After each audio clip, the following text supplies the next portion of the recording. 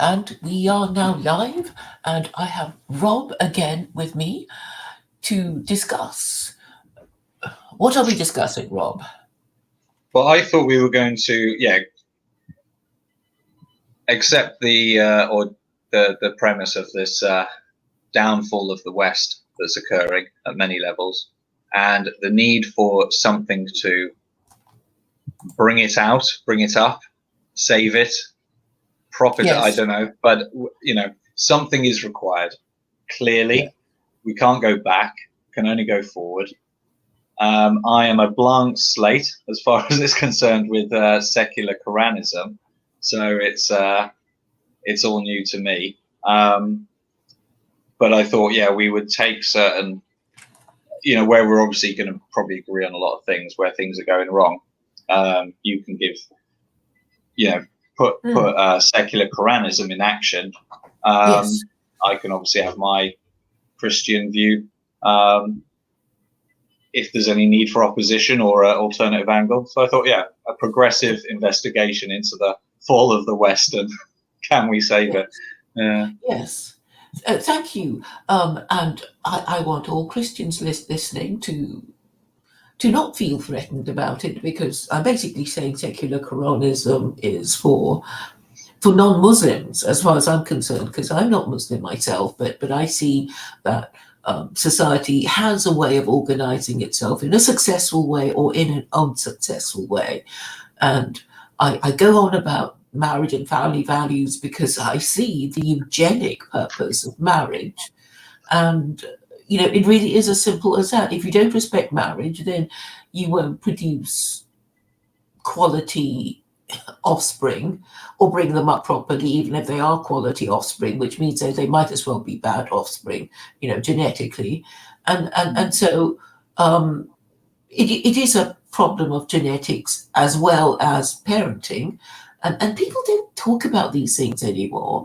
And if you do, you're quite kind of looked at in a strange way. And this is the kind of culture that makes people, I guess, not want to bother having children anymore. And this will produce knock-on effects for your society and your civilization, and actually cause the immigration that you hate, because basically our politicians are just too scared and stupid to say, oi, we need you to have enough babies and bring them up properly so they can become the workforce of the future. We don't want them to be neats and losers and mentally ill and transgender and shit like that. And Amen. Yeah. And but they're too afraid. In fact, they actually encourage the thing that causes degeneracy, in my view. Mm-hmm. And this, I think, is because of the operation of democracy. Because although we resent them, most of them have very little power. In fact, a lot of them have less power than we have ourselves, because it's more dangerous for them to say the wrong word or, be seen to be with the wrong kind of people. Therefore, because they are afraid, they will never stand up for any principle, and they have no principles anyway. They have no principles because they are atheists, and the only thing that would give us principles would be having a religion, and this appears to be a thing of the past. And that I think is a problem. Because religion, forget the afterlife and all that, but it serves a purpose of kind of organizing us into groups of principles. So and they're important because you look at a Jew or a Muslim or whoever, and you kind of think, oh well, you're not supposed to eat pork, but if you see the Jew or Muslim eating pork, they're not the proper kind of Jew or Muslim. So in a way, you can, through deducing what their principles must be and how and whether they follow them or not, what kind of person they are. And this is also obviously useful if you're a woman or a man looking to find a spouse. Yeah, although humans definitely don't advertise themselves as, lonely, sad, barely productive man. seeking attractive but unchallenging and undemanding woman. I mean, okay, you made we a camouflage. I was being facetious. I apologise. yeah, yes, But but these days it seems acceptable for men to say, "I want to become a house husband." I mean, I've met a few of them too. well, And and there's this strange. I mean, there's nothing wrong with a father if he can stay at home and look after, but as a pure role swap, it's a phenomenon of modern society. It would be illogical to assume that that would not occur and it's evidence, of course, of the success that the feminists always deny they've already got, and they can shut the hell up if you please. But yeah, so it's certainly something to be slightly mocked or derided. But to be fair, the thing is, I mean, if if you there's a were a parent woman, staying at home and not both of them out, God bless them. At least they're keeping to an essential aspect of the family. I liked your focus on that as well. I think the 3 F's: faith, family, and freedom. I think would be a good grounding for any Western reincarnation. But certainly family. Yes, And but it's really, ideal model. because the family unit has to be it's integral to creating the next generation anyway. And if some things are going wrong in this production process, then you're going to be suffering from degeneracy and all kinds of problems that follow on from that. And this sadly is now a taboo subject because it is happening and people don't want to admit it, and the messenger bearing bad news will be shot. Oh yeah, no, it's a full culture war. I said people have really only just been waking up to it, but obviously it's been going on one side for a long time with the sort of neo-Marxist French philosophy, materialist, nihilist. This is why we have this anti-natalism goes on. This is why we have this kind of Gaiaism of Mother Earth, and humans are but a parasite, right? The antithesis of any idea, like the Marxist who hates the stench of religion, wants to just go straight opposite and go, no, we are but matter. There's nothing divine in us. The only good thing we could ever be is for a cause, and a just cause. It's, like you say, truly degenerate. But what is the antidote? What wakes them up and goes, fuck this bullshit? Like, what gives them the reason to love their own and love their history and want to be in a good society and want that to be a success in the future? It goes back to moral systems, doesn't it? Because these people who are in charge now, they think they're the moral people because they care about the environment and they think humans are pollutants, and the fewer of us there are to deal with, the better for the government as well as the environment. And this is why they think, well, we'll just sterilize adolescents so they don't grow into they don't become married parents. We'll come up with all kinds of marriage substitutes so people don't marry and have children.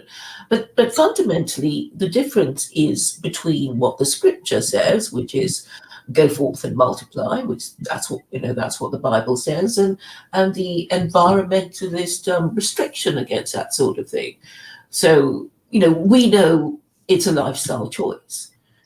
Whether we stay single or we choose to become married parents, it's going to fundamentally change our lifestyle as well as the way we think and the way we vote.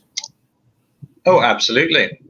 And so this is why I would always resist when you go to the gospel and say it's all sort of meaningless. I think it really goes to these questions of what does it all mean? Why? Why should it just? And if you don't know, you better stay in existence to find out what it could all mean. Even you might die before you find out, but perhaps your descendants will learn, what it's all about. Because that is basically the bargain, isn't it? I'm not sure how you mean. I mean Unpack that that. you were saying that we don't know the meaning of life. I think that was what you were saying, and Uh, therefore no. was okay. But perhaps you could just tell me what you meant, because I obviously misunderstood. Uh, no, let's move on. We're obviously getting trail. So we've got this clear fall in degeneracy, haven't we, in the culture, in the West. We can see it as this self-hating, degenerate, not wishing to curse the earth with another white life, right? So we've got this Western youth that now believes that there's no purpose to its life other than some kind of Epicurean or virtual heroic fame, right, in the social network. But ultimately, there's no meaning to everything. That our history is all a sin that should be wiped off the planet, and we should just quietly disappear as the worst aspects of humanity. And you're going, this is some pretty dark shit here. Like, what the hell, And It's it's led self-hating, with this Marxism, self-abnegation. you know. I don't think Just even look at them. Marxists think like that. It is self-hating, No, self-abnegation, and it's absolutely. repulsive. It, Yeah, it's like the Heidegger's wish to destroy the I, to become, what is it? Um, who's the great lover of the noble savage and the leaving of the polis and becoming the true I, the social I, you know. It'll come to me. But yeah, it's this, and this was all brought up with this sort of French Marxist guy. I think I'm doing Lucas at the minute.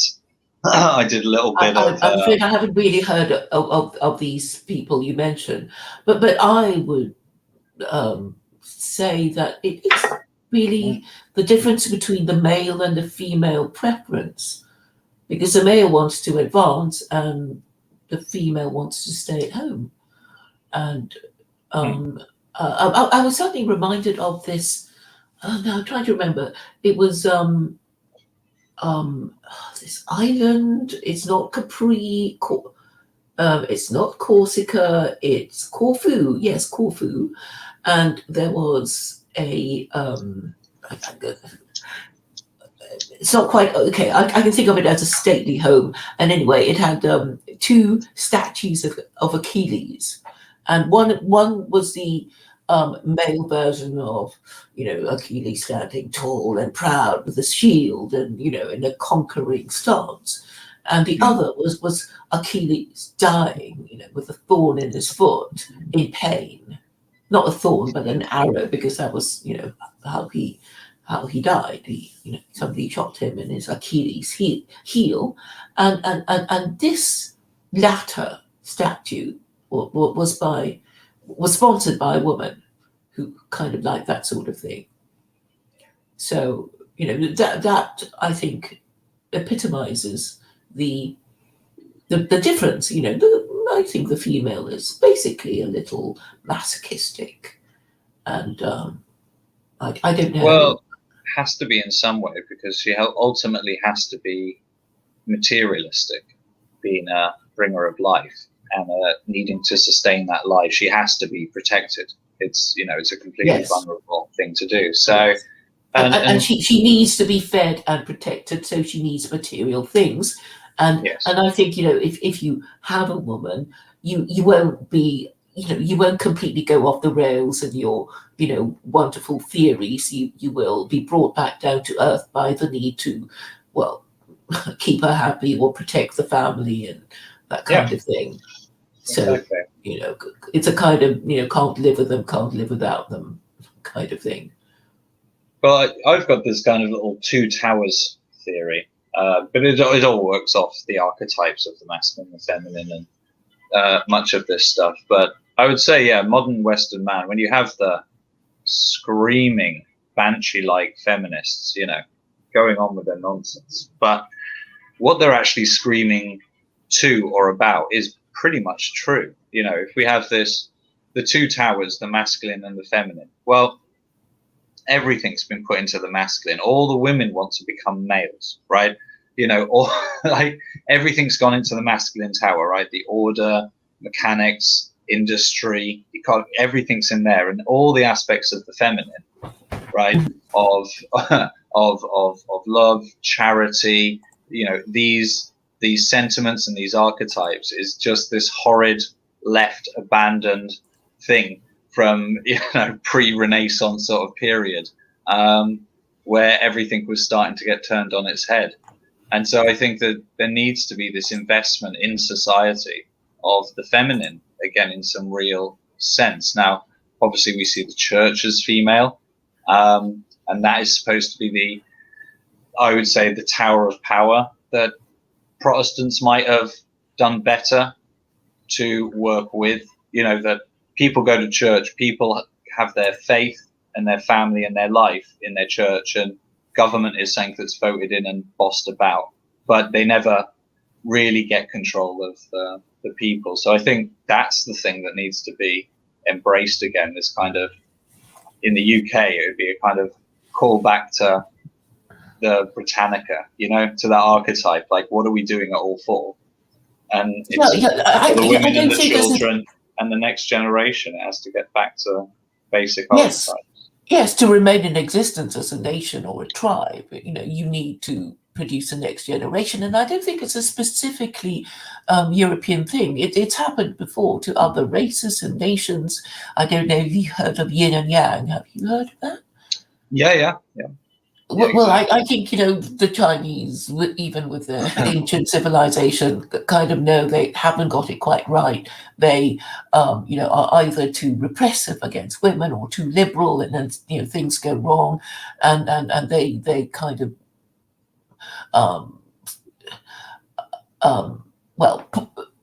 expressed it in saying, there's a yin and yang cycle, and it just keeps happening because one force. I'm just guessing, but the idea is that Mm-hmm. things happen to produce a cycle of It's the enfolding and enfolding of reality, isn't it? It's the fact that the being requires, if that something is, then it must be that it is not something. Then that something isn't the other. So there's an opposite required by anything. It's like Hegel's argument for the dialectical, the hot and cold the Hegelian are not dialectic oppositional, is an excellent way of but unified. And so it's a beautiful image, and very, very true at some foundational level, must be. But but because you just it's sort of like you try to adjust something and it's always too much, and then you do it and it's too little, and it's very hard to get exactly right. And they used to call that fuzzy logic. I think they used it for homing missiles, because it's impossible for it to be perfect. So it would have a fuzzy logic. So it could be slightly to the left and then move itself slightly to the right and zigzag its way to target. much like us crossing a field. Have you ever looked at your steps when you walk in new snow? Have you ever tried to walk across a field in a straight line? It's impossible. Right. But you end up in a circle. I think if you because that's the thing, isn't it? That people who get lost in the desert find themselves walking in a circle or something. Yeah, probably, isn't it?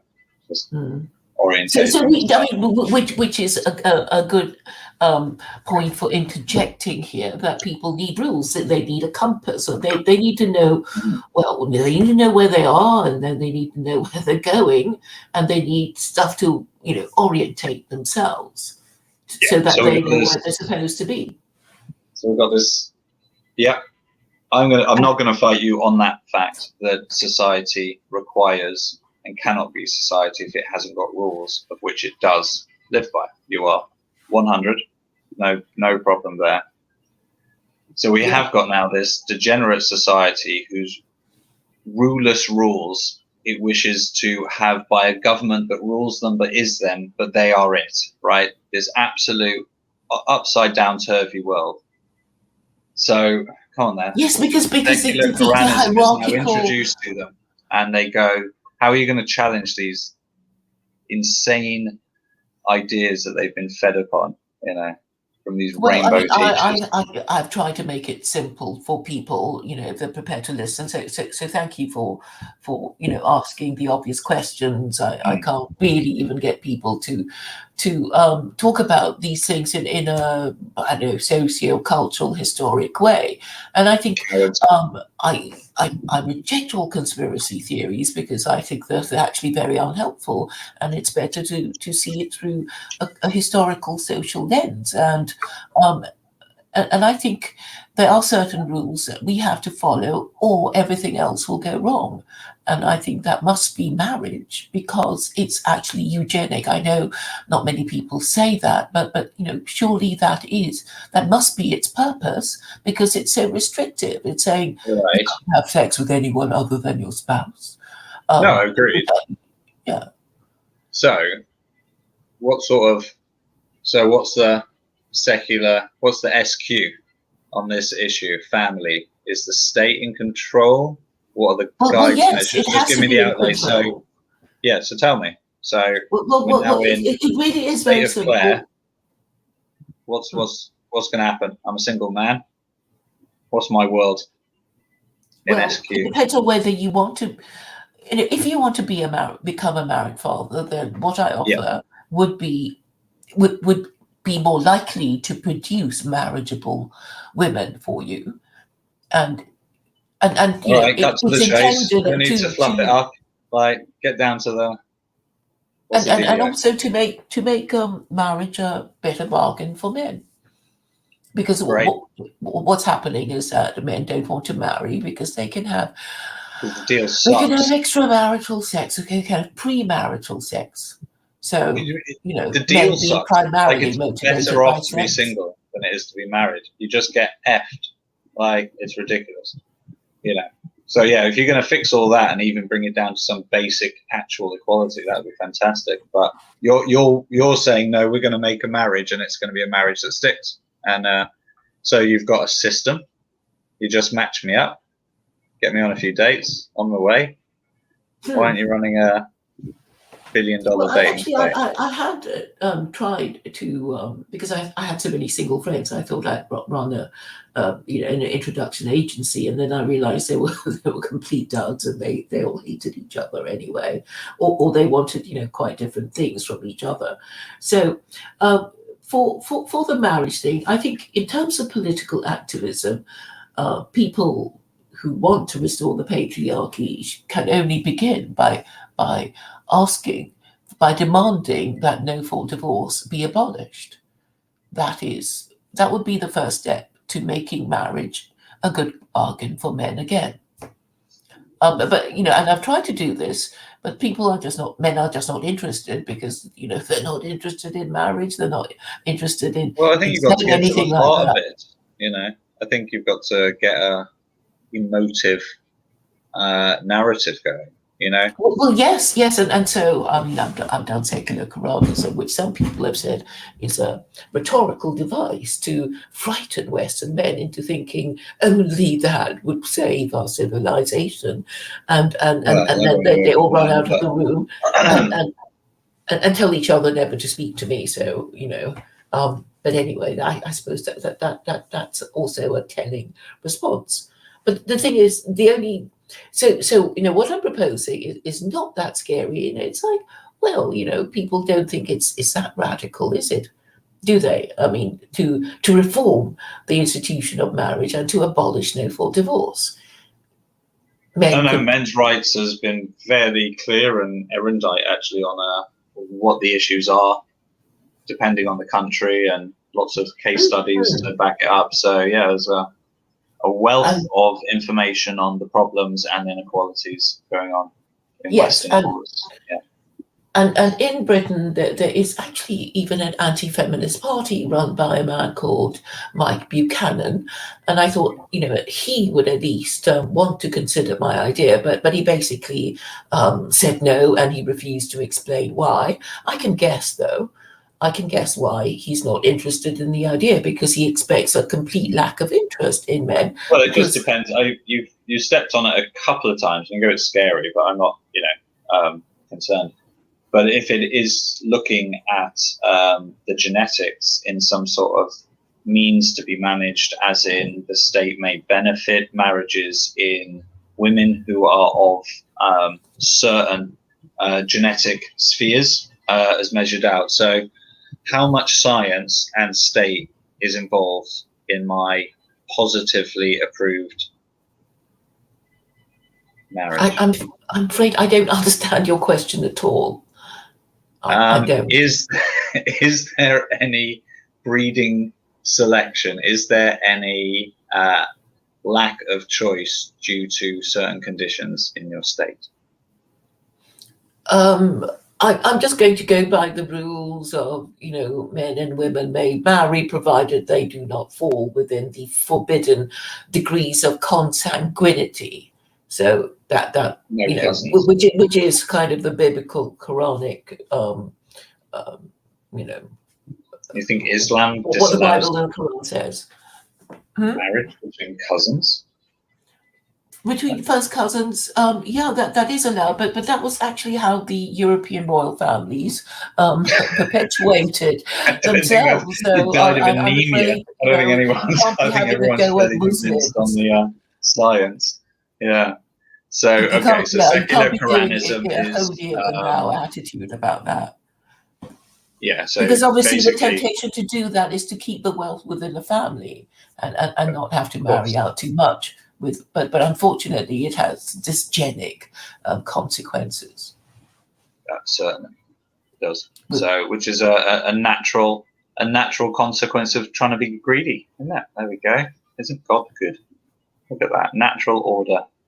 But yeah. So we need to know that's another thing. We need to know who we are. So IVF and all that crap, it shouldn't be allowed because then nobody knows who they are. Artificial insemination by donor and all that kind of thing. Because half brothers and half sisters could meet and not realize that they are actually related and have sex and marry. Well, that Marry would and have be sex and very good. produce I think children. there's much greater dangers in life than the accidental meeting and partnering up. Well, the You know, tragedy of it's Oedipus is based on this. Oedipus who killed his yeah. father and married his mother. It's Yeah. not a new thing. No, I mean, okay, I So we apologize. need to know Absolutely, who on the hell we principle, are. you're 100% right. And if there was anything that wasn't too authoritarian that could, give you a general idea before you decide to have children, you're like, should we just take a general, you're like, no, what, we're actually like cousins. This is crazy, because families break up and all that. You'd be like, that's good technology.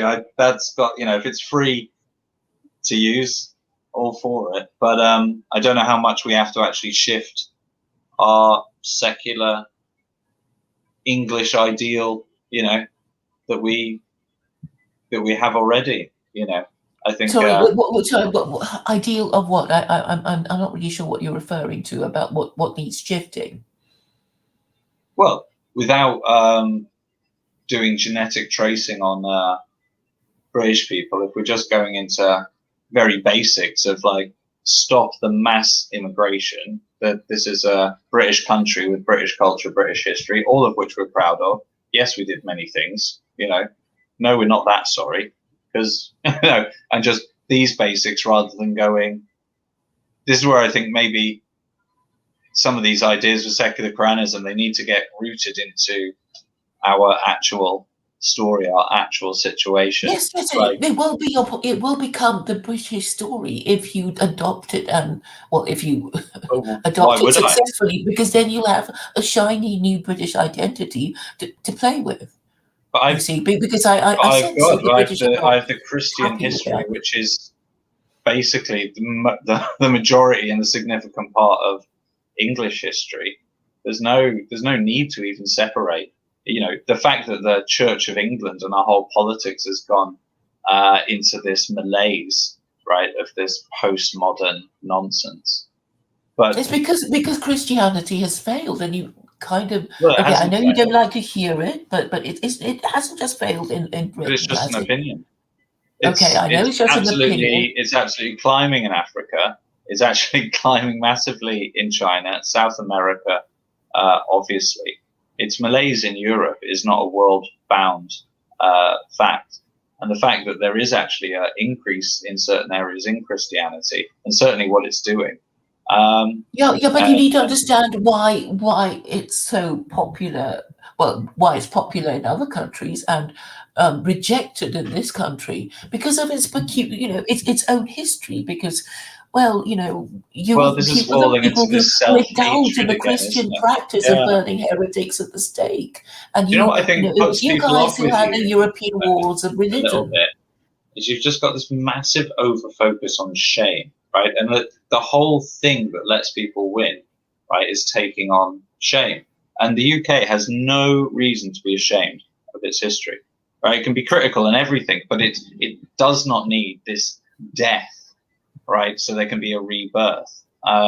If it is going to be secular humanism, it's going to have to be something a lot more exciting than a few changes to marriage law. You're not Oh going yeah, to. it will be. I mean, I'm going to be using the whole book. So yeah, damn it. I mean, I don't think it'll be boring, but the Yeah. thing is, I think it will be. Well, I like to think, like the situation during the 1848 revolutions, because it will be it'll sweep across the West. I think if just one Western country adopts it, then the rest will follow suit, because they all So how do suffer from the we? same problem. So what banner do we fall under in this secular Quranist? So I'm English. I have a what kind of government? What am I? What are we? Well, I'm saying it has to be a one-party state simply because, It's authoritarian. well, because it makes no sense to allow anyone to interfere with Have the a better system. idea. No, they can have. Okay, so everybody joins a party, the only party in the land, and they can work out their differences within the context of the party. So you all But become elections part are, of are, the are actually political hugely body. corrupting and exhausting. So basically, what you're saying is what secular Quranism gives us is what Islam is, which is a political theocracy. It's just that in this one, we go, you don't even need to believe in God, right? It's just it's just a Hobbesian Leviathan, but we just think that Islam got it better than we could with No, Christianity. because So we're going to drop Islam Christianity, and because it came with an official handbook. That's by from who? the man upstairs. Yeah, but Because that's a narrative, isn't it? it's going to be very quickly. We already know that the Quran isn't a divine book. Well, you might say not, but Muslims believe Yeah, it is. okay, But anyway, which that Quran is the is narrative. divine? We can agree Well, on no, a because it's narrative. crumbling. Claire, it's not Christianity that's crumbling, it's Islam. Where is it crumbling? Well, in the fact that Muslims are become, and certainly the apologists, are not willing to say, right, that there is just one Quran, right? And because they'll always do with, Sorry, right, who, because who they doesn't know that say there there's is one Quran? How many dozens of Qurans Qurans. are there? So now they go, but obviously we understand it's in the 7 dialects, the 7 qira'ats, but then you go, okay, fine, but did Muhammad recite the 7 Qur'ans each time? If not, what did he recite it in? Which one is the first and only Quran? Is it the Hash Quran, the Wash Quran, the Dodder Quran? Okay, Right? I'm not even aware of this controversy. I mean, Well, I don't think Claire, anybody said. you're going to get red pilled tonight, my love. Like, yeah. So I mean, even the I've talked to single claim. Muslims a lot. They don't say we haven't Yeah, agreed on funny which that, Claire. Quran it Yeah, is. but when you show them the actual facts of it, and then because you'll hang them on, then you introduce the idea of maybe it's the Qur'ans, and yes, it's the recitations, but then of course we know the problems with that. I don't. Okay, please, would you explain what the problem is? Because I haven't heard of it. Right. So the claim is, of course, that it was the word of Allah, the uncreated Quran, given to Muhammad in revelation through the angel Gabriel, kind of maybe sometimes. And so it's perfect. And he claims that Allah made him say Allah's claim, that this is the word of Allah and not one word of it can be changed.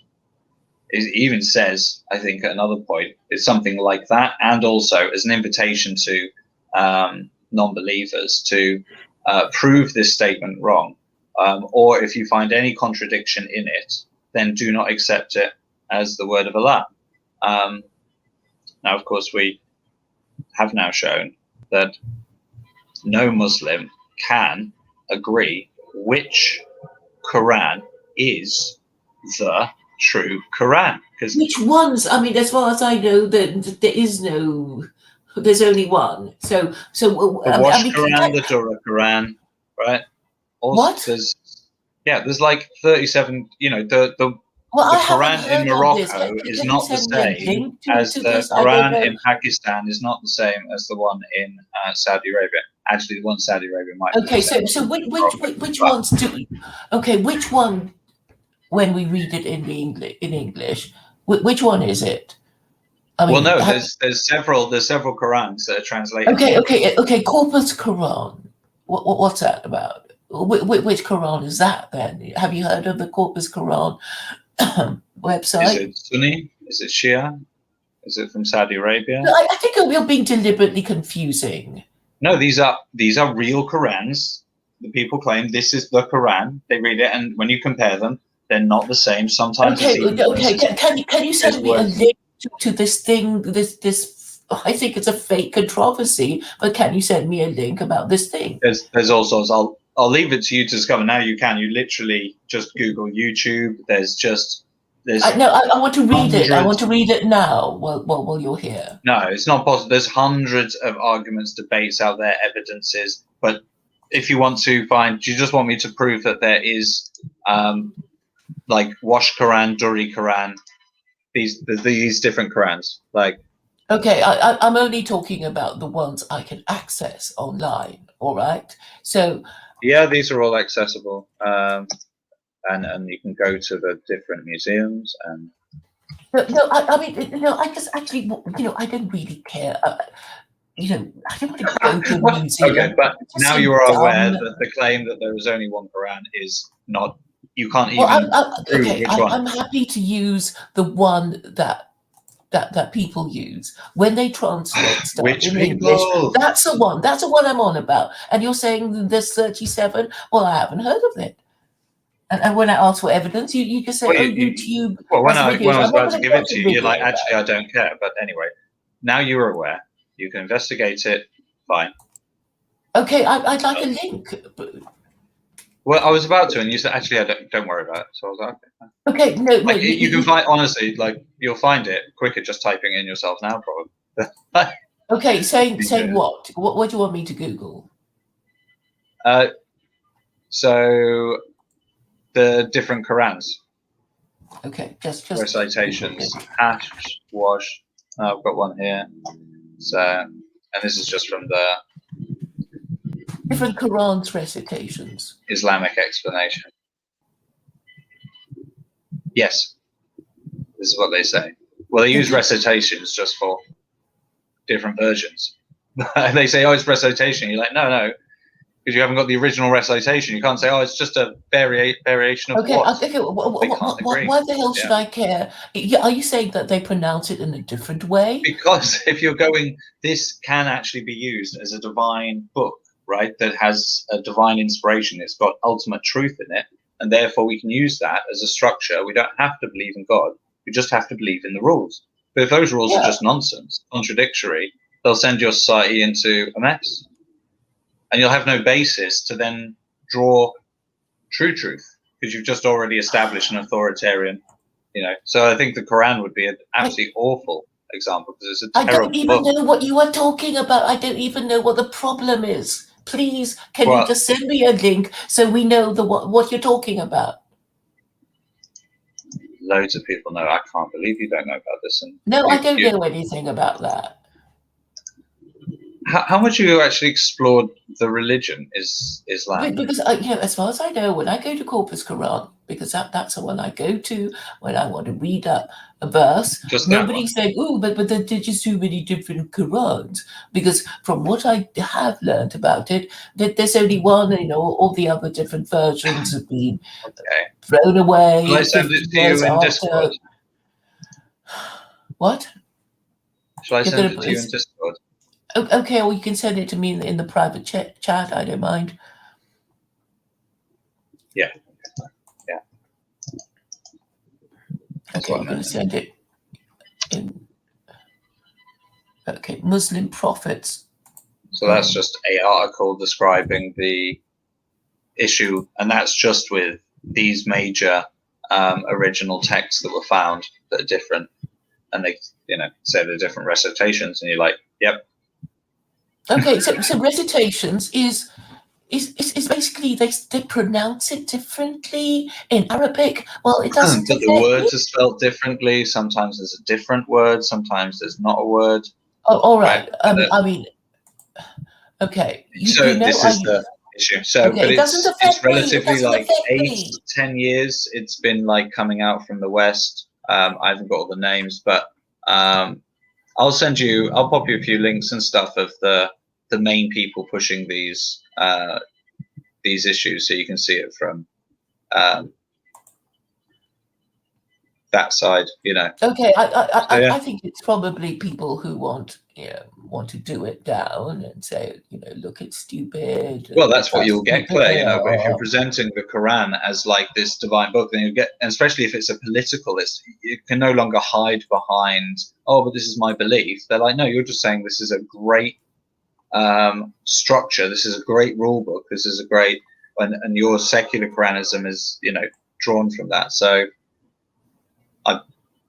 as I Well, secular understand it, Quranism wouldn't give a damn about how they pronounce it in Arabic. So unless they're actually saying that the words are what change the I, meaning of the verse. look, You know, a major claim of Islam, right? And that's going to be a huge political credit point, right? To using that as, like you say, the secular Quranism is just secular talk. It's going to be a massive egg in the face if one of the most important claims is just flatly false. If we just look at it yeah, academically. but this link you gave, it's not even an article. It just says that the different ways of reciting the Quran. So bloody what? So which one is the right one? It Which is doesn't the matter because it's in fucking Arabic. I'm not. I Yes, don't but even it care. does. The Okay, how Muslims does it? How absolutely does it? lose their, Say like, Muslims are falling away from the religion when they've okay, discovered that this okay. basic claim, You're just right, saying isn't that right. they So want you're to just reject it and they're like, you finding going. ways. This is why you're not getting connections with people, because they're pointing out things which are obviously important, and you're just going, No, who it's not cares important if we because you just do can't that? And even you're like, explain Claire, how do you important understand how it is. You humans can't work? explain how important it is. I mean, nobody even Claire, mentioned it. listen. To Muslims, it's absolutely true that there is only one Quran. They just never explore it or even allowed to explore the fact that no scholar can say which one it is. Now, this absolutely breaks down their faith because it seems to be a divine truth that's untouchable. Okay, Now, okay. Unless now I you're actually going to go read a to learned, thing about it, I'm not now you're going accept. to go to me, and I'm going to go, oh, like, what's yours about? And you're like, oh, we're basing these rules off the Quran. And I go, but the Quran's a Yeah, terrible yeah, book. It but all it says doesn't is even that meet its they first pronounce claim. it differently. They just pronounce it differently, No, right? they're different words, right? Sometimes in And, different it just, orders, okay, right? can you find an article that says, oh, it actually changes the meaning of the verses? I mean, have you got that one? I'll send you, like I say, I'll send you when I get the chance to go down the Okay, videos. maybe we can do it another time. But today we're discussing secular Quranism and how it's meant to be working in theory. Well, Because I exactly. mean, I would So have thought you'd actually want a solution rather than to undermine it ab initio. no, I was just tackling the reality of it. Like you were saying, what is this? And I'm like, it's a whole thing. And then you're like, show me evidence, and I failed. But it's just so is a thing. But I'll send you the videos, and then you'll be like, oh, it's a thing. And it's a thing that people know about, and it's based on real scholarly work from universities. Lots of independent work as well. Oh, But all right. Okay. yeah, Okay. I mean, I think people are big issue. getting a bit bored. They don't know what people are all So about. yeah, so again, I'm not seeing how you're going to attract the young people that are feeling disillusioned and lost and thinking there's no point even having children. because of the kind of fine print in a kind of political theory which demands absolute authority. Like, vote for us and we will be the absolute party forever. It's like, it's obviously fascism, communism. We see these, the great socialist revolutions, and they're all an absolute nightmare. So how are you going to stop the flames? And it's just going to bring in a nice, okay. I mean, ideal English, Okay, how it would be done would simply be, it would be done through the media, because once I have the cooperation of the media, it's possible to make anyone believe in anything, with the cooperation of the media. You're assuming a lot there. There's a lot of people that already have a lot of influence over the media. Why on earth would they deal with you and give you the reins? Like, it's not like you can okay. So look at Boris Johnson. He's hardly. You keep talking over me. Do you not hear me talking, or you just talk over me anyway? I apologise, Claire. Right. So obviously arguments have to be made, and I do recognise that people will not be receptive to these arguments. I fully accept that. And, if nobody cares, and nobody cares, and, Western civilization continues to crash and burn, and each subsequent generation will be more degenerate than the next one, until we become like Jamaica, which has an 86% illegitimacy rate, 86%. So, but we won't have the weather for it in the UK, and everybody's just, they don't think it's going to happen. Everything's fine. Everything appears to be okay, and nobody is discussing it, because nobody at the top is talking about it, and they're more interested in stopping us from discussing it than in platforming any serious discussion about the problems, because they think they have the solutions, or they don't want alternatives to be discussed. So something is seriously wrong. But the problem seems to be that there is no focused political action. Oh, well, I mean, oppose it. Where we really split is that I would argue that it's an issue of the heart. It's an issue of the spirit. And you're going to go, no, I think really, if we just have absolute power and the right set of rules, good society will just grow. Sorry, what would you mean by it being a matter of the heart? I don't understand. So God says it's the kingdom of the heart that he's the king of. So it's the reason for being, it's the reason to do things, it's the reason to love that which you're part of.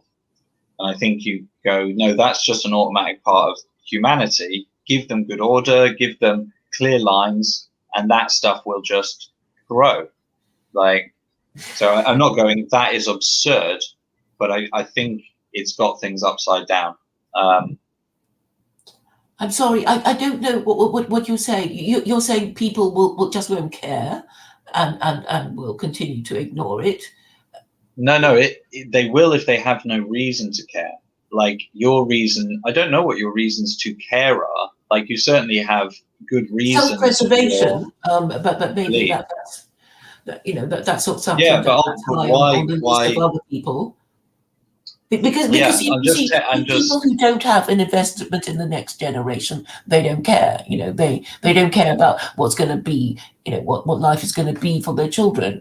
And maybe a lot of people who do have children actually don't care. It's like, we're just going to leave our society like an unflushed toilet for the next generation. We don't care.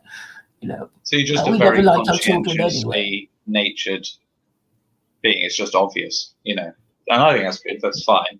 I'm empathizing, right? So I'm kind of drawing on their narrative that they're basically. Sorry, I don't know whose narrative you're talking about. The left, right? The people we're wanting to heal, right? The people you're asking, please take on secular Quranism, right? We're speaking to them. These people, I'm not even asking these people, because there's no point asking them, because they've got hate to vote it. for you first.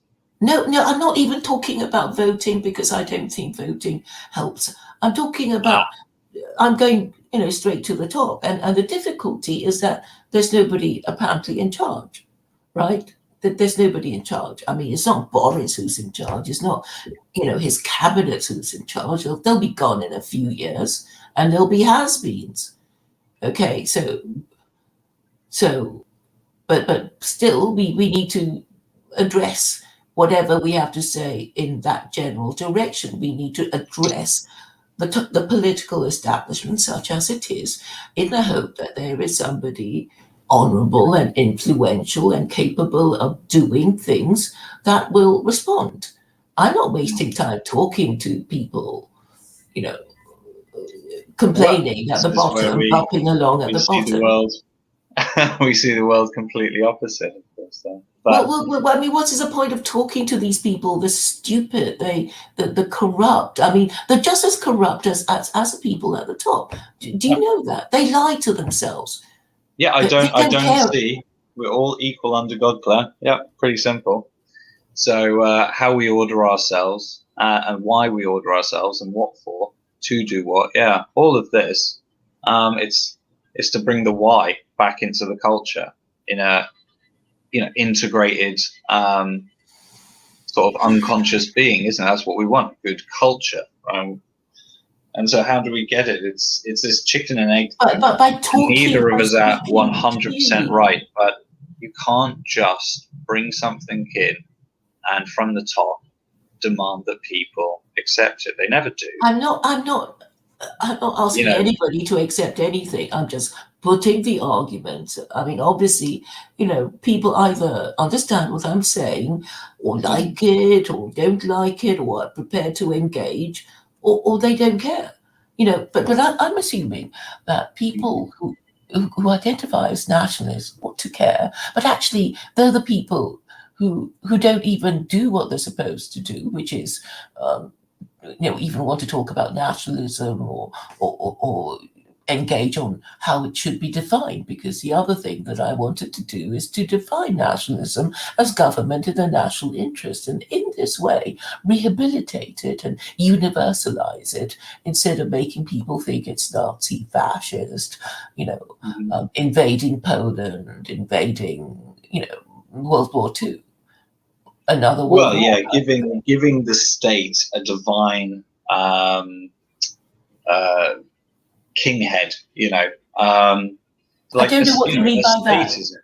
Well, it's that nothing's more sovereign than the state, right? All the beings of it are of the state. So this idea of nationalism as being really the only important thing, of which then you want it to embody the people, the genetics, the institutions, and it is what it is. To agree the principle that, can we just agree that nationalism should be defined as government in the national interest, or is there some sort of problem about that?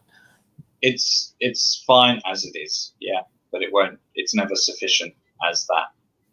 Yeah, but this is, as much as you can get people to agree with. It's like, how should the government govern? Nick Griffin policies right now would actually massively improve the country. That's how sad our state of affairs is, like you say. Everyone's so terrified of being called a Hitler or a Nazi that we can't just go push the boats back, just drag them back to the beach, right? Close the border. Like, that's it. It's basically zero immigration, right? Everything is actually on a need basis, and it is controlled. Like 20, 30,000. If you just did that, housing, medical, everything, you haven't got to bring in a new political system. Like you say, you just have to have a government which maintains its national interests, which are primarily the people who you say you don't care about. And treats its citizens better than it treats non-citizens. The ones you don't care about and not even going to integrate. They're just going to be good sheep. You love them as sheep, but it's just, you haven't got a narrative of the heart, Claire, in all of this, and you need that. What do you mean by narrative of the heart? It's got to engage people. They have to be like, why do you vote? Okay. But can we agree about first Shower. principles? You need to agree about first principles before I you just can go did. I just further. said Nick But Griffin would be basically, better what for you're the saying is UK. nobody cares about definition of words, right? That's what you're saying. No, I didn't say that. That was terrible. That was terrible, just as a terrible straw man, not like terrible. Okay, what are you saying then? Just saying that Nick Griffin with just basic nationalist interests, such as, the government is for the national interest, right?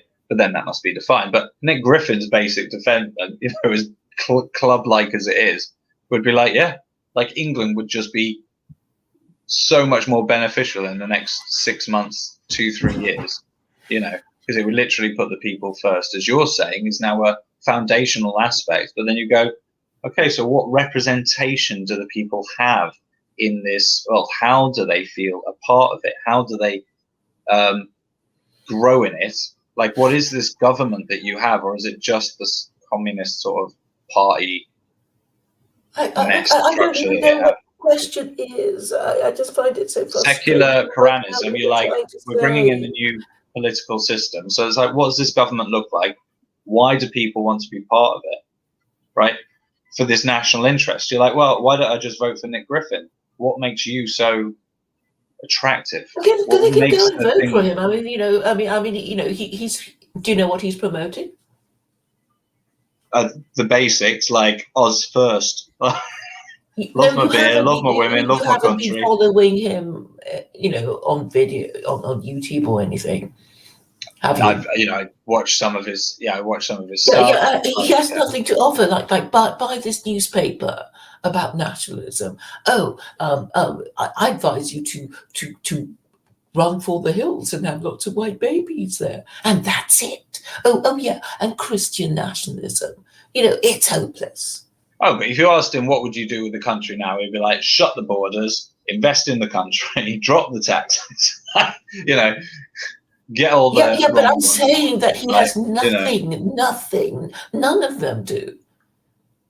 But even that is attractive in its obvious nature, and you could offer that to you. You'd be like, yeah, bring me in, and that's it. I shut the borders. Okay. It does. And I'll be all right. The position is it's not. I'm not into wish list politics because I know what your wish list is, and it's your wish to turn back time. I understand. So I'm not about wish list politics. I'm about roadmap politics. So I have to explain what the problem is, and then I can say what the solution is. My explanation of the problem is not going to be blaming the usual groups. Mm-hmm.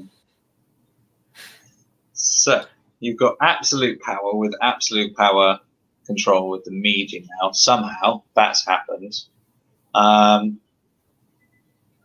You've got a ridiculously crushed economy, a mess of infrastructure and business, So what do you do?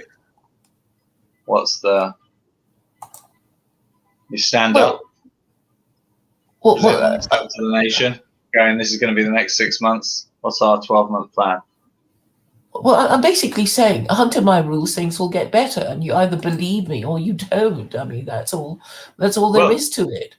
No one's panicking. They're basically believing you. They're like, great, now she's going to tell us. So you're in charge now next March, and you go. I mean, there's no need to do all these sort of fantasy situations.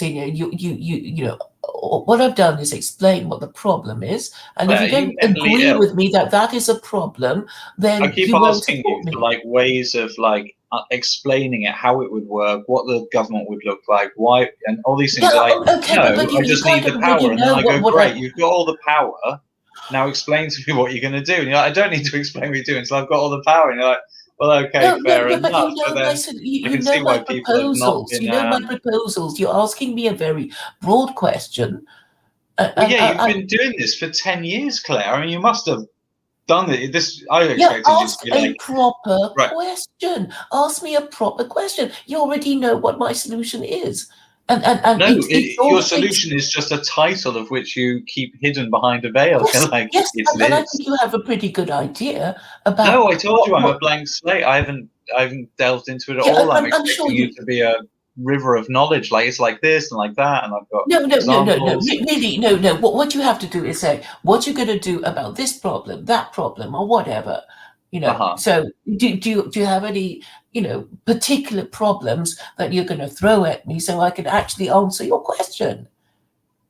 Yeah. Okay. What are we going to do with the problem of immigration? It would stop because under a patriarchy, enough the men would be organized enough to say we don't want any more, and they wouldn't be afraid of being cancelled. But currently, the situation. But we're not going to get a cultural retransformation just because Claire's in charge now, and she said, "I'll make rules and you'll follow them," and then the guys are just like based. We know what that means. I mean, you're going to give instructions. You're going to make policies. Yes, I will. Obviously, it's zero immigration, but men, you've just got to sort it out yourself. I'm just saying you can, and that's it. I'm saying. Okay, I think that there's a kind of misunderstanding about what you're going to do. So obviously, if the government that I propose comes into being, then the party. There'd only be one political party, and such a society would favour men who are married fathers, and their position would be higher than the position of non-parents and unmarried fathers. Why will they suddenly be? I'm sorry, I've got to fix it. Because that is the whole given you so idea many of assumptives, patriarchy. and then you just go to more assumptives, because it'll be like you sound just like a normal socialist Marxist. Because in the end, it'll be like this, and you're like, how? Why will they? I am telling you what I think. So this is propaganda. You'll do a lot of propaganda, a lot of masculine male sort of positivity. Like, how will you draw this? Well, we're in this degenerate society where we've got femboys, soy boy. No, you need to ask me a specific question, and you're rambling all over the place. Now, what is it? Do you've agreed with my solutions? I think you were saying that, and now your question is how am I going to get people to support it? Is that your question? I'm trying to, paraphrase it. Well, absolutely, because you make it so unattractive. I've got all those answers just to my Christian faith, and my Christian faith answers so much more. But I'm really happy to talk about it. But whenever I'll go for like, so in this example, I would do this, and you keep jumping and going. In the end, you've just got to accept these basic premises, don't you, Rob? And you're like, well, yeah, basically. Well, then my answer's right, and you're like, you haven't given your answer. Like, no, my answer's right. In my terms, I don't know what else you want from me. I really don't. I've already told you that. I just presented myself as a blank slate. I'm a voter at the door. Only secular Quranism would restore the patriarchy, if that's what you want to do. Why? Why will it work? Because it would punish. It would treat unmarried parents as sex offenders, which I see as a problem. Based. I mean, I can see that split in the vote, but yeah, okay. So that's your basis. So extramarital sex will be a criminal offence. And how will this be applied at a sort of absolute state level? Is it something that you can sort of go to areas where this is absolutely applied? Other areas? It will be applied on the village green and the town square. With stoning? No. Oh. What does it say in chapter 24, verse 2? Do you have a Quran to hand? It don't. I thought you said you read the Quran, but obviously not. The Quran. No, you were cutting pieces out of me last night. You're asking me very basic questions. Well, yeah. Why wouldn't I? Like, yeah, it just seems to me. Claire, I'm a complete blank slate on this one. I'm just you don't even know that the Quran is silent on stoning. Well, there's certainly plenty in the hadiths. So. Okay, you don't even know that secular Quranism rejects the hadith where it contradicts the Quran. Well, that's down to interpretation. No, it's my interpretation. Okay, and I've already said, I think, okay, we're doing sort of beginners, secular Quranism for beginners, and I think a lot of people here have kind of know that it's going to be new to most people. Quranism does not propose to stone anyone because there is no talk about stoning. It was only a joke there, obviously. Okay, I kind of think You've worn me out. You've worn me out. All right. So it would be judged at the local level. So it would be the village It will be implemented court. at the local level because it is Well, necessary. localism is a good one to go for. I have to say, anything that pushes and demands absolute sort of local power. But then most people are lazy bastards and don't want to actually deal with a lot of work. So then it's like, is it just a local bureaucracy? But yeah, localism, yeah, that's a good one. Decentralization of power. I think everyone's up for that. The offence kicks in if you are caught having babies without a marriage certificate. Mm-hmm. State or local sanction? Is it church or state? Well, I guess your neighbour's going to shot you if you know. No, I just need to get the certificate. Like, how is that managed? Well, I mean, the same way that you get married now. You go to the registry office and you have your wedding ceremony, right? And then you have your marriage certificate. Right. Great. So And that's if you're fine. caught having children without a marriage certificate, you'll be treated as a sex offender. What's the punishment? 100 lashes. And what happens to them? They just get forced to get married. Sorry? They get forced to get married after that, I guess. Well, you might want to, but I'm not, nobody's going to be forcing you to get married, but you might just want to in order to escape the punishment. Because it'll happen every time, right? Yeah, it will happen at the local level where people know you, all right, at the town square or the village green.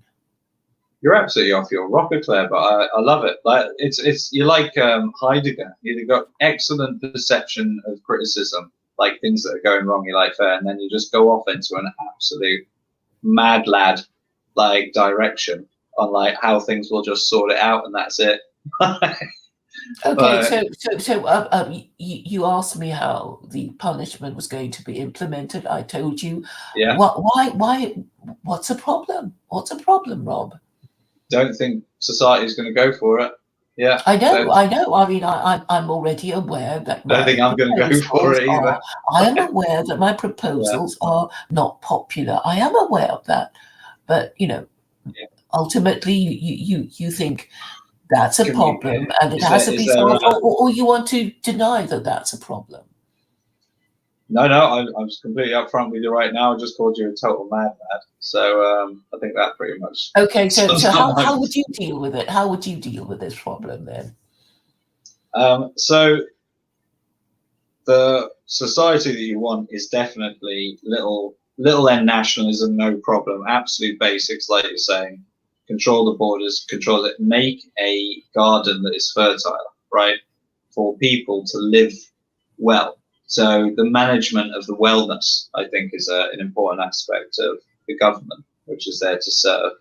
The people should be directed to the truth. Obviously, I see that as the Christian one, which does not demand it in an authoritarian way, but has to be a lot more based, a lot more masculine.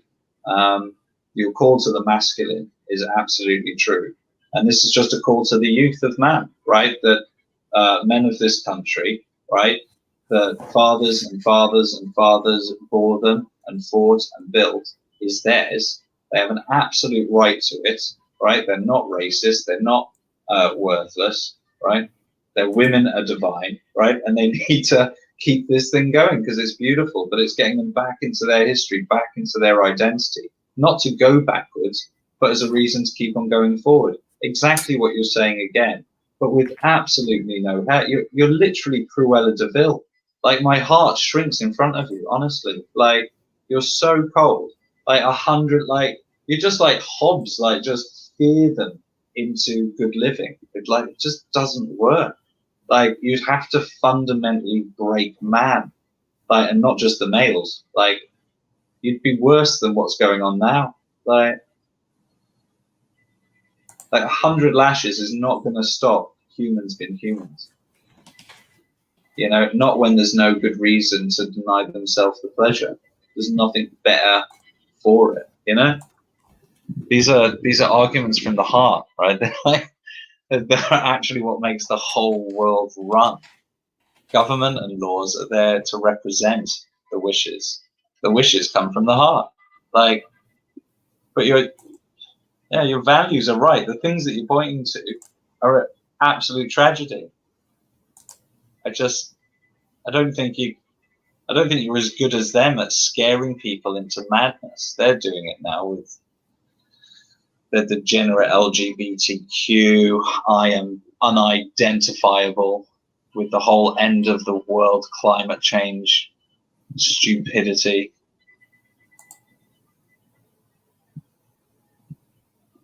You know, like, these things not like, yeah, your thing is just got no.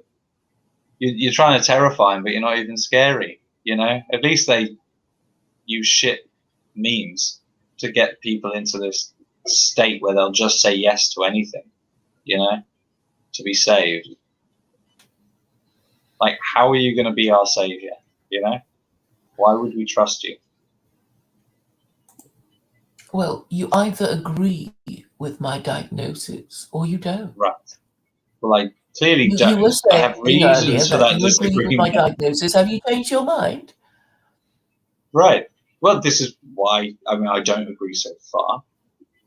I ask questions. Sometimes you think that they're just ridiculous questions to ask, but quite often they're related to how politics works, how society works, how humans work.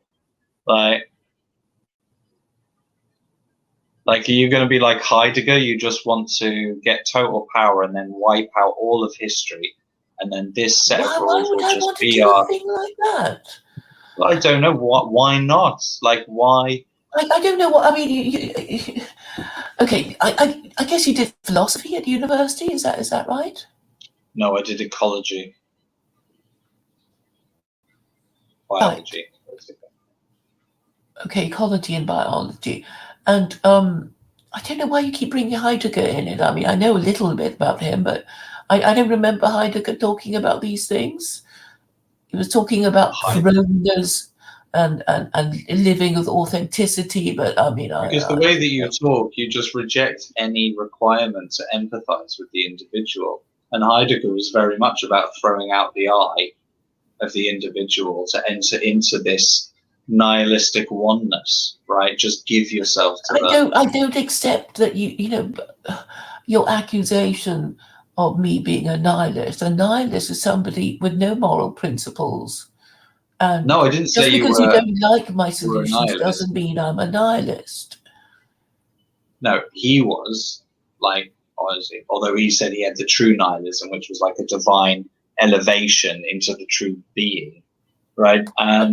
You have this kind of attitude where which would require that it just has to be accepted, that we just go, yeah, you're right, it's absolutely terrible now, and if things don't change, it's going to get worse. So yeah, whatever you're offering, I'm going to take, when No, there's so much better. I'm not assuming that they're going to accept it, but I have to say that this is my diagnosis of the problem, and this is my solution. And obviously, if nobody agrees with me or doesn't like my solution, then nothing is going to happen. So don't worry about it. But Claire, what if you're just terribly, atrociously wrong? What if you're just like, your Wrong about assessment, your what? criticism? Well, your criticism, this is why I brought up Heidegger, right?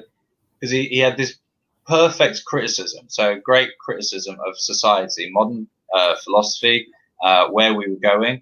It was bang on, right? But then his solution was just catastrophic.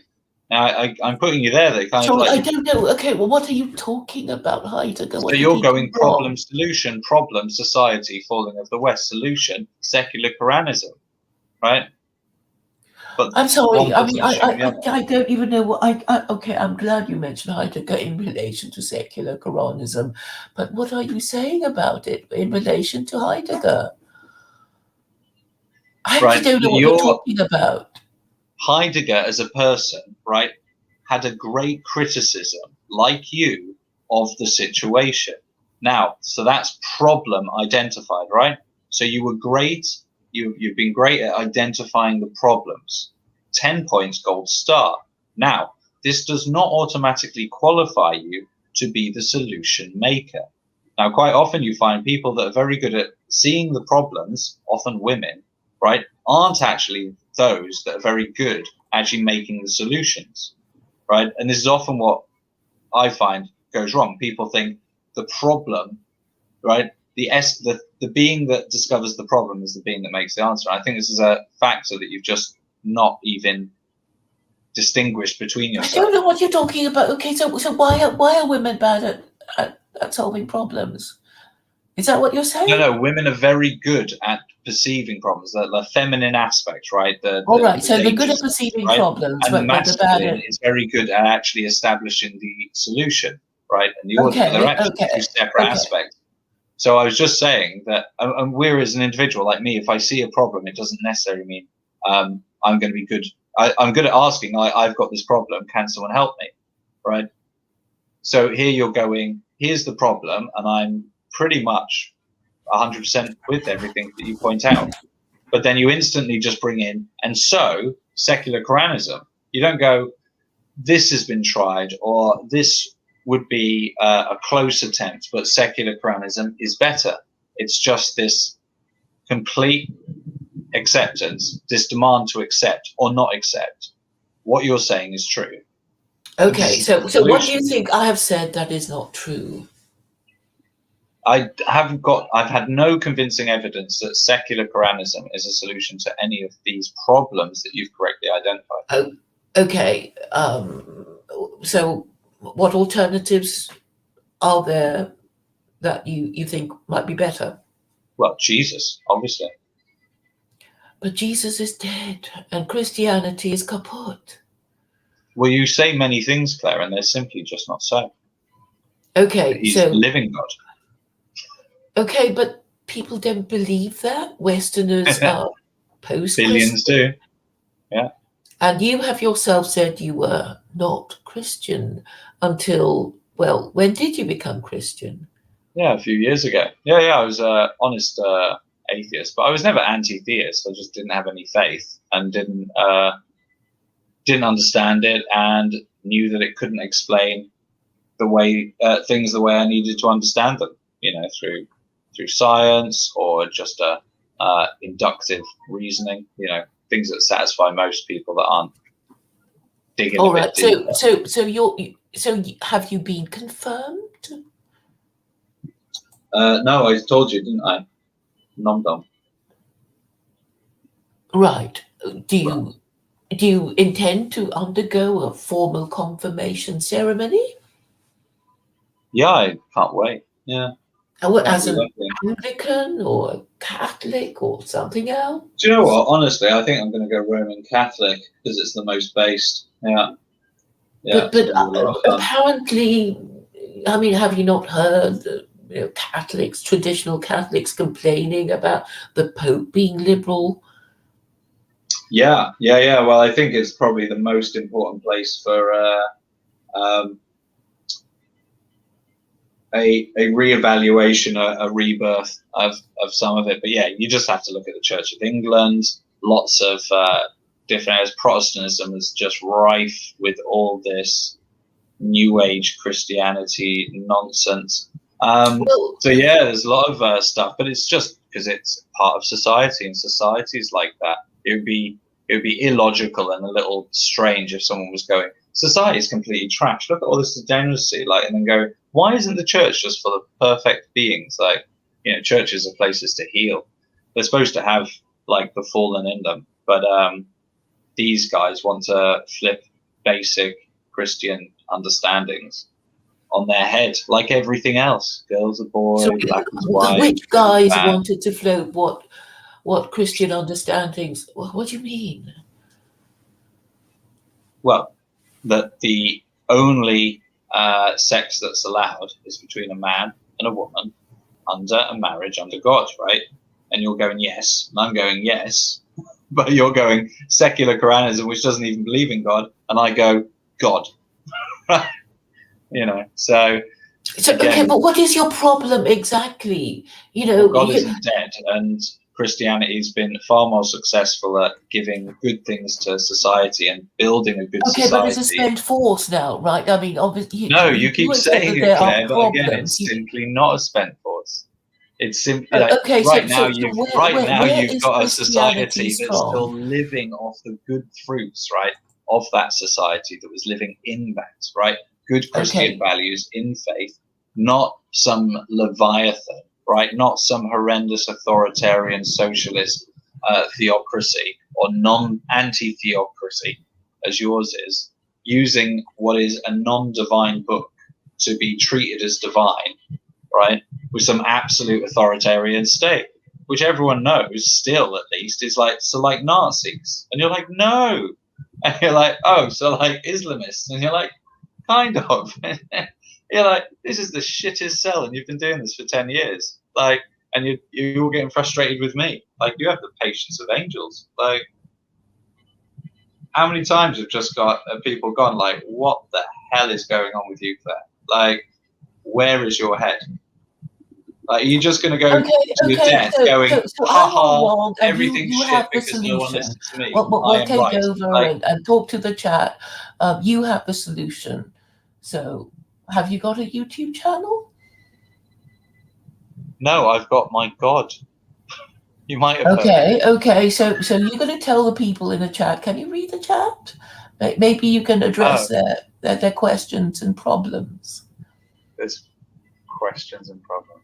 Probably Can you read it? Rob, failing to see that he's dealing with a natural psychopath. Well, is that a true claim, Claire? Is that me failing to see that I'm dealing with a true psychopath? Well, do you think I am a psychopath? What I mean? Well, I thought you were slightly sociopathic, and certainly. What does that mean? Is there a difference in your mind between a sociopath and a psychopath? And what do these words really mean? I believe there's meaning to those words. Yeah, there's two. What do they mean? What do they mean? A sociopath, I feel, is obviously much more attached to their position or perceived position in hierarchy, whereas psychopath can be very goal orientated and completely disattached. But a sociopath can also be quite disattached in that it is really about their status and their ability to put forward an image, right, that they see that they're in control of. When they lose that control, they often disappear. But a psychopath isn't really attaching its goals on people and the relationships. So I think that's like a fair distinguishment. Anyway, that's mine. So I think a sociopath is somebody who has no principles, and a psychopath actually enjoys. It's usually applied to people who are murderers and criminals. So this is what it says. Key traits that sociopaths and psychopaths share include a disregard for laws and social mores, a disregard for the rights of others, a failure to feel remorse or guilt, a tendency to display violent or aggressive behavior. Sociopaths tend to be nervous and easily agitated. They are volatile and prone to emotional outbursts, including fits of rage. They are more likely than psychopaths to be uneducated and live on the fringes of society. They are sometimes unable to hold down a steady job or to stay in one place for very long. It is often difficult, but not entirely impossible, for sociopaths to form attachments with others. Unlike sociopaths, let me just read the whole thing anyway, many sociopaths are able to form an attachment to a particular individual or group, although they have no regard for society or its rules in general.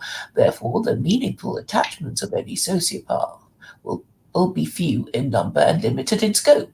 As a rule, they will struggle with relationships. In the eyes of others, sociopaths will generally appear to be disturbed or erratic. Any crimes they commit, including murder, will tend to be haphazard and spontaneous rather than planned. Because of their seemingly erratic behavior, sociopaths are easier for both professionals and non-professionals to identify that Yeah. that are Well, I think psychopaths. we're dividing the difference between a criminal sociopath and then people that have sociopathic tendencies. But if you prefer to be thought of as having psychopathic tendencies, though not I don't actual prefer that psychopath, at all. yeah. Obviously it's How a do term you? of What do you? abuse that I mean, no one's people perfect. like using indiscriminately, like racist and Yeah. sexist and I whatever. mean, you are But I thought very people might heavy as well on the learn absolute something. necessity of laws and nothing else. Like you're very. I mean, that's a little bit something, isn't it? But it's Well, all about rules. You just I'm need focused rules, on what and then we sorted. what I'm promoting. So you don't like the rules. A lot of people don't like the rules. But anyway, shall I continue reading about psychopaths? Not really. I mean, it wasn't even my claim. It was just they said you haven't realised that you're dealing with a psychopath, and then I was asking you, am I Yeah, at fault? because I think sociopaths are liars, like Christine But he said Ramsey. psychopath. I did think that you had some sociopathic tendencies, like Fine, attention. you're entitled to your opinion. It was just Unlike that. Yeah. psychopaths are unable to form emotional attachments. Psychopaths tend to be aggressive and predatory in Are nature. you deeply emotionally attached to the subjects of which you speak and the Well, people of which obviously, you wish to help and save? Does your heart weep when they give up their history and their well, I identity think it's sad and for a disturbing. TikTok like? You know, I think it's sad and disturbing. They view others as objects for their amusement. Although they lack empathy, psychopaths often have disarming or even charming personalities. They are manipulative and can easily gain people's trust. They learn to mimic emotions despite their inability to actually feel them and will appear normal to unsuspecting people. Psychopaths are often well educated and hold steady jobs. Some psychopaths are so good at manipulation and mimicry that they have families and other long term relationships without those around them ever suspecting their true nature.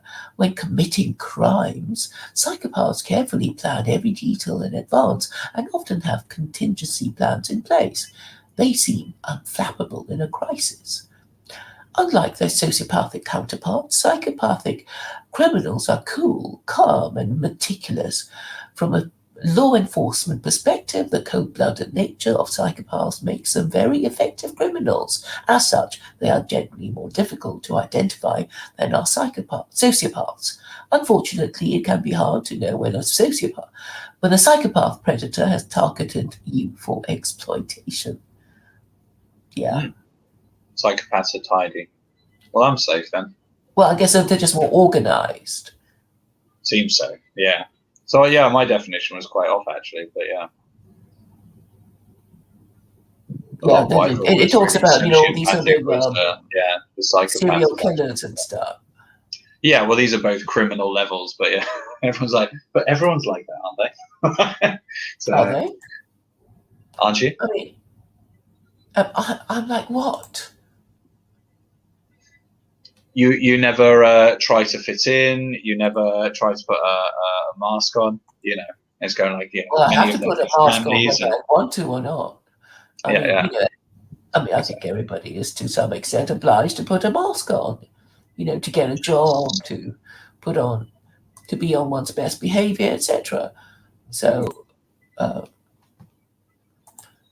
so anyway, what you're saying, before we finish, is you're saying that there are too many rules in my system and you don't like it. Is that basically what you're saying? You've given me no grounding for why your system will ultimately bring a good society, something that is akin to what our culture has known, what our ideals are already aligned to. Okay, I get it. You don't You know, like it, but I don't really know maybe. it. Like, if someone asks me, like, what secular Quran is, I could say, well, I could tell you what it isn't, but like socialism. Okay, But, what isn't it? so it's not a belief in. So it's not a belief in God. It's not really a belief that the Quran is a true instruction, but it's kind of It's a optional. It yeah. That's yeah, what I yeah. mean. It's like I'm give me saying that. absolute authoritative power and put What? me, give me trillions so I can own the media or something like, and I'll make it happen. And you're like, worst No, no, experiment no, no. ever. I'm Like, not saying. I think you're deliberately misunderstanding me. I don't expect me to, anybody to hand the keys of the media to me. I'm telling you how it would work Yeah, if but then I everything said, was how will you going. get him to vote for you? And and you're like, No, voting. I don't So, expect. I don't cringe. expect Like, people to vote me into power. You no, I don't know seem you to expect to understand take that. it You don't and seem convince to people to understand fight that. for you. I don't. Okay, you don't seem to understand that I don't expect to be voted into power. And so you're going to take power. No, I'm not going to take power. So you're going to be given it. I'm offering this as an idea for the government to implement. So I'm offering the idea I'm going to the top, to the You want highest authority you want Bojo for to this idea. you want Bojo to like come out and start going, well, I've had a few interesting conversations, and I don't expect I him think secular to. communism is the thing that I think we need to start having a good hard look at. No, Like, I no, think if we no, can all no. just look at that and start agreeing. Let me explain how I expect it to work. Let me Yeah. explain. I'm not going to be selling it to Boris of all people because he won't be around for longer. But I mean, all I can say is I have to direct this idea to people at the top, and I know they're not Rishi. listening. I know He's they're got a not bit of dollar listening. I dollar. know they're not listening. I know they're not listening. So I have to content myself with bumping along at the bottom, explaining it to people who will resist it. People like you who think you have, you A think you god. have a better Yeah. idea. You think you have a better idea. Well, it seems to You be do, but generally. you don't actually have a better idea other than to say trust in Jesus. But yes, you can mock and you can laugh, but you don't have a coherent idea that you wish to Commoners do promote. that. They have a bad habit of having a giggle. So, but all I can do is express myself in language to people who might give a damn. Obviously, people at the top will be more able to understand what I'm saying and work out how it could be done if they want it to be done. And I'm saying it can be done provided the media cooperate. And I know that the And the political public, establishment obviously, and are not. Hmm? just everyone. Just if everyone just agrees all the time, everything will be fine. And you're like, no Exactly. way. So obviously, I am telling you what would happen in an ideal situation. I know, I that's why am I keep not saying you sound going just to like a say, bloody socialist. Just like, yeah, but in the end, it would be like this, and everyone would just agree. well, And I you're like, have to why? explain Because they how it would, would be. because that's I how it have would to be. explain. I have to explain how it would be like in theory, don't I? I want you to explain, how would you even start and I why? am telling you. The thing is, I've explained to you the answer, but you don't seem to understand it. Because I disagree with it. You just go, everyone would just agree, and I'm going, no, they won't, No, Claire. no, I'm And you're not like, yeah, but if explaining. they do, I don't care No, actually if they do. if I'm just they going do, to take the power. then Oh they no, I'm would not going to support take it. the power. They're going to give me the power. Well, how are you going to persuade them? I don't need to persuade them. I'm just going to take the power. Oh, how are you going to take the power? I'm not going to I take the don't power. say I I'm would just going to take give me the power. power. I don't say I would take power, do I? I One said if party, my one arguments are government, accepted absolute by power. honourable people, honourable and influential people who Party members. accept my arguments, then it would happen. But otherwise, no. It would be a tragedy to think that, no one in Western civilization, which has a global empire. So you speak to Rishi Sunak, right? He No, gets a no, no, great. no, no. I am not going to talk to any particular person.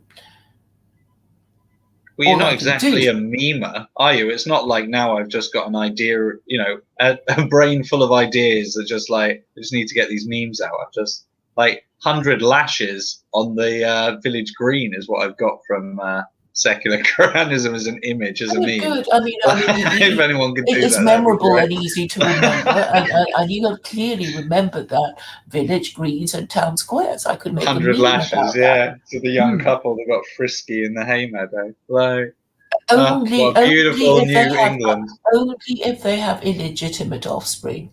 Yes. Oh, yeah, only if So, they don't so, need so the protection. message will be quite clear. Ah, Claire. Right. All right. So, why are you doing this? Yeah.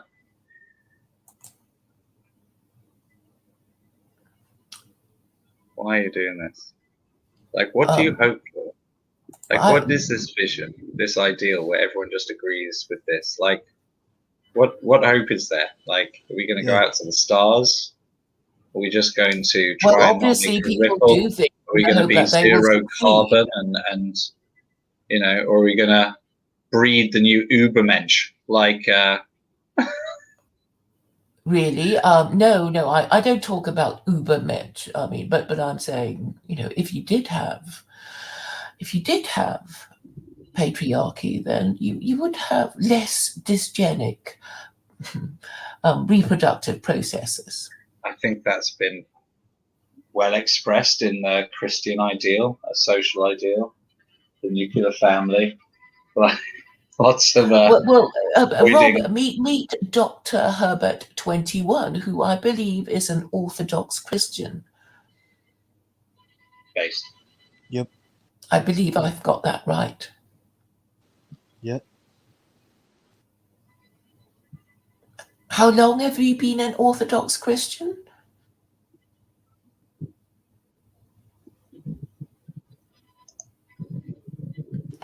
Ever since Sound problem. February. Yeah. Hello. Hello. Oh, this year. Yeah.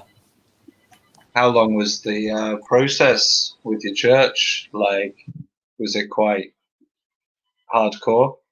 Like, or were you already quite familiar with the Orthodox? I find it Well, I had impenetrable. to figure out some things about like a few schisms and history and what was the division between uh, specifically in the Slavic area, right? So uh, I had to figure out how all these councils separated or churches separated between the Ethiopian and let's say the Serbian or Greek Orthodox, right? And that kind of confused me a bit, and I had to read like uh, dozens and dozens of books about the Philokalia and some books about like big uh, anthology books about the Eastern Orthodox Church, like for beginners and stuff. If you wanted to get into that. I find the I love them. Like I love watching some of the stuff on the religion and how it's practiced, but it is like I would find it difficult to be honest. I find it a little impenetrable, but Yeah, I that's just find because of yeah. But I think it's great the way that they believe and how they practice it. I think it's really faith based. Like I think it's the most live what you preach. I think the it's Protestants are very a bit private. more on the other side, Yeah. like sola scripture, and it's yeah. Well, I guess for the Orthodox, it's more private and Nice. yeah, the monks and we get a lot of more uh, older, like we become more ascetic in practice because it's like Eastern religion, you know. So it's more meditative and prayer like uh, to get closer to God and the like to this light thing, like the hesychasts like to do a lot. I'm not sure you're familiar, Rob. No, I'm a lot more on the rational side in personality as well. Like I'd never probably only in the most rare moments be like a kind of ecstatic being, you know. And so I think it's even why the Roman Catholic Church is a bit more attractive to me, Right. actually, because it really the access to the Logos through reason. I am fully on board with the whole faith and living it, but there's we're all given a different spirit, and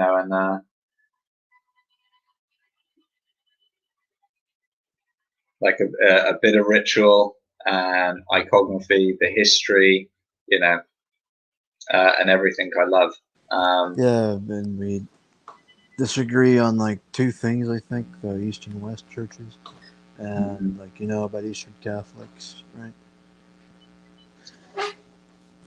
Yeah, well, I'm starting to get a bit more familiar with the history. And I think whichever church you go into, there's going to be pros and cons.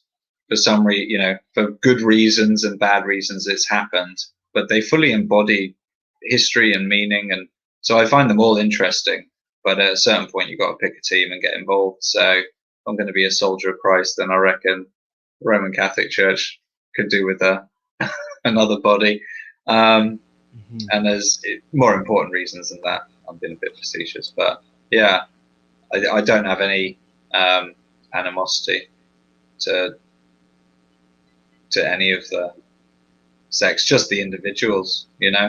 When you see a lot of discrimination and a lot of hate towards different brothers and sisters, like okay, so that's why I've still been quite non-dom, because it's like I'm gonna have to actually deal with that, because it can't be my position. Been an atheist for so long and been a newborn, so.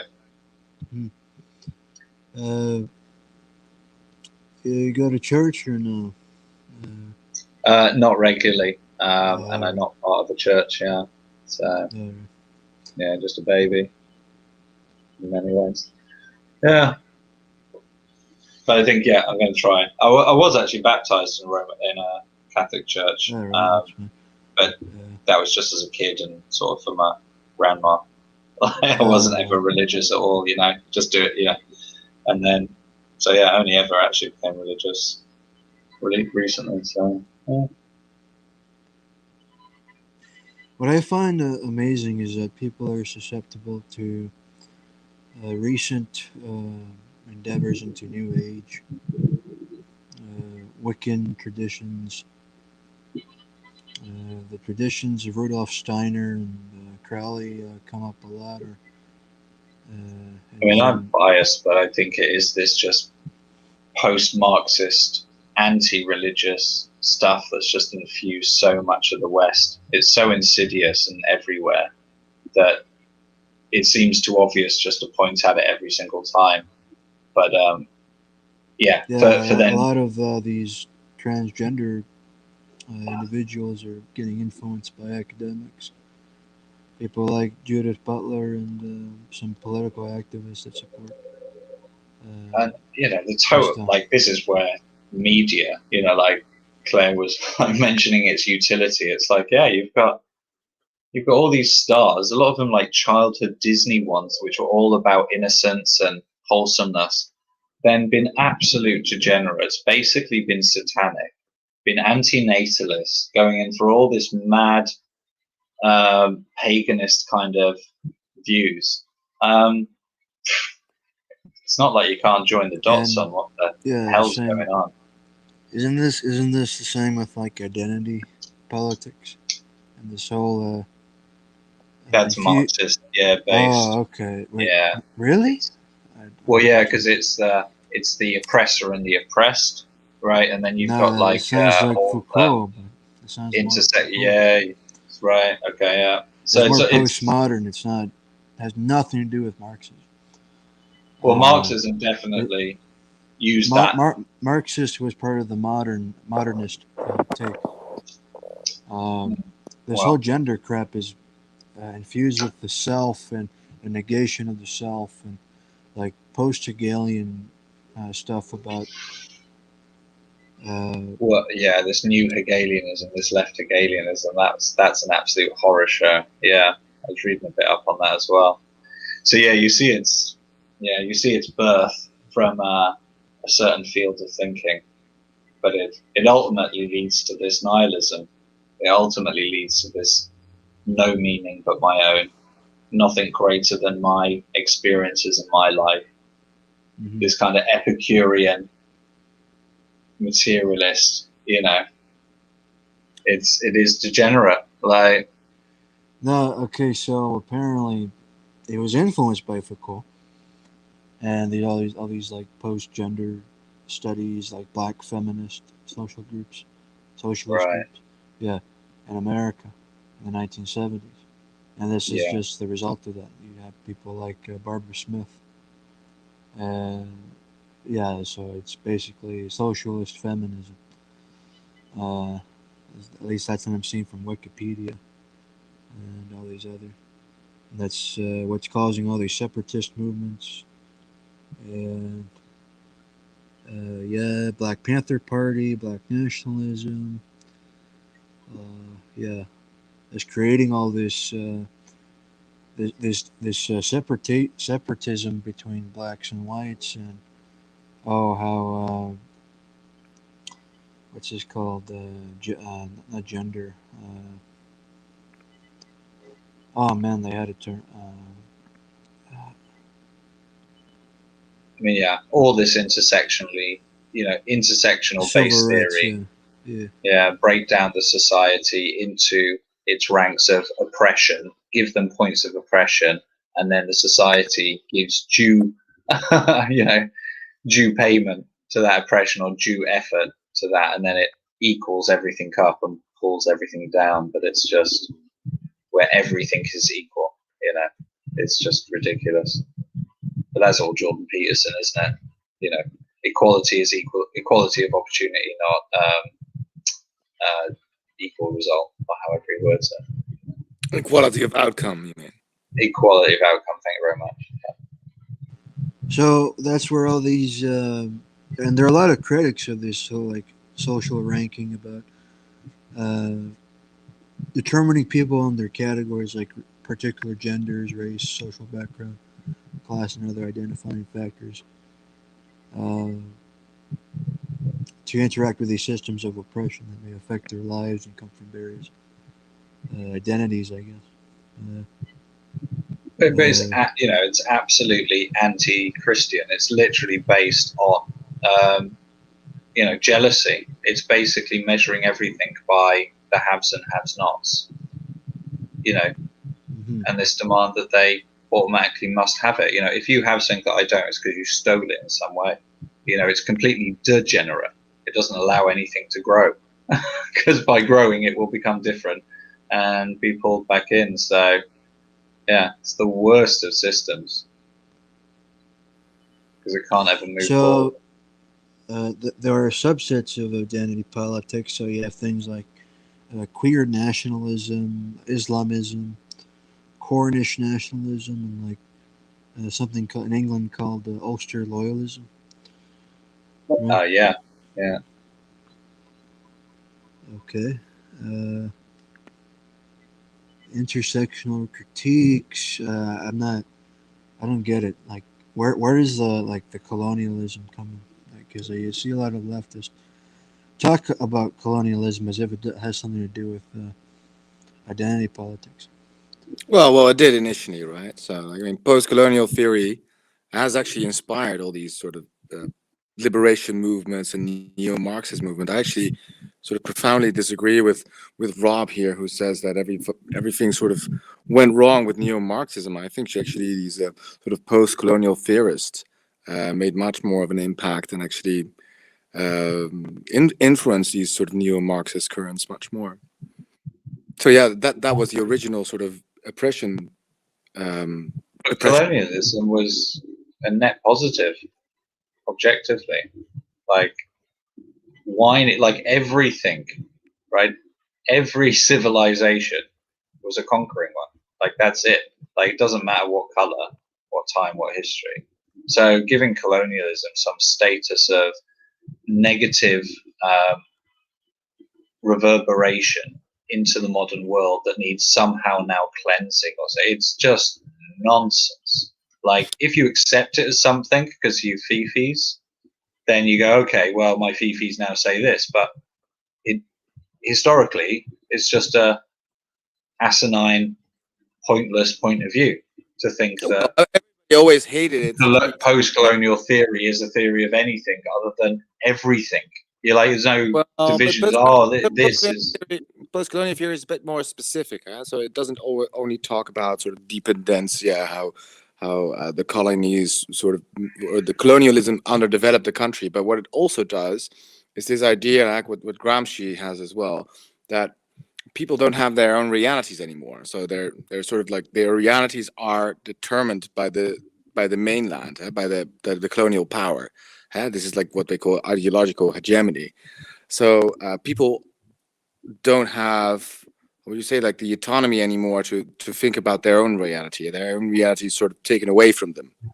And this is the idea that you have to sort of decolonize your mind, so then you'll be free. That this is the idea. So it's rather sort of Well, a it's a bit more bit freaky deaky, but again, you have to go. This is a claim on history, and then you have to go into history and go. But wait, there were loads of people, cultures, languages, histories, mythologies, right, which at times were oppressed, right, that had their their identity stripped from them, and you're like, well, not very successfully, obviously. So are we just saying that white man as a colonialist was the most adept at wiping out all their history and culture, like all other empires, from the Sassanids right to the Egyptians, right? Like all of this beautifully preserved people's tribal origins and stories and culture and ethnicities.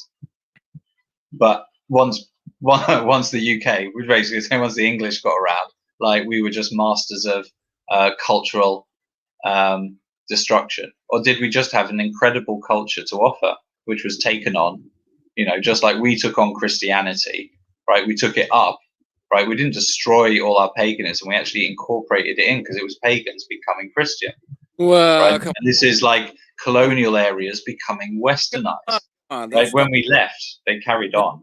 You know that Justinian made sure all the temples would be closed, right? It's not just incorporation; it was also the destruction of the past.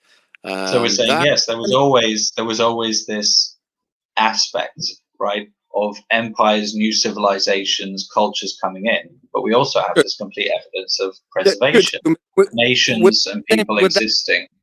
yeah, but with that same logic, and I think it's a dangerous logic also for, I don't know, maybe on the more sort of conservative. Well, it's more historical fact. Well, whoa, hold on. So I think it's a dangerous argument to make for the situation we are in now, because if you say like things change and cultures change and people invade other peoples, and that's the sort of the rule of man, that also means that that could happen to us. And that also means that we are, how do you say, ideologically sort of defenseless against it, because we just say, okay, this is the natural rule. People migrate, people change, and cultures transform. I don't think that's a good. Yeah, but not in a wishy-washy kind of just open all the gates and let osmosis, take control. Like that's never happened, and it can't even happen. No, it will. It'll happen, And people move from one place. It'll be very, very much a one-directional thing if you open up all the gates right now. It's not going to be like a, So we always end up with reality against logic, or whatever philosophy. You go, that's a nice idea, but it's never happened. What has happened is growing civilizations have in some way being through religion, economy, right, and conquest, right, and differences, and sometimes war, changed the map of the polis, right? Give a call, so I'll be a little bit. I might come back. All right. Thought we were going to hash that one out.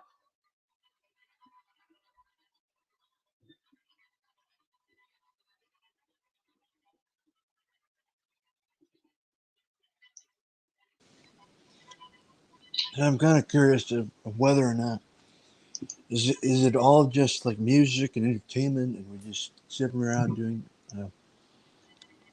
consumerist stuff. I guess just have fun with people. I guess.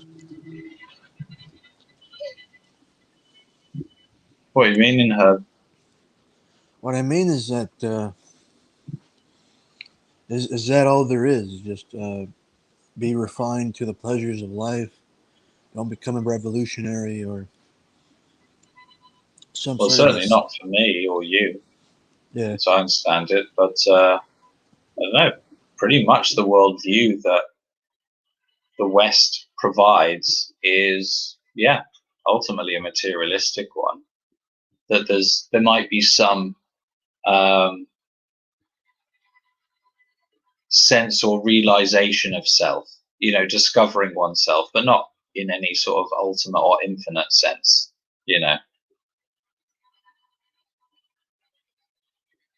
just some happy ending at, the ending of a nice movie, just some experience that you found fulfilling in your way, but ultimately not bound to any greater meaning, any greater truth, any greater mission, like you say, so you can actually pick up the banner and march forward for a meaning. That's what all these socialists are doing. They're just trying to make a religion in the absence of God, right? We're looking at the result of the experiment of when society goes, okay, we don't need to represent or devote ourselves to God. We're living in the experiment. I think we're living in the Baudrillard talks a lot about the hyperreal. We live for illusion, man. We're not living actually in reality, And and like all these literature, and I see a lot in let's say the education system, especially American education. It's a lot of postmodern fiction and Philip K. Dick and all these writings about post, uh, not post-secular societies, but all these motifs surrounding the simulation that we're living in, and there's no communication needed. We're just screens, right? This is what Baudrillard calls. There's a name for this. I forgot. But he's very dense in his adjectives and his grammar. It sounds like nonsense when you read it. His system, whether his simulacra or, because that's what everybody is reading, because that's what the Matrix is based on. What was really badly done, I guess.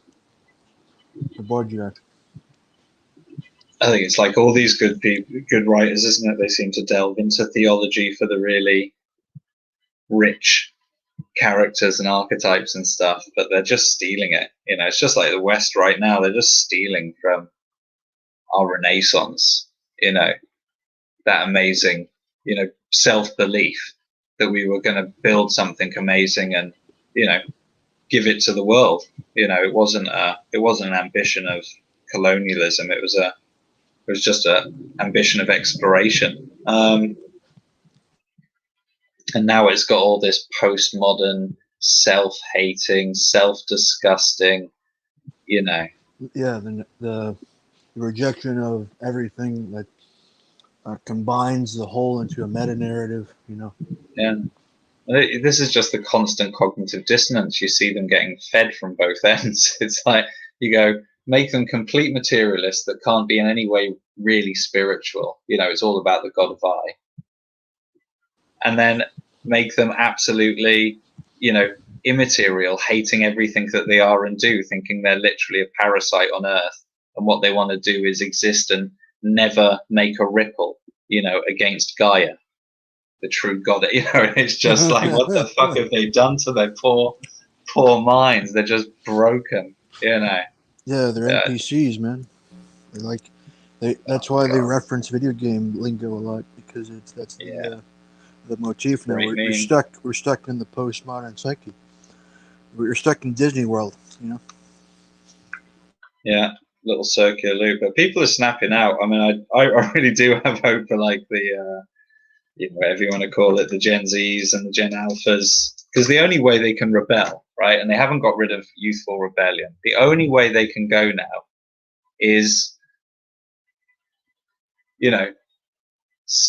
conservative Christian right-wing traditionalists. It's going to be like radical traditionalism, like be financially independent, get a girl, get a family, start a business, take risks when you're young, don't get into hundreds of thousands of pounds of debt, have Jesus as Lord and him above everyone, so fuck your ideologies, right? My heaven is in the next world. I'm not going to make some sort of sick utopia, attempt LARP here. It's this kind of stuff, and it's like, but this is actually going to be the new rebel, because they've got no other choice now to piss off business, the corporations, the media, the education, the government. They're all this woke fucking trash. Sorry for swearing. But so yeah, sometimes I just hope, this narrative, this common sense is just going to come back with an absolute vengeance, in the next sort of 10, 15 years, because they've seen the result of it and it's absolute trash, But I mean, you're not even in church, right? Is that correct? Yeah.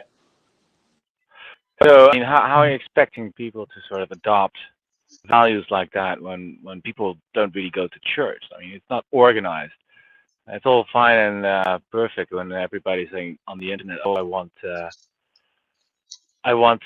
Christianity back." You do have to have some kind of organized form to make that happen. Like, I'm not a believer, but I am sort of nostalgic for some kind of more, I don't know, community. Like, Christianity performs that function, so I'm trying to have it a bit more back. But I mean, then people actually have to believe in it again and do something with it and go to church again.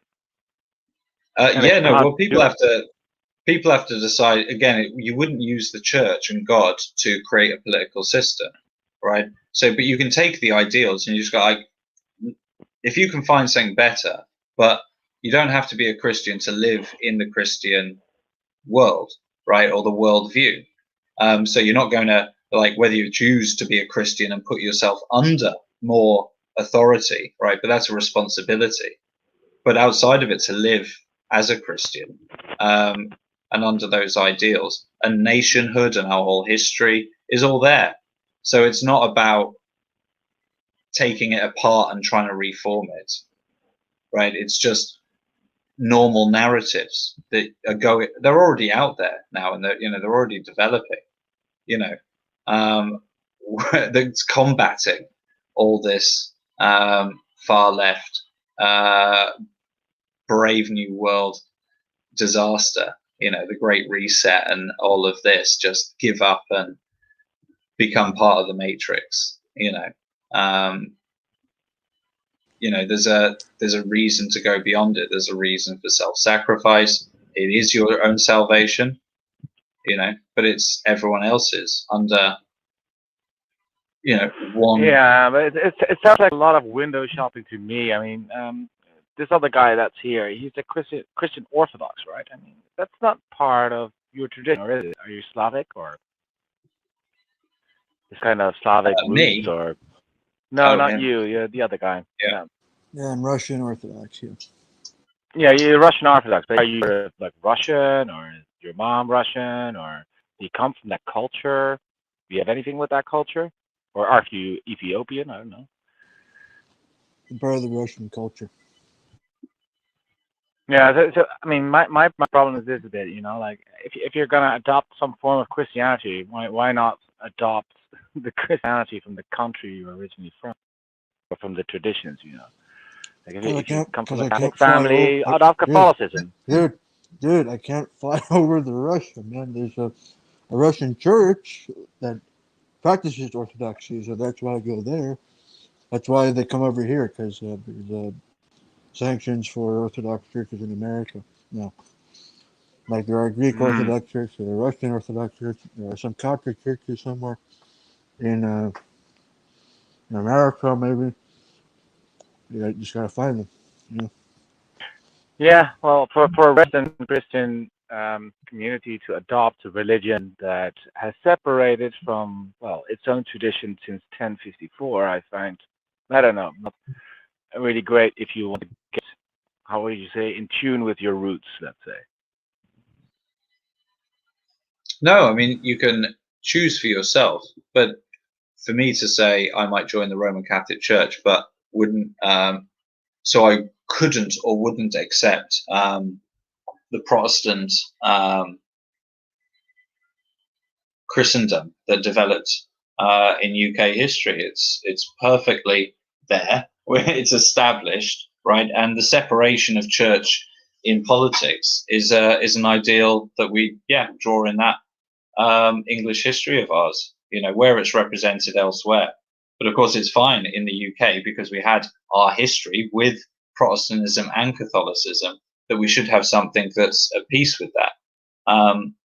But again, what we're talking about is Christian values established in the culture forming the rules that it wishes to be governed by, and so selects the government for that. But we see that there's two towers of power which are in balance, rather than trying to shove them all into one and going, the state will be the religion and then force the religion to the ideal state, because it doesn't work.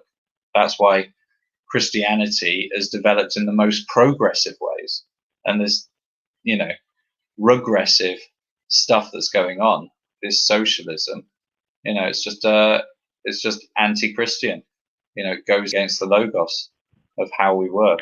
So we've got it all in our history for the UK. Like, there's no problem for us to, it's not you can't go back. It's like, no, you can look back, right? You can take from yourself and know how to go forward, because it gives you direction. But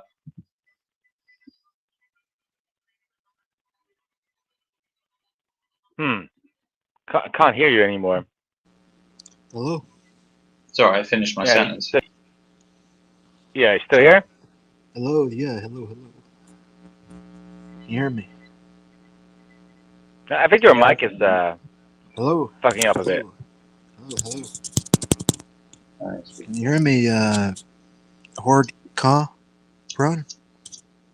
Oh, Yeah, by the way, I can why hear isn't you. Ralph? Why isn't Ralph on stream? Did you put him in I sent the him the naughty corner? link and he's not coming. I mean, he came, he went, he came back again. But anyway, I put the link up again so he can come if he wants. Oh, okay. I like Ralph. I've seen him only from like down at the park and other stuff he's done with. His discussions on the cathedral were pretty interesting, I have to say. And, It's just a oh, you mean the whole neo reactionary stuff? Well, from his position, yeah, it's a it's a right reaction, and that stuff. But just I think, just as itself as a subject, I think a lot of people, and you found it in common parlor now, people referencing the cathedral, and it might not be a exact reference, but you see, it's turned into a meme. That was quite, yeah, I enjoyed that. What's your position on neo reaction? It's certainly this idea of I'm not like politically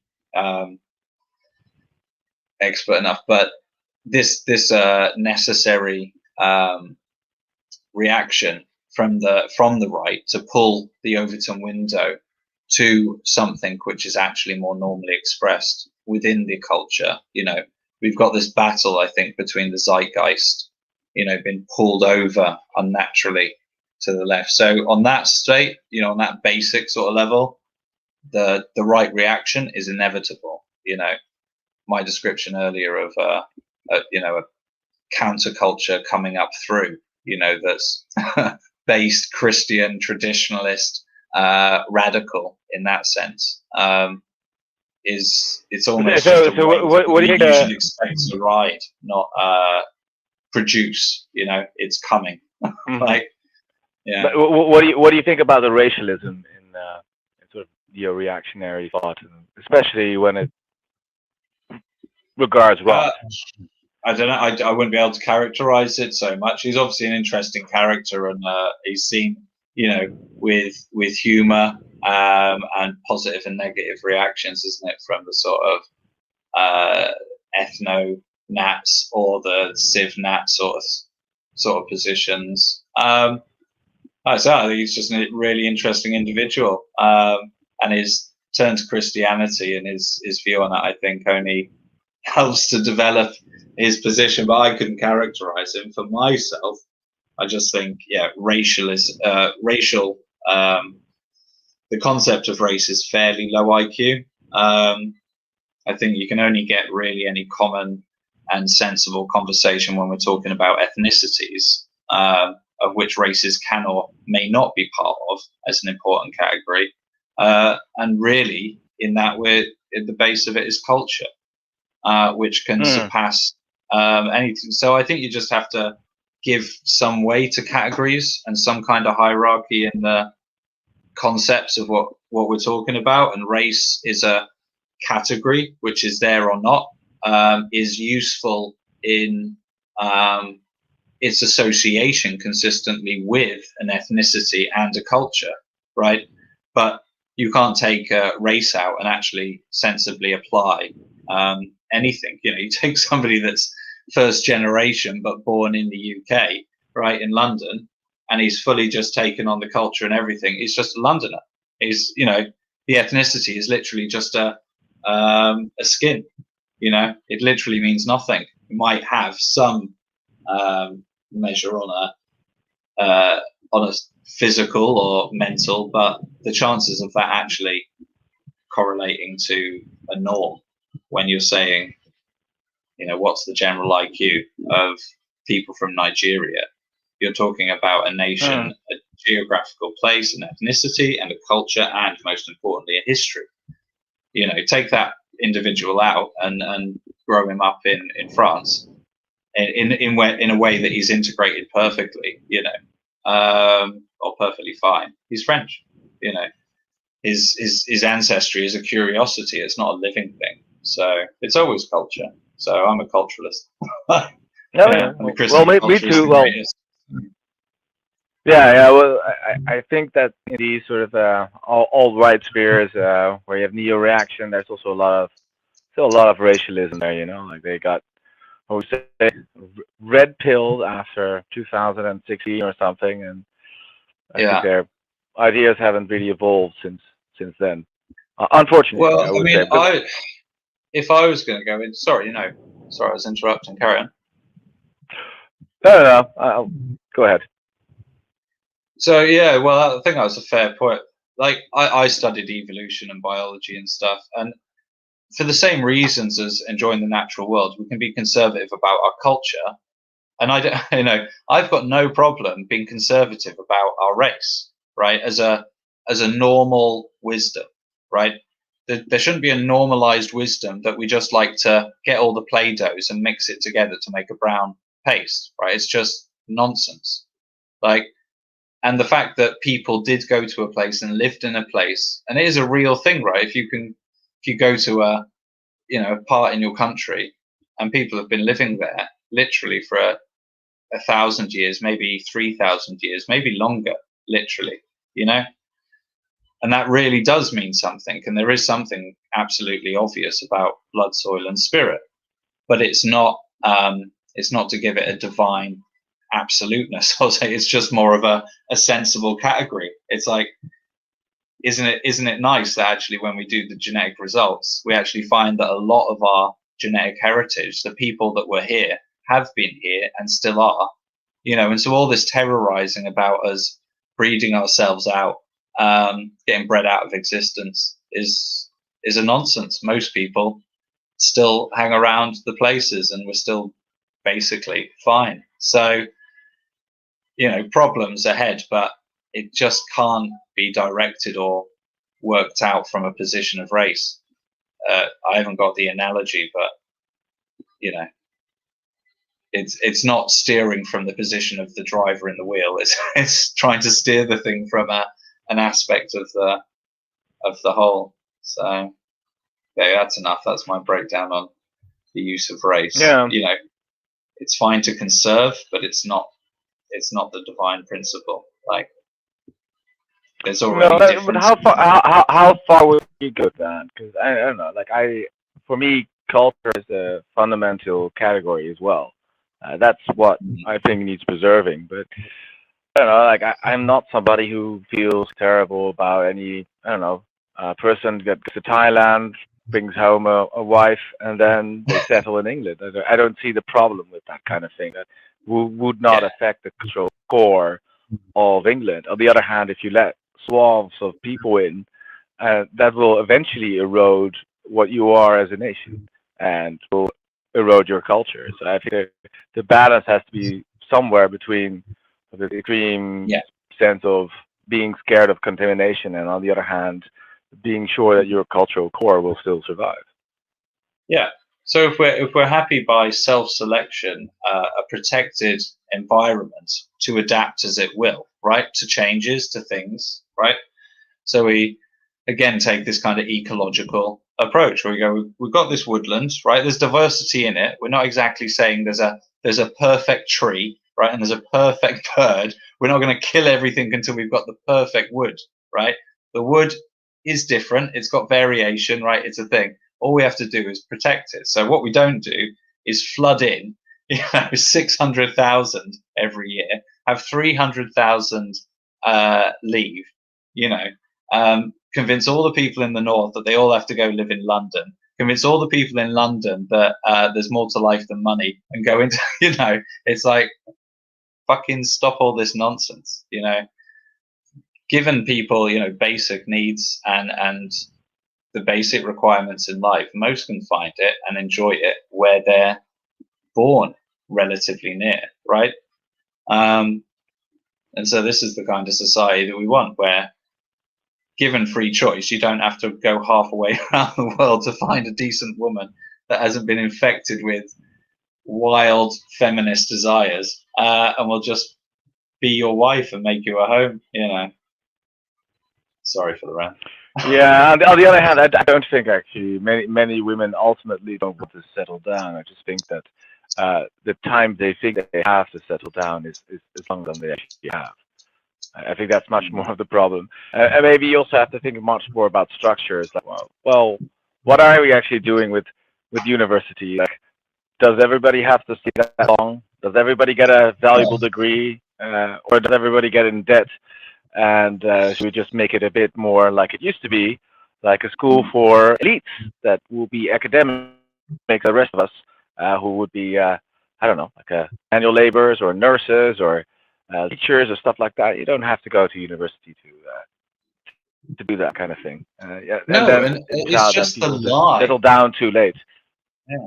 It's just the Yeah, lie that they go, oh, your productive years are stolen for you in motherhood. I mean, just the absolute pure lie of it is evil. So we've got that. But then you go, in a good society, you go, women, like, you want to, while you're young and energetic, want to have 2-3 children. That's absolutely fine. And then by the time you're in your 30s, we're going to make it a priority that all mothers get access to university, because now that their kids at school and they've got the whole thing going, they can actually get into university, absolutely smash it, and then have a 20-year career ahead of them, now that they've got the basic fulfillment done. And we could do that for them. And it's a no, win-win. But they're like, no, we'll lie to them.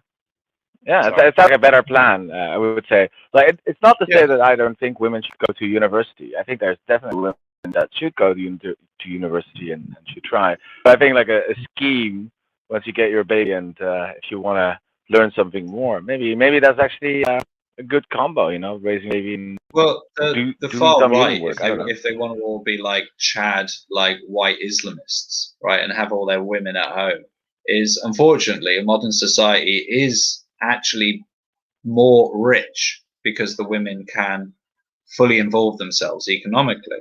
But it has to be Definitely. free will. And like you say, without all this lies and hating motherhood and thinking they're just this constantly persecuted thing, like, reward them for being the very thing that we need them to be. They bring life into the world, having that for themselves, and that's just supported. Like, young mums should just be like, yeah, God bless them, good, and then Yeah. when they No, want to be I agree. productive, after, Definitely. then they're going to be productive in the most efficient way. They're Yeah. not worried at it. Yeah. You'd actually Well, I think probably get also more it's female really executives. it's really important what you have, like what you offer women. And I see too much in these sort of spheres, let's say, that there's just like blind misogyny. Like there's just so much hatred and resentment of women and the choices they make and whatever. Well, they've fallen And into the trap, haven't they? We've got the women hating yeah, men, well, and it doesn't the work, men and having it doesn't hate work. women. Claire does it too. Claire does it too. Like all these sluts and this and that. Well, if you're gonna call a woman a slut and then afterwards you say you'll have to do what I want, that's not really gonna help. You have to actually give an attractive offer. You have to give something that they actually like. There's plenty of things that sort of traditionalism give For women, it can give plenty of things. But if you sort of mention it, if you just, I don't know, use the whip and not a carrot, I don't think you get there, Claire. I mean, women have to be told to respect themselves, but not in this like, you have to respect yourself. It's like, you have to tell women that they have to respect themselves. It's like a precious thing they are, you know? It's completely wrong to tell them they should just give it away wherever and free the nipple and all this nonsense. It's like, so it's got to be a two-way thing, isn't it? You know, women should be respected. You know, if the far right did get in control and they absolutely wiped out porn on the internet with only the stick, although it would be probably inefficient eventually, but there'd be maximal gains in society and the way that it views itself. It's just a simple thing, you know. Doesn't need to be a revolution, but some things like are clearly causing absolute crumbling of the culture. Like, people don't even know what they are by being Western. They've got no ideals, you know. I think the identity has eroded in a couple of generations. I think it was not like this in the 60s and 70s, right? It's quite a remarkable change. Yeah. There's two generations and there's no unified cultural identity, right? It's atomized. So, I think they've been too efficient because it's just so patently clear, you know, to the individuals living in it, that there is no unifier. I think it must be causing the greatest sort of existential crisis that's ever been not just on race. I think you see it along gender as well, right? There's a crisis in both masculinity and femininity. Right? Mm-hmm. You have men walking away, women in hypergamy. You know, it's not just race. I think all the axes that the progressive left have succeeded in progressing has resulted in a mirror in those axes showing degradation, right? Like a spiritual degradation first, and then a cultural degradation. I mean, you see 13-year-old girls, you know, under tremendous pressure. I have a daughter who's going to turn 13 soon. She only just turned 12. And you can see the pressure. She's quite immunized from it, but the pressure to look a certain way is remarkable. I mean, it's not what little girls should be thinking about, right? Not that age, in my opinion. I think like to loop back because I was going to ask Rob something actually. To loop back to the whole secular Quranism, we gave Claire a lot of time on this, and we did a bit of analysis of myself. And I think my problem with secular Quranism could be distilled into it lacks any moral authority. I'm not sure if Rob agrees, right? It's detached from the moral authority, right? It's almost like a relativistic framework that just happens to clone this book, right? I don't know if you see it that way, Rob. It's not divinely mandated or sanctioned, right? It's not God's word. Right? Yeah. That was exactly my argument against it. I couldn't see how it could even begin to stand. Why someone would take it up. I did present to it the fact that trying to say, well, it just is a divine document, you know, like their claim is just true, so we'll just trust that and then move forward. And I'm like, but the West is currently destroying that single claim that it's the one true word of God and can't be changed. It's like, point to the one that is the one when you claim your, you know, she says there's a version that she uses, which she uses, but that's what they all do.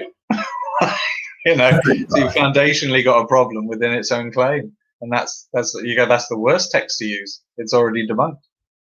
Well, it's not the word of God, but that notwithstanding, it's also got a massive PR problem. Though I appreciate Claire thinks that's not a problem. Just a small PR problem. But I had a different question because I was mulling over things Claire said, and I thought of a different approach because, you know, when you usually come onto an idea or something you become attached to, you usually have very well understood patterns of entry and exit. So my question to Claire would be, what would the criteria or conditions be for you to think, right, I've given SC a good run, but it hasn't gained any traction. So there must be some condition or set of criteria which you think, okay, I'm done with this, right? Do you know what I'm saying? Is there any such criteria you've considered, Claire? Have you ever considered what would the set of criteria be where I think, okay, not SC, perhaps something else? Has that ever? It's something you monitor with? It's SK, actually, Ralph. I mean, in English letters, yes, but I was thinking the Arabic myself. I'm just kidding, but yes, SK. Right. I guess I'll know when I get there, when I hit that break ball and I don't want to talk about it anymore. But I don't actually know. I suppose I think, that there will be kind of milestones. I think this year is very significant. I just feel it in my bones. I can't really explain it because I think things are coming to a head. I think the Day of Atonement, Yom Kippur, on the 16th of September coming up is one of those major milestones, in that Jews either get the idea that there is something to be atoned for or they don't. And I'm interviewing tomorrow. I'm interviewing a very special guest, a priest of some noteworthy public attention, and we'll be discussing things. But I think, as in his words, there is a moral crisis and with it a moral opportunity for society to address things from COVID all the way up to governance. And I think in those times, you're right in saying that there's a moral vacuum and it needs to be fixed by something. So I agree with you there. But we already have such a thing, right? We have Christianity, we have other ways of looking at it. I think Rob was articulating earlier, I heard that whether you like it or not, Europe is a Christian society and everything around it is Christian. Right now, people may have lost their way, but the artifacts surrounding them are still artifacts in this post-Christian society, right? You talk about artifacts like you're an archaeologist, and maybe that, and I think that's right. You are talking as an archaeologist of an extinct state of European history, because people don't believe in it anymore. But you see, I think those periods is to revive the Christian practice of heretic burning, and people don't have the stomach for this anymore. Anyway, the Renaissance was a pulling back into the forgotten period, right? And rebirthing itself to create a great civilization again. It was literally that of remembering was the rebirthing. We're in the perfect position now to have a new remembering of what we are. Right? It won't be as Christians, though. I mean, it's too... Well, because I just don't see how it's going to work. People don't believe in it anymore. I mean, that is the thing. They can't be made to believe in it because they stopped believing in it a long time ago. I mean, the entire history of the American Republic is about rejecting the Trinity. I do think, I've been explaining it to Americans. They don't get it, which is sad because, it is about them and their history. Yeah, well, I don't think the Trinity is at all relevant for Western civilization or European civilization. Because it's Christian. The Trinity is Christian. Whoa! Hold the phone. I wasn't done yet. So, my question to you is, I mean, what is left for people like me? Because, I'm not racist. So, if you take away my culture, and if you supplant it with another, that is my identity is gone. So the whole reason. No, it won't be gone. You will always have an identity. The whole reason for transforming the society would be baseless, senseless. There would be no point in it. No point in reviving the patriarchy if I don't enjoy my Western civilization anymore. Yes, there will always be a Western civilization because there will always be a it will West. be Islamic, Ummah civilization. Yeah, well, it will be better because it will solve the problems that is caused by the collapse of Christianity. Think of it as a boiler that is broken. There's a simple mathematical reason it won't be Islam, right? Because at the maximum trajectory after the world population quiesces, the Muslims are only at the top projection 20% of the West. So it's going to be global homo, it's going to be globalized, homogenized, mixed culture with Islam in it. It won't be Islamic culture and it won't be Christian culture. So, and to I can't remember which names to call you by, my man, Hillary. it's your Western civilization, by which I assume you mean Christian Western civilization, right? But it's not Christian. No. Well, it is. It has a Christian heritage. So I mean, it's In your evolved from Christian cathedrals. civilization, definitely. Like most of its heroes, of course, are Christian. Most of its culture, even though it's not practicing Christian, it still has values in Christianity. But the values, the books, the buildings, the music, the art, the architecture, But every you will still have Well, it. most of it was produced by Christians, and that's its value. So the moment that people don't You don't respect understand that the culture, working of morality. why do you have to interrupt me? I'm just talking to Because Ralph. you're just going, The oh, moment, my church is my cathedral, my culture. yeah, And the well, culture changes that's anyway. happened. Yes, and then you have the Taliban that is exploding images of the It's Buddhas nothing of to do with the Bangladesh. Taliban, and you know it. You're not going to get the Taliban invading the West. You're just suffering. At best, Islamic civilization is capable of ignoring all its traditions that came before. But it always wants to erase it in many ways. So I mean, I could talk about ISIS or the Taliban, but I can also talk about It would be being in irrelevant. You're Egypt talking about and people. you're worrying No, about people the don't culture. care. You're worrying about the culture. Yeah, and Islam will destroy that secular culture. Quranism, aren't you? Yeah, That's what you're secular worried about. Quranism will destroy that culture as well. There's no point No, it won't. of doing all Because these things the that you want culture to do, because changes in doing anyway. so, you'll In destroy the very unexpected thing you ways, want to protect. even under Christianity, the culture changes. From the swinging 60s, the sex revolution, Yeah, there's changed. a difference between change and destruction there. Well, okay, what is destruction? You know, it's like maybe it should be destroyed if it brought bad stuff. Maybe sex and Okay, drugs and rock and roll that's should be now you're refined honest. destroyed. Why Your are mic you is not terrible. more honest Your and mic just is say that you want to terrible. destroy the culture? No, okay, the culture is whatever the religion and law allows it to be. You're putting the cart before the horse. The culture will always be wrong if the law and the moral system and the political system is wrong. If it's not what No, you only get the good culture political- when your Put it law the wrong way The around. political system and the law evolved from the culture. No, It's the other way around. No, the culture is what the law allows. The culture, you see, it's so obvious. No, Because you can only have a culture if your law allows whatever culture it is that has Claire, evolved. literally, We history have- defies you.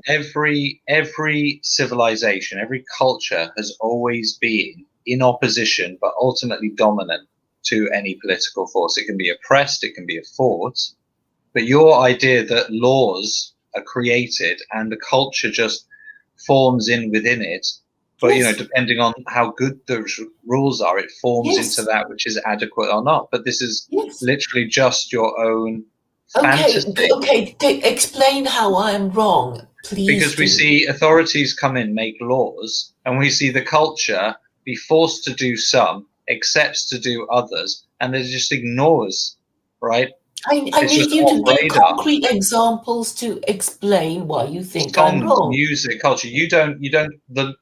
The British phenomenon, right, of the last few decades, right, of our music, right, and the music was coming out was not because the right laws were in place, right? Very much the opposite. Okay, what music are you talking about? You're just talking about what? Pop music? So when there was punk music, right, when there was rock music, right, all of these were reactions to society and against it, right? So there's just a whole reality that you're just not. I don't know how to explain it. So the music was what? I mean, how does it affect? Well, just for you to say that if we make the right rules, good culture will grow. But you're like, well, if you make the rules in such a way that the culture will react and respond in a positive and negative way, right, to it in such a way that it perfectly reflects and identifies the culture under, like, you're like, no, you can't do that. Like, I don't know what you mean. Does anybody know what he is talking about? Perhaps I can explain differently, Claire. So laws are just codified as systems of positive and negative rights, right? And they go through legislative cycles. But culture is fluid and it's a constant dance with it. culture is stronger than law. But this is I a agree. chicken and egg Look at the situation, isn't blasphemy it? laws in many European states, for example. They are ignored. They're on the books, but they are ignored. That's Sorry, one example of what how did you say about the blasphemy laws? Your mic is they terrible are today. What's ignored. happening? They are ignored. They're still in the books. We had a blasphemy until a law until 2010 or something, and it was never put in practice. Only in 1967 was it put in practice. This is the only Okay, example we have of successful blasphemy prosecution, or even the prosecution taking the case seriously. So, yeah, culture is more important than law. No, I mean you're talking about laws, and now you I mean, we already know that Christianity has been failing for centuries. Well, I don't know what you mean by centuries.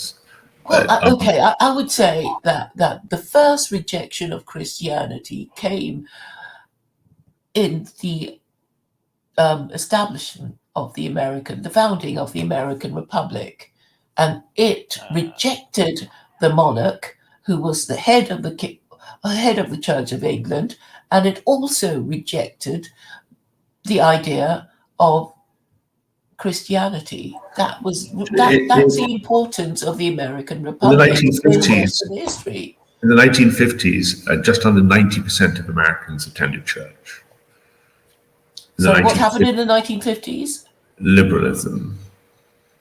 I mean, liberalism began with the ideas of the French Revolution. Intellectually, sure, with Locke and Hume and the social contract, sure. But in the effect of liberalism and its erosion really can be marked in the 1950s and 60s and post-World War II peace. How do we know this? How do we evidence this? We can look at plot at nuclear families, abortions, abandoned children. We can look at all the things we would expect to see in this fallen, post-Christian, corroded culture, i.e. not worshipping God, not forming nuclear families, not looking after your grandparents. All of that data was secured until the 1950s. So there may have been an intellectual strain from the age of reason, but the pragmatic effects of it only show up when liberal culture is codified by secular law. As soon as liberal culture is codified by the unconditional expansion of human rights, and then the systemizing of the expansion of human rights, do we get the collapse. We don't get the collapse in the 1900s. The data just doesn't evidence any such thing. The data evidence is from 1950s, no fault divorce onwards, and you see what was 90% is now 20%. Out of birth wedlocks, breakdowns of families, single parent families, multiple children from multiple partners. All of this data just shows up when you codify liberal laws. And we look at other places that didn't codify the liberal laws, but were also European, Eastern Europe, they don't have the same data pattern. So really the answer is the liberal codification of secular laws is the strongest explanatory. The thing that's strongest explanatory. So when you say Christianity collapsing, Christianity this, well, Christianity that, it's nothing to do with Christianity there. The Christian recovery could be as quick as the collapse once the root cause analysis is understood. When people are free, they have rights, they degrade themselves. When people are free to do what they want, they'll do what they want, right? You both have this idea of linear history, right? So this whole idea about the cathedral, that the cathedral sort of emanates this culture and then people will slowly adopt it, and that the church is actually not powerful enough to sometimes be a counterbalance. I think that's not true. We've seen many times in history, including after the Age of Reason, that was an time of conservatism. Victorian times were much more puritanical, were much more, how would you say, much more conservative anyway. So society goes in ebbs and flows. I don't see this sort of linear trajectory to this world of global homogeneous. I disagree, my friend. I see a single linear trajectory from 2,000 years, and I see a crisis in the last 100 years. I disagree. The 1930s were very conservative, and it might true that Christianity in the end will not survive science, but neither will the other religions, by the way. But I mean, that's a good question to ask, but I don't see like this sort of like linear movement. I see going ebb and flow. Maybe sometimes it goes I think this is a one Western direction. atheistic position, right? 90% of people believe of the world believe in God. This is a Yes, but fringe view 90% of the of the world is Western. not very familiar with science. What makes you Chinese think? don't actually. What I makes you mean, think the Indians science will don't believe? eventually. How much we all will regret it will have a sort of inescapable impact on religion and how you can practice it.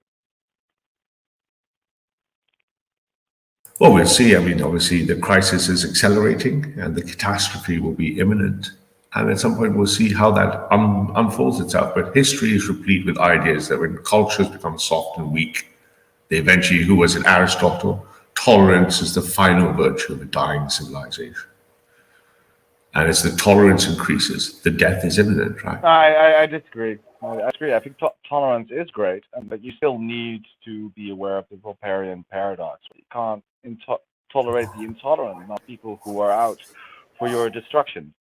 But yeah, I mean, I come from a country that practices a lot of tolerance in its golden age, and actually that was the heyday of the Republic. So I think tolerance is a great virtue. It just shouldn't be put to extremes. I guess it's all a bit speculative for the future, but well, it's interesting. Though I sense talking to different people, I sense something is changing. And enough people in England are realizing that there's something very cold and dark and damp and ultimately unsatisfying about the material world.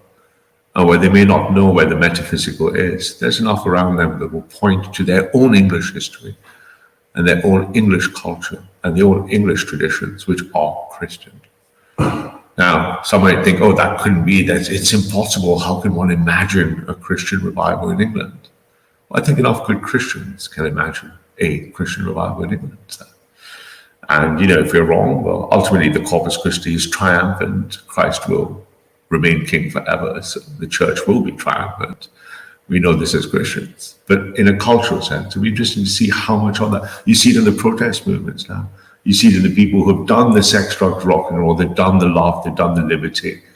They've done that. And in that nihilistic, empty vacuum, they are still found wanting and looking and longing for something. And another product offering isn't going to satiate that, right? It's not going to give them any metaphysical nourishment, right? They will remain spiritually homeless, right? Well, I mean, but they're looking for. Amen. I think the whole sort of intersectional politics is another way of filling the vacuum of religion. Politics has become a sort of religion for many people. So what I missed that you cut out of it. I'm sorry, you Huh? cut out. What did you say? I said, well, politics is a sort of religion now because people don't have a religion; they still have all these sort of metaphysical needs. So I agree with you to some extent. That people need something more transcendent and it must be better done in a traditional way than in maybe the political way it's been expressed in the recent years. Well, having spent 2 years kind of running through and auditing the extreme far right and spending a lot of time with them, lots of my friends now, I can confirm that if you just have race, for example, without God, ethnos with no logos, you're also lost. So even a political movement as potent, for example, as considered dangerous as the far right, are also in a vacuum, in a bubble, because even they realize in their heart of hearts that the battles they fight for English preservation, for racial or ethnic preservation, are actually moral battles. And if that morality is not grounded in something that is absolute, it isn't a battle worth fighting. Right? And what are you fighting for? The ability to replicate your genes for no reason? I mean, so I think Well, but now you're using the extreme right don't have much to offer, particularly because their focus is so narrow. They are so obsessed with race because I think they fundamentally don't like the culture they're in. I think they fundamentally don't like the West. They don't like its traditions. They don't like its compassion that comes out of Christianity.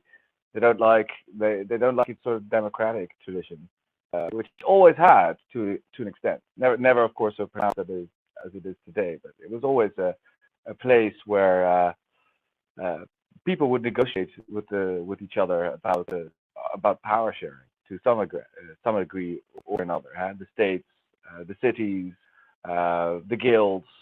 People always share sort of power. That's something that the old white nationalism totally don't understand. They sort of hate everything that is the West. They only like the sort of the The same applies to the liberals and the progressives, right? The progressives hate everything that is Western. Their enemy is Christian European patriarchy. So the progressives are as guilty, if not more guilty, of eroding Western civilization.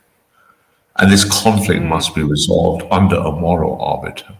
And on our side, I count myself as a conservative, that moral arbiter has to be Christ. There is not a moral arbiter for us, right? And the progressives are anti-Christian, they're anti-logos, they're anti-family, they're anti-heteronormativity. Everything they stand for is based on a derivative neo-Marxist ideology that is materialistic. They worship the flesh. Right? So progressives are anti-Europeans. If you want to protect your Western civilization, liberalism is your problem, right?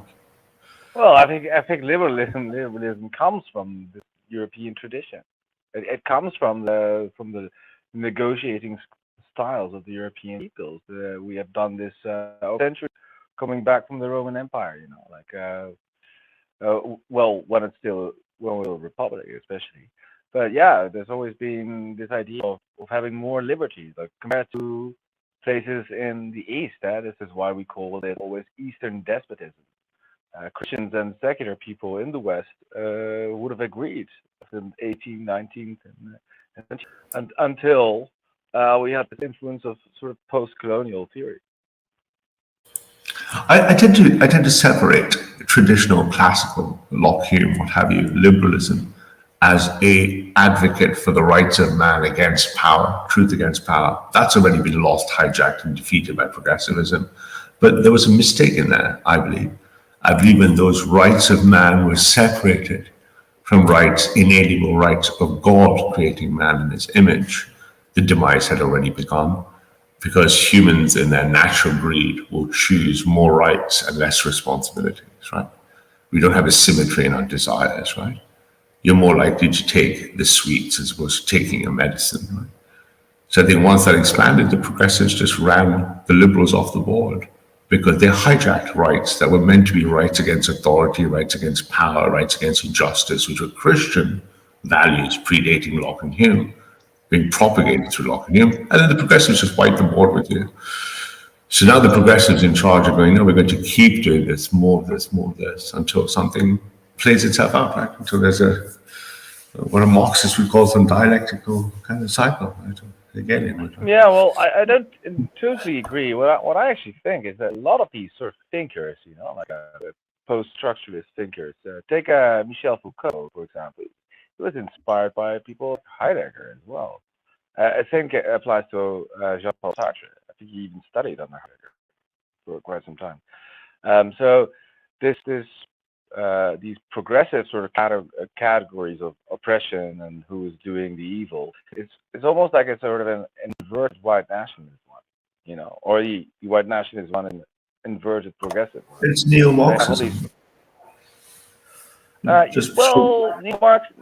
I'm not sure if I don't believe this is much more to do with like traditional tribal conflict, right? So like we give a lot of room for people's identity, and it might have been sort of expressed in a sort of neo-Marxist way in the 50s, maybe in the Frankfurter School, to some extent actually, because I actually think the French philosophers are a bit more important when we're talking about this particular issue. So I think it's actually sort of an outgrowth of a fracturing of society in general. It's not necessarily that this neo-Marxism was destined to sort of. I'm not one of those chaps. Ideological miracle for it. I'm not one of those guys, but it's the Long March. It's the Frankfurt School. It's neo-Marx. I mean, the Long March has itself completed its saturation. It's got 2 or 3 more tranches to finish, but it's already been subsumed by globalism and global neoliberalism. So the progressives are the boss as well, right? But nevertheless, the erosion force. Yeah, but you think these movements are like purely ideological. So what I see is the baby boom generation. What I see is the invention of the pill. What I see is a lot of people who thought these ideas were very attractive because they just fell in of what they wanted, at the time. So it's not like a top down thing, but it's more like people in the bottom up accepting these ideas. Like if you actually look critically at the Frankfurter School, you know that people like Adorno, for example, didn't actually like the student protest.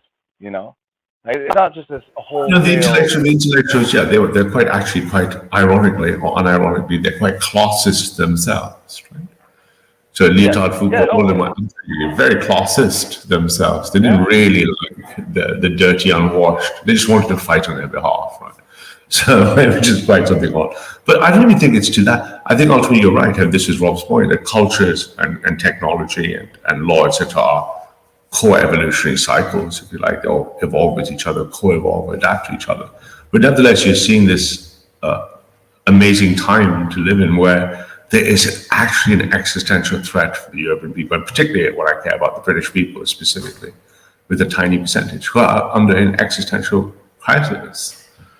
Because you won't be able to What do you think? return the village green once you've overrun the village green, and there's like you say, a prayer has a way, and there's some secular promise, with the azan and the call to prayer without any God, the village green will never return. And if you believe the village green is God's village green and should be protected, then this is the window. This generation or 2 generations, or perhaps 3 at tops, is when it's going to happen. This is the window in which either the game will be lost or won, right? At least in the foreseeable future. I don't know if you agree with that. Yeah, well, I think we have different sort of emphasis, also probably different things we want to protect. So for like the belief in Christianity, like I can't myself to believe in it. I respect the culture. I know that I come from that culture, and I know that a lot of values that I have are infused with Christianity. But to really make people believe again in that story, I'm actually quite skeptical if that's actually possible. I can point to, I have lots of friends in places like Utah and Texas, lots of healthy nuclear Christian families whose children go to school and live in environments where they believe in God, while presented with global social media. So Yeah, but how long is that kind of last?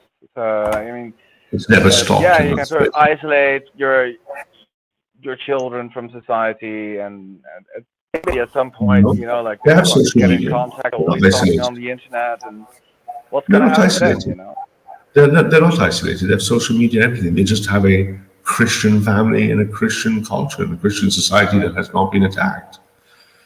So they are equipped to deal with social media. Yeah, So they well, can go until to I social see, media and until not I watch see, skeptical channels and suddenly say, oh, I don't believe in God because someone came up with some nonsense about the ontological argument, therefore no God. They're immune from, or they have a healthier, a more robust perspective. So absolutely, but the progressive cities, no, they're dead. Those children are being born into a material existence with no spirituality. Forget Christ, no spirituality. They're given nothing spiritual, nothing metaphysical. They're told their life is unconstrained freedom and the maximization of pleasure and the minimization of pain. And they will I inherit can their see, I can father's. see, I can see some Christian forms like living on, but you also have to take into account the last time I appeared on your channel, dear Ralph, it was a shit show with people who believe in the flat Earth, um, people who I don't know, like people had to sort of strict things. Evolution wasn't true, and like that's not how you can practice Christianity anymore in this day and age. The evidence is too overwhelming. I think it would be unfair to characterize a fundamental Christian for all the people who appear on my panels, and shit shows tend to be a relationship of dynamics as opposed to any one individual's traits, right? But no, yeah, what can I say? I've got lots of conservative people who follow me and lots of Christians, right? So obviously they would defend. The thing that fanatics about evolution, because they go, oh, I believe in evolution, like that means something when they barely understand it. But they go, I believe in evolution because they want to say I believe in science, right? So I stand in objective truth, but they don't. they stand in the fact that they don't understand evolution. It doesn't guide their daily choices. It doesn't form their identity. And yet they have been gypsy switched into thinking that somehow this is a stance that is in any way viable in comparison to the theological understanding of being in the Christian worldview. The fact that it's well, you not can being have them had both, in the Rob, West but is because it's completely absent. Right? There is yeah, a but you complete can have absence you can of have them both.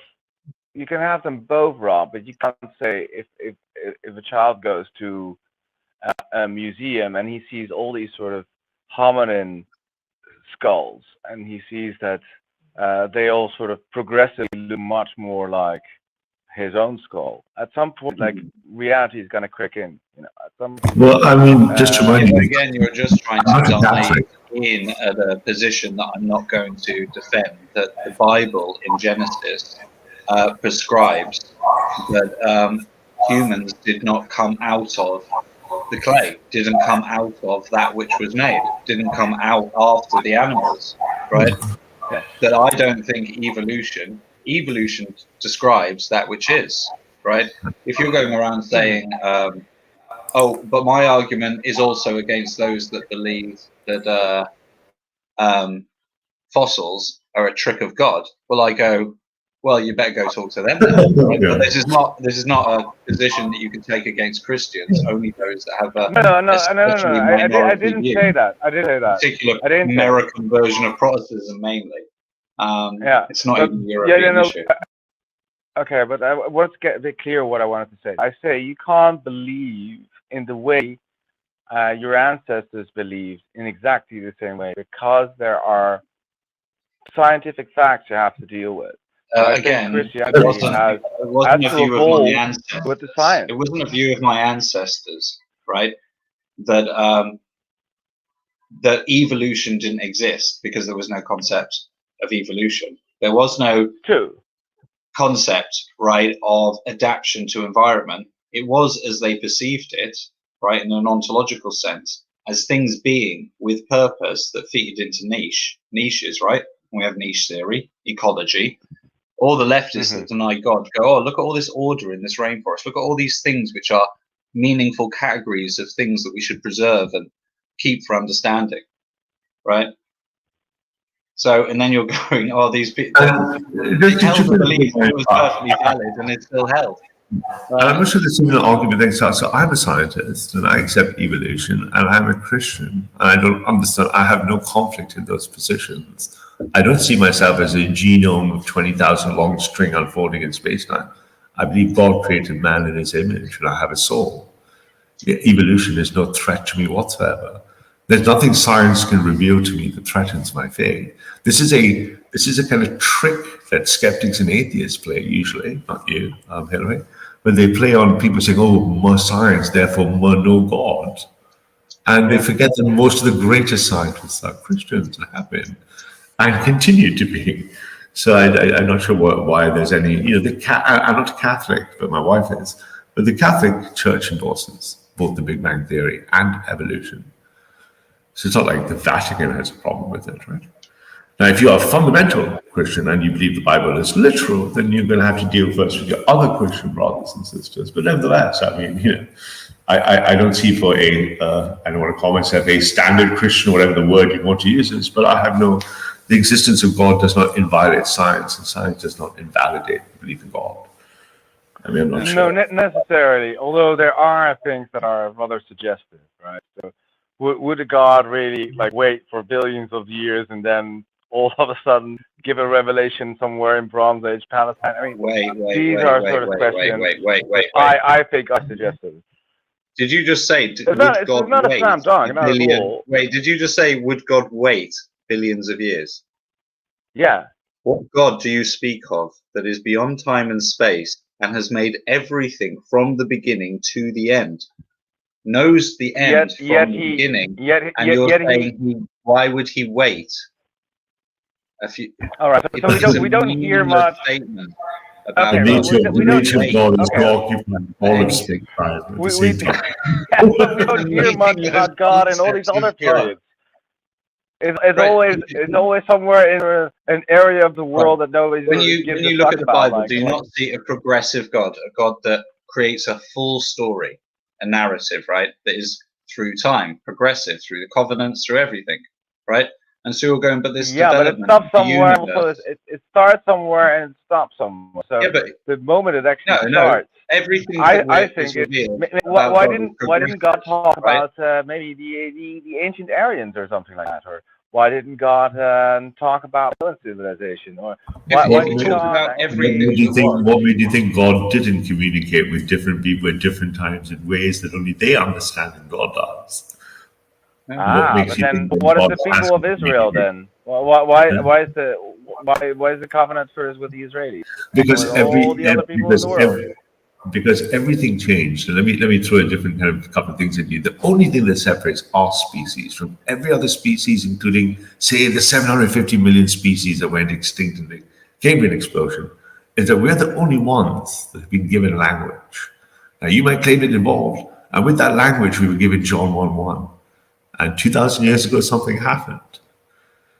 And 2,000 years that same thing is propagating today. Now, you can choose to disregard that, and that's fine. But those that believe don't disregard that, right? But no other species has had any way to access the creator like we've had, right? So we can eliminate all other species. And within that, it seems that embedded within the language itself is the pointer to the thing that Yes, but calls that us. doesn't explain like 100,000 years of human history when we don't hear anything about the Lord Yahweh. I mean, that isn't that. But we don't have any written language past that period, right? We only evolve our brain for languages in about 250,000 years old. We only had the third formal structure of language in the brain about Yeah, but I'm talking about the last 100,000 years, Ralph. so the last 100,000 I'm years, I talking think. about when Last ice Homo age is 11,000 years ago, right? I'm talking After about what 11,000 you're years, basically was asking for is fully why didn't God anatomically just, human and modern.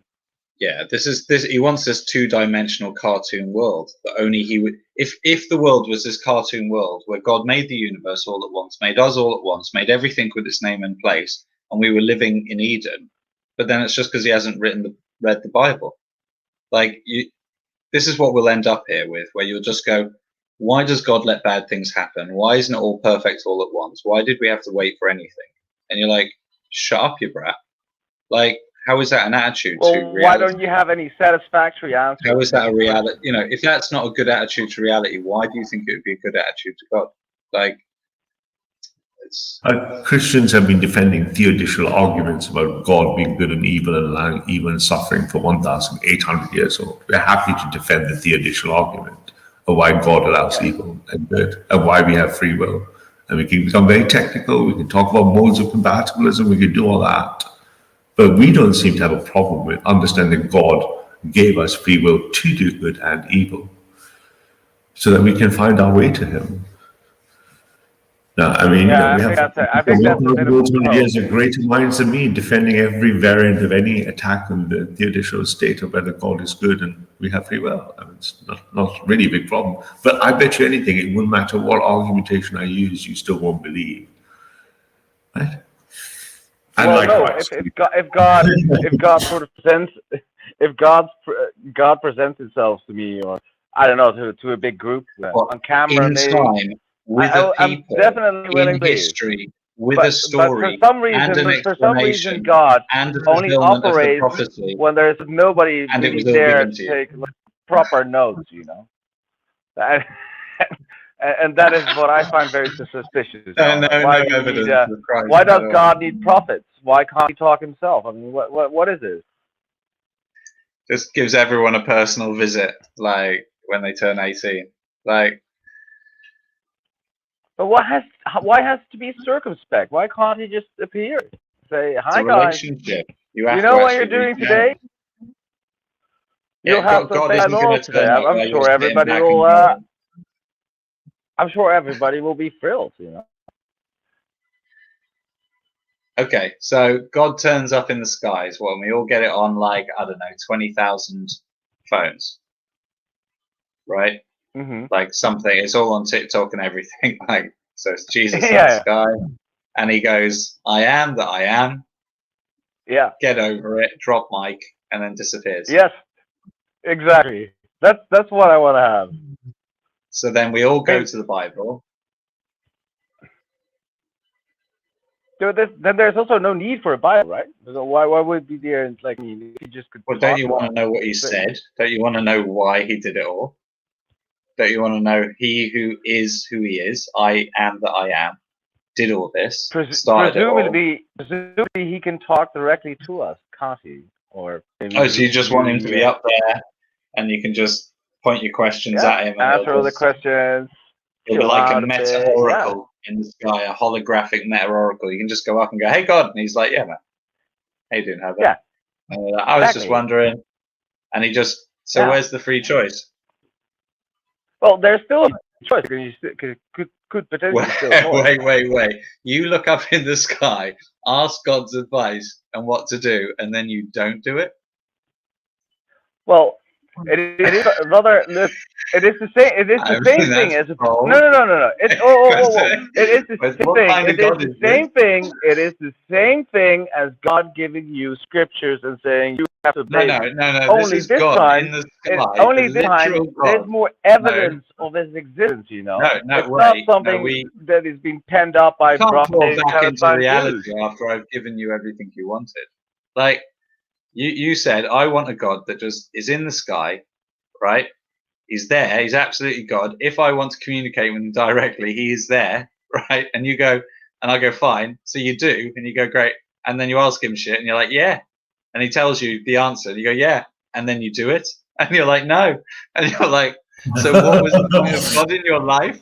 I've been recently doing some tours. Then I can just well, look. Then it's sort of an honest bargain. But now what I have to deal with is scripture that its origin is at least dubious. Let's be honest about this.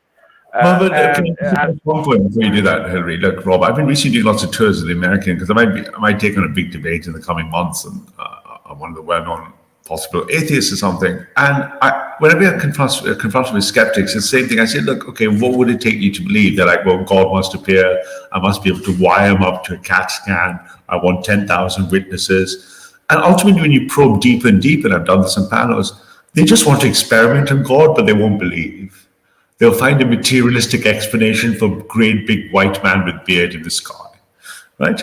Because they don't see faith is not access through reason and evidence, right? Faith is not access. There's no universe that is more real than the one that God exists in, right? Otherwise, it's just a laugh. It's just a laugh. When it gets really tough, when it gets really hard, it's just a laugh. What would make this nicer, better for me? 2 + 2 = candy. It's the it just breaks humanity. It's and but just you know, Dr. Systems. I mean, like, of course, it makes sense. You don't have to be an essentialist to think that they make sense. But in terms of making sense, you see, when I'll try to be open here. When you make sense to things, the question is, what is the thing that frames you when you say make sense? So if I want to make sense of some numbers, I use maths. If I want to make sense of a Midsummer Night's Dream, I need to understand poetry, right? And on it goes. So then the fair question is, what does it take to make sense of God? And the answer is not logic and reason. Yeah, but you have a quote saying, oh, no, it's not subject to reason. But in every other area of your life, if people use your word, if people say, yeah, you just need faith, like if somebody comes to you with a story, he's been abducted by aliens, and he says it's just faith. Well, you doubt that, right? Actually, that's deeply not true for multiple reasons. Let me try it's not true for multiple reasons. First of all, I don't enjoy music. I don't enjoy the hug of my partner or a kiss from my child. I don't enjoy the retro limited edition of Johnny Marr playing the guitar by anything like evidence and reason. And also technically from the brain, we now know that reason is 4 layers deep in our biology, and it's actually subservient to instincts and other processes first. Again, your ego tells you that reason has primacy. The age of reason tells you that reason is supreme, but you don't do that in your normal life. When you look at a girl you might find attractive in the street and she catches your eye, you didn't reason. When your partner hugged you and you felt a warmth, you didn't reason. Reason, Yes, listen. and when somebody is abducted by aliens, that isn't reason either. The problem is when you dispense with the category of reason, when you say, "Oh, I'll take things on faith, and I don't need any evidence." That's a big problem, because then you're willing to believe anything. And then what makes your God more special than somebody else's God, or somebody else's belief in aliens or other weird phenomena? Because one is true. Okay, well, how can you show that? Well, the question depends what. So this is why I flip on you and say. So when people say, "Oh, so I have to deal with lots of techies and geeks all the day," so I'm quite a technical mind, right? So things I like answers must execute against reality and computer science, right? So when people ask me something, usually when people ask questions, I try to immediately work out what is the framework in which the answer would satisfy them. So even with my missus, I told you what would satisfy me. So maybe I'm mystical. I just step out to top up my coffee. But what would you accept as evidence that would give you faith in God? All right. So a couple of things. Prayer is interesting, right? So if it turns out that Christian prayer is efficacious and God actually listens to people, well, it should be that people who are praying are more healthy, right? Because they often pray for the health of their loved ones. If I could see that in a science experiment, I'm willing to maybe. You want to see the power of prayer as some sort of test, right? You want to create two test groups, like an A/B test group. That's just one example. Like there are many examples we could use. If we actually find some archaeological evidence about some of the miracles of God, maybe that would be interesting. So again, but you see, when I hear your answers, I mean, very open. I hear your answers. All I hear is someone looking for materialistic answers based on evidence and reason.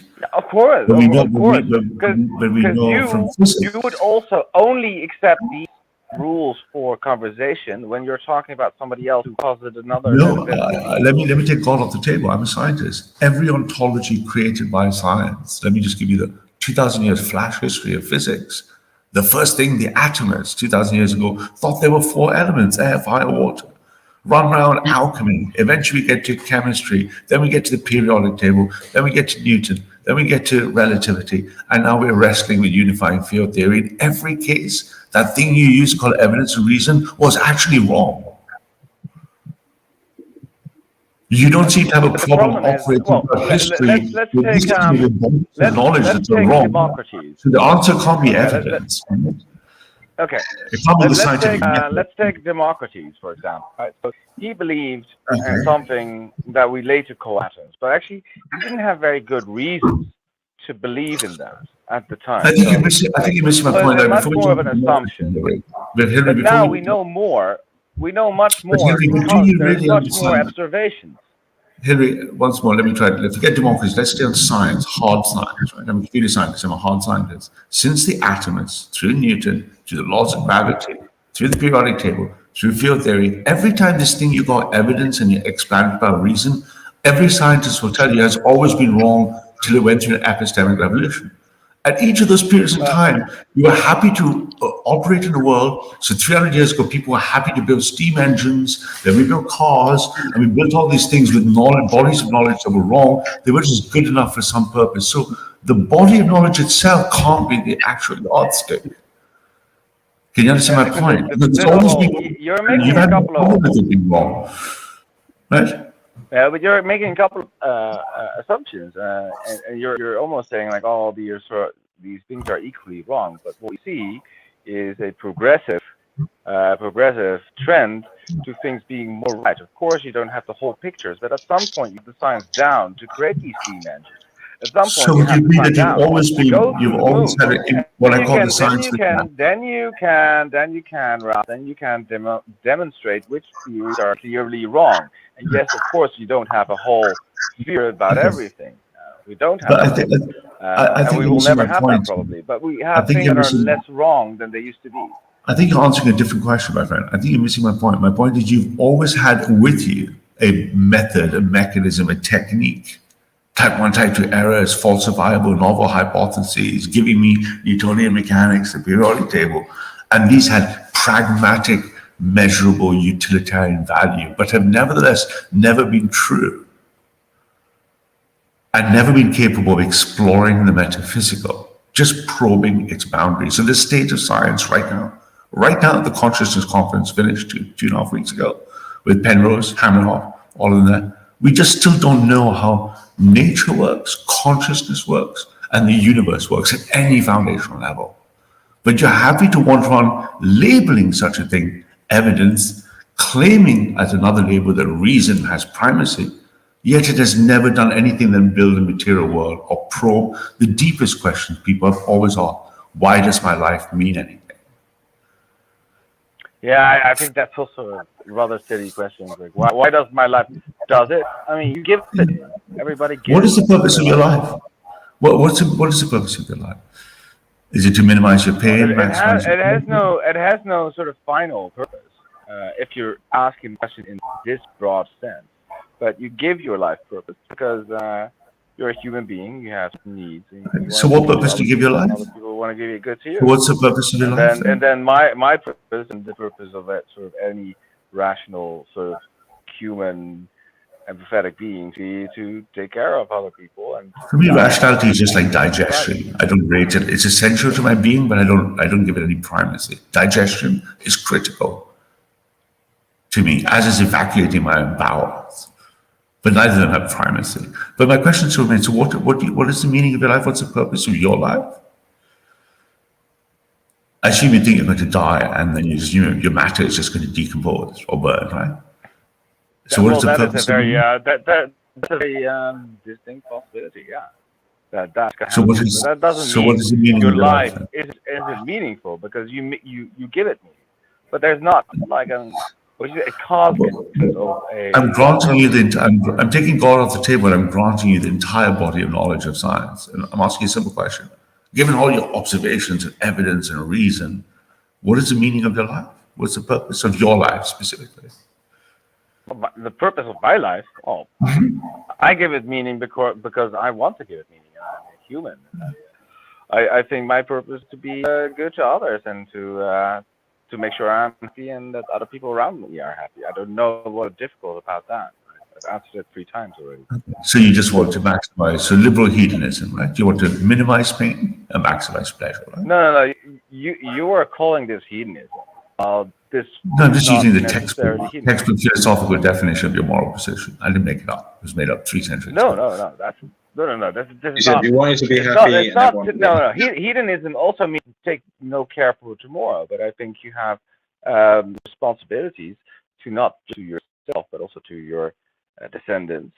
I think you have a responsibility to the people who came before you because they made it possible so that you could live where you live. All your descendants were just living under a physiological, psychological lie. Like everything was a lie. Only you now live in the truth on the very edge of the future, knowing that God isn't real and any purpose is just your own chosen one. There's no necessity in furthering the lie. It's not a unless lie. it makes sense.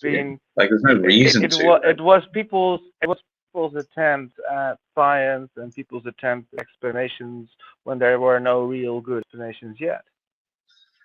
So what? There were a few very few individuals. There were some very few individuals who were brilliant and curious. The rest of you were just knew was not the truth, and something else. Yeah, but most people were just believing in a lie, which was God. There was a few that endeavored into natural history and were exploring nature, right, and the aspects of truth through mathematics, right? But these were like the fraction of a percent. If this is the case, that this is the only purpose, then let's just narrow that down to that which is, less demanding on what the rest of us are unnecessary. If we're just larping around, giving our own reason or giving reason to a spy daddy that doesn't exist. It's most almost of it like unnecessary. You're taking a philosophical position, because you want to have some purpose in your life. You were saying the value is in the truth revealed in the science. To believe in something bigger, and that's why you believe it. I don't think that's a good reason to believe it. When people say, I want to believe something, that makes me actually suspicious that it's true. But you were saying I should further the line because of science, and now we can like explore the truth. But you're like, yeah, but you probably won't. Like, you don't need to continue the line for that. Like, I mean, and we are not It's particularly it's doing not a it. lie. It's In not a fact, you're lie. not a It's scientist. Is there untrue. any reason for you to exist? I mean, surely by What? that definition, I could just look at the rest of humanity. Go, oh, this is these subset of humans have some utilitarian value. They're going to be physicists, doctors, and these don't. They just seem to want to listen to music, have children, and eat. So if I had a utilitarian argument, I'm still not getting any meaningful answer to the question of what is the purpose of your life, other than a selfish. As a geek, I would joke, you're just 20,000 genes unfolding in meat space, right? You're just unfolding I don't think as 20,000. a Christian, I don't think as a Christian, it's at all as how would you say, sort of transcendent and beautiful as you may think it is. God created you on this earth to worship Him, then to die, and then to worship Him in heaven again. I mean, that's also, I don't know, is that a purpose? It seems like a very selfless thing, doesn't it? It seems the opposite of the No, selfish. it's not. No, it's not a such thing, not a selfless thing, because God tells in His books that you have to believe in Him, or have you wish He never otherwise made you. go to hell. So that's not You a selfless damn thing. God for creating you, for making you worship Him because He made you. You're like, I wish you never made me. I wish I Isn't never that existed. like? I mean, like to be honest, right? So I think that it's a property of a narcissist. He says, "I'll give you a gift so you can love me," That's And what that's most not giving a parents are. gift, They're just just not giving a narcissists gift, wanting to have a And child. if you don't behave, People love them either, unconditionally. It's from Eden. It was just narcissism after that. They just wanted people to love them. That's what drives this There's a sense of eternal wheel. look at irony. the Old Testament. There's a certain irony when an Poor individual atheist, you just made the Job. case for, but surely as an individual atheist, you just made the case for living my life so I can enjoy and be it all about me. Actually accusing God of narcissism is quite interesting.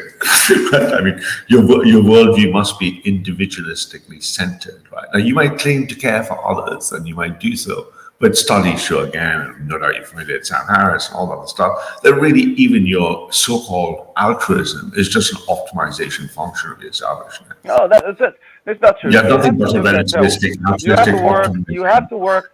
You have to look at the works of, for example, other people like Frans de Waal. He's like a famed primatologist. He doesn't believe in that kind of stuff. Like, this is not this sort of like a, how would you say, self-gene kind of thinking. Like it's not. It's all about materialism. It's all about people maximizing their individual need to how would you say, thrive. But people select. Either it's I don't know. Maybe Did you read any Frans de Waal? But maybe you don't understand the way I look at, say, the whole relativistic or subjective relativistic moral landscape type stuff is either, correct me if I'm wrong if I've misread all the stuff I've read, but either it's a cold, heartless evolutionary fitness function for group survival, or it's the individual agent acting in its own self-interest, and things like altruism are just extended functions of selfishness. Both materialistic explanations, one based on the individual-centric optimization of an individual gene, and others are group fitness functions for all genes in a cluster. No. You have no other explanation. What you're making it out to be is that people who are behaving altruistically will have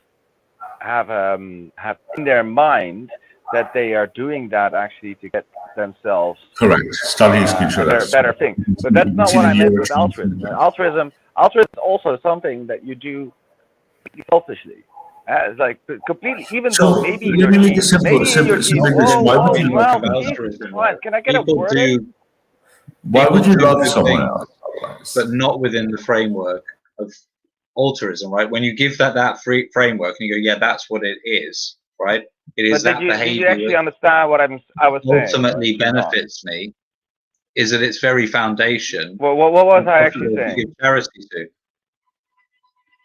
Okay, what was I? You're defending the fact that altruism can be done, right, with good intention. Therefore, it's not selfish, right? So you're just going, but my experience is I do things, and I go, right, when you do that thing which is good and isn't locked within the framework of altruism, what is it? because it isn't altruism. You've already escaped the frame of which you reject its premise. No. And I go, we choice agree. the word selfish, Rob. No. That's the word I want to selfish. actually respond, and if you could hear me out, that would be great.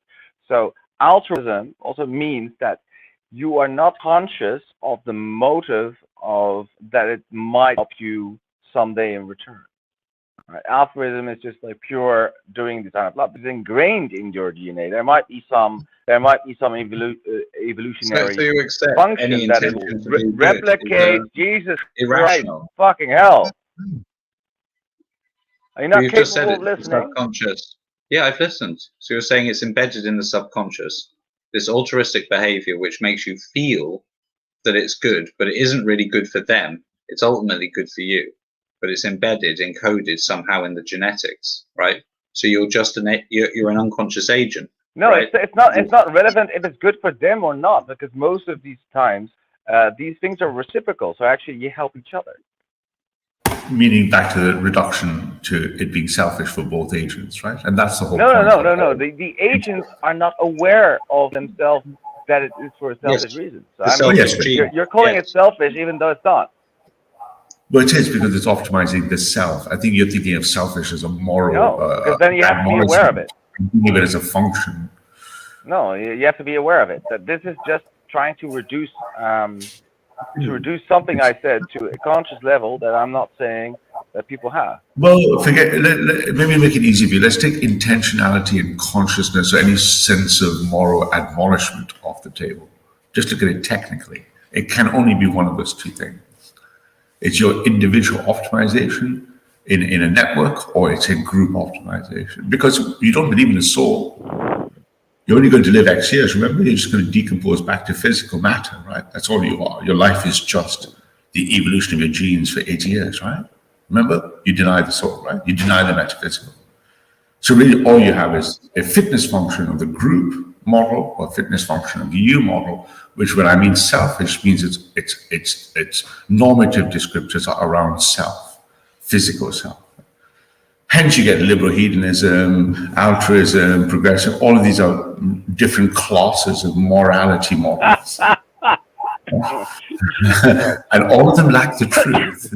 Odd. And all of them seem joking selfish. They seem very selfish as well to me. They don't seem particularly loving, right? But they like to virtue signal that they are, which is a fascinating trait, right? You know, I mean, have you seen the Me Too movements and all the progressive movements? They get the kind of the dopamine burst they get by stroking each other off to how virtuous they are. Pales in comparison with Christian giving, for example, Christian charity. So would you say that Christian? I mean, but then you're saying on the one hand, humans are when they're progressive, they're completely selfish, but then when they become Christians, they just find their altruism. I mean, that's also a bit. I don't know. It's not finding. It's not a property. Non-aware of how humans actually are. It's not a property of different me. cultural context and whatever. No, it's not So an attribute of me.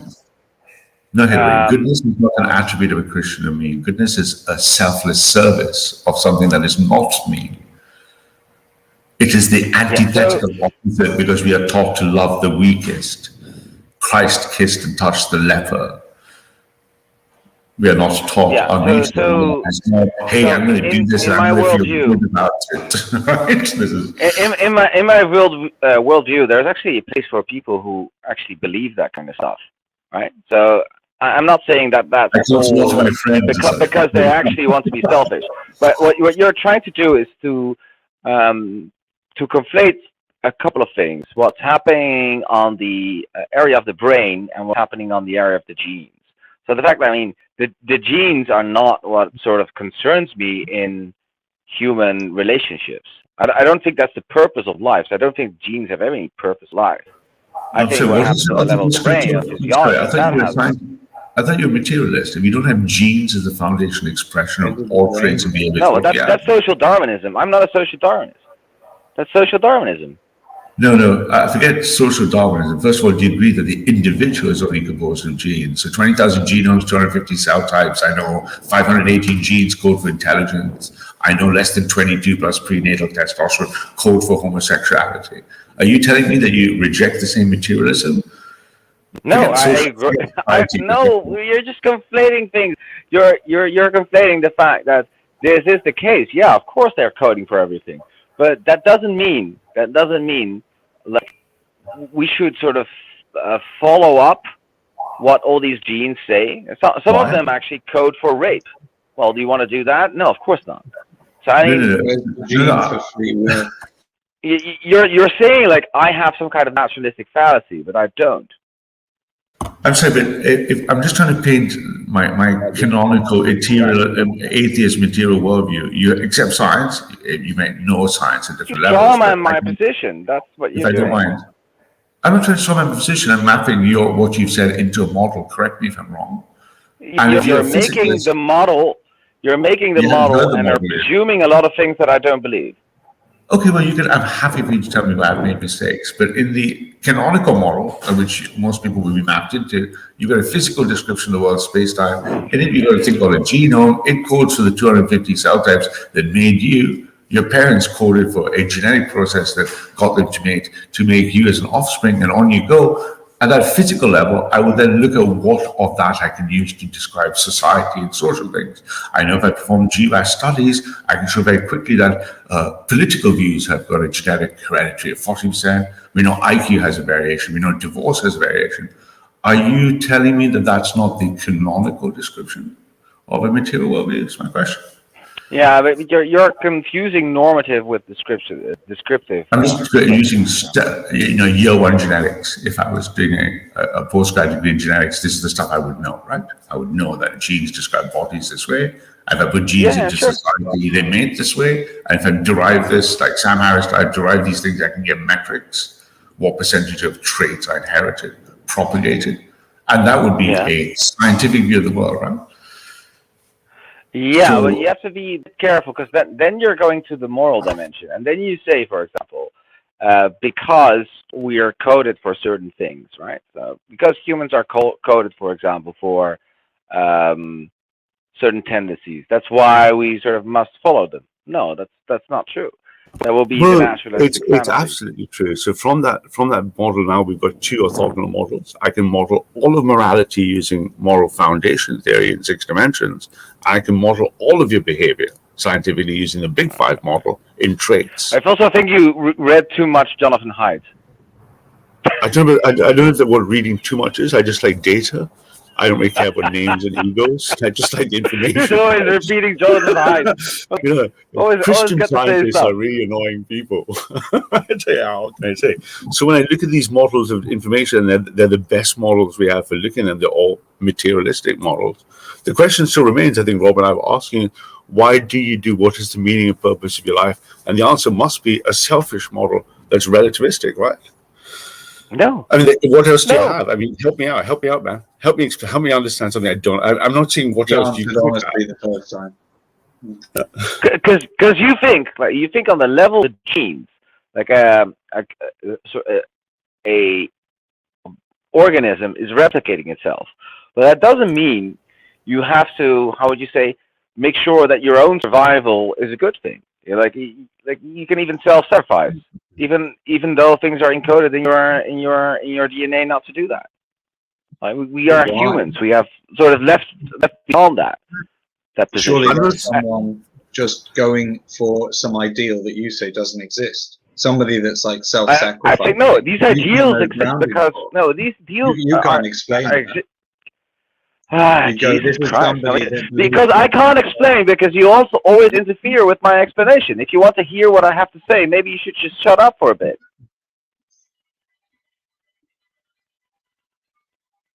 And that's what we call the selfish gene in practice. We carry on. All right. So the thing is here that you have certain genes, but that doesn't matter. Like it doesn't sort of change the moral dimension, because the moral dimension has to do with how your behavior impacts on others. How do you want to live your life? Because hey, you know that certain creatures have certain capabilities, certain feelings. You don't like you know how terrible it will feel if it would happen to you. So that there is where morality comes from. And also even with groups of animals, they're very how we say, very altruistic. Chimpanzees are very altruistic. Bonobos are very altruistic. They help each other, even though there's no sort of immediate Over 90% of the goal species of on this earth survival. live in it. Because if 90% your of the survival, species live predatorially. What no, are you but if talking about? your survival, no, if you think about this, We you know, eat like each other. then you would think that for a human, if you're like in a society of, I don't know, 100,000 No, people, we're not that would be animals. the best idea to kill them all, then freeze them, and then eat them. Like that will be how you perpetuate, and then you leave a couple of women over to fuck. If I mean, if we accepted that in is your not model that what humans are humans animals, do. That's not how the morality works, and that's not actually correct? how we Right, we are divine. perpetuate. We are completely different. We cannot judge ourselves as we judge animals. We can see altruism in animals. No, because animals don't do that either. No, Animals don't do that either. have trans material ideals, right? Which Yes, go they do. beyond. No, we don't have trans. No, well, look, the animals You do not have behave against civilization, each other. language, music, mythology, religion, culture in animals, right? We are immeasurably above that which is animal, not in our flesh, right? Particularly, Our but in our souls. mind, in our consciousness. And our souls. God has given us souls. God created all creatures, but He created man in His own image. So where is the He created a soul? gorilla in His own image, or a Labrador. Where's in the his soul own then? image. Can you give me any evidence of that soul? I mean, like, does the soul still work if you have a brain injury or something? Like, how does it work? Come on, do you not see yourself in some way divine, in some way really worth something, worth respecting, worth dignity, right? Do you not see, of course, that you want to see that among others around you, right? Yeah, of course. We're part of the Right, higher but you apes. do not see this. And we're the highest of the highest ape, I would say. Yeah, but you don't The see most that. complex You don't of see apes. that in. No, you do not see that in the natural world, right? An ideal. We see a lot of behavior that you see in humans. You also see in apes. No, you do not like see. The bases are there. Bases are there. You know, you can. Apes are very altruistic. They do things to each other. They groom each other. They help each other. They console each other. When another monkey dies, they turn into. They're very sad. They're mourning, stuff like this. You know, and they can really miss you when you haven't seen them for a very long time. So they're very much like humans in many ways. No, the majority of species spend all their time surviving and predating against each other in what's called the food web. Do you know that, don't you?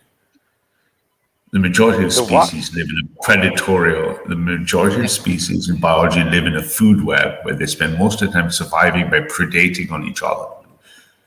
That's how we get. Yeah, well, that's how we used to live when we were hunters. But that's the current state of the scientific world. Not the Rousseauian, pre-Polis, pre-Socratean, ultimate white racist view of the noble savage that we must return to. Like, oh, it's so trash.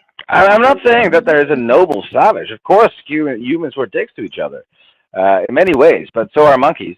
And I don't see how we are particularly better in many ways than you're not saying our sort of nomadic history. They eat them chimpanzees. Chimpanzees are actually like terrible. We weren't in some sort of Eden of mind. Terrible apes. But now, I don't believe. Where was the Garden of Eden then? Where was it? Like, was it in Afghanistan or in? Where was this? Where was this Montessori? ideal that you speak of? You say before. So why do you think it was so ideal before? Describe to me this humanity before it destroyed itself with religion and created cities and. I never said it destroyed itself with religion. I never said that. Well, where is this ideal then, please, that you were pointing to that was the before? Before what and when? I never said we were much more civilized before we had religion.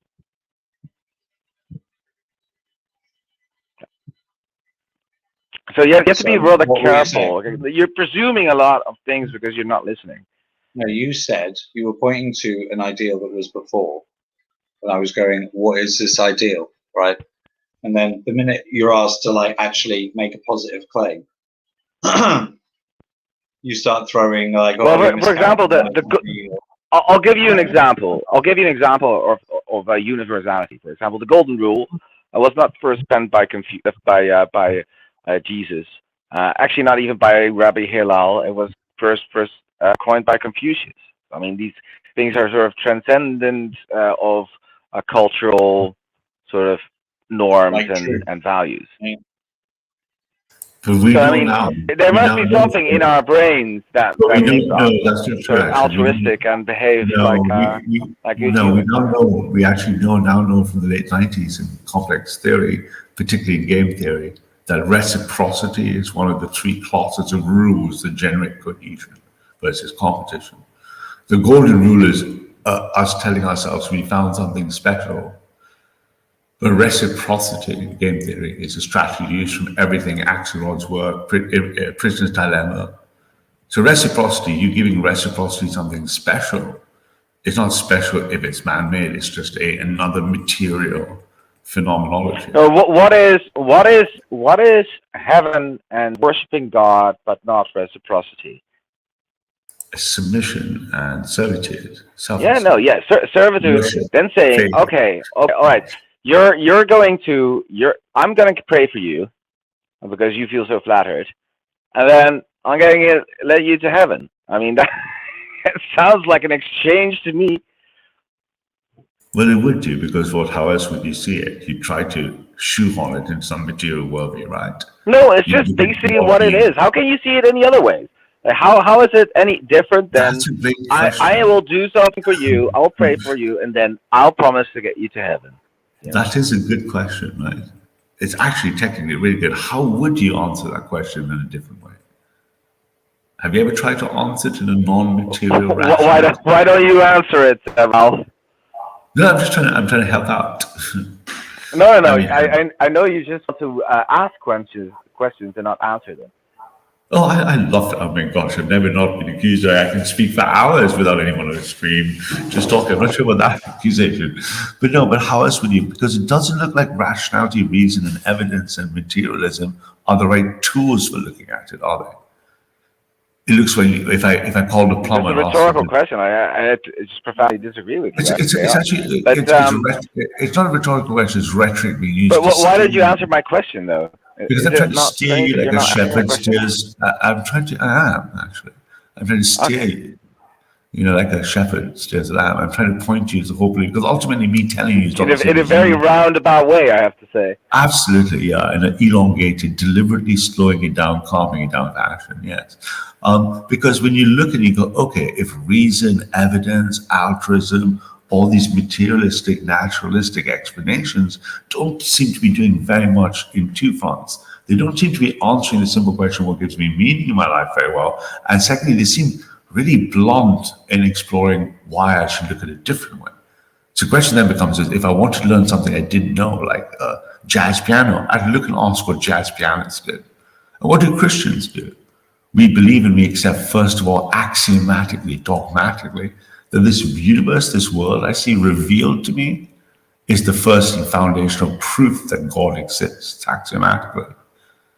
And my existence isn't my materialism, my rationalism, my optimization of pleasure and pain, but it's for me to try to get closer to Him, which I call goodness, and away from Him, which I call badness, if I was teaching Christianity to my little family members. And then the question becomes, is by being good, and seeing good, and feeling good, and doing good, are the right tools to which you will answer the question of what is God and what is the nature of God, to your limited capacity. It is fundamentally interesting, Ralph. You haven't come to that question yet. I hope you turn to it at one point or another. I'm trying to answer. So if I wanted the short version, what you need to do is learn how to see the world through God's eyes so that you can be good, see good, do good, act good. We call this thing the fruits and the spirits. And in that process of being good, doing good, because you will sin constantly, you will fail constantly all day. In that process in of itself will give you, and only you can see God that way. Do you understand my answer? Well, I think it's changing the subject. Actually, don't think it's dealing with my question. Honest. This is what a Christian would understand what I mean instinctively. Well, yeah. Well, maybe a Christian Yeah, A honestly, Muslim, a mate, Muslim, a Can't give Muslim direct will yeah, answers. understand. A even Jew will someone like that. understand, if that helps. A And Jew will understand. A Muslim will understand, right? In different ways, maybe. Yeah, well, it's a perfectly apologetic, never answering a straight So question. no, That's I'm trying to what ask you. So religious people let me tend to make it do. very pragmatic. When's the last time you volunteered? When's the last Have time you, I volunteered? okay, have you ever volunteered? Not so long ago, actually. Okay, so what did you do in your volunteering, if you don't mind? Well, I have seniors. You have what, sorry? I help senior citizens, you know, that Oh, okay, couldn't all right. You have okay, do their brilliant, excellent. groceries. That's something I do quite a lot. Absolutely. So, what happened during that process? How did you feel about it? What were you thinking of? Well, I felt good, and I'm glad to help. That's it. Yeah. What Did else you, do you need to fix? well, I'm trying to work out what your descriptions would be. So let me give you an example. I'll tell you the last thing I did about 10 days ago, because I'm in Berlin temporarily, and I've almost four different church groups. I had to help these German ladies, difficult with my German shit.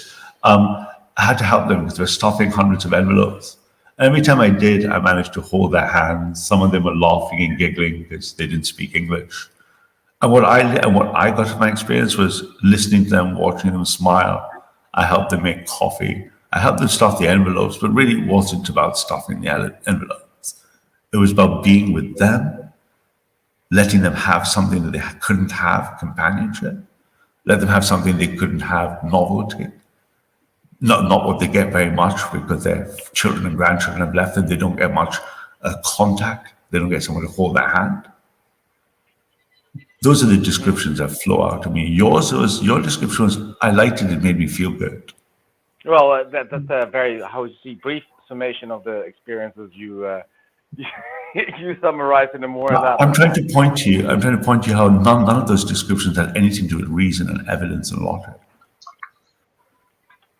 I don't think that. I didn't reason about any of it. I didn't use any evidence. I was conscious my time was being given up.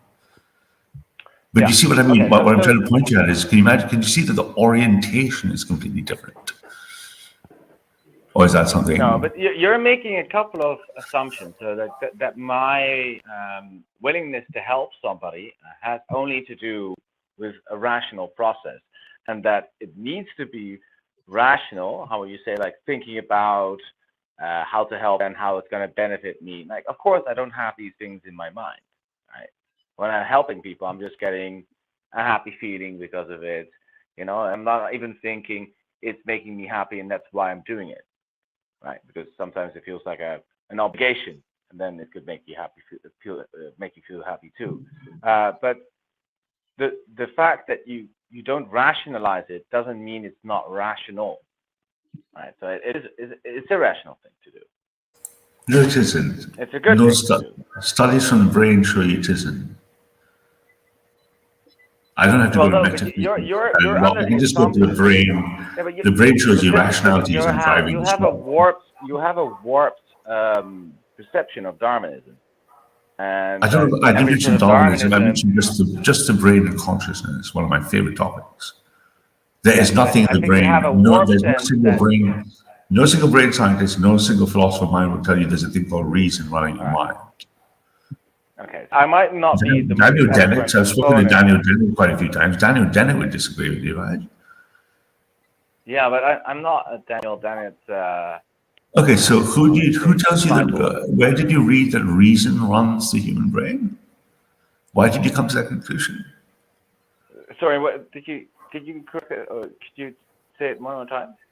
What gives you the idea, or why do you make the claim? Could you tell me who told you this, that reason is the biological process that runs the human mind or consciousness? Where did you get this information from? That reason is what? That reason has privacy. I don't know how to put this simply. That reason is the thing running your little head. I never said it always had privacy. I said when you're evaluating evidence, it should have privacy. But it doesn't. When you're talking about science, science should have privacy. All the latest big data marketing companies, Amazon's engine, all operate on the principle that humans are not rational agents. Every I single think piece of humans behavioral are marketing rational to a operate the degree. principle humans are not rational. Yeah, but look, no. The fact that humans aren't always rational doesn't mean that Yes. they shouldn't be rational.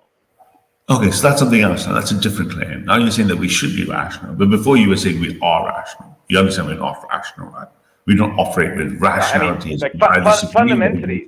fundamentally, what I'm trying to say is that human capacity for altruism and empathy isn't something irrational. Like it might work on the subconscious, but it's selfish. it It's not has a irrational. purpose. That's what I'm trying to say. Altruism is a selfish function. It's nothing to do with a rational reason. It's an irrational but selfish process. And humans, I by don't know. majority of their It behavior, the depends how ATVC are you. not rational actors. But you Well, said this well, before. You said literally, altruism should be a rational, the understood behavior. rationally It is understood. Yeah. because it is co-beneficial. It is the behavior through an evolutionary process, produces a behavior that, though seems irrational, is foundationally rational in its very material co-benefit to the two actors in it.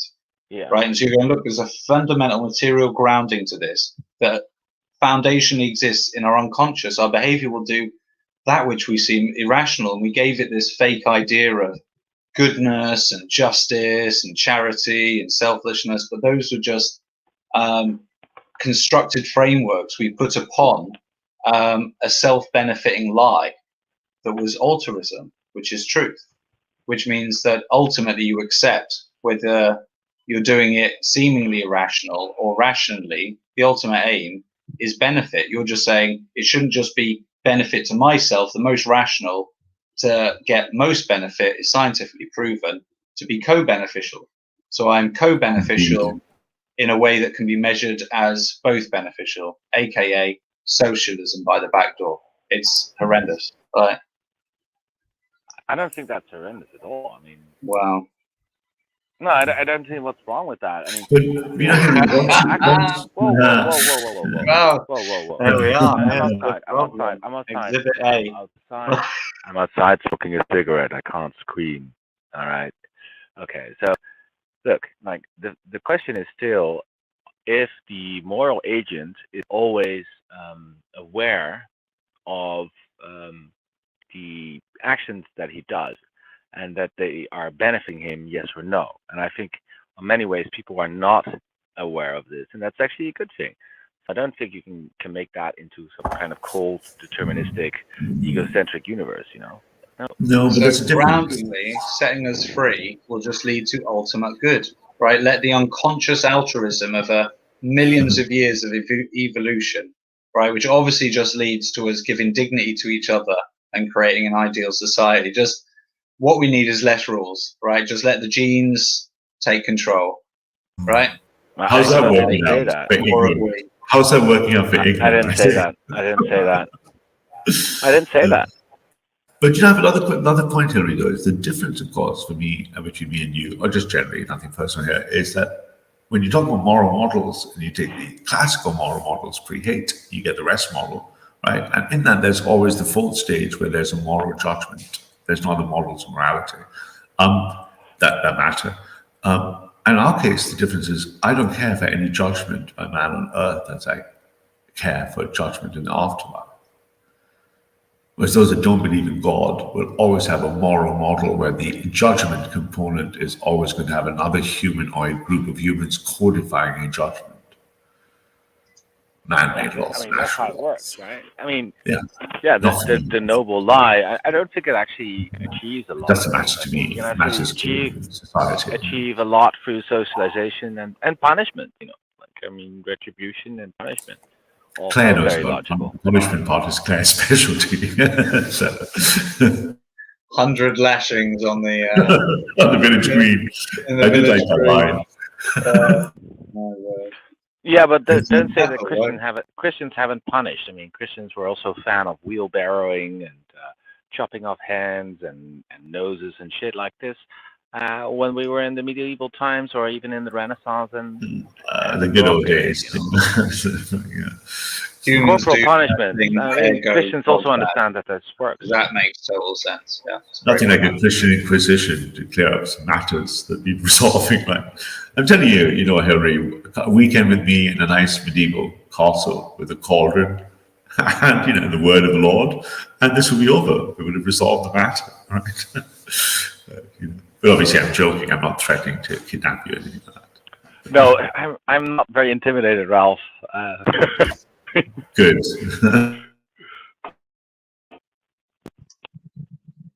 You're all about loving your neighbour, and well, I'm just saying, if he's all just basically about this wisdom of like, well, it's just about loving your neighbour and living in a good society and everything. Well, you're like, well, become a Christian then. Take the Benedict option or something. Like, listen to a bit of Bob the Builder. Like, be fruitful, be productive, and give it all away. You be in charge of the distribution of your fruits. Help others make fruits and distribute it. Like, you're just a Christian waiting to happen with this social ideal. Like, go for it. You'll be great. I'm not opposed to Christianity. I've never said I was. I'm just opposed to the secular economy. I think they're waiting for you, brother. The only thing I think is ideological aids. Well, that's so obviously I think actually, like Christianity comes very close to many of my ideas, also because I grew up in this culture.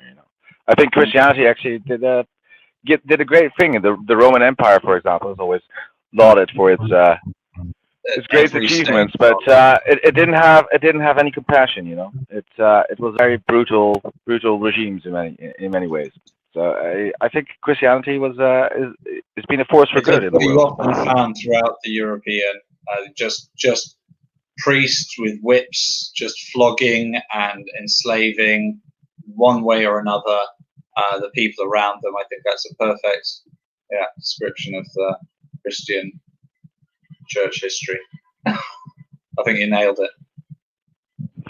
But there was a lot of whipping going on. You have to be honest about this. And of course, it wasn't always the priest. There was secular authorities. These people were all Christians.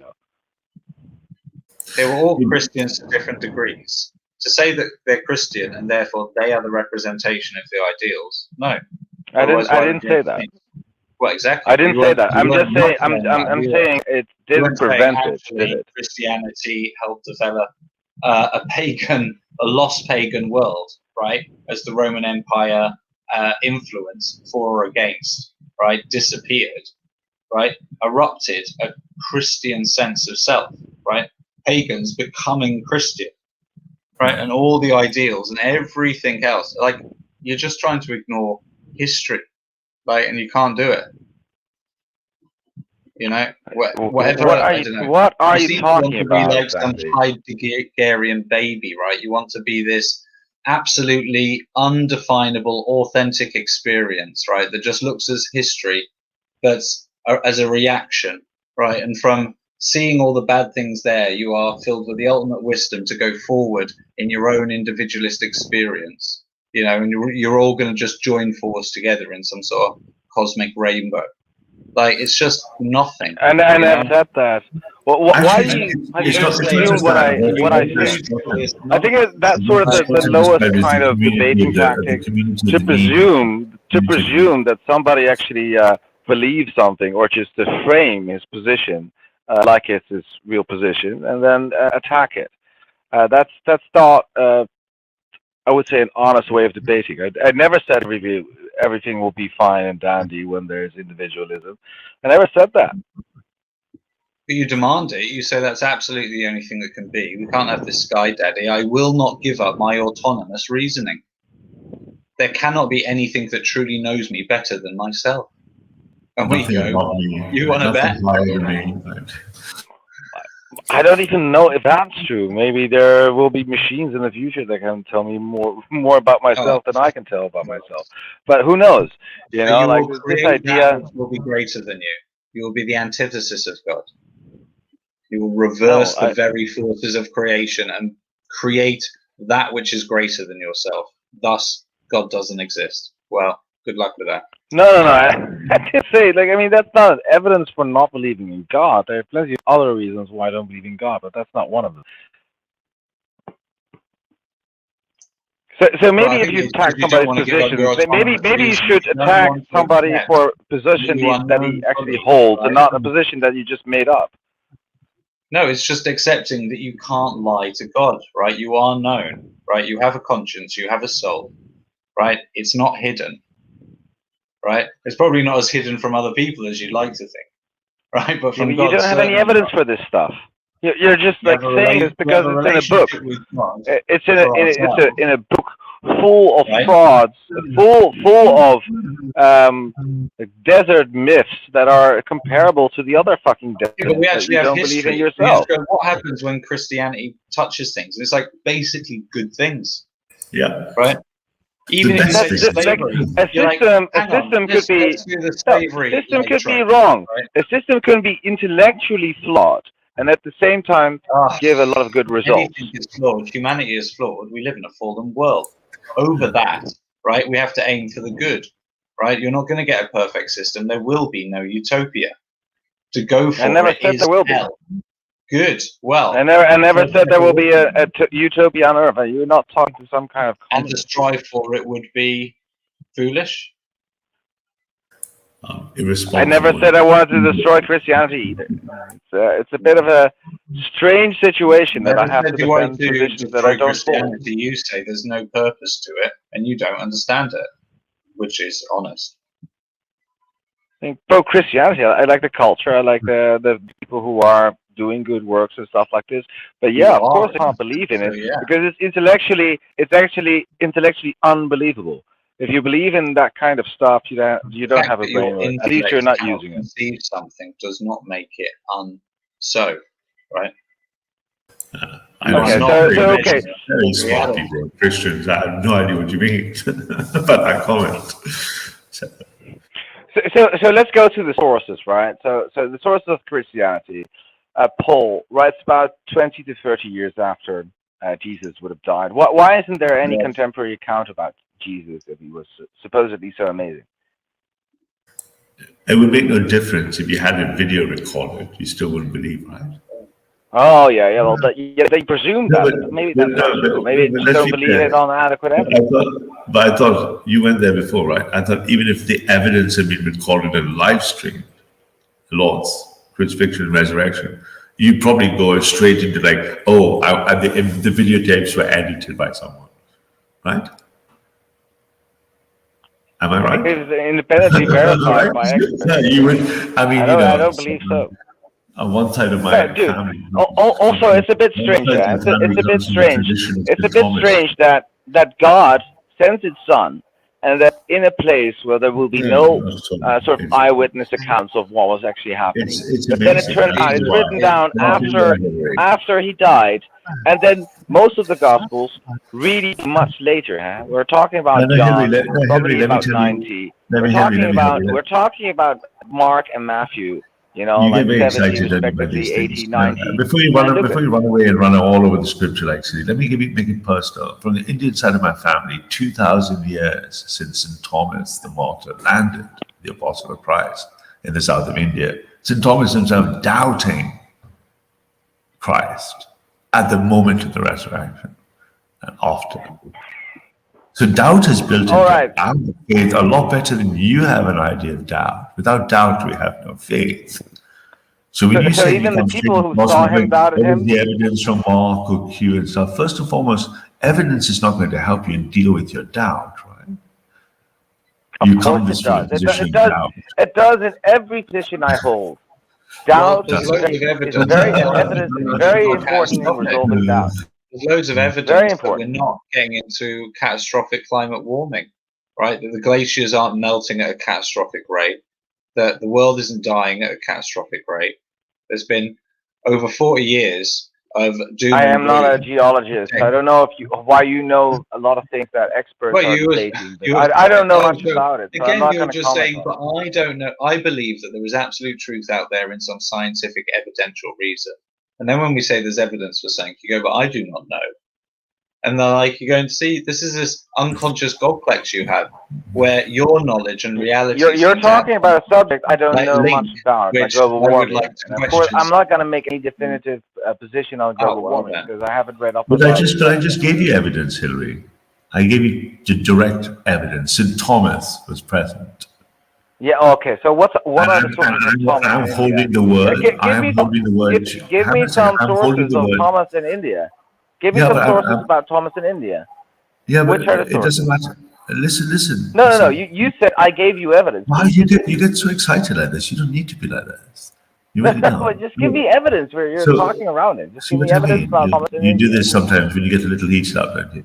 My point is, No, give me some evidence. I just want you to answer a single every question. time I talk, you're going to say, "Give me the evidence, aren't you? You're going to do that thing. You've done it before, haven't you? On the panels, you get a little excited. Yeah, but maybe because you're not giving it. If you let someone speak, you know, when we don't let you speak, you get very upset. You shout about straw manning you. But then Rob speaks, I speak, you get very agitated and impatient. Patience is a Christian virtue.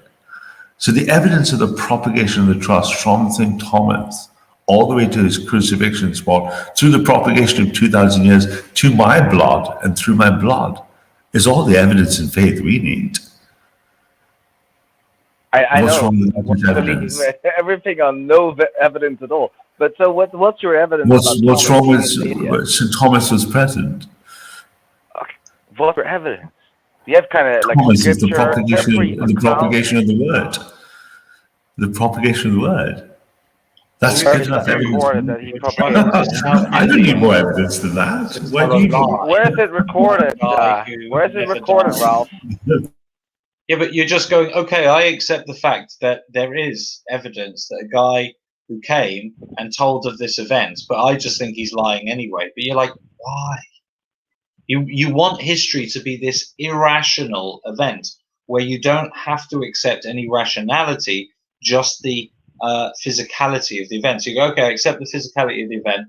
There was this guy that was with Jesus, came to tell his story, right? That did happen, but he could have just made it up. And you're like, for God's sake, why? How are these humans so different that they would do something so insane? Unless they absolutely believed it.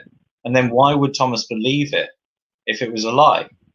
Right? Why did they get persecuted in the thousands? He had to press the flesh of Christ himself. Where did the lie start? A lot of people got persecuted for a lie, by the way, or for non-truth.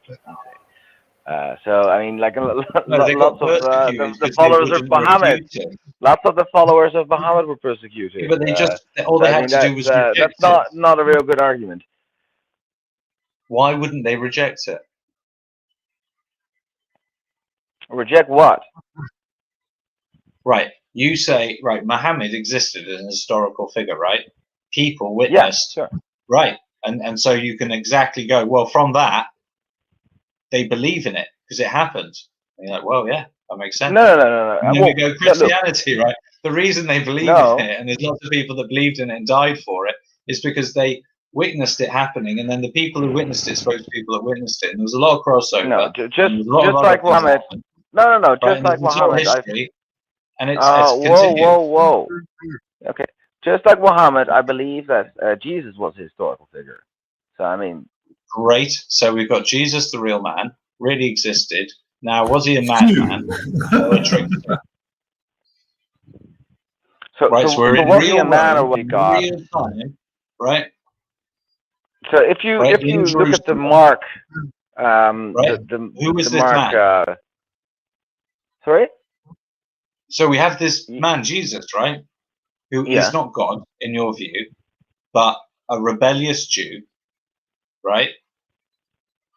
Who went around criticizing the Pharisees and the Sadducees on their religious hypocrisy, not interpreting the word of God correctly, right? Claiming to be God, right? And people I don't. There is a bit of a problem to claim that he is God. I don't know if he actually did that in Mark. To be honest, did he? You don't know why they persecuted him. You don't know why the Pharisees convinced the crowds to persecute Jesus Christ. Well, I'm not so sure if everything that's sort of written down about 70 No, years no, later, we've got after no. the We've events agreed that take place. Jesus existed. Did Jesus get Yeah. crucified? Did that man actually end up? Well, I on- think we have it on sort of good authority, also because of Josephus Right. Tacitus, So he did that get hung probably on a was cross. crucified. Yeah. Right. And Huh? that was quite a bad. That was pretty much the worst way to go. Right. It was the most humiliating thing. It was what happened to the scum and the hated. Right. Well, I'm sure there were some other methods that are worse, but yeah, it was not a very good way to go. Well, okay. But so. Oh, what about wheelbarrowing? Maybe that's great. Well, the purpose of the cross was that actually you couldn't breathe, right, unless you had to press up off the nail in your feet to lift up your shoulders to get a breath in, right? So you'd be hanging off your hands in pain, right, and you'd have to push off in your legs in pain. And if they could hang on for long enough, that's why they'd break the ankles, right? So you literally couldn't lift yourself up and breathe, so you'd suffocate. So they'd be for anyway. So yeah, I don't know, pretty bad anyway. So we're thinking that he must have done something pretty bad. And the crowd were that he was going, he's not guilty, but you're saying this could be a lie. But the crowd were definitely wishing it to happen, which could be a lie. But either way, he was hung on a cross for heresy, right? Claiming to be God. And then they go, no, he never claimed to be God. And you're like, what the hell are you talking about? He was killed for calling himself God. He was killed for calling himself the Messiah. Well, no, we don't actually know that. Is that actually in the Testaments, or the free sort of accounts of Jesus? It's in Very Matthew. much in their accounts, right? You agree with that, right? So, for example, I think Mark, he doesn't say anything. To keep your idea that everything, you think everyone kept the text and beliefs and didn't question it to the level that you're questioning it, and then much deeper. Like why? No, but if you're saying you're saying that there's sort of you're saying that there's one full account of this whole story. Well, what you're just doing is just blurring all these different accounts of Jesus. No, I never said that. And then selecting which one you like and which one you don't. In some parts of it. Never mentioned one book of the Gospels. We were talking about the historical truth of Jesus, and you go, yes, there was a man. And what else are we going to use but the Gospels? Persecuted, and again, you said yes. Then we go, well, he must have been persecuted for saying, and we're like, yes, and it was for claiming to be God. Yes. No. I actually, I was more dubious about the other. I don't know what kind of figure he was. I don't know if he was a revolutionary rabbi, or maybe just a crazy person. A person who had gone. Well, I don't know. We don't know. I can't really tell all of these stories that are written down much later than the accounts were taking place. We don't even trust. We don't even trust Thucydides, and he was at the time written about the Peloponnesian War when he was there. We don't trust his accounts. What makes you think that we're going to trust because there's multiple accounts that are written down? Right? 70 years, 60 years, 50 years later. Jesus and the things that were said that he had done, right? So it's not a lie that came along later, right? The lie of Jesus was consistent in lots of places, to the point that there was enough consistency and subtlety and consistency in the gospel that when you had a lot of new ideas coming out, right, in the Gnostic Gospels and these kind of things, that they were easily identifiable because they were so off the doctrine, right? Formed by the consistency from multiple points of view with focuses on different aspects of importance. But we were talking you don't think the New Testament is contradicting itself?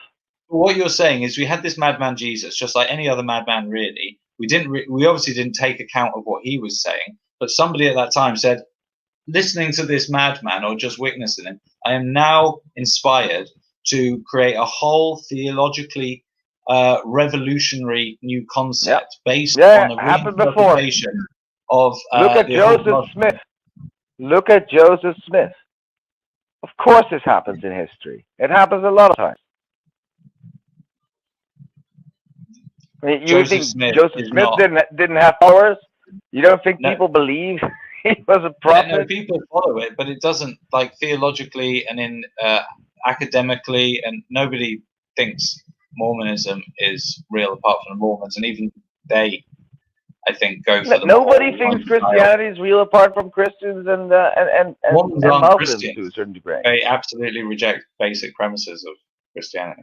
So, Yeah, so what? But that's talking for your position. well, then they're not I mean, Christians. who are you? Who are you to deny? Who are you to deny Joseph Smith as a prophet? No, we have the Council of Nicaea and just so many other things which deal with lots of Arianism. Lots of what these was the Council of Nicaea? Was that like 325? Yeah. Yeah, that's amazing. I mean, yeah, so in 325, they knew exactly what Jesus said. I mean, it's just... Well, yeah, they had all the material. There was thousands and thousands of documents that made up the Gospels from, comparing. Yeah, the thousands and thousands of documents that are contradicting each other. Mark is contradicting Luke. Luke is contradicting John. There are so many things out there. You think Christianity has just been living this total lie? You think all the universities and all the departments are still studying Christianity, even though they know, like you, that they just contradict each other? They're just like your ability to. We are studying Muhammad. What do you think? That was true? You think that's true? Because we have many departments studying Muhammad, you think everything that is claimed about him in the Hadith literature is true? Come on, give me a break. No, not that. Your claim that the four Gospels clearly contradict each other. Yeah, they do.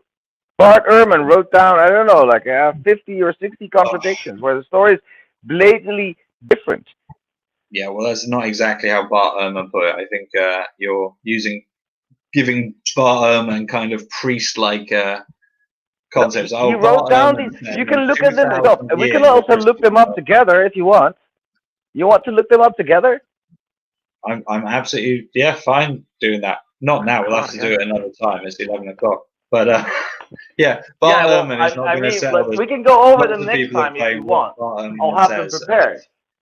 But for example, I think there was actually, for example, like who was at the. Are you seriously saying that Bart Ehrman has broken Christianity and everything now is just cope? No. He just lists them. These are things that have been familiar for a long time, but he just writes them down. You can look them up yourself as well. Fine. I don't think it's going to rock my world. No, because I don't think you want to be rocked, and because you want to believe. Well, it's not that I wanted to leave. When people choose emotion over conclusions, it seems that I've tackled ideas that you're not even aware of. So, in this sort of position, it's like coming from an atheistic position, understanding it perfectly well, right, and then doing the work and tackling these ideas that you seem to want to go, no, it's not about that. May lead you to a truth that may lead you to something higher than you're sitting on now. But I obviously pray and hope that it will be the truth in Jesus Christ. Amen to that. Yeah. But maybe he's got a different destiny for you. Who knows? But I'll say good night and God bless. It has been a fascinating day as well, actually, because we've got a big day tomorrow. It's quite late here. So, thanks, I think you're going to be good friends, you two. I think you're going to be perfect buddies. And I know Claire has given us an expiration date for secular Quranism. Sometime in September, she says. I think I saw it flash on earlier, Claire. It ends. This ends now. Shall we give Claire like a timeline? Maybe when she has like converted maybe 10 people or something. Like, I'll give her another year. And then I hope that at least. I thought Claire flashed a date earlier. Did I miss that? I thought I saw it flash. 16th of September, the Day of Atonement. There you go. I'm waiting for all the Abrahamic faiths to repent. I'm waiting for Christians to repent of 2,000 years of idolatry and blasphemy. And I'm waiting for Jews to repent of. Claire, is this happening at your place? Out to Christians earlier. And Claire really needs her own pinky, so it can be a proper brain and pinky sort of thing they've got going on. Yeah, Ralph, could you live stream that actually? could you live stream this Yom Kippur event when everything will I don't know turn out well? All the Jews will tell I was wanting to know everybody where I would like to secular Quran attend. is If there's from. a sort of if there's a dungeon or some place it's occurring, I want to witness it myself. So no, I mean, I'm not running my battles right now with the alt-right about Jews. I'm not going to be streaming any Yom Kippur event. So.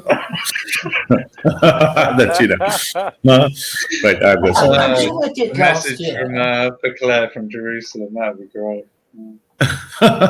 Telling me Well, basically they you're are calling aware of me. it. So that should be high for Well, HQ. I hope they're not aware of our last conversation, Claire. So how many million did again die in the Holocaust? How many was it? I don't think they care about these things, you know. Are you a Claire's revisionist, not- Claire? Claire's No, I just refuse to. You know, I think it's better that I make my point that I don't want to get involved in this, rather than enter into some tedious dialogue with Connops who just wants to show off his knowledge about Zyklon B. And Claire, I take a different position How on many this. people was there one Jew that actually died in the gas chambers? Claire? I have a different position on this. The greatest trick the Jews ever played on us is pretending that they were special. I think we should not be talking about the Holocaust, any such thing. Let's talk about Christ in England, some of that. Jews are special. They are part of the solution. New Jerusalem, just full. Retake Constantinople. I think actually Ralph is more right. I think Jews are not very special, and I think They're magic and special. no, they're not. And I special respect their magic specialness. Yeah, you still believe like the old right that they're some kind of space aliens with magical powers, but they're not. You know, they're just human beings, just like you and me. Honestly, I think Claire's going through some sort of Freudian thing. Like, I think she looks at the Western man as like the ultimately failed father, and so in rejection, she's going to embrace the Eastern Chad alpha male, like as the new lion of the pride. Like, is there sort of psychosexual attraction to the swarthy man with the sword? Well, sadomasochistic. No, it's Connops who is a sadomasochist, I think. You have a favorite fantasy. I don't always want to whip people, Connops? Yeah, I don't want to always whip people or want to be whipped. No, I don't want to do it. The authority is an object. No, you know what, Connops? I'll give you the job. I'll give you the job.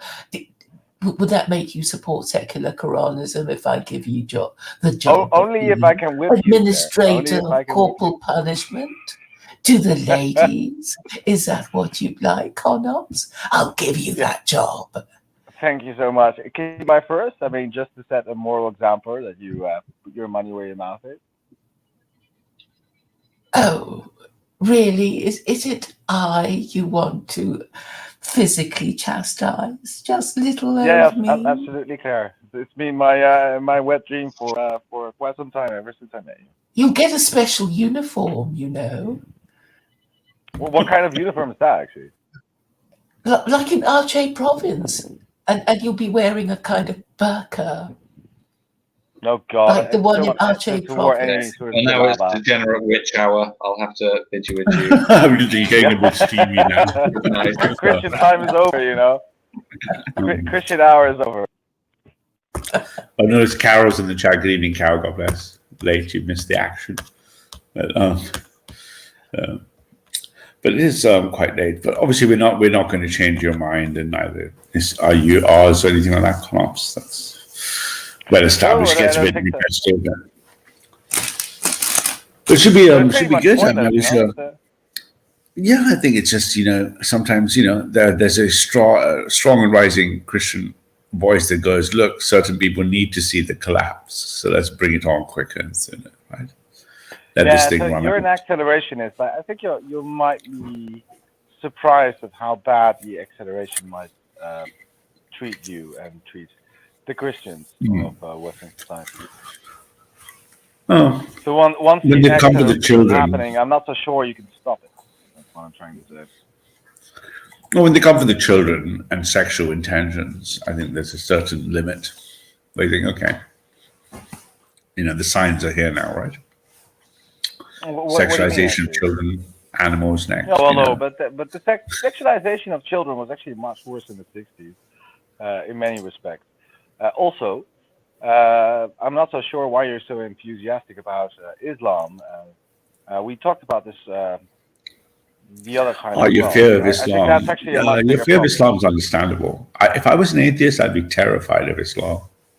If I was a secular atheist Western, I'd be looking at Islam going, this thing looks dangerous. And you'd be right to be afraid. So I think As Christians, we're not afraid at all. as a Christian, you should be also very worried. I know as what Christians, Islam- we have a perfect military record almost against the Muslims. Yeah, but not We, in a, in a we defeated position- 104 position- caliphs. You were in a position when you had strength. By the way, they were at the gates of Vienna. So, I mean, it's not like Not really worried about the Muslims militarily. I'm worried about the collapse. No, of but you should Christianity. be worried about. Nah, they'll just kill worried him. about a culture that gets a pass from No fear in the countries Christian like that. side. Not worried about Muslims being a military threat. On the other hand, unlike Can you, you- I'm also not scared of Muslims taking on and defeating global homo, smashing LGBTQ, dealing with homosexuality. smashing you. Okay, that doesn't alarm me. It alarms secular atheist Europeans, but it doesn't alarm me. I'm like, okay, Well, the Muslims are going to it should stand over actually alarm outside you. schools and shut Well, down LGBTQ. I'm like, Christians have do it, bro. How many Christians have fled Iraq in the last? Look, in the battle against 20 years? evil, I will take all allies in the battle against evil. If the Muslims are going to stop LGBTQ education, they're going to make sure women are modest. I mean, they're doing all these right things. I'm like, okay, why is that? Well, It what do you doesn't mean, scare women are me. modest?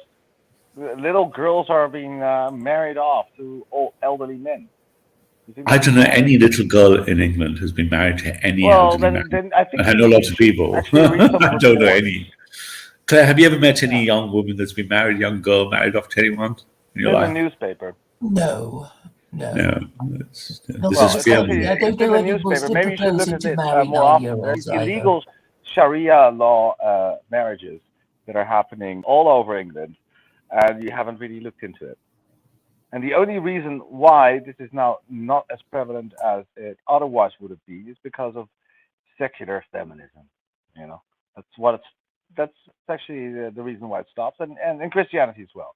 But if you think that if you leave more room for that culture, it's going to be any better, then I think you're naive.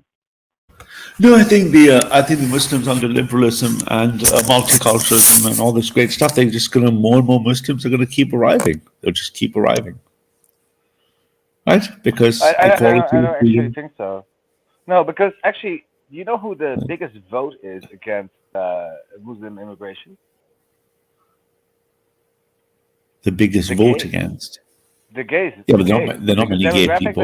that votes against more. Yeah, but they're Muslim tiny immigration. percentage. The gays. Gays are tiny Well, percentage. they're a people. tiny percentage, but they are. If you look at it demographically, this is the division of their voting pattern, and you see this also with people who are quite liberal. Like in a country like the Netherlands, where I come from, you see that people actually want to protect liberal values, while on the other hand, a party like the Christian Union is in favor of unbridled immigration. So it's not as simple as you think it is. No, it's very complicated politics, but I know one thing is Islam is immune to all that stuff. And more Muslims will keep coming. Well, that's not entirely true. I mean, the battle is to make coalitions with people who want to at least reduce immigration significantly.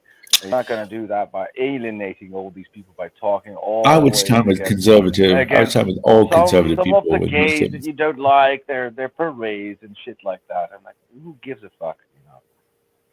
But that's I mean, it. We did that's not going to phase out Western civilization. What's going to phase out Western civilization is a potential Islamic takeover.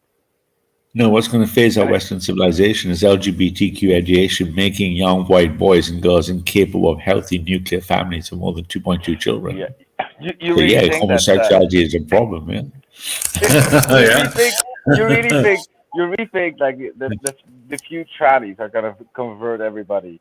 And, I'm not worried about a and few make trannies. the They're whole nobody. world anti-nuclear family. Have you seen the I mean, that's just LGBTQ that. education curriculum in England? Have you seen it in America? Have you seen what they What do? They're effect does coming it for the have? kids. They're coming for them. I mean, you seem a bit behind the LGBTQ curve. I know. So I know. I believe. Islam has the right attitude towards LGBTQ. Islam is right about rooftops, right? I mean, what can I say? Islam is right about rooftops. You would go throw gays Yeah, come on, that's on funny, right? rooftops. Yeah. You don't think that's funny? So I actually don't think that's funny. Yeah. No, I but don't you know think how like a sensible person would think that's funny. it's just this dark sense of humor, no doubt. But Yeah.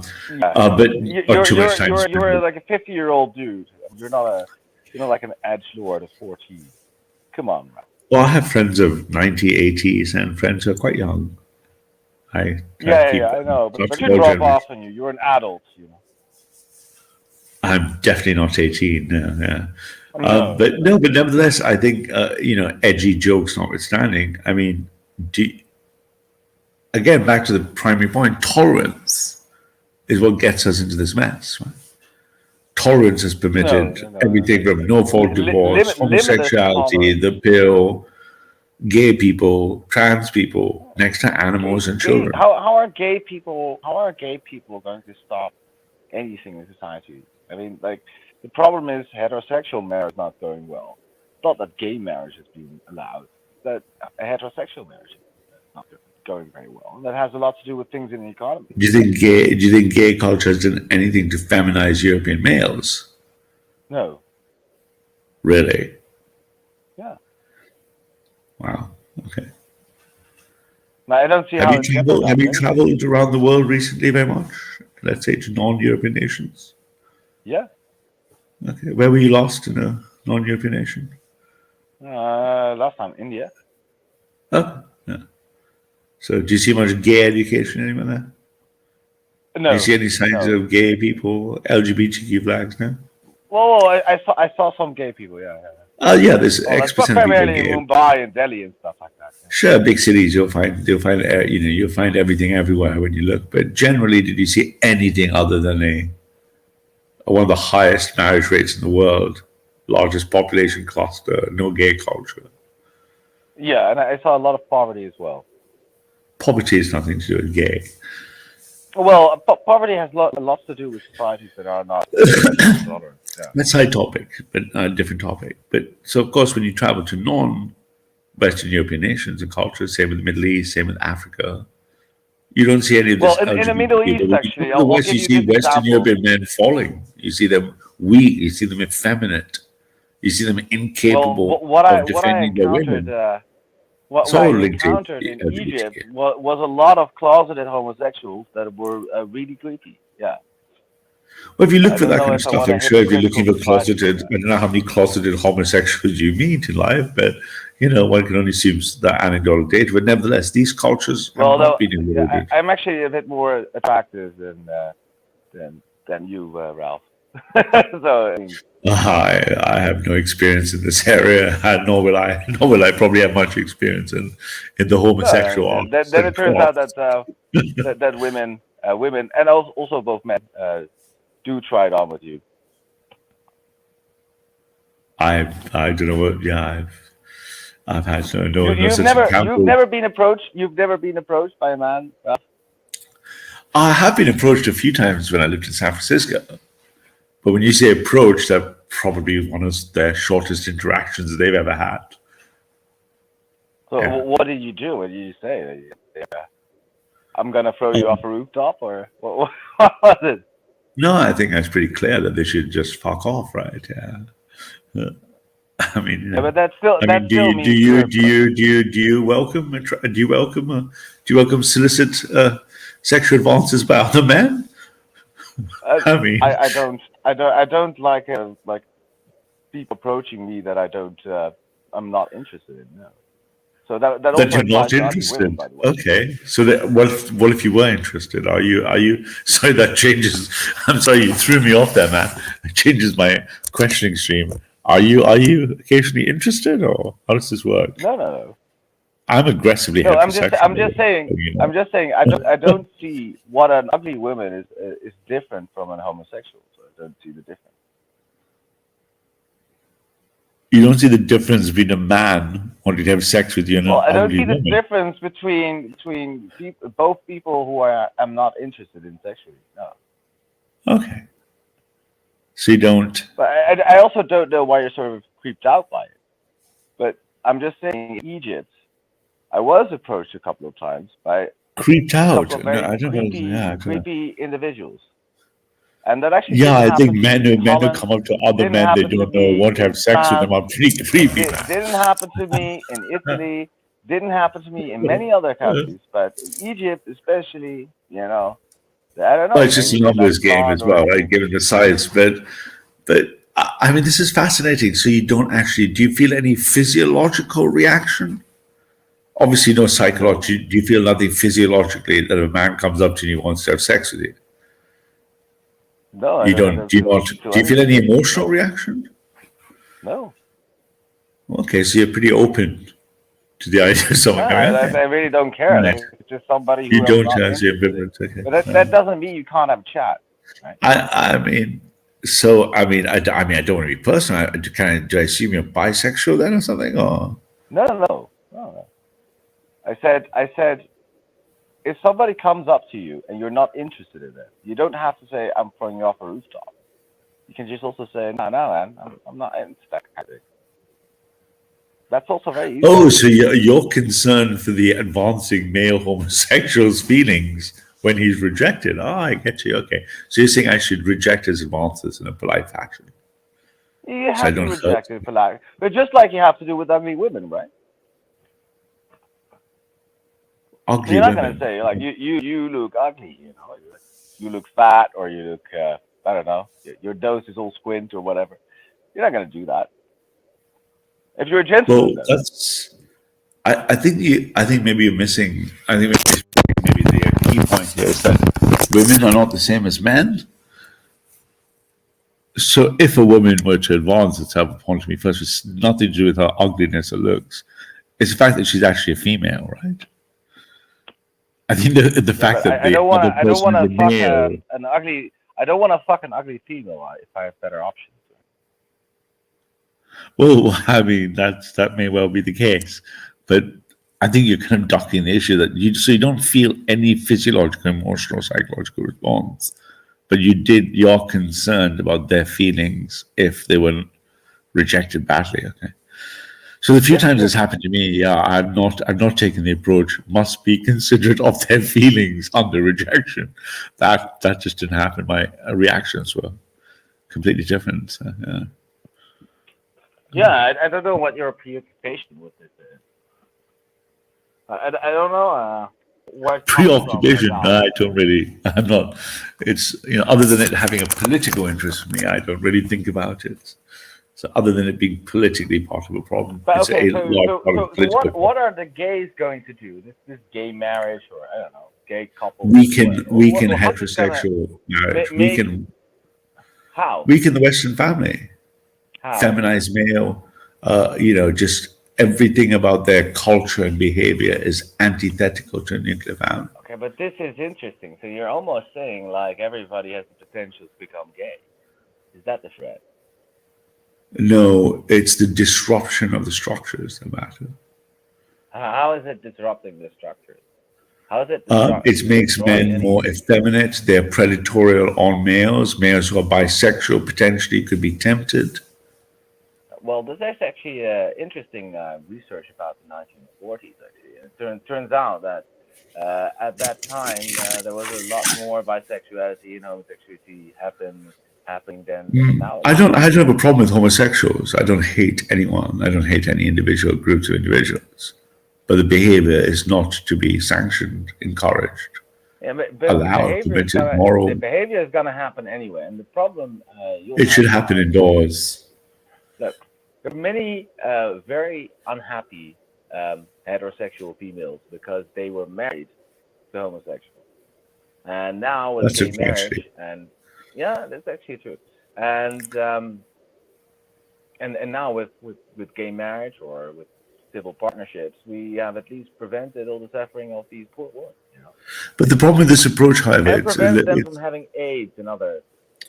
yeah, but this kind of again, this kind of like concern for the others emotionally, etc., based on this thing of their freedoms, is not my outlook on life. I don't You hate don't have homosexuals. any I have no concern hate for about them. people's but the culture and everything around it is destroying and damaging Western culture. Yeah, but you think? Look, I remember when I was like some kind of a university, like first year of university, another one that I studied afterwards, but the first one. And then I remember there's this group called COC, and they're like a sort of gay advocacy group. And they just came by for one day, and then they talked about all their stuff, and everybody's like, yeah, interesting. And then people forget, like it's not like these groups or this power is sort of omnipresent. Like it's not like everybody is okay with sort of the excesses of that culture. It's just ridiculous. Like this sort of image that's being sketched by people on the far right that we've been taken over by transsexuals. It's just or binary. This has nothing to do with far right or left. This is to do with Christian. It's immoral and it's wrong and it's bad. Yeah, well, you can axiomatically say that kind of behavior is bad or whatever, but I don't see any sort of good reason for you to say that, unless you have to be like Old Testament about it and say, well, we have to still stone them. But Jesus didn't. No, I'm saying the opposite. I'm saying homosexuality is a sin, but I'm taught to love everyone. So I can't hate someone for his behavior and actions, but do I believe his behavior and actions are detrimental for the majority? The problem is I don't care about the minority. I care about the impact on the majority. The majority of the population is heterosexual. Yeah, but and it will always be. God made us a sexually dimorphic species. Yeah. Right? So I mean, what do you really look? Except for a couple of people, heterosexuality will always be the norm. And however, some of the leftists want to sort of contest this idea, it's not going to work out. It's not going to work out. It's not going to happen. And you're just like worried about something that shouldn't be something to worry about. I think still more likely is an Islamic takeover and people's I don't know, like subsidized Chinese surgery will be funded by the state, like in Ayatollah Khomeini's Iran. No, I would side with Islam over LGBTQ culture. But that's interesting. So, what do you think about Ayatollah Khomeini then? And he was a representative, the most important Shia leader, and he subsidized transsexual surgery as a pioneer in the world. Even Thailand didn't do it. So what do you think about that? I don't know about that. I can't comment on it because I don't know much about that. What do you mean? There's like documentaries about this. There's like, I believe you. I just don't know much about it. Yeah. No. But you're saying like, oh yeah, Islam is help against trannies, stuff like that. Well, there are some sects that have some ideas about how it is. How you have to treat gays, but there are other people who think they should be compulsively transformed into another. When I say Islam, I really mean the Orthodox Sunni position. Well, okay, the Orthodox Sunni position. Okay. The real Islam. Yeah. Okay, that is real Islam. I don't know if there's any real Islam. That's why it's Orthodox, right? Well, no, but that's not real. It's just a group, a sect that won out at one point. 85% of Muslims are Sunnis. Right? That's true. But so I mean, there's Sufis and Well, so Islam has the right views on Islam has the right views on marriage, on homosexuality, on same-sex education.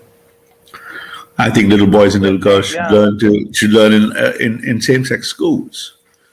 I think boys and girls should be fraternizing before they're 16 and 18. They should spend their time studying. They used to do in England, right? When they still do in private schools. I have seen my daughters in all-girls school for centuries. Only girls, no men, no boys. They just learn things.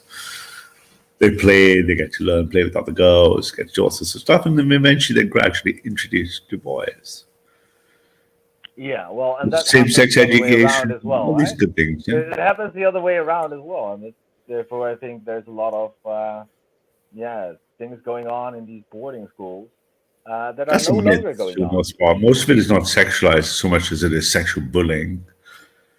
Did you ever read Christopher? You should read Christopher Hitchens' biography, and he talks about. He was gay, right? Well, I don't think he was gay. Maybe He was looked pretty gay to bisexual. me. I don't know. Well, Everything he had a about wife. Hitchens He seemed had a gay. wife and children. He was Yeah, he twice still seemed to married. be So he gay, had, mate. I well, like Peter he had Hitchens. he had twice children with a woman. Yeah, sounds a bit gay to me. Sounds like a gay, one of those full gay pony riders of the apocalypse. Hitchens, that all seem a bit gay to me, mate. Seem a bit pony riding. Yeah? Do you feel that way Okay, about so Christian? so I met Peter this is Hitchens a strange twice, and position Peter to make. Hitchens So is not gay. on the one hand, you He's sort just of like not gay, man. deny you want to deny gay identity. On the other hand, you also know that people are biologically predisposed to this kind of behavior, right?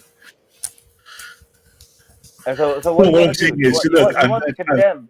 Now I've you want talked to to Pete. condemn Listen, all these no, people, listen up. all these people who were in the boarding schools in England in the 50s. No, it's more specific. I don't think you're getting. Permanently I don't gay think you're getting the lifestyle. gist of it. I don't think you're getting the gist of it. Look, men know these things. Right? Men know these things instinctively. So I met Peter Hitchens twice, I mean, briefly. I can show you Peter Hitchens is not gay, right? But his brother, don't know. I might have a family or something, but there's something. Him, his atheist, something about it. Just or who's in the chat? V. Or they'll all know exactly what I mean. There's something not quite right.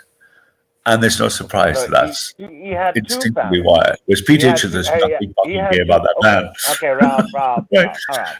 Two families with two different women, right? So if he was sort of really gay, wouldn't he have a homosexual relationship? Gay is not just about sex. Gay is it's a deeper sort of thing, right? I don't know. Do you don't you think gay isn't gay something like much more than just the wanting to rub your genitalia against someone else?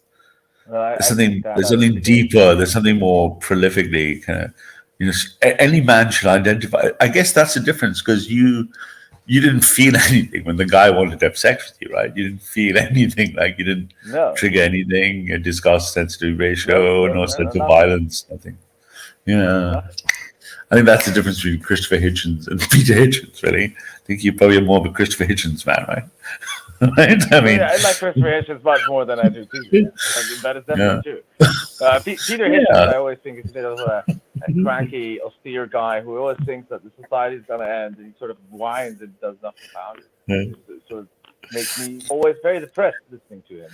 And God bless Claire. She says secular karma. Everything's going to happen. Everybody's going to die. And I'm like, wow, people like if I listen SK is going to call me discreet. There's nothing wrong with being discreet. That's something else. Yeah. I want to commit suicide if I listen to the guy for too long. Peter Hitchens is because I met him at an opera thing at Holland Park and something else, and he's a good chap. I mean, I'd never chance to not really talk to him, engage him, but yeah, I can assure you, there's not even a single vibration of homosexuality in it. But if you watch Christopher Hitchens, it's something a bit. There's almost like a charade or something there, isn't it? Do you get that feeling? Do you have that? You don't have this. See, this is what I mean with the atheist. I don't have it all. When you get reason, you get soft and comfortable. Your instincts go. You don't have those instincts that are sharp and biological. When there's too much rationalization, your instincts get dull. Because you should know instinctively that something about Christopher Hitchens is gay, man. Do you know what I mean? I don't know how this. Do you? Who else would you think is? So I guess, yeah. Do you think? How about Steven Pinker?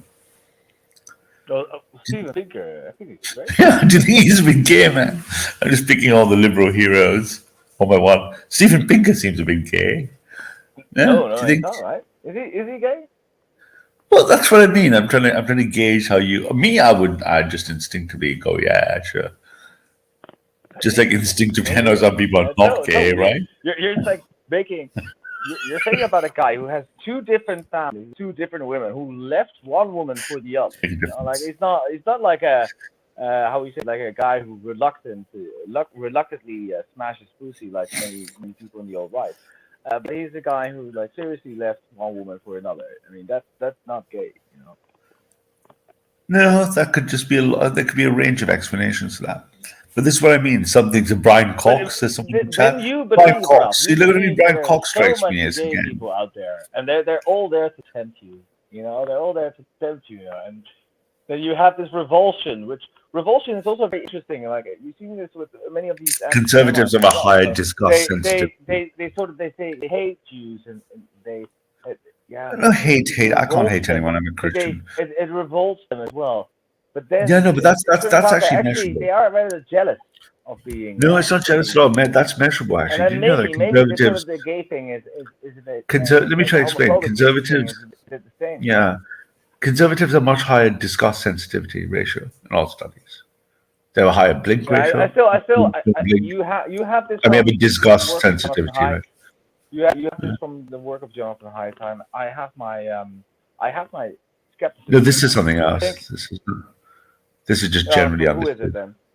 From who is it? I can find the studies for you if you like studies and links. Do you like studies and Well, links? I We can mean, do that. believe it's widely cited by Jonathan Haidt, which is interesting. And I think he's actually wrong about a lot of these things. I think it depends sort of on the questions you actually ask. I think liberals have a lot of disgust sensitivity, but these questions They're are lower not relatively than being asked. conservatives. Much lower than conservatives. No, it depends on which question you ask. Like if you ask a lot And of liberals have questions higher about openness, specifically for like example. gay marriage, stuff like this, yeah, of course, then conservatives are going to go up that list. But if you ask other No, questions, just like I think you misunderstand me. Not morality, just general disgust sensitivity, cleanliness, orderliness, things put in their places. Not just morality, just general disgust sensitivity. Conservatives are much higher. They like order, structure, tidiness, cleanliness, and therefore yeah, I do want to see that triggers. research because I am Yeah. a little skeptical about that. I want to see it. Yeah, No, but it was no surprise to me that you didn't feel any physiological, psychological, emotional, or sexual sensitivity to being approached by another man to have sex with you. No, Yeah. but it So depends. that would make sense, right? It depends on the approach, right? It depends on the approach.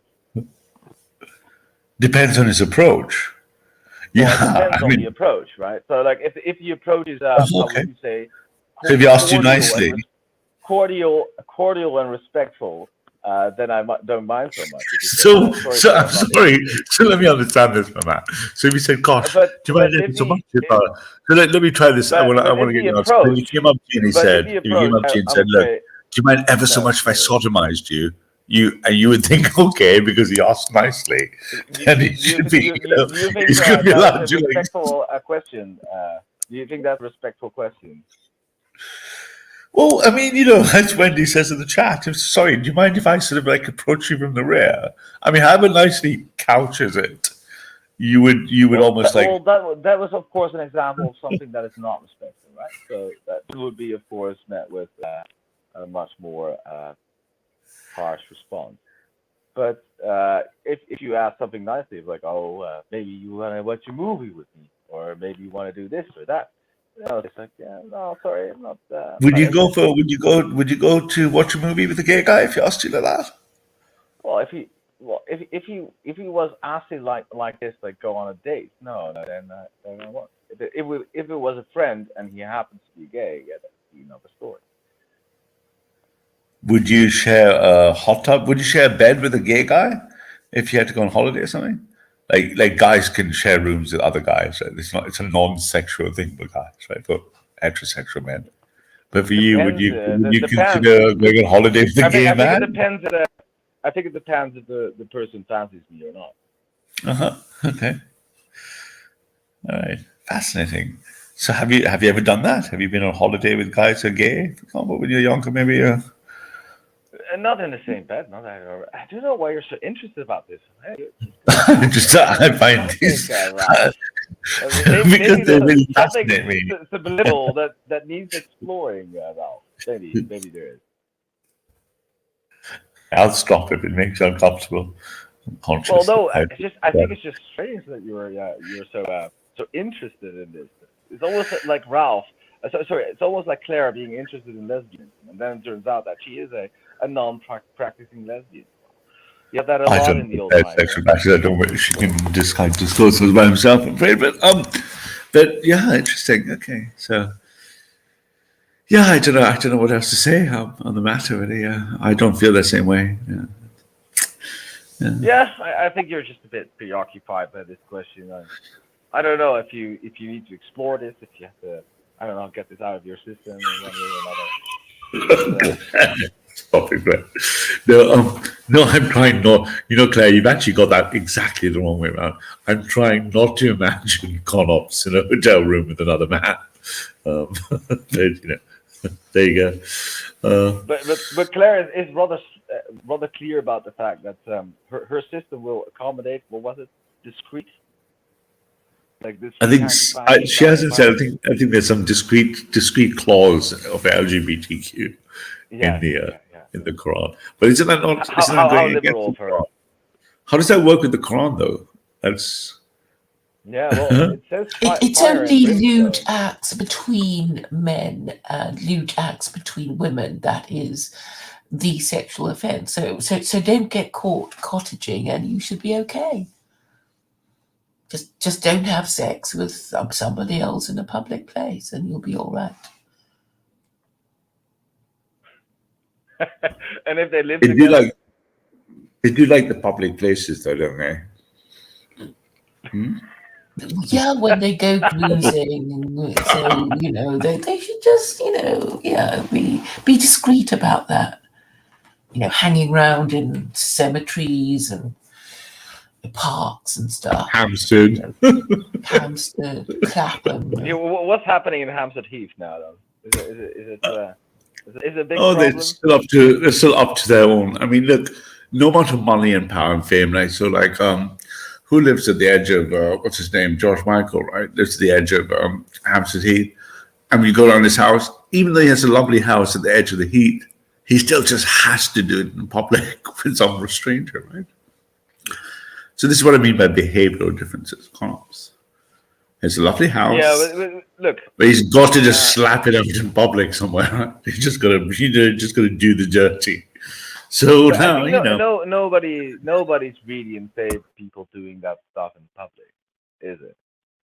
Are we in favor? Are liberals even in favor of that? Oh.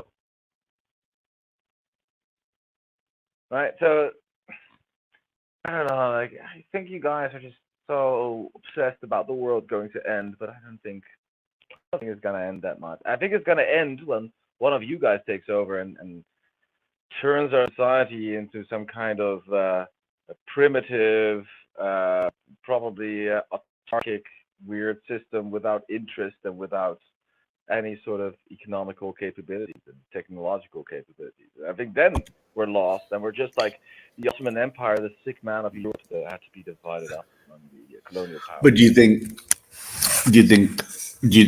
that the right wants some sort of rustic vision of the past or something? Oh yeah. Well, I will depend. Like what right? Like what the Alain de Benoit, the Guillaume right? Yeah. No, I think we just want the filth cleaned up and to move forward, to look into the future that is good and clean and robust. And men don't try to do things to other men in public places. Yeah, good, clean, No, good, nobody's in favor of anybody in public places, Ralph. What are you talking about? Have you been to any of the parades, any of the recent events? Have you seen any of the sexual stuff? Just the ones I saw in Berlin. I go to Pride every year. I have a good Okay. party. Oh wow. Okay. I live in the capital. Okay, so just a few weeks ago. I'm not on the boat. No, you say that. You say that.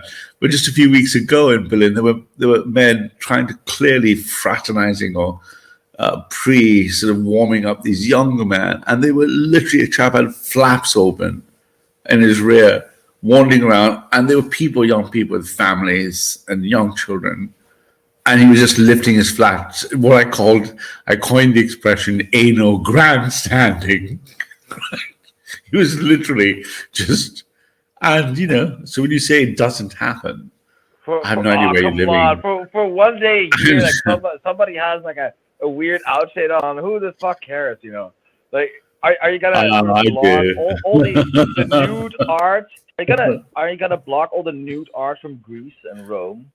Come on, give me a break. It's just, I don't know. No, because there's nothing ugly about the statue of David, for example.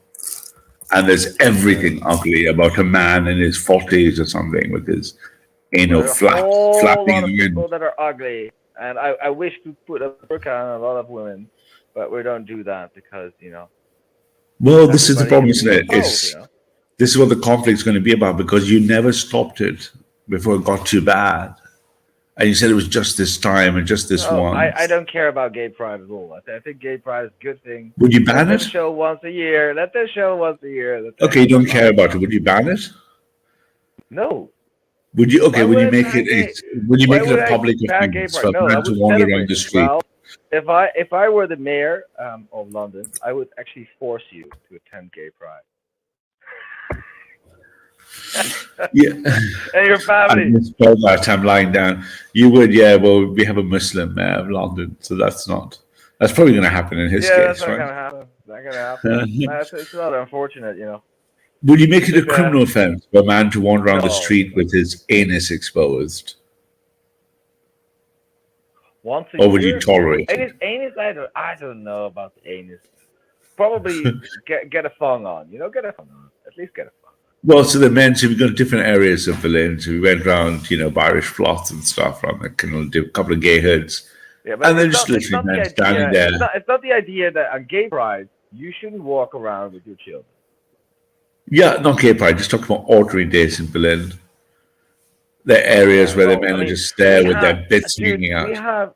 We have public decency laws. Very Okay. simple. You can't walk around naked. No, you can't. Okay, but what about, so I've seen a guy walking around with in this area with a leather version of like a Borat swimsuit. Let's just say only his genitalia were covered by leather, nothing else.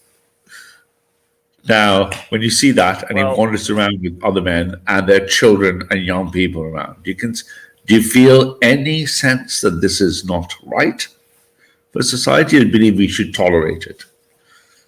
No, I mean that might fall under the public decency laws, right? Although I mean, there's this guy in Amsterdam. What about men kissing each other? That always cycles in his speedos. Yeah, I mean that's the sort of stuff I'm talking about. The over-sexual. What about men kissing in public? Go ahead. If you want to do that. Do you feel any? Do you see when you see two men? If you saw two men kissing on the bus in front of you, would you be concerned about that? No. Or would you say that's okay? Yeah, perfectly fine. Why would that be a problem? Yeah. Ralph, you're so concerned about everything, No, it's just we've had 3 or 4 conversations that we've talked about politics, we've talked about the Nazis, we've talked about the Jews, I believe, once. And I guess we've never talked about how pro-gay you are. But I guess this has been the gay session, right? So I guess you come up to this going that you're obviously very homophilic, right? I wouldn't say homophilic like in the way you're Islamophobic. No. I'm just. Oh, no. How would you say? I just don't really care. I think you should just respect people for who they are, what they want to do. If they don't do anything dangerous to people that can't give consent or whatever, then it's no problem. Yeah, live and let live, eh? That kind of thing, yeah. Yeah, live and let live until you cross the border to the unacceptable, or if you try to use our tolerance against us, then it's full on. And don't forget, the liberals were strong enough to bomb Hiroshima and Nagasaki. Never forget it. Liberals are based. They will fuck you over if you don't listen.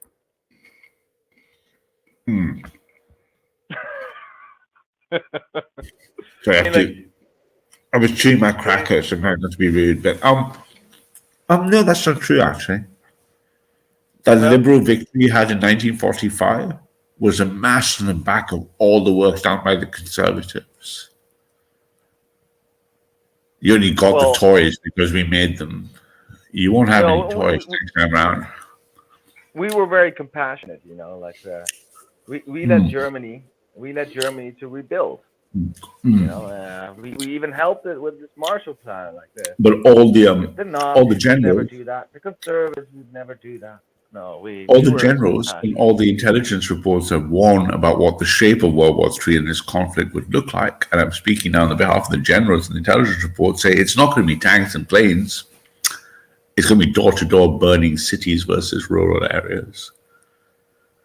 World War So your tanks and planes won't help you when it kicks off. No wars look like the wars that come before.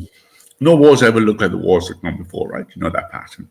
Oh, that's true. But I So the new war is going to be urban, global, homo, authority, police, LGBT, you guys on one side, the lefties, the gays, and then us outnumbered. You'll have many more numbers than us. But we won't be gay. Right, like we won't be gay. We can use the gays as shock troops, you know, and approach you when you don't want it. You know, that's what we can do. No, the only thing stopping my actual response would have been the law, right? Yeah, I mean, this idea that you are, because you last time we talked, you also said like, oh yeah, the pure right, the hard right, the Guillaume Fay right, the Alain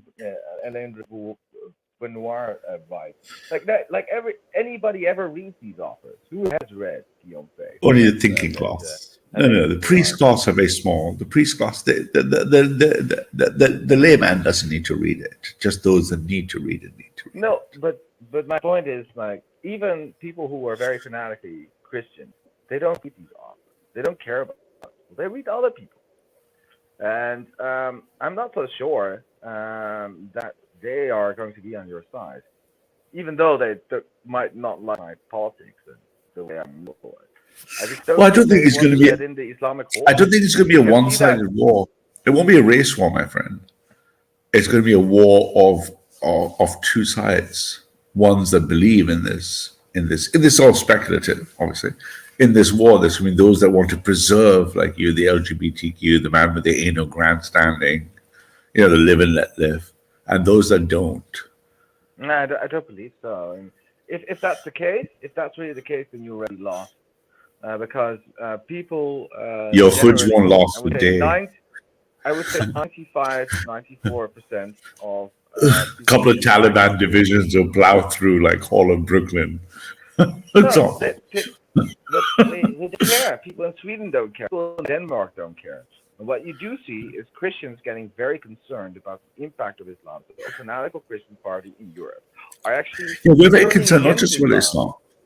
We're not just concerned about Islam, my friend. We're concerned about the general degeneracy and the moral erosion. No. They are first concerned about Islam, then they are concerned about us. You'll be screaming if the Muslims about people like you. If the Muslims are physically at war over here, you'd be screaming for the Christians to be defending you. Oh, we help each other out. That's how weak the liberals are. And the seculars. You can't stop the Muslims. They won't care. They'll plow through like butter. You can't stop them dragging and raping liberal girls off the streets of Oslo, Cologne, London. What are you going to do if it was a real conflict? You'd be crying for Christian conservative violence. You won't be able to do anything. You won't stop crying for us, not crying against us. The populace probably would make a big difference. But if you're going to ally yourself, have you looked at the state of the modern Western population of homo LGBTQ pride attenders? Have you looked at the types of people they are, physically, psychologically? Well, actually, they would not last a day. No, it's the whole country. For example, in my case, my whole country is in favor of homosexuality. Correct.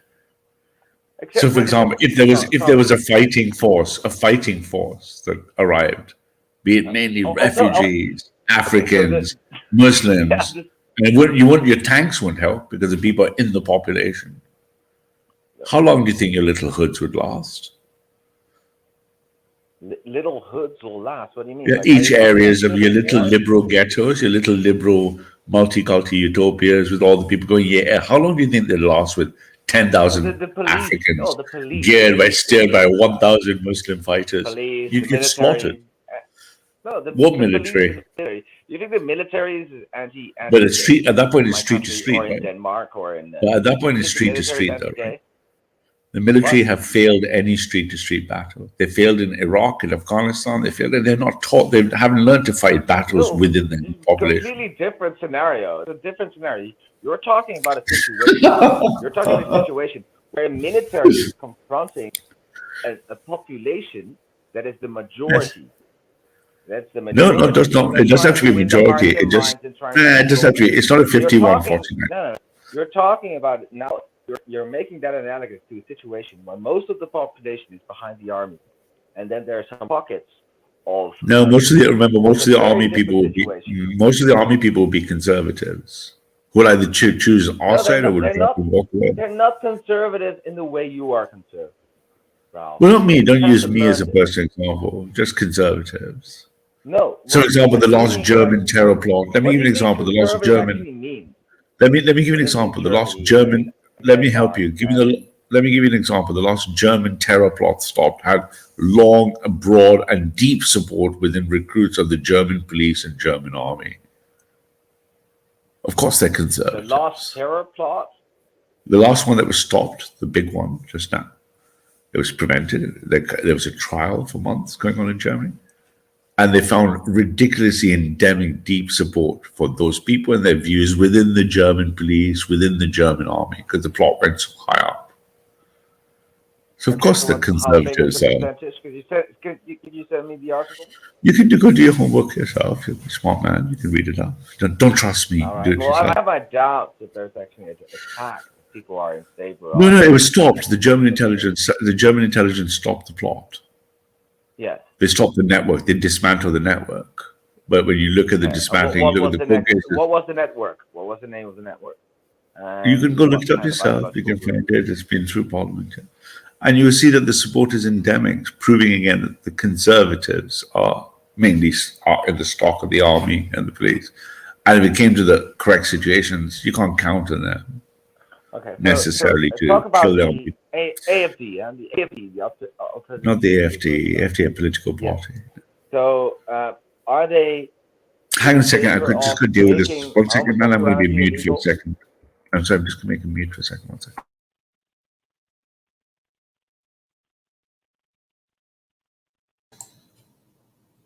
I'm here. What? Oh, yeah. I was wondering if Ralph thinks that AFD really wants to make homosexuality illegal. Probably not, or they wouldn't quite dare say that. I mean, I think they have some gay woman. Haven't they got a gay woman leading it or fronting it or something? I think they have, don't they? Yeah. Yeah. I think Ralph's idea about what this real conservative right is just a figment of his imagination. It just exists on the internet with a few people. I think he has to come to terms with what kind of a minority he actually is. Well, how far the rot has spread, Claire. How far the rot has it can be pushed back, but only if people follow my instructions. I'm actually going to believe that you might be more successful than Ralph, which I don't know if it's very successful. But No, I mean, secular Quranism will accommodate gay people, but they mustn't have sex in public. And if they are caught cottaging, there will be trouble. They will be treated as a sex offender, which I think is fair enough. It's like, yeah, you can have your sex. We're not going to come running after you, but, please be discreet. And if you're not, expect the punishment. I think that's fair enough. Maybe gay people mind immigration. I mean, Douglas Murray, he's gay, and he goes on and on about immigration. Yeah. See, we need more people like Douglas Murray. That's what we need. Well, the thing is, less people like you, less people like Ralph, and more people like Douglas Murray. But we already have a lot of people like this. I think that's kind of the sort of conservatism that is going to win out. Well, you have to deal with these things in a very robust way through the rules.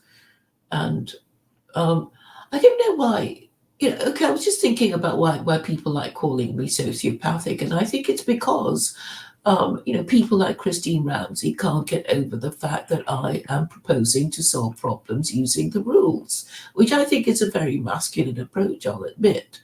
But you must first think of how you can solve the problems using the rules. And okay, I know women don't like it, but women can be persuaded to like this by saying, look, women, you mostly want to be married mothers, and under the system, you will more easily find marriageable men, i.e., men who want to marry and become married fathers. And I think Yeah, this but it's is actually always what women utility want, but with they're too you, shy to Claire. say. Hmm? Yeah, it's always utility with you. There's never like a lofty goal. There's nothing sort Oh, of well, the deep or lofty goal spiritual is or theocracy. whatever. I don't. It feels. I think Rob is right. It feels a bit cold. And I don't this is care. the I mean, reason. I have to be as cold seeming to you guys because I can't afford to be wearing my emotions on my sleeve, because then you When think is I'm the last time you ineffectual cried, Claire? and a dithering woman. And I think I've done the best I can to show that I mean business by sticking to my secular Quranism for over a decade. When is the last time you cried for somebody else? I'm often moved to tears, you know. Is that really true? Give me an Yeah. example. They don't believe it. Sometimes I move to tears on my own streams. Oh, really? No, that's not true, Claire. Well, no, it's true, but I can't remember. I can't think of exact examples because I guess a feeling comes, a feeling goes. Because But I have this I have this sense that you don't really have a heart, even though I like I you. know you like to think that, but I think that's because my solution is very masculine, and I'm pursuing it in a masculine way by sticking to my guns. What do you think about the noble lie of Plato? Well, this is what I am proposing. This is it, and I have been saying that we have a moral imperative to behave as if we believed in God, even if we doubt His existence, Hmm. and So that you is think the it's a bit moral of a noble imperative. lie? So is it a noble lie? I think it is. Yes, I think that would be the noble lie. So That also falls we're under going to the fake it definition till of we make it. psychology. We're going to fake it till we make it. Make it to make it. That Yeah. sounds a bit psychopathic to me. Like a noble lie No, is no, for it me. is not psychopathic. You have to behave as if you are this thing. You have heard of the story of Pygmalion, haven't you? Pygmalion? Pygmalion. So basically, he was a sculptor, I seem to remember, and he made himself a statue of a woman, a beautiful woman that he fell in love with. But it was his own creation, and Aphrodite eventually made the woman come to life, and he married her. Okay. And the moral of the And story is I think it's an allegory for God. yeah. So it's more likely that God doesn't exist and we have to fake it till we make it, or is it more Yes. likely that God exists and we are? We will never know, Connors. We will never know. No one alive will ever Can you know. give me like a 60 or percentage, like 60-50 or I have to 60-40 say or it's 65? 50-50 because we will Divide in the never middle. get evidence. It will only be arguments in favor of God's existence and against. It will only be arguments. We will never get evidence, concrete evidence. Unless you say, "Oh, the Quran is evidence, the Torah is evidence." But I mean, that would be the only evidence of God's existence, which people So will instantly dismiss as being written by um, you know mortal men. But at okay, least so we but know that how do you derive that percentage 50-50? So if I would give you because another, I'm an agnostic, so I have to say 50-50, right?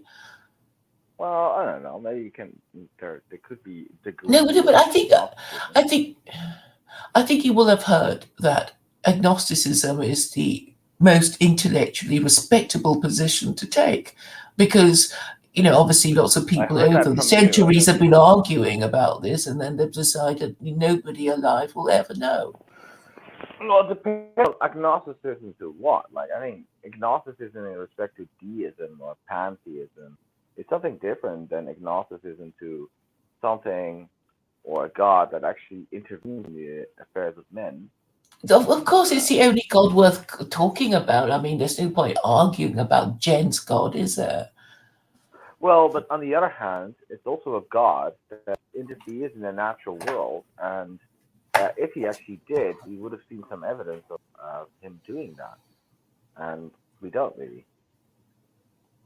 Well, okay. People have used Jews as evidence of God's existence, right? And then there would be those who say, well, it's a Torah, and others will say it's a Quran, it's a miracle,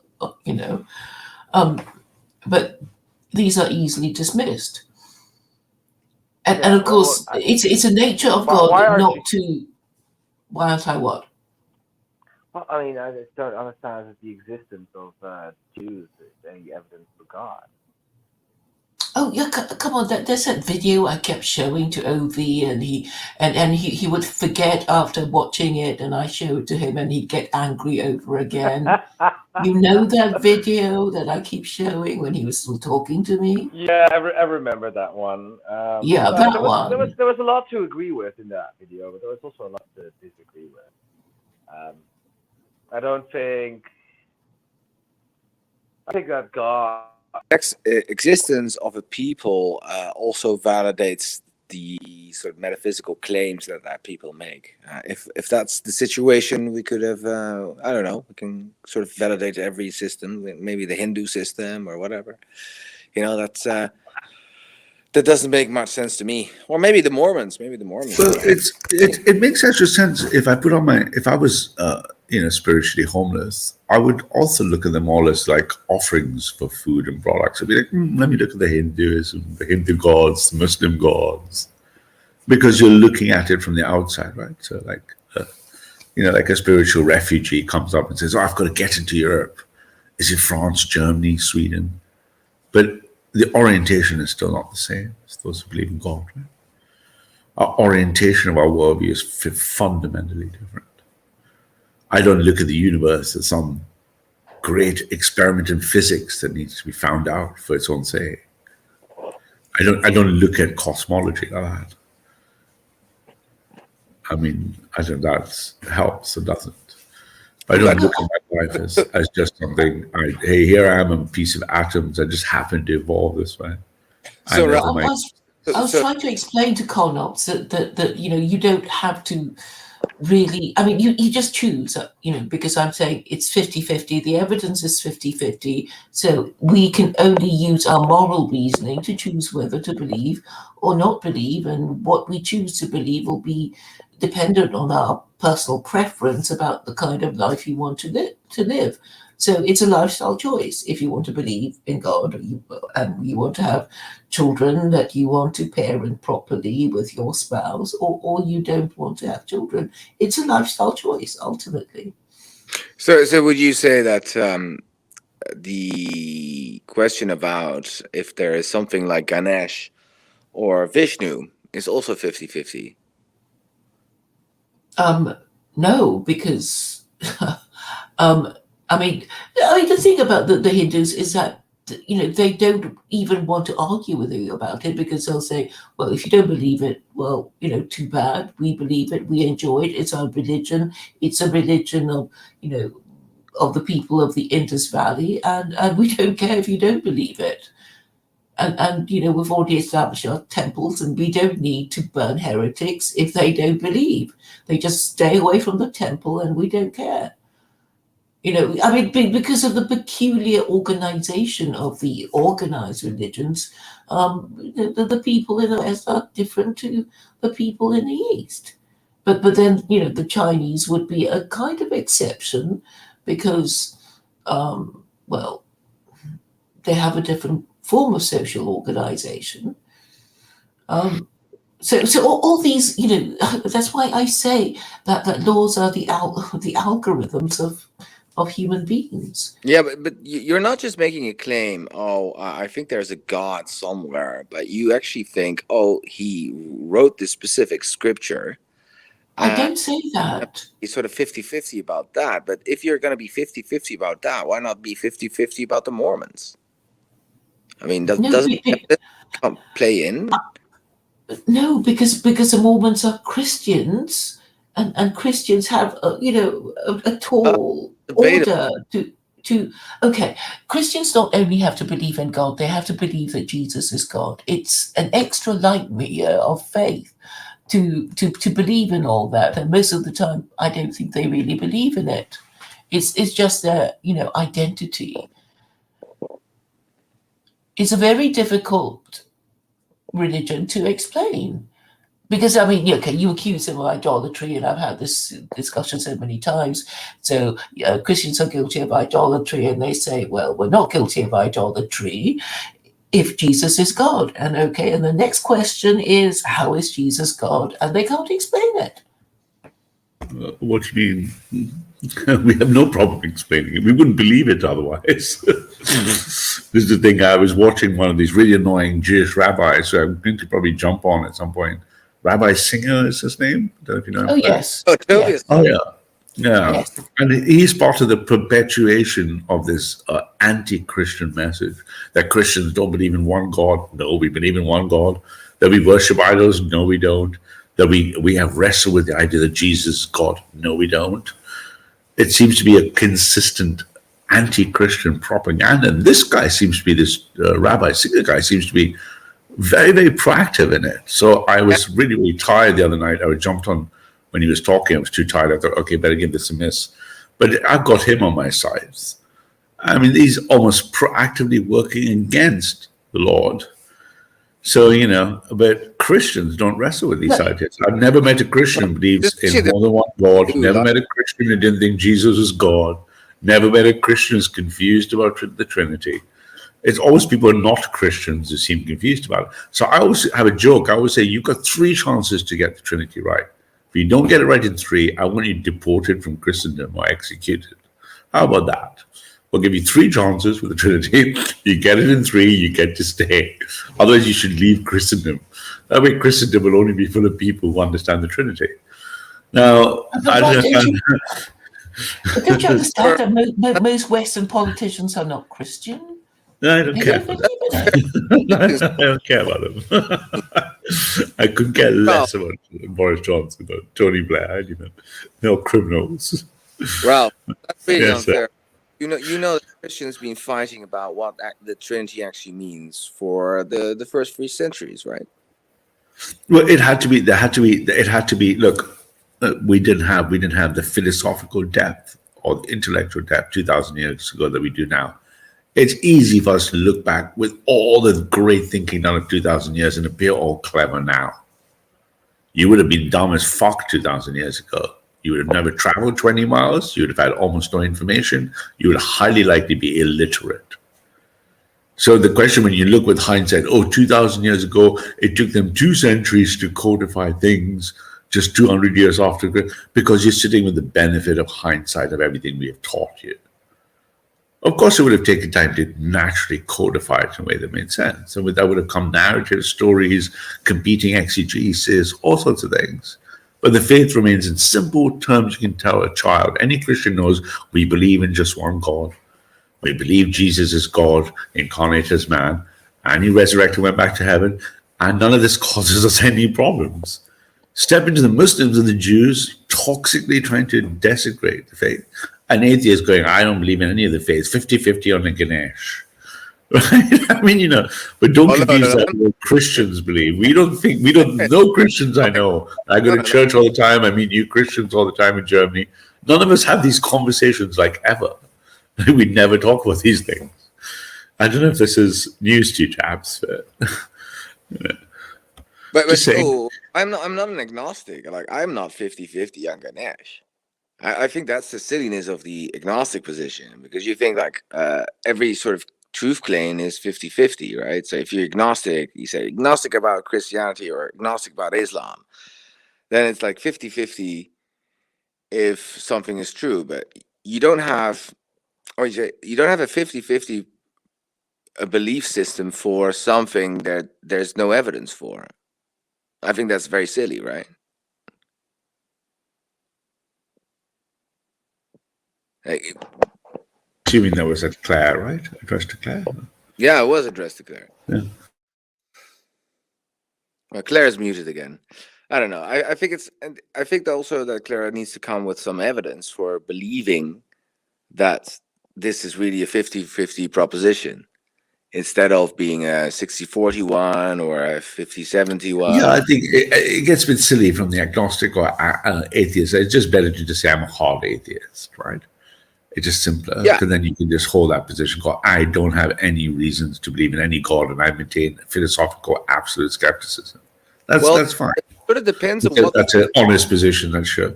Agnostics are either skeptics who have not come out of the closet, fully atheists, or they're looking for God.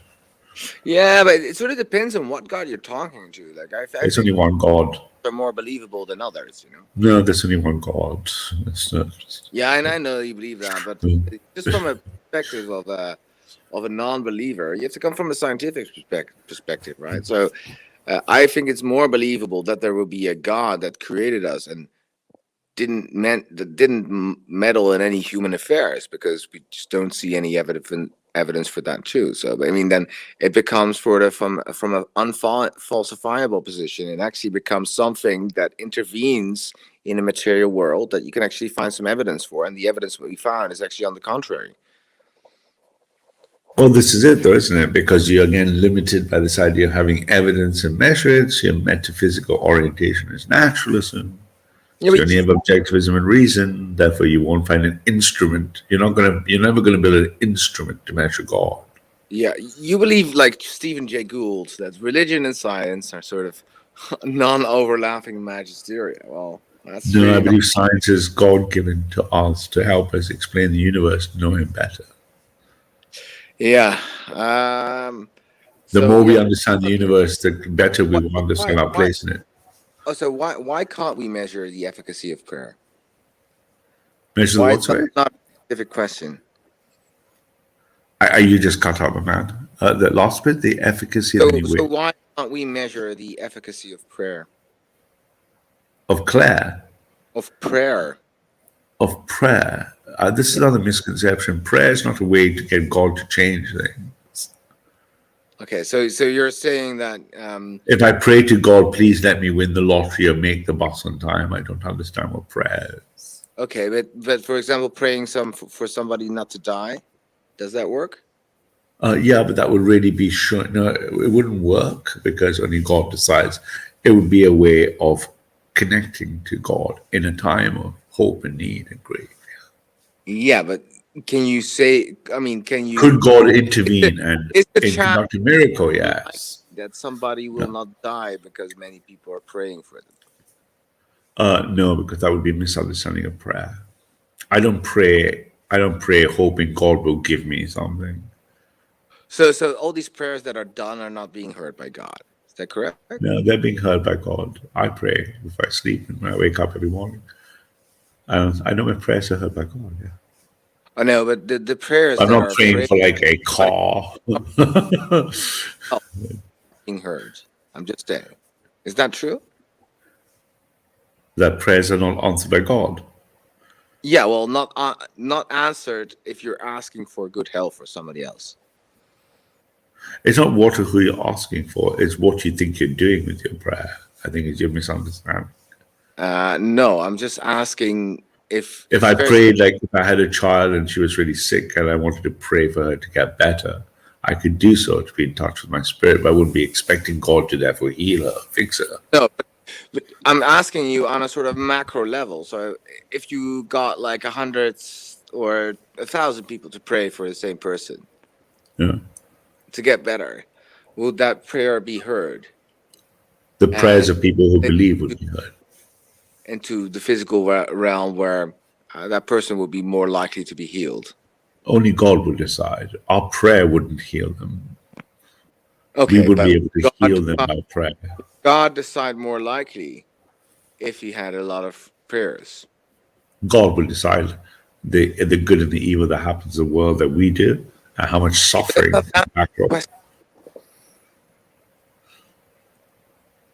Is it more likely?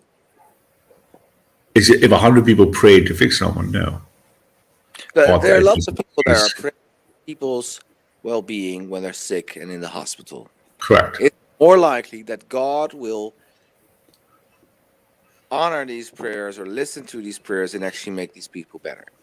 God will acknowledge the prayers of the faithful of those that believe, and we are taught to pray for people who are like I am praying for 2 different people right now in my life who are friends, connected people I care about who are in difficult positions. I know God will hear my prayers, but I don't trust that I will hear my prayers to action will be committed. To do so would be to know the mind of God and decide what God should want. So is it praying for my well-being is pointless? No, it isn't. How not? Because it gets you closer to God. Okay, I mean, it strengthens the spirit. You can get you can get closer to God with praying. I don't know, not somebody's safety. It strengthens. So I see. Remember, unlike you, I don't think of myself as a material thing. I don't think I'm Ralph with just my biology and stuff.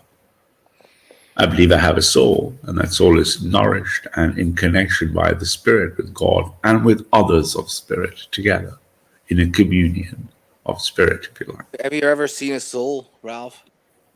No. Have you ever seen your consciousness? Well, I've seen the effects of my consciousness. Have you seen your mind? I've seen the effect of my soul. Yeah. I've seen the mind, yeah. Mm-hmm. No. So that doesn't do anything. So, so the spirit is strong. And when the times when I'm weak in my life and I'm not as good in my life, I'm not doing well, I feel the difference in my spirit. I also feel the spirit of others. I feel those who have stronger spirit to me. For example, the chap I'm interviewing tomorrow is a wonderful chap. And I know I will feel when I speak to him the strength of his spirit because he is a vicar. Mm-hmm.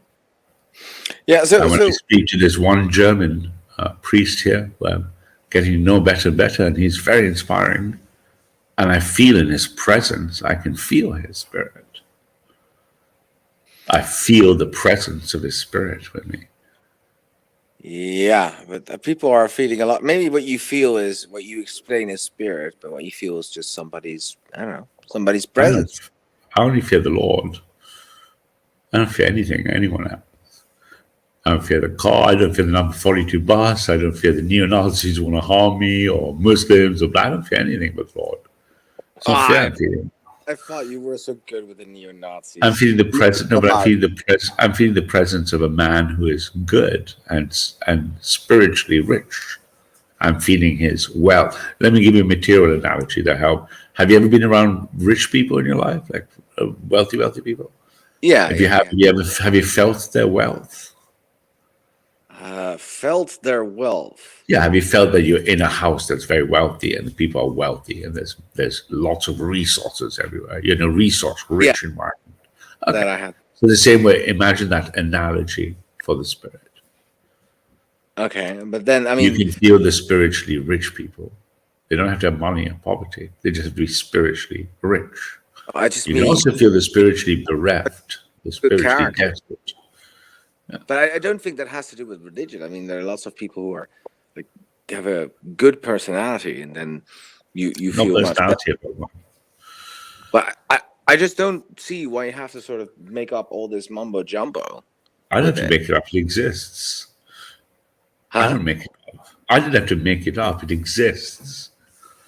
How do you know? It's already present because I can feel the spirit. All your things can be explained by the natural sciences.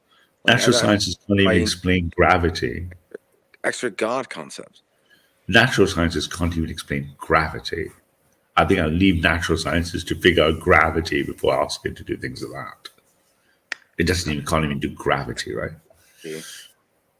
Yeah. So how would natural sciences help me? Okay, but how not explain gravity, Ralph? Because I'm saying the tool is blunt. It's incapable as a tool of even doing what it's meant to do, let alone do something that it's not capable of doing. It can't even do the natural work properly.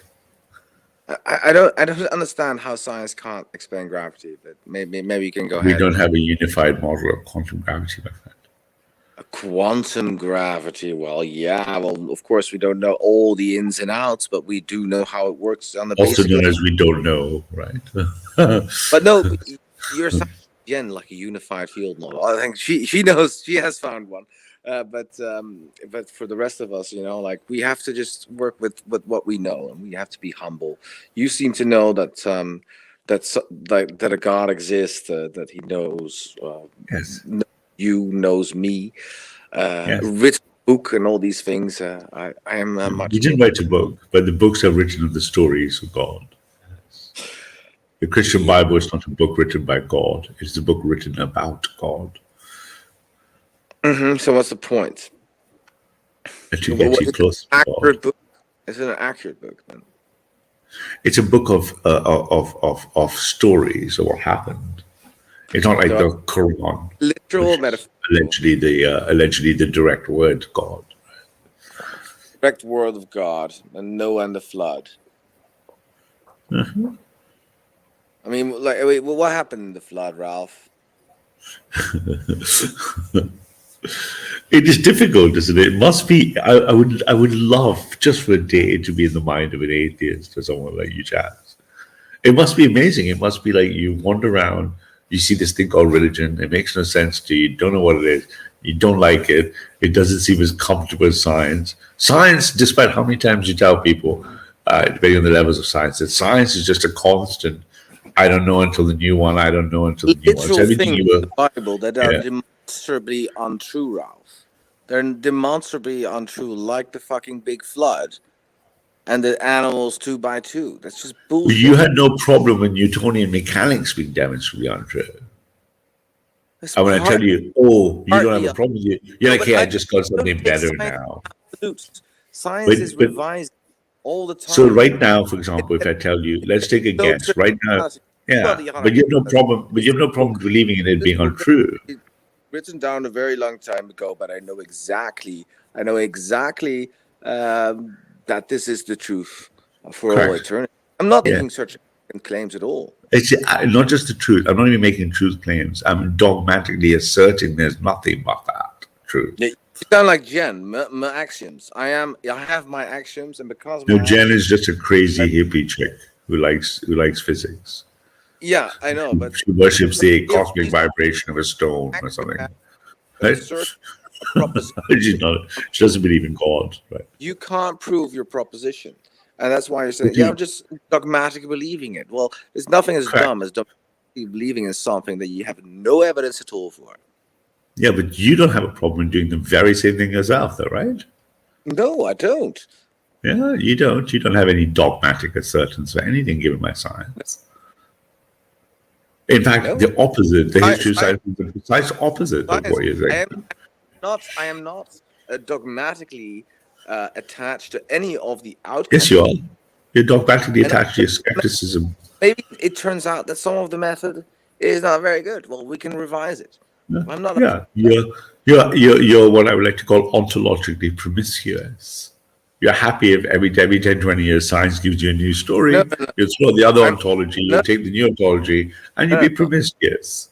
You'll be like, hey, it's the ontology du jour is quantum chromodynamics. It's the most precise thing we have ever measuring against reality. You're like, hey, my QCD theories, I'm ontologically loose and promiscuous. I'm going to take QCD until a better system comes along. Yeah. So you have no problem. Therefore, for you, truth is just a passing illusion. What you call promiscuousness is just seeing reality when something better and you have a more complete picture of the world. Of course, you need to revise your opinion. If you don't revise your opinion, you're just being dumb and dumb. So your truth is just for you, truth is just a temporary, ephemeral, sort of illusory idea that you have, that you use verificationism against reality to comfort yourself in telling you this thing is the best truth I've had so far. Last month, it was a different truth du jour. And tomorrow it will be another one once string theory collapses and be a new truth to show. But Yeah, but metaphysically, you had no problem during that whole it won't process of about just it being won't be wrong, that right? fly. So it's not like you can allow anything in that system, right? So yes, of course you're gonna have theories that you revive, but some things are quite solid and established. So yeah, I'm not sort Like of what? Give these. me one thing that's solid and established in physics. Well, that elephants can't fly. What do you mean elephants can't fly? This elephants can't fly. Have you ever You seen mean an by elephant that themselves? Oh, you mean by themselves, right? I suppose we could make an elephant fly. We could make an elephant fly. if you put them in a plane, maybe they can. So. Yeah, okay. So basically for you, verificationism, i.e. measurement against reality, is the only thing you consider to be true, and therefore your truth metaphysically is a constant, I won't use the word promiscuous, a constant flowing through time, flowing through time where you take whatever was served that truth, right? Why do you use the word promiscuous, Ralph? Is this a... Because I have got the ability to use rhetorically flourishing devices at will. All right, because I can do shit like that. I give you your past affection towards gay people. I thought I just throw that in there as well, yeah? Just to keep it all nice and juicy for the chat. I told you an Islamophile next time. I knew you didn't like that. Islam is right about rooftops. What? You didn't like that.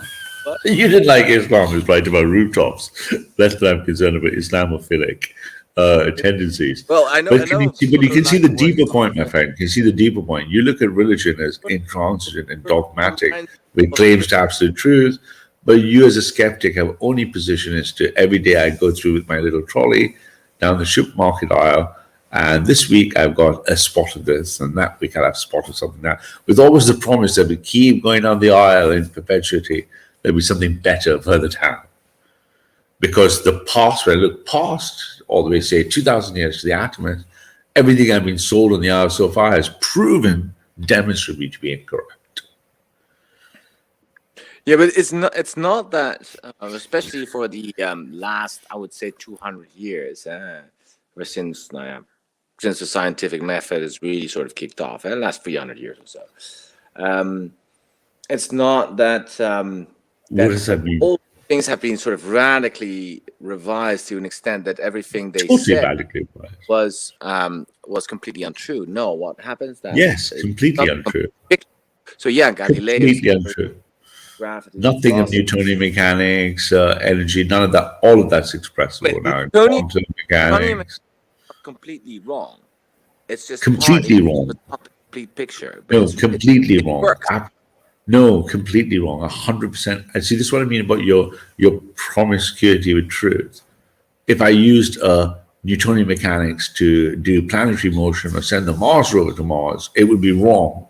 It would actually miss. If I sent a satellite signal and I didn't use, say, relativity and I didn't apply the Lorentz transformation, the clocks would synchronize. So not just wrong, completely wrong. No, there's plenty of truth in there about the planetary motion. You mean partially true, therefore wrong, right? Do you understand? You have no absolutism of your truth. Yeah, of course, you're not gonna see. We are primates looking at the world, and of course, we can't see the whole picture. You're discovering it. What I'm saying is your metaphysical commitment to the truth is not aligned with the ontology that the science creates. So if I just use Newtonian mechanics until the black body experiment, all those equations are wrong. Now, they might work as a heuristic under certain constraints or their parameter values. All I have to do is look at the Mars rover, lots of other things where they just don't work. If I was intellectually honest, I would say, look, it breaks my heart, but they're just wrong. And just move to the equations that are right. But each time in science, you'll be chucking them out and getting another one in, which I mean you have a certain promiscuous relationship with truths. As opposed to others, have an absolutely dogmatic assertion of truth. There's nothing promiscuous about my position. My dear friend. Oh, we have Jen. You were slagging Jen off, and here she comes.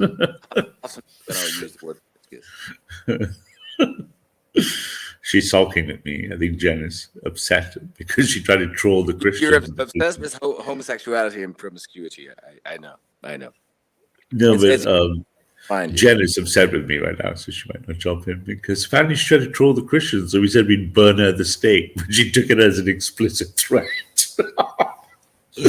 Oh, it's quite humorous, the internet thing. But no, but you just see what I mean, my man. Come on. No, You understand what I say? Even if I was not religious, I could easily make the same claims. Look, I do see what you mean, that a lot of things don't sort of work anymore. But I would still see, if you continue and like you go really into the past, of course, like the Ptolemaic system is better than the system that came before. Like the and each time atheists told the world they were true. Oh, Jesus Christ. I don't have my headphones anymore. Like, you have to shout over me all the time. All right. So, yeah, but these systems are an improvement, and they capture more and more a bit of reality. And do they? Of course, not there yet. But we know. Do they, though? No, but you admit this as well. So you don't know. You don't know as much about science, or you don't know if maybe the next discovery is gonna come and you are gonna change your mind about certain things, right? Or do you believe everything is set? God, no. My God is immune.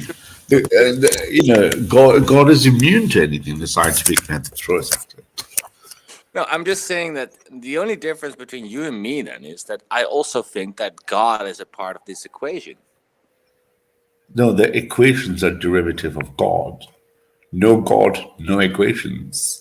Not the other way around. Equations are a way to find God. Axiomatically asserting something where you have no evidence at all to believe this. No, the opposite. I start with my axioms and I say general revelation, this entire universe Shouldn't start is the with first evidence of God. You should never start just by axiomatically asserting something. You first need to have evidence for your fucking axioms. Why? Why? Because I could make something up. The axiom is that there's a fucking pink unicorn that is transparent. Yes. Nobody can see it. That is a Yeah, bad. how many believers have you had? How many believers have you had in that? How many believers and followers have you had in that?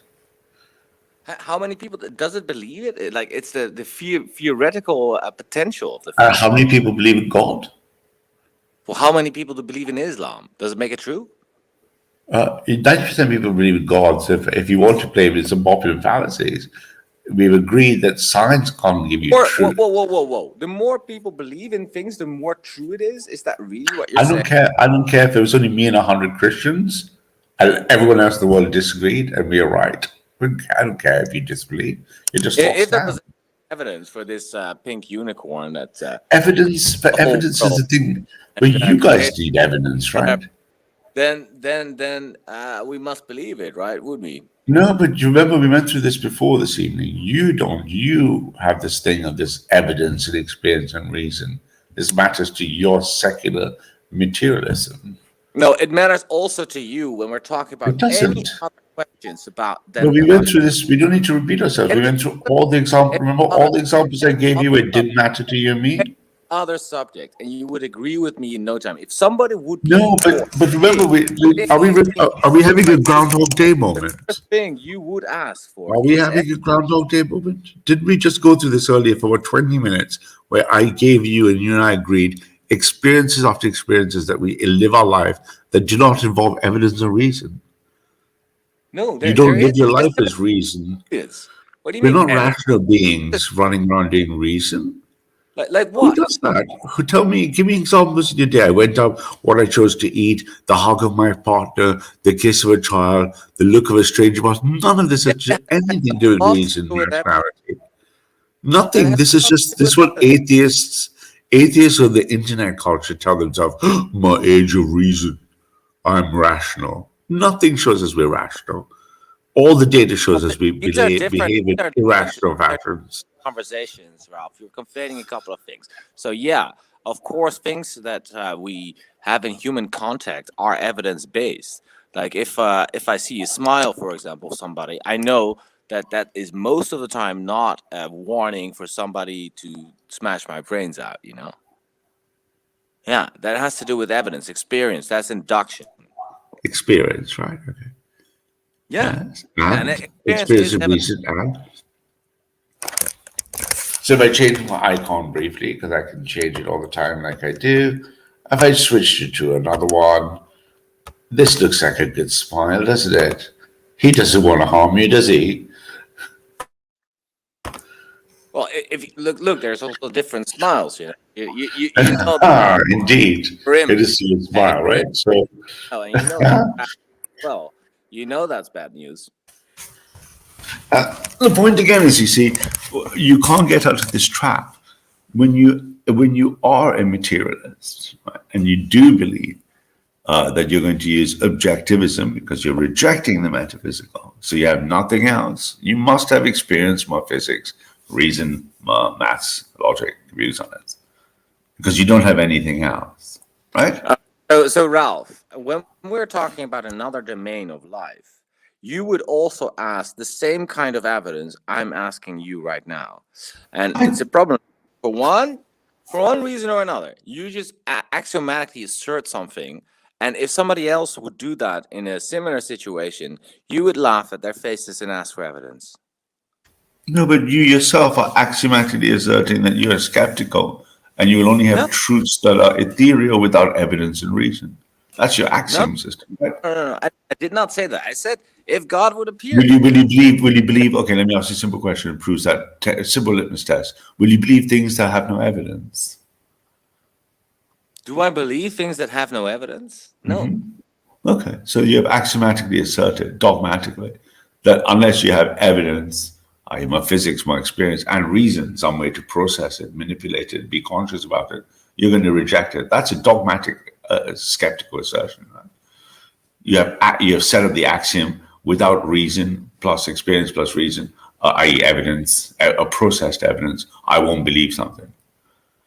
Okay, so you're going to now like to the very the bedrock of your intellectual waters position of metaphysical reality. So Correct.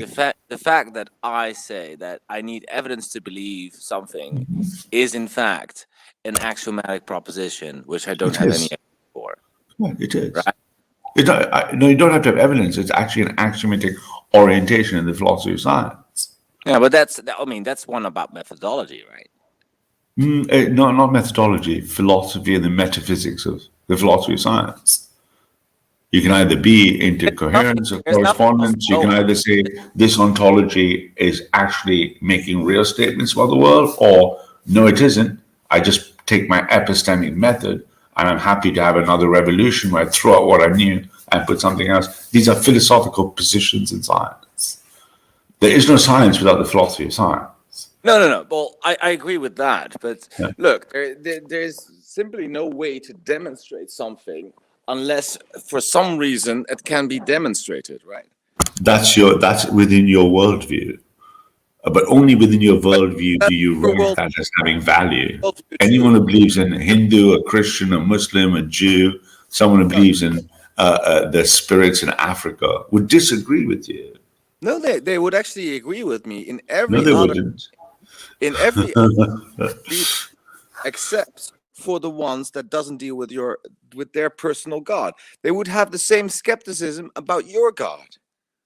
Let's separate those who are metaphysically aligned with me to those who are not. Fucking Christ. You're complaining about comparing people who believe in the metaphysical versus to don't, right? It's rather tiresome, I have to say. You would that animist in Africa would ask for the same kind of evidence for your God as well, and he would be equally skeptical as myself, and as of his belief. And I'm just using the same. I'm just using the same methodology that you use, or that the animists use when it comes to a sort of an enemy, or how would you say, enemy or a rival system. That is no, you're not. I understand what you're trying to say, and that's why I'm interrupting you. I understand what you're trying to say, but I disagree. No, we're not, because all of us would accept the metaphysical, you would not. What would make all of us common, though we might have variation between us, is we would not put materialism as sacrosanct. You do. Would they ask for evidence for your God or no? But there would be evidence within the variation of a approach that uses a metaphysics that you wouldn't have. we'd have more in common with each other. I'd have more in common with a Hindu, a Jain, a Buddhist, a Taoist than I would ever have with you. Well, you have in common that you believe something on no evidence at all. That's what you have in common. But you will be very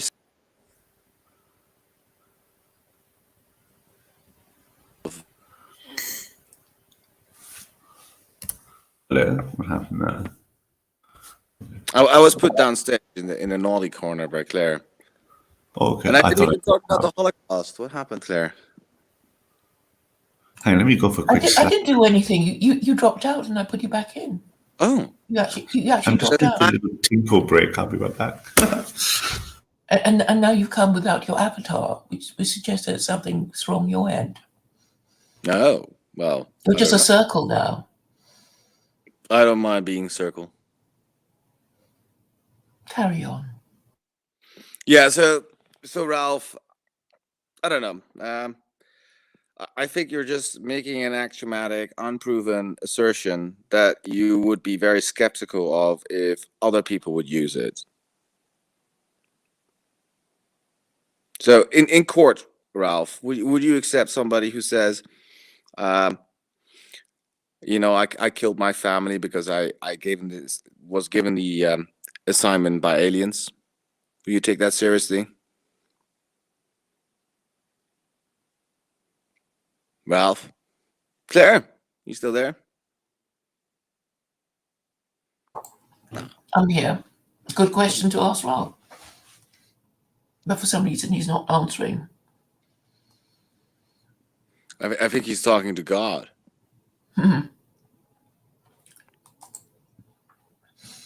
Yes, I mean, I think everything we have faith in has to be at least 50-50. So, because the existence of God is not falsifiable, it remains intellectually respectable to believe in him. And also because of the utility of such a belief on our society and our rule of law. Oh, so shall we get to the first point? So you say that it's intellectually respectable to believe something that is unfalsifiable. Is that true? Yes. All right. Well, so can I bring you one more time to the Bertrand Russell teapot analogy? yes, and nobody argues about the teapot because the teapot has no political consequences. Okay, so But people argue point passionately about God. Okay, so I mean, you could say flying spaghetti monster or whatever. Yeah. And people don't care about pink uniforms or flying spaghetti monsters, but they care about God because believing in God has implications on our behavior. So if we believe in the Abrahamic God, then we would have to obey the commandments and arrange our lives accordingly so that we obey his laws. And Okay, not everybody wants to do that. But what if, Claire, in maybe like 100 years or so, like there's somebody, there's somebody who convinces the world that, I don't know, like that he's a Jedi and that actually the Force is in everybody, What would you say to somebody like that? And like, would you say like, oh, okay, yeah, that's an unfalsifiable belief? Because I'm sure they have some kind of theories to make it unfalsifiable, Would you say that is just a 50-50 belief? No, because this Jedi thing is clearly from Star Wars and LARPers who like to pretend they're Jedi Knights, and anybody trying this on would be mocked and derided. Yeah, but a lot of religions, Christianity was mocked, Islam was mocked. Yeah, and then it established itself. Because Islam people wanted to believe in them. It was a whole sect. Muhammad actually never forgave the Christians and the Jews for mocking his beliefs, but they did. You actually see that still really in the Quran. That he's just sort of fighting against all these attacks, these intellectual attacks on his position. And that would be not a surprise at all, because this is what you would expect for No, preaching okay, a new religion. yeah, but you have to be sort of careful because there are many sort of these gurus, right, in India nowadays that might have a very big adherence in I don't know, maybe like 50 years or so, or they used to have as well. And like, what makes you? Why can you then not say, oh, that's 50-50 when you say all of a sudden, yeah, every sort of position is agnostic position is either 50-50 and it's respectable if people believe in it. But you also know that many of these sort of ostensibly respectable beliefs are come about by lying and by sinister stories up. I mean, Santa Claus is even universally believed by children. Yeah, and then they grow out of it. Yeah, I But mean, because adults say it's not true, right? Mhm. Like, you could potentially see a situation where Santa Claus is believed for eternity. yeah, but Santa, doesn't punish people and propose Oh execution. Or, no, not the Dutch Santa is punishing people. Forget about the normal Santa, but the Dutch Santa. Fucking hell, like, don't fuck with the Dutch Santa, or he sends his black helpers. And and what's the worst thing that punish they the could do to you? what? What's the worst thing that the helpers of Santa could do to you Well, in they Holland? could take you in a bag and take you back to Spain, where supposedly Santa Claus lives. Oh, it's not the North Pole then. And And then what happens? no, this is well, it's called Sinterklaas and not Santa, but he I think he's more original because he is um made in the image of the sort of Turkish saint, Saint Nicholas. Yes. So okay, you as a Dutch child you might get kidnapped and taken to Spain, and that's worse, and then miss Christmas and your presents. Well, yes, and your family forever. Right, right. But really, I mean, people don't fight over Ganesh and all the other things because they perceive Ganesh to have no particular power. I Well, mean, that's isn't only because that's why people fight over it, isn't it? And what and what and what do you mean? That's why people fight over it. people fight over whether God, the Abrahamic God, exists, because if it does exist, then a lot of things, they will have to change their lives and laws and all that kind of thing. So it becomes, quite intense, these political discussions. But nobody really, cares about anything that isn't about God and His laws and how we should obey them. So I mean, that's a reason. Yeah, So I don't think that so other Chris, religions didn't fight about religion. yes, I'm sure they did. And once upon a time, Christians would burn each other at the stake for denying the divinity of Jesus, and they've stopped doing that now because they're just not that bothered because they don't believe.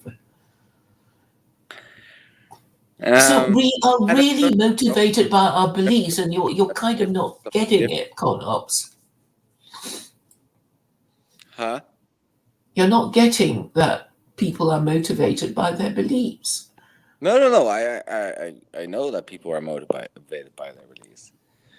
Um, but I don't think it's true that that Christianity is like nobody believes in Christianity anymore. Some people have different interpretations of Christianity, and they're more in line with current day liberalism. Yeah, but yeah, I think some people still really believe in it, even though it's sort of in a more wishy-washy and lot sort of less doctrinaire way. I think I it do apologize for that. Sorry, chaps, I'm back. okay.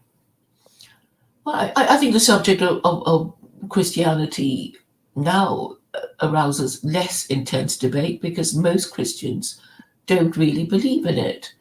And you this always say that, and that's just not true. There are well, no it is, Christians who don't believe in God. To be a Christian, you must believe.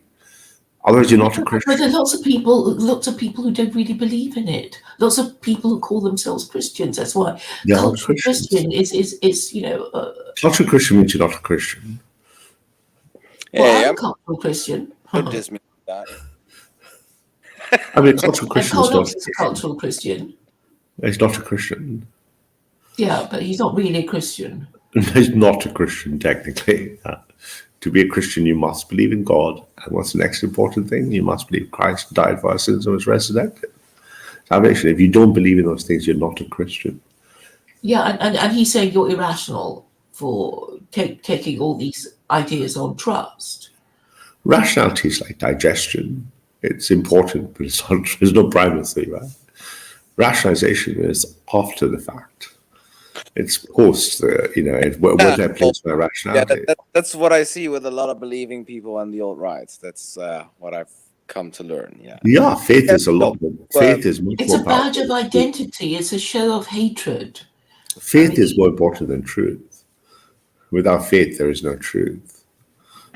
Well, Faith you can is have more. faith in something that is not true. Whoa. Faith is more important than truth. Oh, Really, yes, seriously, would you absolutely. accept that statement in any other part of your life? when we're not- Absolutely. You do it all the time. Every time you got on an aeroplane, did you check the credentials of the pilot? I know actually by I don't actually Did know you check the credentials of the pilot? no. So You how can did, why actually did you look get on the plane? at how often a plane crashes and how often a car crashes. Well, that's actually a rational thing. That's not faith. That's based on reasonable assumptions. Okay. So you had faith that you made these assumptions that that pilot, for example, was. No. I didn't have faith. Did you check the evidence? Research. I looked at the research on. Did you plane- did you check the evidence when you got on the Yeah, I plane? did. There's less. Did you plane check it? crash- Have you ever been in a commercial airline where you've actually managed to check the flight qualifications of the pilot? No, you I don't know. strongly urge you not to try to Well, break into the well, pilot's this is cabin not- in the political climate. You might not go into detail, Ralph, but this is induction. You sort of basically think like, I've flown so many times, and by the way, I've seen this sort of statistical evidence, and then you say like, oh yeah, most likely this pilot is not crazy. And eventually, so what you are trying to say, if I was brutal in court, you didn't check the evidence, you just trusted it, right? How about when you cross the street and the light is red, you're using induction to know that the cars will stop, right? So you operate in your life not really using reason and rationality. Yeah. This use intuition, instincts, your past history. Not intuition, instincts. These intuitions and instincts are actually based about real life experience. When you saw, you heard, whatever, about situations when cars stops and when cars didn't stop. So, but basically, nevertheless, you are using some form of trust of your history, your instincts. So how many times have you crossed the light where you thought, that car might not slow down? The famous sort of Hume induction problem, right? So, so do we have any evidence that the sun will rise tomorrow? But what I'm trying to say is, all I'm pointing out is you don't really use reason all the time, do you? You actually live in a biological experience that's fundamentally immersive. It's biological.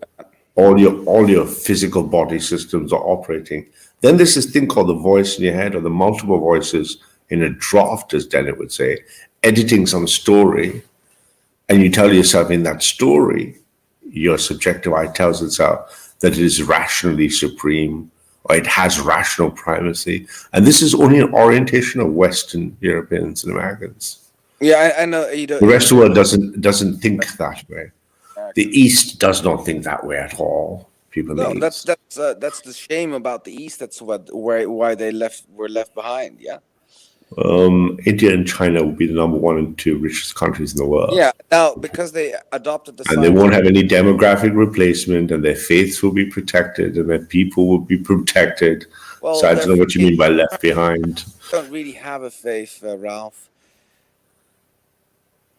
The Chinese don't really have a faith. That's only a brief history of repression by the communists. That won't last long.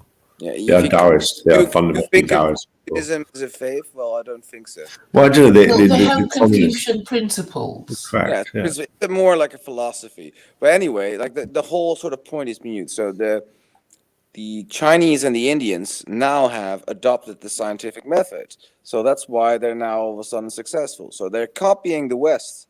Like Neil Ferguson always said, they're copying the killer apps of the West, you know.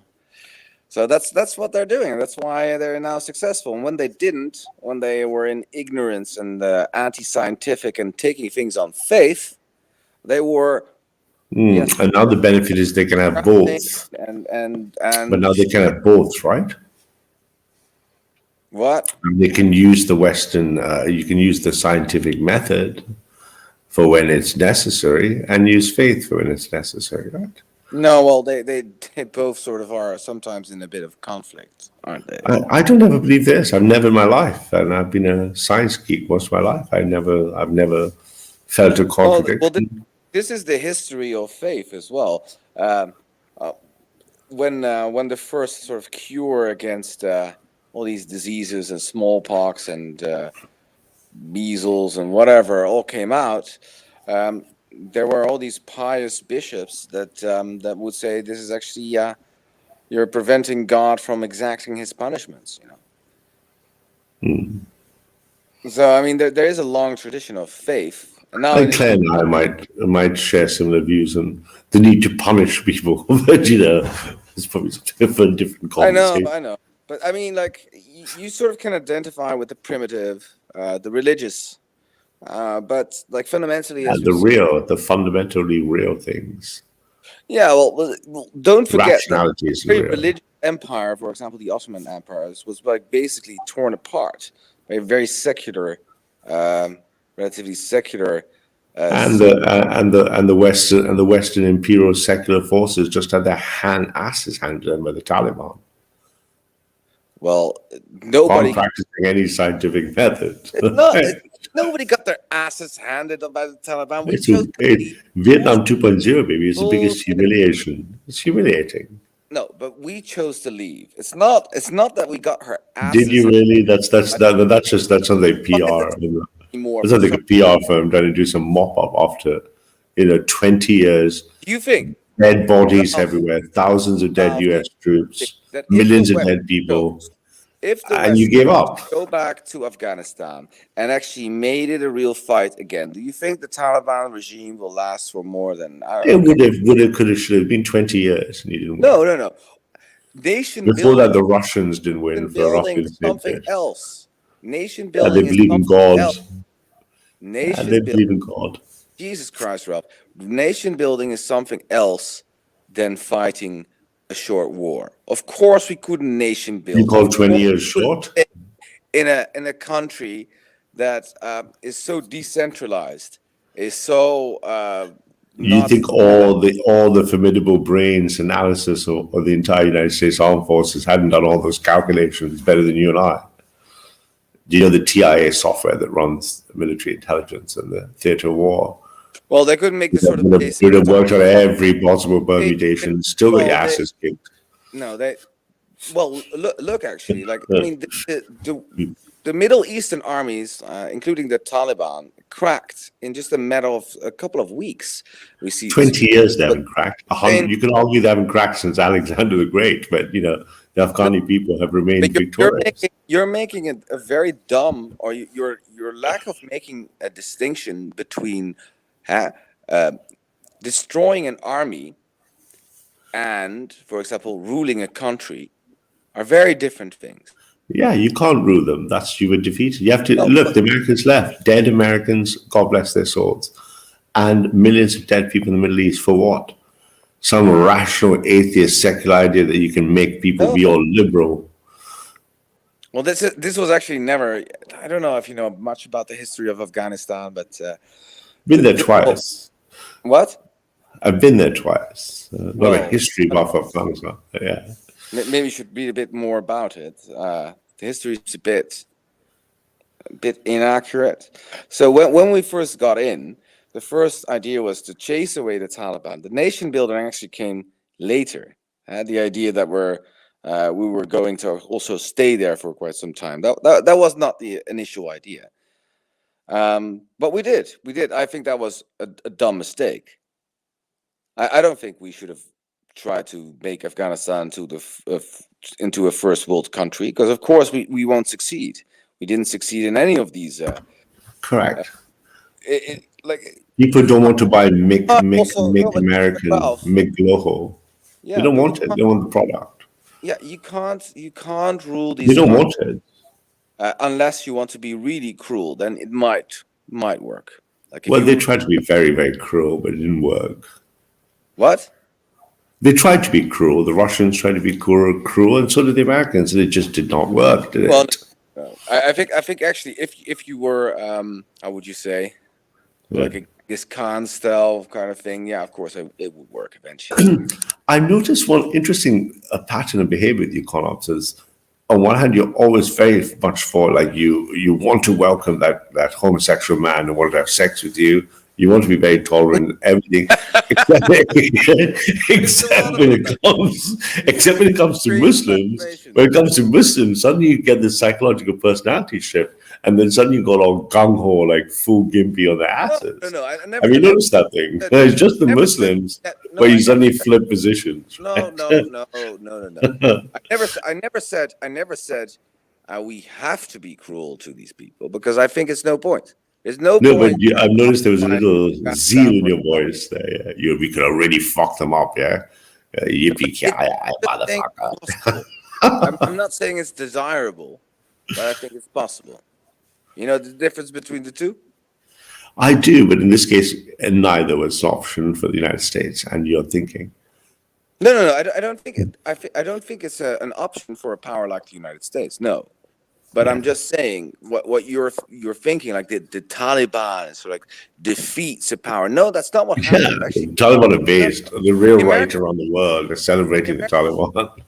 The Americans made a deal with the Taliban way before they left. Yeah. Well, they were trying to get out before Biden. They're the tails between the legs and trying to get out. And of course, they're going to try to make a deal because they're leaving what we now know is $3 trillion of assets in the ground. And they're scared because ISIS-K are going, we told you so, and they'll be there in no time as well. Right? No, but if the Americans decided to be there still with a presence of about 200,000 troops, for how many years? Another 100 years, 50 years? How many more deaths would the American take? I'm not saying it's desirable, but you're just talking like these like a Western army can be defeated by Taliban. No, it's because we chose to leave, and then they blew up 18 soldiers. They blew up 18 soldiers on the way out just to show you couldn't defend yourself. Christ, Ralph. 18 dead soldiers. Boom. Was corrupt, not equipped, just helplessly divided in tribal loyalties. Of course, that couldn't. This ragtagger tribes, mountain goat herders, seem to have taught you a lesson. And what do you think that single thing that unites them is? In favor of a large-scale. Yeah, Allah united them. Allah gave them the will. Allah gave them the tawheed. Allah gave them everything they needed. And it's a very bitter pill to swallow that the ragtag mountain goat herder guys who seem based as fuck just won eventually. Like, look, these people could have been ruled over by the British Empire. The British suffered its first two most significant military defeats in the history of the empire in Afghanistan. So no, it was one of the biggest British embarrassment defeats ever is Afghanistan. But the question this is not like Americans. This is when Britain ruled the world, not like America. When Britain actually ruled the world, it couldn't take out the Afghans. So no, not quite. Well, no. If they chose to have a huge presence there, of course they could have done it. Huge. So, I mean, this is what I like to call the fantasy of the loser, right? I mean, just roll over and have the humility. You can't go to a deeply spiritual people, deeply, deeply tribal, connected with their blood and soul and spirit, and then sell them Mick short skirt, Mick glow, because eventually they will kill you, or you will have to kill them all. And that lesson seems very difficult. They say, oh, we could have sent more drones. You drone strike at them relentlessly for 20 years. Didn't help. Well, I didn't drone strike anybody. I hold you personally guilty for all crimes of Western atheist secular nations. Personally hold you responsible for the death of our troops. Talking to you, Ralph, because I think you can't sort of make a distinction between me and other people who might have sort of similar positions in some way, but not exactly the same. I personally hold all of you responsible. I don't show any distinction sort of there. Assuming what I think would be most helpful, but if I think that's the third or fourth time I've actually. But out of curiosity, coming from where you come, your part of the world, which is of course a bastion of pathological tolerance and stuff. What's with the Muslim hatred? I don't hate Muslims. I just don't Well, like. what's with the Islam hatred? Come on, tell me, spit it out. Well, I don't have any Muslim hatred. I just don't like Islamic law as it is practiced today. So anti-authoritarianism, is that it? Well, no, it's also anti-child marriage. What do we have more? Anti-stoning. So are there many stonings? I haven't heard of any stonings in England, and nor have I met a single Muslim who has married their daughter at 6 or 7 to any adult. Not one. Claire, maybe Claire has. But there we go again. In England, the law is that is impossible. Even though actually these things do happen. Maybe any stonings in your country that's just across the water from England? Any stonings? Any stonings that you can report from your nation? For my nation, but it's going to happen in Afghanistan again. Okay, so you're concerned for. Okay, so this is a concern for people and a culture and faith. So do you know any? Do you speak any Pashtun? Do you care about the Pashtun people? Have you ever? I care about everybody. Okay, so this is a universal. So this is global homo at its finest.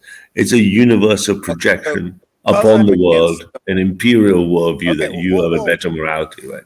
No, but you should understand this as a Christian, you know. Like, I mean, did not the British ban sati? Did not global homogeneous rule out the horrible thing! The terrible practice of food binding. You know, sati. You know, most of the women went voluntarily to sati. Yeah, that's what you think. I mean. Well, I know because my sister is married to a very traditional family from that part of the world. Yeah. Of course, they're gonna my brother-in-law is from there. Is sati still happening? No. No, but the honor. Ralph, do you want to tell me about something you probably don't know as much of than I do? But the honor culture that allowed it is still well and alive there. No, actually, like it's rather interesting. There was I forgot his name, but this explorer, this Islamic diplomat that came to a place where I just read Claire's chat comment. Sorry, good comments. Sorry. In Kiev, Russia, right? So there's this Islamic traveler, and he actually remarks about this sati phenomenon. But then, of course, that was done by other Indo-Aryans, so by the Russians, and he actually says like how it was done. It was basically shoved in, right? So I mean, like this idea that it's all voluntary. I think it's a really weird thought. And also, it is. It's very specific. It's very specific to the Rajputs and Marwaris because honor was because they're one of the martial people. Martial tribes, fighter tribes, warrior tribes, and for them the honor of their women ever being taken. And then if you look at the early stories of sati written in that part of the world, there's a couple of women who did it first, who led the other women to say, no, we will sit, and they built the funeral pyres because Rajasthan is full of really amazing forts. It's very, very unique, beautiful terrain. And then they constructed these mounds so they would demonstrate piety and honor so that a woman would never be captured, never be raped, never be given to a foreign army. Well, So I this is consider that quite a not just noble about pious performing practice. Ralph. This is about something else, like this is about widows, widows committing, That's a well, different practice. supposedly committing suicide, but there's so much pressure involved that they're actually sort of forced to go in there. But what would you say about all these other practices of diverse cultures? Like, I don't know, but I mean, it depends what you no, no, compare no, them against. no. If I I compare want them to against the know, practice I of a want to know, Ralph. 14-year-old girl, listen, if I compare Ralph, them a practice of a really want 14-year-old to girl know what having multiple practice. sexual partners, more than one at the same hang Okay, on, before you keep considering going, you're a let me. Christian, what do you think about the people in Papua New Guinea before the advent? But before we jump to another place in the world of Papua New Guinea, let me stay with where you are.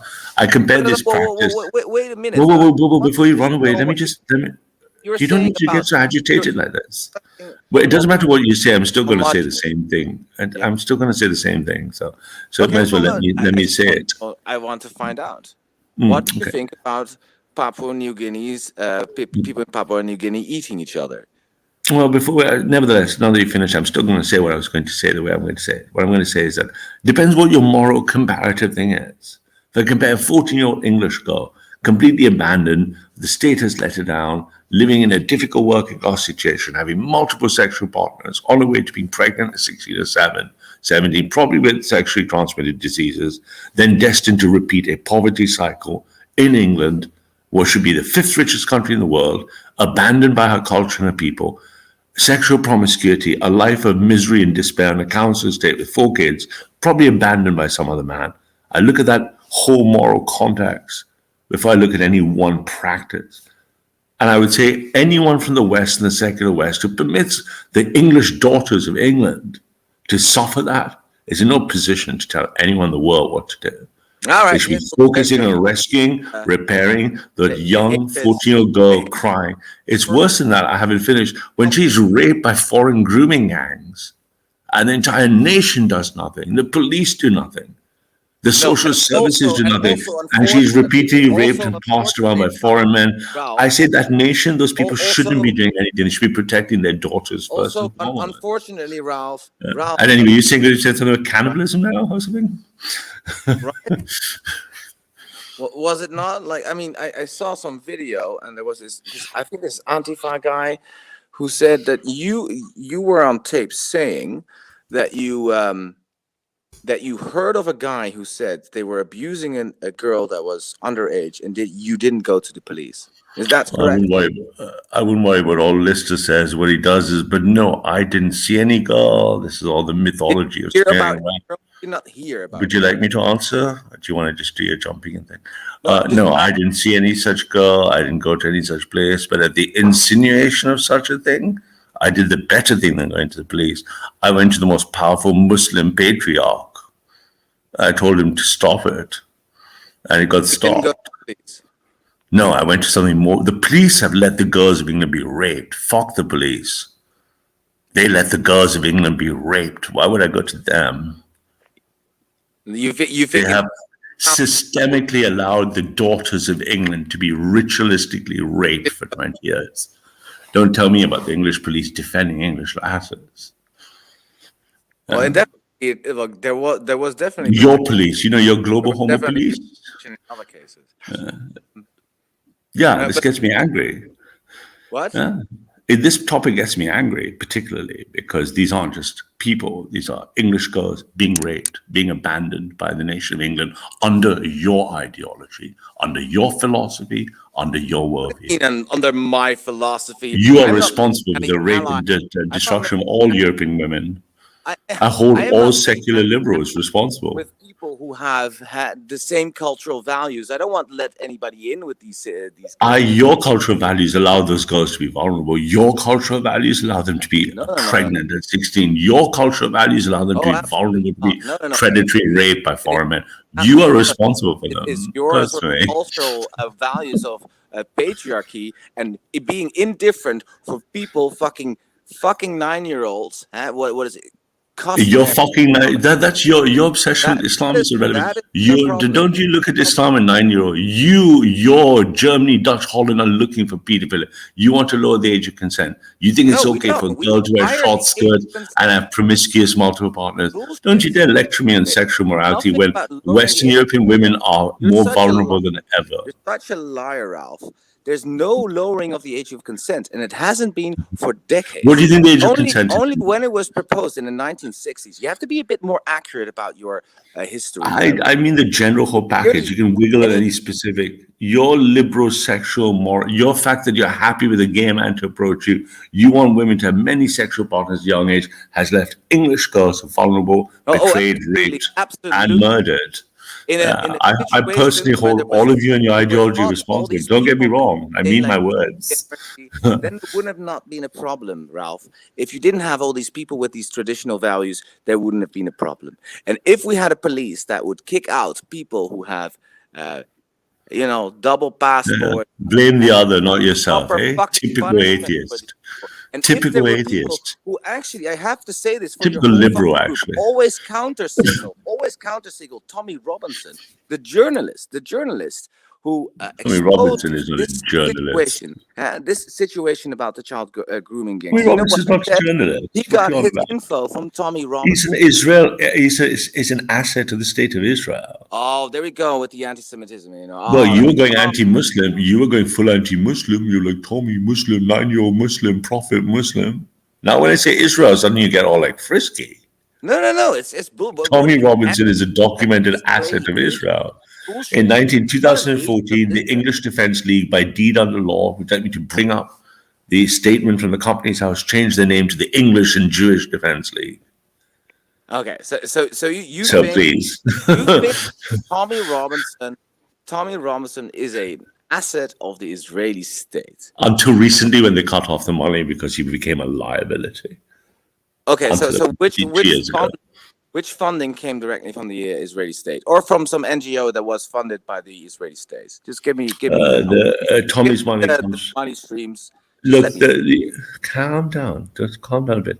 The most pressing piece of evidence you want is the company, the financial limited company to which all the money went in first, was changed its name from the English Defence League to the English and Jewish Defence League. This is public data, right? You can do your homework. We're not here to do your library homework.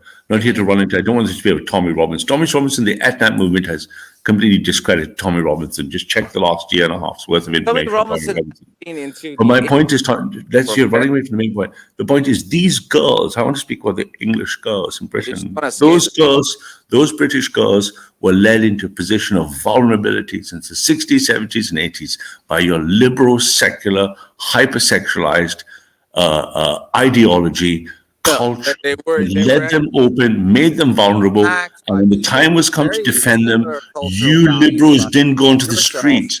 None of the feminists were in the streets. None of the liberals were in the streets. None of you guys were campaigning. You're campaigning for women's rights. Hang on, you campaign for women's rights in Afghanistan. You campaign, oh, my Afghani woman. Oh, my little Afghani woman going to school. What about the English girls raped in England? Where were you then? Where were all of you guys? Why didn't you go to the police? Silent. Why didn't you go to the? Because I went to the source of power. The police are powerless. The fucking imam always has the control. What? You compared to the British police? Do you live in Britain? Do you know how many girls, how many incidents of rape there have been, and the police have done nothing? Yeah, well, why has the English police not done much? But, for example, the Dutch and the Danish police have really gone after. I don't know about the Dutch and the Danes. Yeah. That's much more global homo. I don't care about the Dutch. They're insignificant countries. Islamophobic. They're like toy countries. I'm interested in Britain. Much what you call Islamophobic. They're toy countries. Look, I'm interested in Britain. I'm interested in British girls. We make videos. You guys, I'm sure the Dutch make all sorts of videos. I don't care about that. What I care about is British girls in Britain. We did a documentary and a movie about how a Moroccan guy was grooming a younger white girl. That you would never see that in England. In England, that did it as well, but then they made it a white boy. Yeah, because in England, this liberal secular culture has caused the breakdown. Nirvana of Islamophilia that you live in, and like a proper liberal state like Denmark or Holland, where we make some rules. Holland, have things where much better in Holland, control. Holland, the Here, capital of like child where I sex, live, pedophilia, than and all where that you shit. live. Holland, right? Yeah, Holland is like a liberal bastion of morality, right? Holland, right? And it Holland, better right? Are you for serious? Holland is a absolutely. degenerate country. Britain, It is full of Britain degenerates. sold out. It is its full of child sold sex out his girls people. because the It is same full of monstrosity. sexual absurdities, The pornography. Archbishop of Canterbury was even hitting for Islamic law. That's what you get in England. This is just your People who Muslim hate hatred. the culture, You're just like Muslim hate, you aren't hate you? the fucking You just culture, hate Ralph. Muslims because they scare you. And I'm happy Well, they I scare don't you. You like should be a scared of value Muslims. system that is Muslims would abusing, sort you out in no time, little matey. girls. I don't You like would that. sort you No. out in no time. You and Any your sort of fondness for gay men, your conservative gay Muslim ops shit, they would sort that society out in no time. today is set up to Yeah. abuse girls. And Yeah, you don't but because you have somehow let those girls be much more abused. busier about any Bullshit. gay man approaching you than you are about helping out. I'm not worried about gay men approaching me. Gay men should be worried about approaching me. I don't have anything to worry about. They should be worried, unlike you, Well, who seem to what are you solicit their affections. Yeah, they should be worried because you're so preoccupied with them instead of being preoccupied about the. I'm not the into English gay girls people, that are man. being- You're the gay boy, right? You're gay ops, right? I'm not gay. Nothing gay about me, my man. I'm Christian. Homosexuality is a sin. There's nothing to do with it. I don't and do you're gay so things. preoccupied.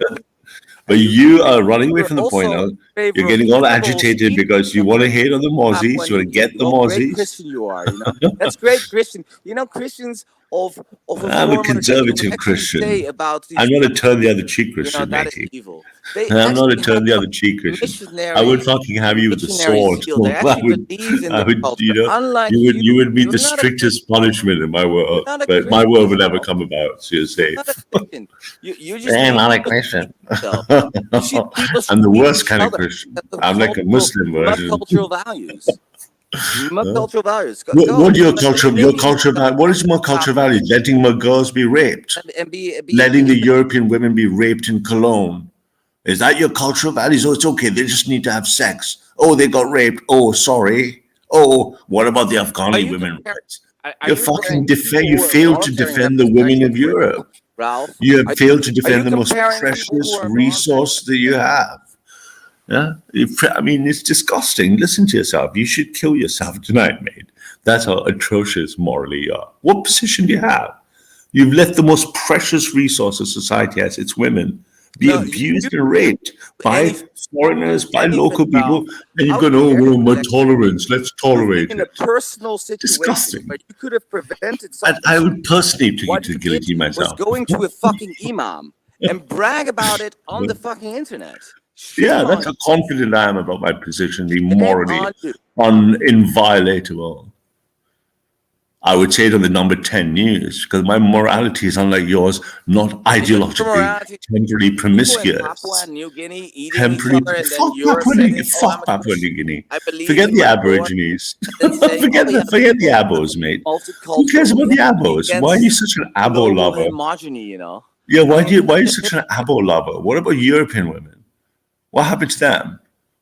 Aren't you a European man? Why do you care about Abo women or more Afghan Muslim women's rights? What about the European women that gave birth to you? The European women that are going to give birth to the future of European children? What about them? Unlike you, I would be if somebody said, fuck the Abos, man. I am abusing a girl somewhere in a house. You were saying in a house, and you're saying, you wouldn't do I'm shit. just going to go to Imam. You wouldn't do shit. You're a pussy. You will let European women be raped, you little pussy. That's what you would do, man. Of course, it's got spicy view because I can't handle these morally deficient virtue signaler. You're a virtue signaler. You're the worst type of liberal virtue. Oh, what about my Papua New Guinea rights? When it's in front of your face, Papua New Guinea. Nothing about it. You're doing nothing about it. You're like, you have no idea what you do, my man. That's what you do. You talk on Speaker's Corner. You just talk. You don't want to. I don't mean the Speaker's Corner. The only thing you're doing is counter signaling the people. Oh, now you have to get all personal because you're getting upset again. Getting upset. I'll stop being so. You aren't, dear sweetheart. Don't you worry about it. You live your little life. You be pro-gay rights, pro-LGBTQ. You let the European women be raped and just wait. No, you actually let them literally be raped, Ralph. No, I That's the didn't. You and me. See, that's just you trying to be all like, see, this is how the liberals, because they have no moral, they go personal, then they become low and dirty. It doesn't take No. long You said before this the on real filth comes You're out. Then going watch like, this, I am watch him. responsible. I am You someone. are, I Ralph, hold you and your Ralph, ideology listen for responsible. 1 second, or are you? It's Personally, difficult. For your you. Okay, ideology you're a let these people 50-year-old in. man, man. Your ideology No, tolerated them. Your ideology gave them equality. Your ideology said they're all equal. When I asked you, when I pressed, are people equal, different cultures? You know, we're all equal. People are You equal. let them in. You told them they were equal. You let them get raped. Jesus, what's your upset? Why do you constantly like rape, and then shouting over me?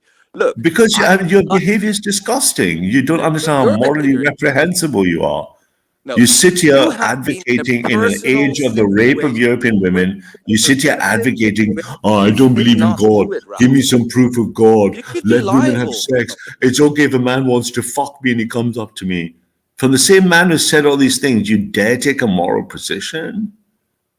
Yeah, absolutely. I am Yeah. taking a personal stand against I'm here people to admonish hearing you, my about son. sexual abuse and not Listen, my doing son. anything about it. I'm here to point you to the right way.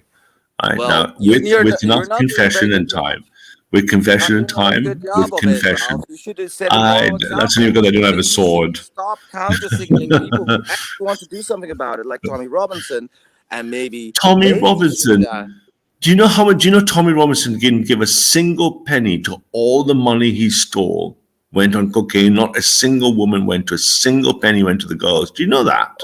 He did. He made some. Can you name a single Yes, girl? We personal tried. flaws, We but he tried. did more Listen, we than you. tried. A friend He of did mine more who's than very you. close. Listen to me. A friend of mine He who's did very more than you. close. Who's well known. A friend of mine who's very close and well known, who works closely with the networks of the people who deal with the girls. Couldn't find a single girl to say she got a penny from Tommy Robinson. Can you help prove her wrong? Can you provide a single girl who has got a single penny from Tommy Robinson? I don't look. We'll have to discuss this when I got into the details about Tommy Robinson. What the fuck, man? This might be interesting. But I will say he was the only one who really created awareness at the time, and he's a pleb, and he does it in his not very Tommy is a coke-riddled. He's addicted to cocaine and prostitutes, funded by the Israelis until he became a liability. In total, 700 grand from just the funding, and he produced nothing. He produced no documentary. He gave. Listen. You don't know shit about Tommy Robinson. I've got the full data on Tommy Robinson. He didn't give any money to any of the girls. What? Not a single penny to the girls. A couple of £1 million up his nose and hookers. Oi, Tommy. I have no idea about this financial situation. I don't trust your friend. I would like to. Do you want to go Google the independent newspaper? Do you want to go Google? Currently, the last court trial, as of 2 weeks ago, the last court trial against the independent newspaper, one of your liberal newspapers. Go read it. Don't believe me? Go read the data. Read the data. I will read the data. Read Lizzie Drayden's articles. Yeah. When I know more about it. Well. Let me help you. I don't remember the good things. I'm a Christian, so you can rely on what I'm saying because it will be verifiable, right? Logos, truth, right? Go check it out, man. £500,000 cocaine and hookers. Don't run your mouth. Cocaine and hookers. Tommy can go. Tommy can go deport Tommy to either Taliban land or Israel. I don't care. Chill out, Ralph. Calm down. Why? I'm enjoying myself. Okay. I actually resent. You only like Tommy because he hates Muslims. And you hate Muslims. That's the only comment. Are you trying to be a good boy? Listen, or is it too difficult for you? I don't know. You like to talk over people. I'm just going to show you what an alpha does. Actually, I think it's more the reverse. So I resent. Well, there you go again. I mean, running your mouth. Can you say it? Gonna be a good boy, huh? Ralphie? All right. Only I decide that. Yeah. Well, yeah. I mean, I don't know, like a 5-year-old guy or whatever you are shouting over somebody. It's not great optics. Anyway. So. Do you notice when we were talking all evening that you were the only one shouting at the four of us and interrupting, getting really upset? Did you notice that? No. Are you very self-aware, Conobs? Are you self-aware? Did you notice that? Is this the first time you're realizing that when I've told you that? All three of us were patient, took turns, barely interrupted, but you kept shouting, "You're strong manning me. How dare you talk over me? Oh, shut up, shut up. I want to talk." It's like a pestilent That was child. when I tried to explain something, and Don't make me discipline you on a live for- stream. but I don't want to this do is it. sort of your this is your idea. You attack a person for a position they don't hold, and you think actually that is a good argument. When I, for example, say that I would be ruthless against child predators, and that I would like to have hanging back for these people, and then you still say, "Oh no, your liberalism is You wouldn't hang a responsible fly. for these positions." You're liberal. You wouldn't hang When I anything. would say I would not let any You wouldn't say or mean anything. You're immigrants to that liberal, position, man. you're You talking could fucking hang a fly. Come on, let's be real. Ralph. If gay men come up to you and want to have sex, you're like, "Oh, I don't want to hurt their feelings." You think you would hurt a child but I abuser? could hurt your feelings. You couldn't even Ralph. hurt a gay guy. You couldn't hurt my feelings, my man. It's impossible try to me? hurt my feelings. You want to try me, Ralph? You want to see how you do, big boy? No, listen, you're liberal. You just have this one special soft spot, which is a hate spot for Muslims. Other than that, you're just liberal, man. I know your type. I meet a lot of people. What I have to do. You're liberal with the "I hate Muslims" streak. That's it. If the Muslims were nice and stuff, you'd love him too. If that Muslim guy was gay, you'd be like, "He's all right. He's a good Muslim. He's gay, right?" No, what I hate is people taking advantage of liberty. You know, people not behaving, people not telling about abuses. People not. You know what it is, my man. Let's chill it out. Look, you know what it is. I know you'd have liberals. You don't like it when they don't act like you. That's liberals, right? I've lived in some of the most hipster parts of the world in my life. I've lived in Brooklyn. I've lived in Hackney. Lived in Abbot Kinney. Right? Hipster ethno states. They don't mind blacks, browns, Muslims as long as they're also liberals. What they are intolerant of is people not showing tolerance. If the other guy is not showing tolerance, they become intolerant, like the Taliban. Yeah, well, exactly. Well, you need at and some that's point your relativistic model. you need to draw a line. So my system would accommodate everybody in their own sort of lifestyle. As long as they're liberal. Well, no, even people who are not liberal, as long as they will respect, that we have everybody has their rights. We have a democratic system, and that people will abide by the law.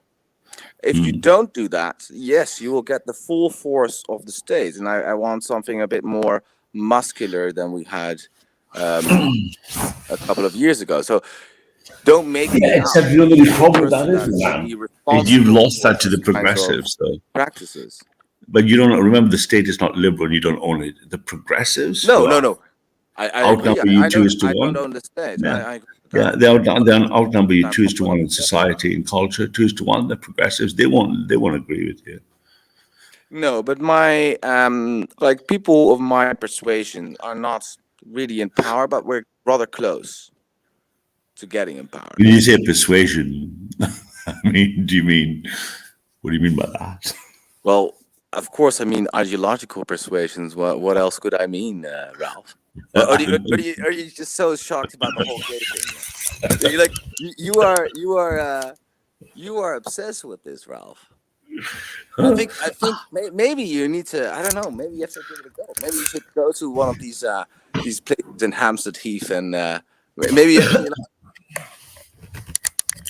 No, my man, that's the difference. Maybe you're just like one repressed homosexual because you're so. Nah, this is the thing I can assure you that it's never been an issue, never will be an issue for me, man. I don't have any positions on homosexuality other than the obvious one, right? So I mean, you're quite unique in the West. It's not that like grown men nowadays are really terrified of homosexuals. They're not. I've already told you. I repeat this answer many times. I'm only scared of one thing, and that's the Lord. Nothing else scares me, let alone terrifies me. What a crazy idea! I'm never terrified of anything. When like a guy comes up to you in I don't know, like in a kind of bear suit or something, that would terrify you. You never know what you're gonna do. Only the Lord would terrify you. Next thing you know, you'll be on your lousy knees. No, it doesn't scare me. It doesn't make me nervous. No. Stop the Mingo. I mean, hey, it looks like one of your mates is here anyway. Hey, who's Parade Avenger? He looks like. Conops, who's more godless, you or Claire? I think Claire is even more godless than me. Conops, you're not doing so good tonight, man. You're getting trampled. It's been a few runs of this, man. A couple times. But I like him. Conops is all right. He just needs disciplining. Yeah. It's like, Hey, you're gonna do that. I'm going to run to the larder and get another little German chocolate biscuit and be right back.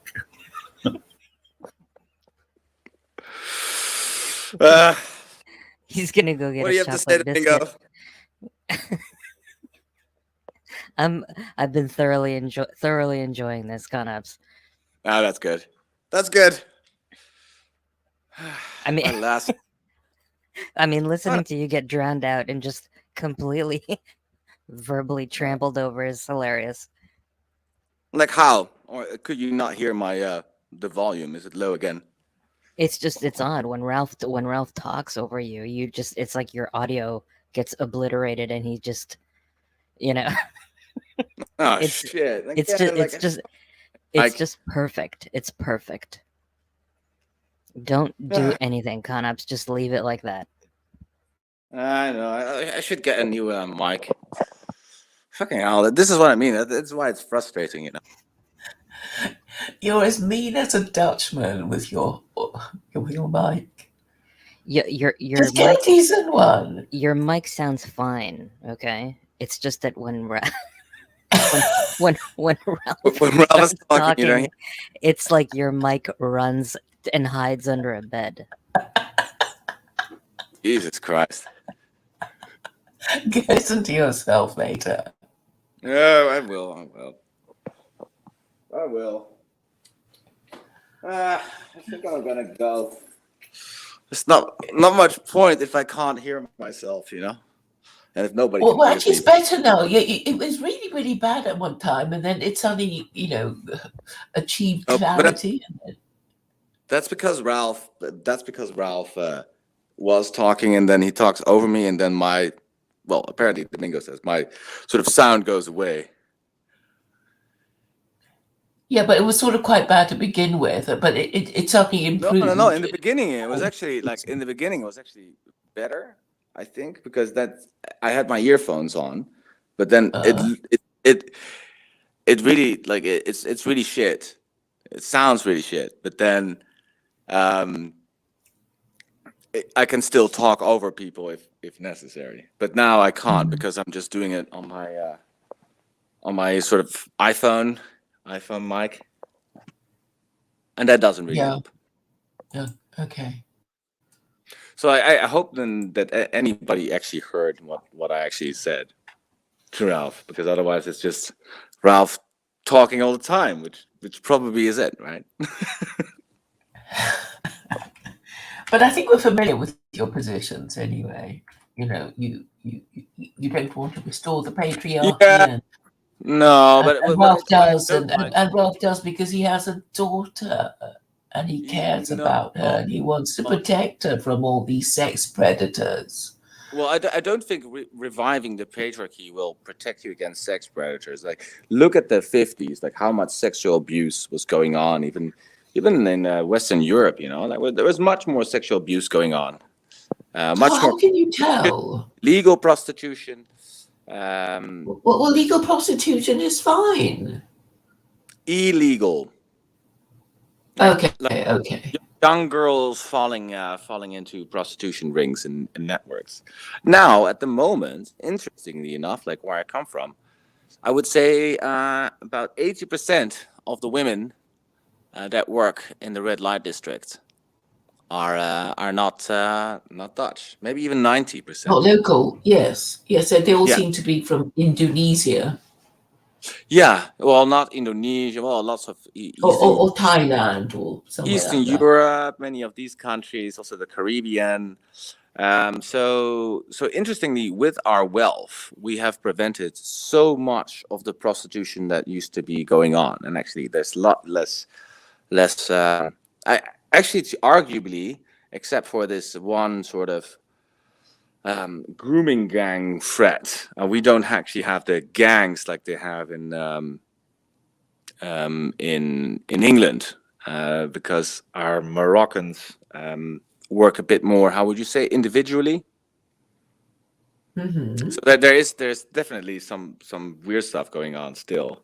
Well, I'm saying that the weird stuff is that if there are going to be any child prostitution rings, it would be run by the locals. But surprise, surprise, the locals are so degenerate they can't even manage to run their own child prostitution rings. Oh God, you think it's degenerate not to be able to run your own? Yeah. Because I mean, a lot of male organization is just being able to cooperate as a group to do stuff, and the locals can't do it anymore because they're mostly brought up in fatherless homes, meaning that they can't organize a piss up in a brewery.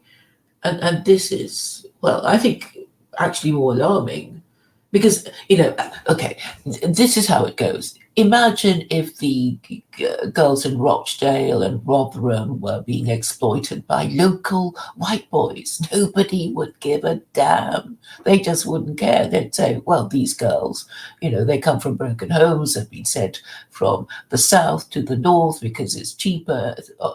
Care homes are cheaper in the north, and the council want to save money, and they send these girls up here, and they're being exploited by local white boys, and we don't care. I mean, the only reason people get upset about it is because of the racial element in it. No, I don't exactly true. I mean, but of course it is. No, I do think it has a component, because I also think for many of these Muslim youth, Western women are even 12-year-old girls are whores. And that's not to do with liberalism. There's no hanging fruit. They're easy to get at. Well, because their mothers don't care about them. It's like, you wander the streets as much as you like after school. Just don't come back because, mum will be busy with her latest boyfriend. Yes, well, I guess the parents... dad will be alcoholic, right? Yeah. A 12-year-old with the latest boyfriend? Come on. Yeah. No, I'm saying, okay, this is what I know happens, that these single mothers with their daughters will find their daughters in the way after a certain age when they become interesting to mum's boyfriends. These guys were in front of a fucking primary school. I mean... Doing what? Sorry, what are you talking about? What? I don't know what you're talking about in the primary school. I'm talking about how these girls in the south of England came to be in care homes in the north. So these mothers kick out their daughters, and they are a charge on the state. The council has to look after them, and the council thinks the north of England has care homes that are cheaper than care homes in the south. So we'll send them up there. No, well, I was not responding to that actually. That could very well be. What I was responding is to Ralph, and I'm saying, these girls, some are as young as 12, are hunted down in primary school, and they were picked up from primary school. In environments that are deprived, socially defeated, decimated, broken nuclear families, as Claire suggests, very dysfunctional families. That's where these predatory animals prey. They don't prey in nice middle-class girls from Hampshire. Yeah, no, but that's because they don't have a good family where they come from. Sometimes they're very alienated. What is the source of that problem? Why did that happen to England in a space of 30 years? Liberalism, tolerance, decay, breakup of the family unit. This actually always happened. Don't forget that. It's always happened. There were always vulnerable young girls, but since the 60s, 70s, and 80s, actually, we made sure that this happened not very much. And the problem is now with these new arrivals, this is when the problem really started. And then you shouldn't blame the 12-year-olds. I'm not blaming a 12-year-old girl for anything. I'm blaming the liberalism that didn't defend her. Are you blaming the Muslim rape gangs for their attitudes? You don't want to know what I would do to them and their entire extended communities. But that doesn't let you escape the root cause analysis, which is liberalism that let them come in, liberalism that made everyone equal, liberalism that said they had the same human rights, liberalism that promoted promiscuity. These are the conditions which led to the rape of England. No, it is actually the lack of equality, especially in Britain. Huh? And I know people who are rich in Britain, and I know how they look down on lower class girls there.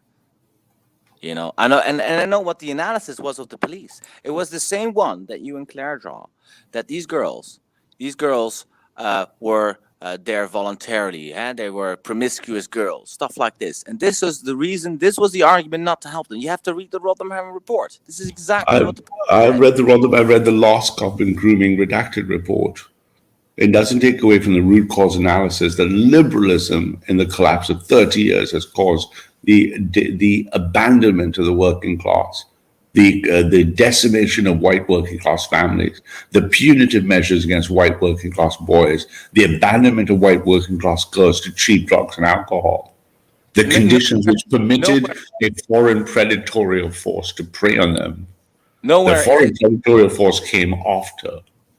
Nowhere is this problem so severe as in England. And I think you also have to deal with the fact that that is the case and why that is the case. And that's the case because the upper class doesn't give a flying fuck about the lower class there. You know, they don't even. So would you return to illiberal society where the classes rule? Or would you prefer liberal classes? Absolutely the opposite. I want an egalitarian society where that's what caused the girls to be raped. Of all the classes. And that's what caused the girls to be raped. No, that's not what caused the girls to be raped. Yes, it is. Yeah, no, the biggest single reason given in the reports. Listen, the single reports from the MPs, from Khan, from all of them. The single reason the institutional support fell apart was the fear of being called racist. The fear of being called racism caused this repression. The fear of being called racist. The other reason that was mentioned was because these police officers and these social workers thought, oh, these are loose girls. They were fucking 12, you know. They were preyed upon, threatened, and then people took the analysis, these are loose women, you know. It's just crazy. Yeah, like and that's the root. Not loose women, not loose women. No girl is loose 12, 13. A loose liberal society. Not a loose woman. No English girl at 12 or 13 is guilty of anything. She's a child. It is the duty and responsibility of the people, the community, of the nation of England to defend her as the most precious asset, the future mother of English children. That betrayal, that abandonment was liberal in its core. I disagree. Racism, equality, access to drugs. Yeah? I think it's just a very faulty analysis of the situation. And it's not what people in the report said. The report written by people who are very skeptical. The government. Yeah, the government. Yeah, but did you see the faces of the people who wrote the last report that was heavily redacted? No, I mean the original report. Yeah, almost none of them were English. Basically, almost none of them were white. Forget English. None of them were British. Who wrote the report? The last report, the big one that just came out. No, I mean the Rotherham report. No, that's very old. The last report that came out 6 months ago, 4 months ago. The one that was petition. I read the Rotherham. That's the most detailed report, the one by the Home Secretary. Yeah. But everyone who lives in Britain knows what's happened. It's this collapse, this culture. When Bob the Builder destroyed Vinnie Sullivan in the corner, he explained to him in no uncertain terms. And then all the Tommy Todds around got really upset with Bob. It's the liberal collapse, the abandonment of the family values, the abandonment of Christian values, the abandonment of caring for the society. No, because it doesn't matter if you don't have a traditional culture, if you don't import other people with a traditional culture. That says the liberal. Yeah. That, as Claire was right, then you just have that liberal degenerate males doing it. So it doesn't matter. You're safe. You're safe from everything. So what we need to do is No, you're not safe. You're liberal degeneracy. floods very close and not make any. I'm in Berlin. Berlin is one of the feminist capitals of the world, the hardcore feminist capital of the world. The Berlin women are now advocating for schoolgirls in Germany to be taught a career in sex work. No foreigners needed. Berlin white feminists arguing that young German girls should be given an option to learn the vocation of sex work.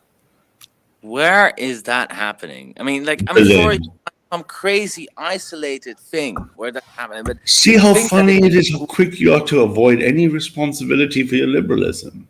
Well, you're the quick to blame the Muslims and the foreigners, very, very hesitant to take any responsibility for anything that is liberal, right? Very weak. We just talked about it with Domingo.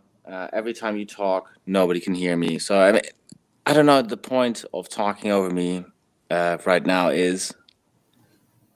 I can hear you, Conops. Well, now you can hear me. Well, Domingo couldn't hear me at all for the whole part when Ralph was shouting over me.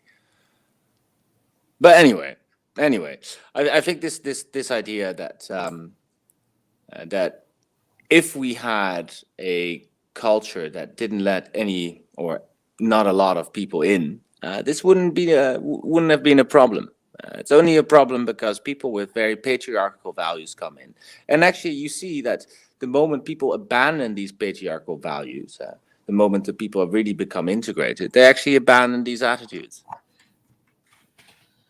and then there will be less sort of these crimes. So yay for global homo. You know? So does that apply to black people or just Muslims? And mostly to Muslims, yeah. Okay, how are black people overrepresented in lots of this data? They're not very much overrepresented in the child. They seem to be in the recent data. They seem to be overrepresented in gang sexual assaults on girls. Yeah, well, there's a very specific crime of gang rape. So would you want to remove them for the black ones, black people? You can't remove the people who are already in your society. What about the Muslims already here? Do you remove them? No, well, if they have dual nationality, you can remove everybody with dual nationality. That's no problem. That's already in the book for jihadists, so you can expand that. That's very easy to do. And this is what I tell conservatives and my progressive friends on the left, the same thing. Liberals have nothing to offer the progressive left or us in the conservative movement. The quicker we get rid of liberalism, the quicker we get the actual showdown. Ralph, right? It's a good start. Isn't it a good start to denaturalize people who have dual nationalities and commit crimes like that? No. No? No. I want a comprehensive migration strategy that puts the native people first. Oh, I don't care if someone is, I'm not a racist. I don't care if someone's black, brown, Chinese, Somali. I care that they're not British. You want racial classes in your society? No, not racial, ethnic. Okay, well, how do you distinguish? I'm not racist. I don't care if the person's a white Russians. I don't want 10, 20 million white Russians arriving in Britain. No, no. Talking about the people who are already in here in this society, right? Well, that's different. You're gonna have to deal with how to deal with them. Yeah, well, we agree there, but you don't agree to denaturalize people who committed crimes. Yeah, if you want to ask me what policies I would consider pro-nativist policies first. No. But you don't even consider to denaturalize them. That is not on the table. I would first put in heavy incentives for people to not want to live in a country that gave native people preferences. For example, I would just put native preferences. I would scrap equal opportunity legislation or mandate native legislation on par with equal opportunity legislation. Yeah, but I still don't know what the I system would is. let the majority. I would let the in simple English. I would let the majority. I would bias the system against the majority and not the minority. I would bias the system for the English in England, for the Germans in German. I would bias the system just like of the 200 nations, 150 are nation states. Okay, India, so Vietnam, all these are nations people going to bias be? their own. Are people going to have racial quotas? Well, I don't know what you mean by racial quotas. I keep explaining it's nothing to do with race. Okay, but So I don't I know why you still don't. keep bringing up racial quotas. The only racial quotas, racial principles operating in Britain, as far as I'm concerned, everywhere else are anti-white principles. Okay, but I still don't get what your system is. So you're saying So what I'm saying is, I would start. Let me give you simple policies. For example, I would start saying, for example, no more citizenships. That's off the table. If you come here, you want to work and come here, you're going to have different classes of work resident visas. It should take a minimum of 25 years to convert one of those to citizenship. So that stopped the tap coming in. It's not solved the problems of migration. You don't want to come on those terms, we'll find some other country that sends us whatever we need. So there's no more citizenship. Secondly, in the internal system, I turn around and say, no. Let me give you a simple example. English is the only language to be used in any and all public systems. I would scrap all second languages. You will all learn English. If you fail, then you start failing badly. Housing, education should be native first. all right. So well, basically, all your plans, except the one about the 25 years, which I might be relatively interested in, sort of don't actually help to prevent the problem, and you're not willing to pick out people, Why? which is a problem, I would say. Well, first thing I'm going to do is change the. First of all, there's two bits. There's, if people keep coming in, there's a problem. Then the people who are already in here, why do they remain here? They remain because they are incentivized to remain and disincentivized to leave. So first thing I'm going to do is I'm going to disincentivize them by letting the native people have precedence. Yeah, I think it's okay. Well, depends on what you mean by. So why would I go through a complicated process of getting them to leave when I can just incentivize them to remain? That means a large chunk of them. So if you look at successful programs that are done by Orban in Hungary, in Poland, and they just had other white populations they didn't want. They didn't want Bulgarians. They didn't want Romanians. They just immediately started putting in heavily pro-nativist policies. That means, no, you didn't get seen first if you were not Polish. You didn't get seen first if you're not Hungarian. If you want to be in the queue and the other people in the queue, Hungarians keep going ahead of you. After a while, non-Hungarians go, this ain't a great place to be. I'm not Hungarian. Exactly. If you don't live on the Hungarian terms, and guess what? Masses of influx of populations left those nations because there was no longer a good place to be. How did Viktor Orban deal with Islam and the Turkish Muslims and some of the other Muslims? He scattered planning permits and housing density. They couldn't form ghettos. After a while, what did lots of them do? They just left of their own accord because it wasn't comfy. In England, you get houses, education, school, some fucking language from somewhere else taught in school, all at the detriment of English people and English children. First thing I do is just all I have to do is repeal half the liberal legislation. And suddenly those people don't like it in England as much anymore. The ones who do want to remain, who like it, they're more likely to be the ones you want to be with anyway. Sure. Because they don't have a problem with English being taught, English being spoken. Wow. Hold the phone. Let's sort of calm down. All right. So you want to have a pro-nativist policy, but other than 25 years you talked about before, I don't know what that really entails. For example, can you imagine you're like a mixed race person? How does that work? It's not about race. You keep bringing race up. I don't. Let me give you simple examples. First, let's say education. I remove all foreign languages. Yeah. Okay. But I'm all for that.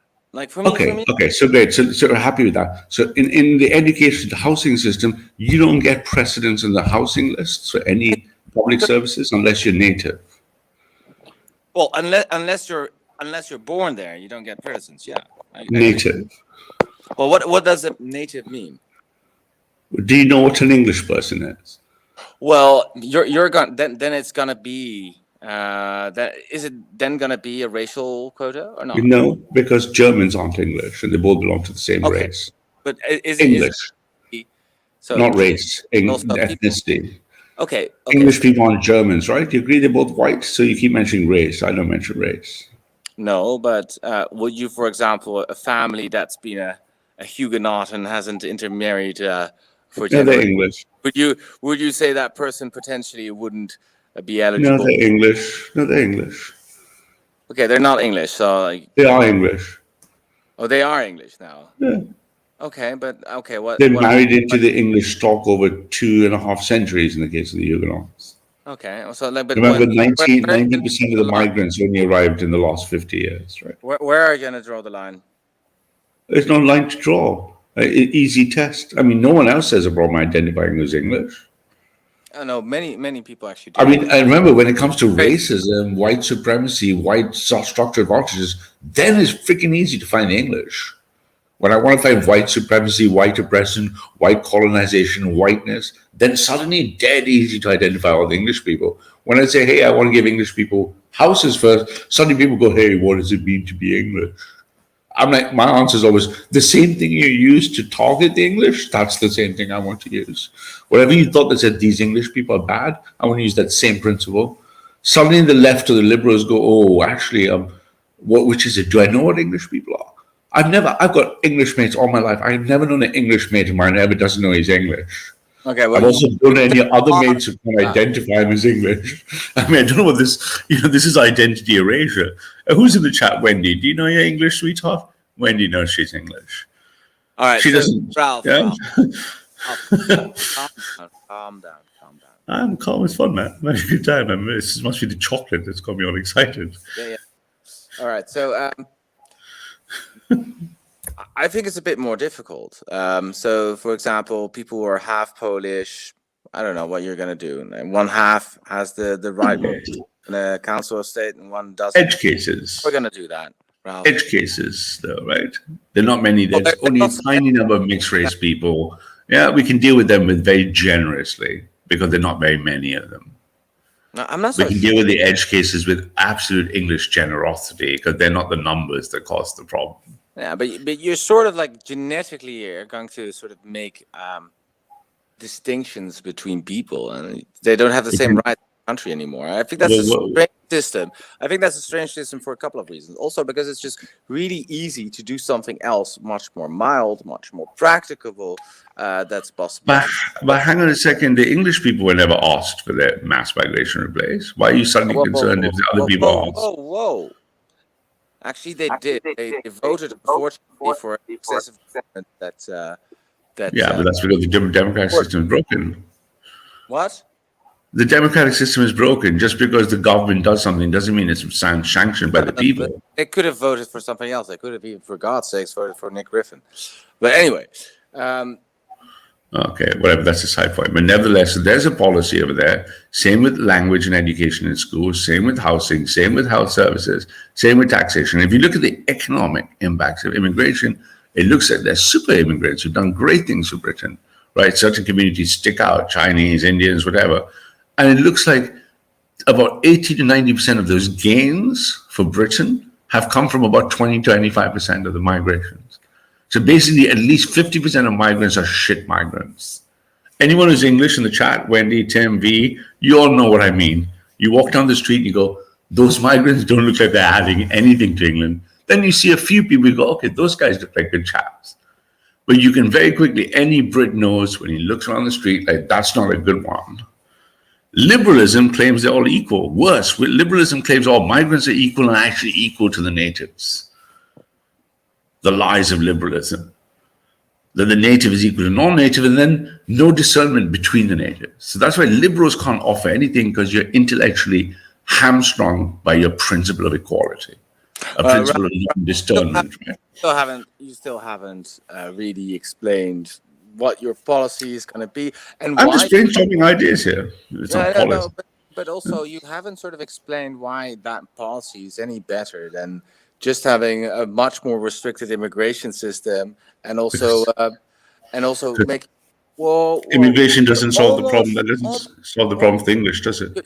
You're just starting again. It's just Jesus Christ, Ralph. Do you have ADHD? What the fuck is wrong with you? You're the only one who's been doing this all night. Dude, my You need microphone to is look in very the mirror. audible. Throughout everyone Bingo- talking the about, you're bingo the was, only one who's done a Darth Dawkins. Bingo was making the comment that he couldn't hear. Get on with it, man. Chop, chop. Come on. And your point is? My point is this: there are many more sort of calm. How would you say? Not as impactful. How would you say? Not as terrible. Actually, not as immoral things you can do to curb migration and to also create incentives for people who don't want to be in the country and who are trouble to leave.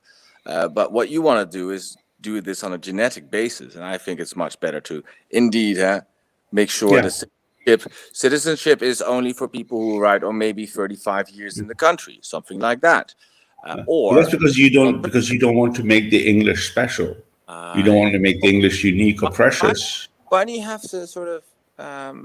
Why do you say that? I don't want to make the English special. Because you every time you use the word English, I'll tell you why. Because every time you want to use the word English or native, you go straight to words like genetics or race.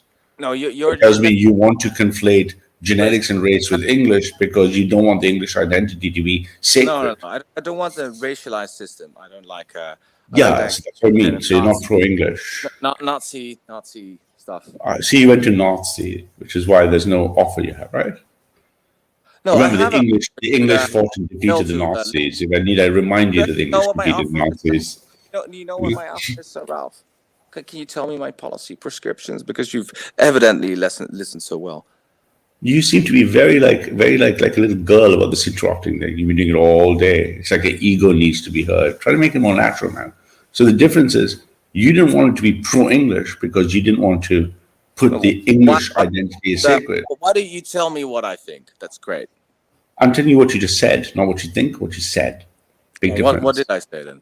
You said, I wouldn't do that because my systems would be more mild and less impactful because they wouldn't involve genetics or race. So those are proxy statements for English identity. Yeah, it was roughly the same result on a net basis. It would have the same results. And it won't be any association with any Nazi regimes or whatever, the problems that you would have when you propose your system. So let me be clear. Like, citizenship, maybe get it after 20, 25 years. Then benefits, getting,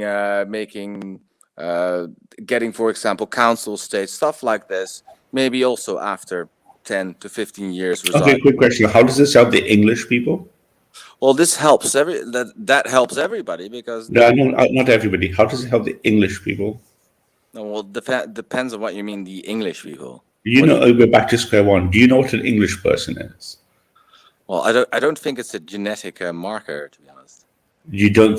So can a black person be English? Yeah. Okay, so you don't know what English means. No, that's not true. For example, the biggest Dutchman was of German blood. He was called Wilhelmus von Nassau. And is he a black Dutch person? Well, yeah. Okay. Is he Dutch? He's considered as the father of the fatherland. Yeah. That's how it goes. That's how people in the 17th century. Do you think there's a Dutch ethnicity that is not German or black? It's only that 30 years of Nazi Germany and the other eugenics. Do you know how stupid you sound when you use the word Nazi, right? You understand most people don't. That word is so desensitized when we hear it. We laugh at it, right? I mean, if you want to... Are there any Nazis running anything anywhere? Have you seen any Nazis? Do you know any Nazis? Yeah. Have you seen any Nazis in position of power?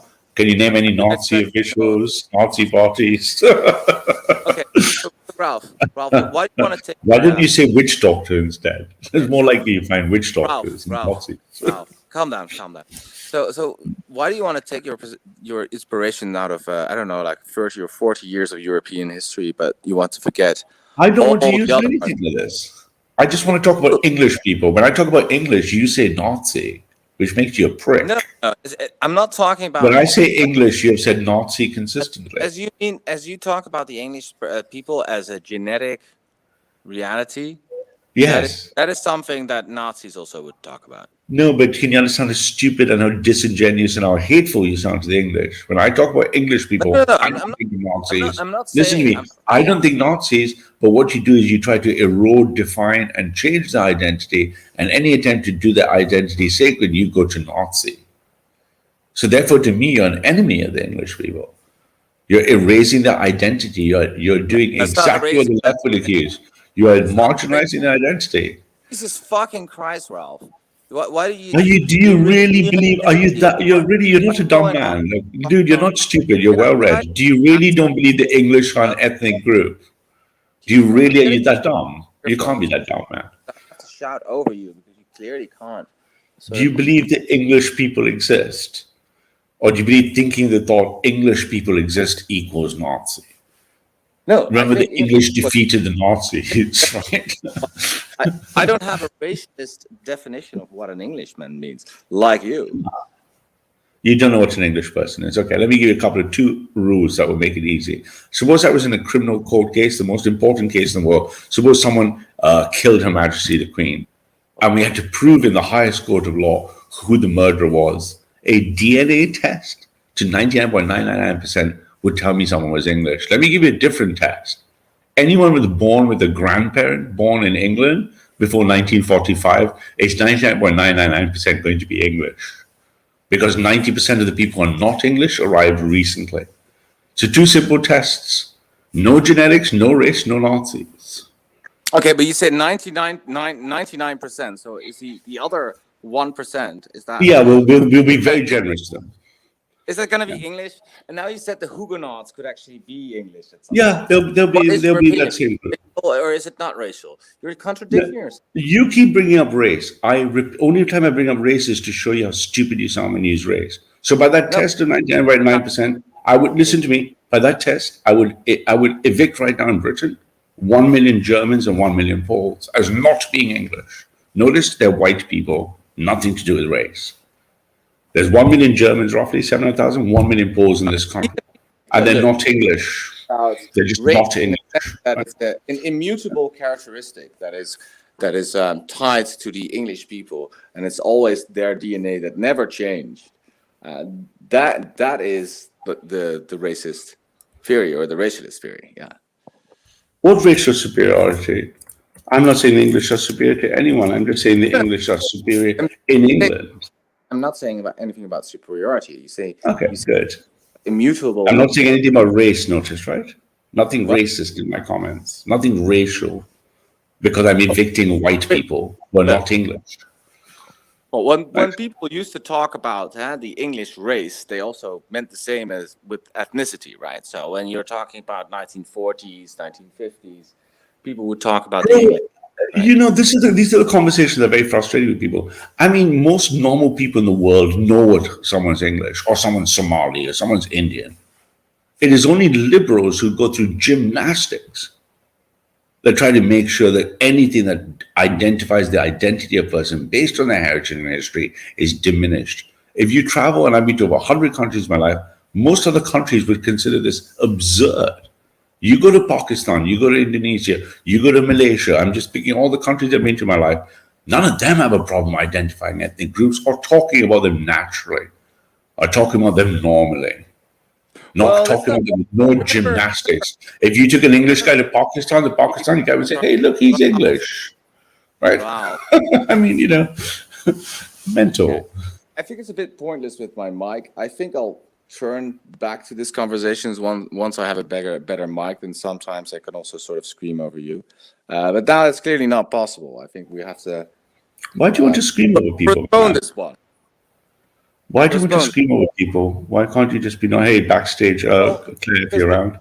The moment I've heard this from Domingo, the moment you start talking is the moment nobody can hear me anymore. So I mean, it's basically a bit pointless. So we can hear you all fine. Everyone can hear you in the chat. Well, no, but the moment you talk over me, like I blank out. The way that happens is if you don't talk with me, I do it in sympathy, my man. If people don't speak over me, and I talk to Claire Rob, we don't, usually it's not a problem. If you want that pattern of behavior, you're going to have to demonstrate it. And then I'll reciprocate. Well, I notice you haven't demonstrated reciprocity. So. Yeah, well, it's not, I don't think it's really me this time, Ralph. I'm sorry. Okay. Everyone in the chat seems to hear you just fine. But anyway, just while we're waiting for Claire, The problem, I'm not sure if you can hear or not with your mic. The problem is, this is the problem in a nutshell. It's with the progressive liberalism, first with good intentions by the English liberals of the 60s and 70s, then slowly taken over by the left, and the progressives have taken away and refused to accept the identity of the English in this case. And without accepting and standing first and foremost on that principle, you're not going to solve the nation's problems for the English, who are the majority of the people in the nation who are suffering disproportionate problems. The rural grooming gangs we were talking about, all problems suffered by the English. So when I consider being a conservative and an extreme Anglophile, I look at this going, what's in it for the English? If you're just trying to solve problems to get rid of Muslims, you don't like Muslims, you deal with this, these aren't really English-centric positions. They're not English-centric policies. I mean, in my head, I do the litmus test. How does this help the English? Doesn't tick a box. I think, I mean, sounds interesting, but sounds like more different versions of the same problem. Whereas an English-centric view is what 150 countries have. And I go to Thailand, Vietnam, Japan. I've lived in Japan for a long time. The Japanese don't have these problems. Indians don't have these problems. Chinese people don't have these problems. Only seems like Western Europeans have a subset of the population, what we call spiteful mutants, who seem dead, hell-bent on denying the identity of their own ethnic group. And I must admit, if I sound a bit emotional, it does my fucking head in. And personally, I would rather just do it quickly and solve it the old-fashioned way, but it looks like we're going to have to talk it out for a while. Until the problem is this, Ralph. We'll be in an increasingly multicultural society, and it's not, or how would you say, multi-ethnic.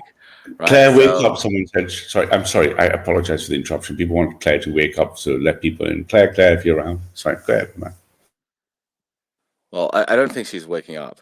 So no, the problem is we will be in an increasingly genetically diverse society. And the problem is, if you're gonna sort of put these markers down, you'll have to at some point treat people as second-class citizens. And I can understand you can do it for people who don't have citizenship yet, for example, and you can sort of make the process of getting citizenship very difficult. You can put a lot of years to it, but I don't see how you can have an effective society with people who are sort of permanently outside your society and don't have the same rights. I don't like that kind of society. I don't see any sort of legal precedents for that. I don't see any. You're talking for. I see it in Thailand, in Vietnam, in India, in China. If you want to own, like, I had some little business dealings in Thailand with a couple of colleagues from years ago. Yeah, I couldn't have 51% equity. Only Thai people can have majority ownership. It didn't seem problematic. It just seemed the Thais were like, hey, our people first in Thailand. Yeah, but the Thai people could also marry. So they can marry somebody from another group, and that's no problem. There's lots of intermarriage happening in Thailand. Connapps. Well, what is it, Domingo? Hey, Domingo's back. This is straight from Wikipedia, okay?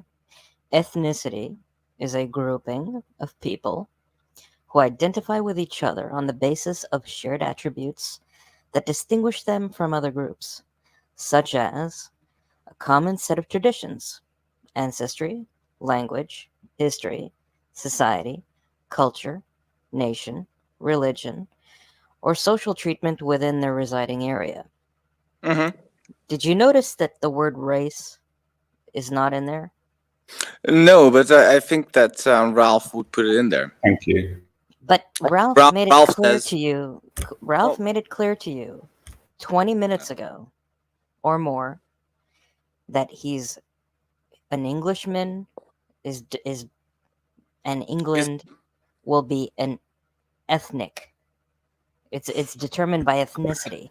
Not race. Germans and Poles, there are 2 million Germans and Poles. They're not English. He told you that he would not want a bunch of white Russians running around. He made this clear, but you keep coming back with this race bullshit. No, because he says blood, soil, and spirit. So blood is a part of that. No. Yes, the English are an ethnic group. But they're not. It's not race. He's talking about the blood of Englishmen. Yes. He's Yeah, not so saying the blood of white people. not it's Correct. blood. I'm not a white nationalist. I argue with white nationalists. Is blood not race? No. Is how would you say it's not English is for you is subsection of the white race? Because there are 1 million Germans, and I'm very, very affectionate and close to all the Germans for lots of reasons. And there's 1 million Poles, less affectionate there, and they're both in England, and they're both white. You might argue they're more whiter than white in your racial hierarchy, and I'd still say they're not English, and they're no different to me to a Somali person, a Nigerian. They're all not English. So it's not racism. It's not race. I don't care if they're white, black, green, yellow. I care that they are, if and only if they're doing something detrimental to the English people, and only in England. And I grant the same things to the Somali people, the Indian people, the Chinese people. Yeah, but for me, it's just very unclear. So where you draw the line? When do you say can somebody ever become English? How does that work? He just told you a minute ago that if your what did you say, grandparents? If your grandparents were born in England? Yeah, before 1945, that pretty much gets you a broad cut of what would be, that would pass the genetic test. Conops, are you not listening to anything he's saying? No, I think it's just an arbitrary characteristics. I mean, like, would you say that a Somali that came before 1940, he is English then? And that's a beauty thing. Most of the people came to Britain. In Britain in 1945, 1960 was 99% indigenous. Yeah, 90% of the migrants only show up after the 1980s and 1990s. So let me give you an example. There's only about 500,000 people directly descended from the Windrush, the first African Caribbean communities. And there are 500,000 people, okay, they're here, they've got a claim for this period. But most of the migration, over the 10, 50 million, are birth chain migration from Asia and Africa afterwards. So I'm giving you a simple heuristic that makes someone English. Now, if there's a black person who'd been there, there's been black people like Indians came to Oxford in the 1800s. Yeah, there'd be the odd Indian families and the odd black families that had long heritage. They'd obviously survive, but they're a tiny percentage number. They're not the ones with the source of the problem. I don't know that. That's not the point. The point is that you're using a heuristic, and I'm talking about what what the technical language should be, how you should treat a word intellectually, I'm giving you a technical definition, I'm giving you a cultural definition, I'm giving you a practically a political definition. But I'll tell you what, none of my English friends have a problem knowing they're English and not Welsh. None of my Welsh mates have a problem saying that guy's Scottish. Well, it's not like a problem for anyone. Oh, those guys sound like fucking Frenchies, right? Well, that's it. So, for example, if a Welsh person would go to England and he's there for 2 generations and the family hasn't intermarried and they adopted every sort of English custom, are they still Welsh? If they just adopt the customs, they're still Welsh, ethnically. In fact, the good Welsh people would not want to do that. In fact, the Welsh have a history of not liking to crossing the Severn Bridge and heading to England in the first place. Right? But I bet you there have been lots of people that have acculturated and called themselves. Yeah, but remember, in terms of citizenship, it's only one country of 4 nation tribes, right? So you can think of it as Britain, right? Because there's no separate countries, right? Okay, well, I think that's a bit of an excuse. But I can bring any nationality to it. Bro, it's like easy to know what the Brits are. We can distinguish them genetically from the Danes, the Dutch, the Belgians, the Flemish, the French, the Spanish. It's not a problem. It's only a problem for people who want to deny there's such a thing as English or make it racism or Nazism. But I'm saying, hey, if there's 1 million Frenchies, 1 million cousins from Denmark, they shouldn't be there either. Or they should not have the same precedent as an English person. Okay. Otherwise, you can't defend English culture. It's arbitrary. So say that, for example, the Viking Danes or whatever, the Danish kings, the Hamlets and whatever, that they're not really they're English anymore. Like they're not really English anymore, or not very English because they once arrived at the island, but now. They are English now because they arrived so long ago. But just because the fact that some people arrived for a couple of generations, then it's not really English. So I mean, it's correct.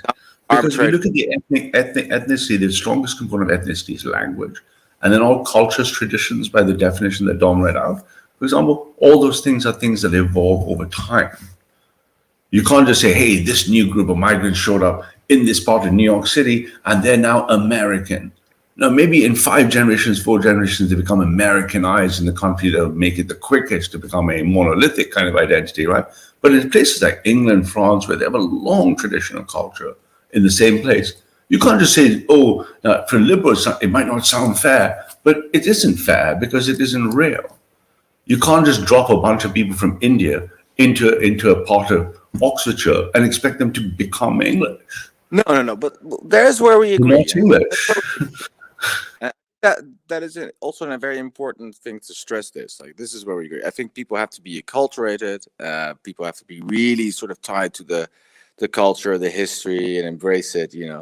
And then you can become English or Dutch or whatever. And it's a very arduous, long process.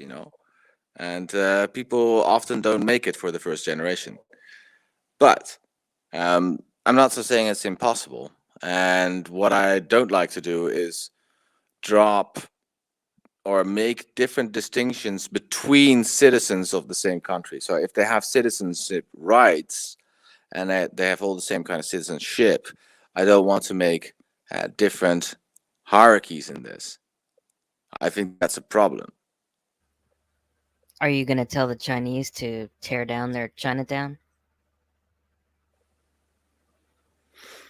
No, you don't have to tear down the Chinatown, but I think you have to reduce a new Chinatown from coming in. But what I will do, and I was actually rather disappointed when Ralph said he wasn't able to go for this, is that you would denaturalize people who commit severe criminal acts. Oh yeah, I'm all for those things. I didn't disagree with them. My I'm all for question, like 3 Ralph, strikes is and you're out. what happens if an Englishman decides to convert to Islam and decides to learn Arabic and dress like an Arab? Do they forfeit their Englishness?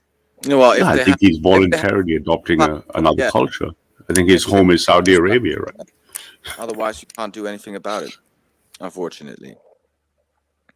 No, but It's if you're about showing out-group traits, like you might suddenly be really, really fond of Arab culture and actually adopt the faith of Islam, start dressing, acting that way. Well, then your home is an Islamic nation, right? So well, I would would actually encourage. Would they be invited to leave? Well, it looks like I mean, why would you want to stay if that's what your heart and soul is calling you? You've changed your culture. You've abandoned Englishness. You put on full desert gear. You're praying 5 times a day. You're looking at Mecca when you pray. They You stay should because head that way, man. they stay because they want to spread the culture and change the nature of what England is. Well, yeah, you could argue that the advanced 5th column, but it's like, sorry, Albie. But I think Jen jumped on to say something. I don't want to be. Jen wants tips from Claire on how to lose debates. I thought she was gonna show boobs. You thought Jen was gonna show boobs? Losing debates are easier. It doesn't have any. Fuck. Sorry. Sorry. But yeah, not at all. Right.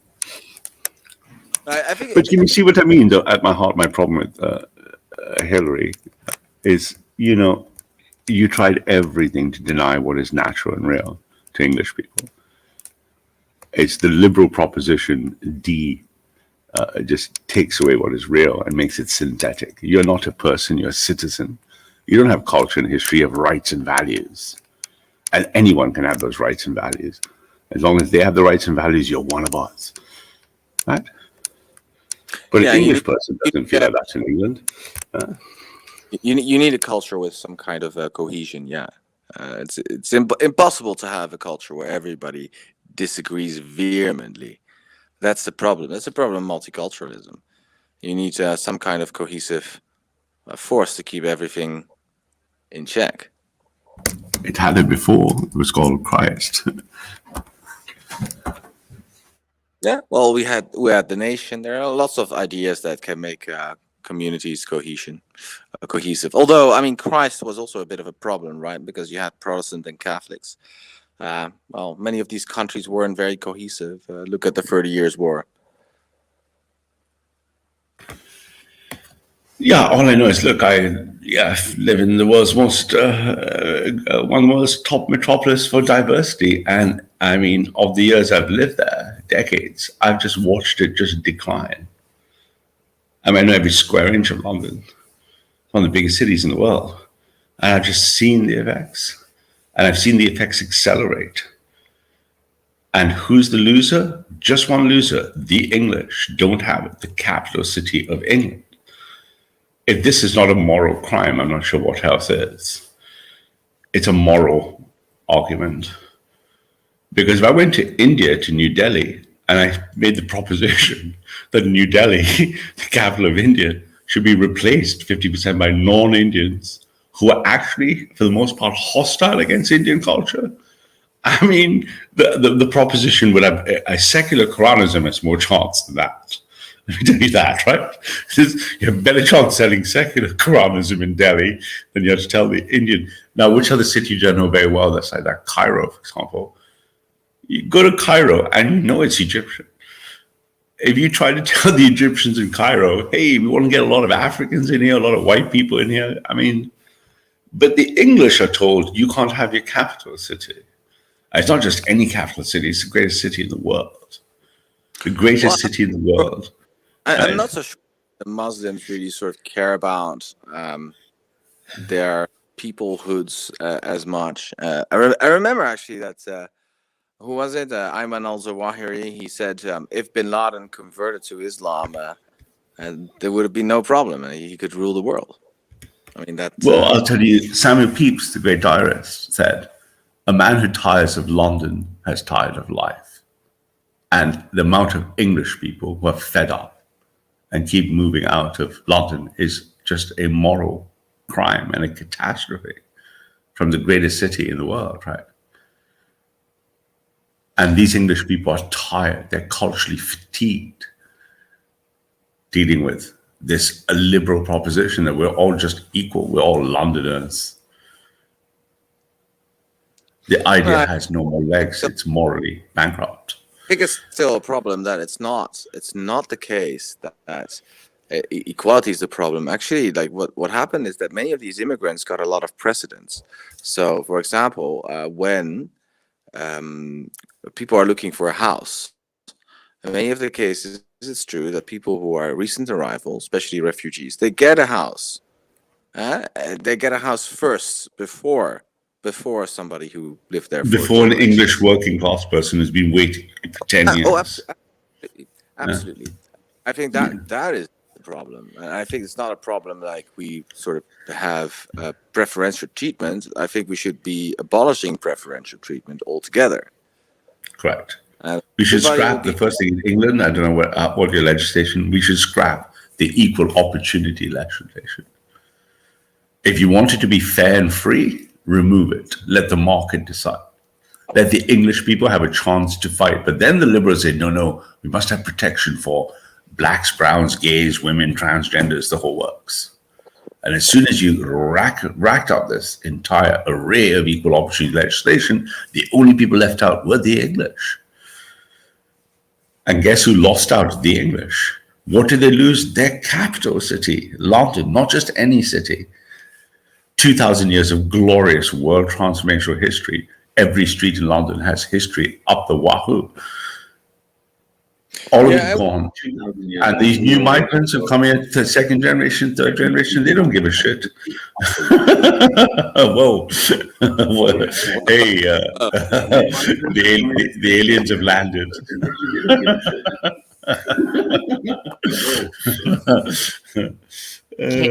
Kill it before it lays eggs. We have Radio Canada coming here. Sorry, guys. I was listening to the other stream and I was like, wait a minute, it's muted. Sorry about the delay. Thanks for letting me on. You're better than the mods at T-Jumps, aka Jabba the Hutt. Do you get booted by mod? I am not here to settle any scores. I'm trying to turn over a new leaf. Oh, good. But I have a tiny thing that I actually want some advice on. And I'm sort of shitposting in the chat, but I don't really mean any of it. I need to do a debate about evolution where I deny. No, actually, I realize that winning is the fastest way to get booted and muted. Booted and muted equals win equals boot and mute. Fuck that. So I am going with the strategic losing, which I did with T-Jump, which apparently is, caused everybody to have a dissident view, which is great.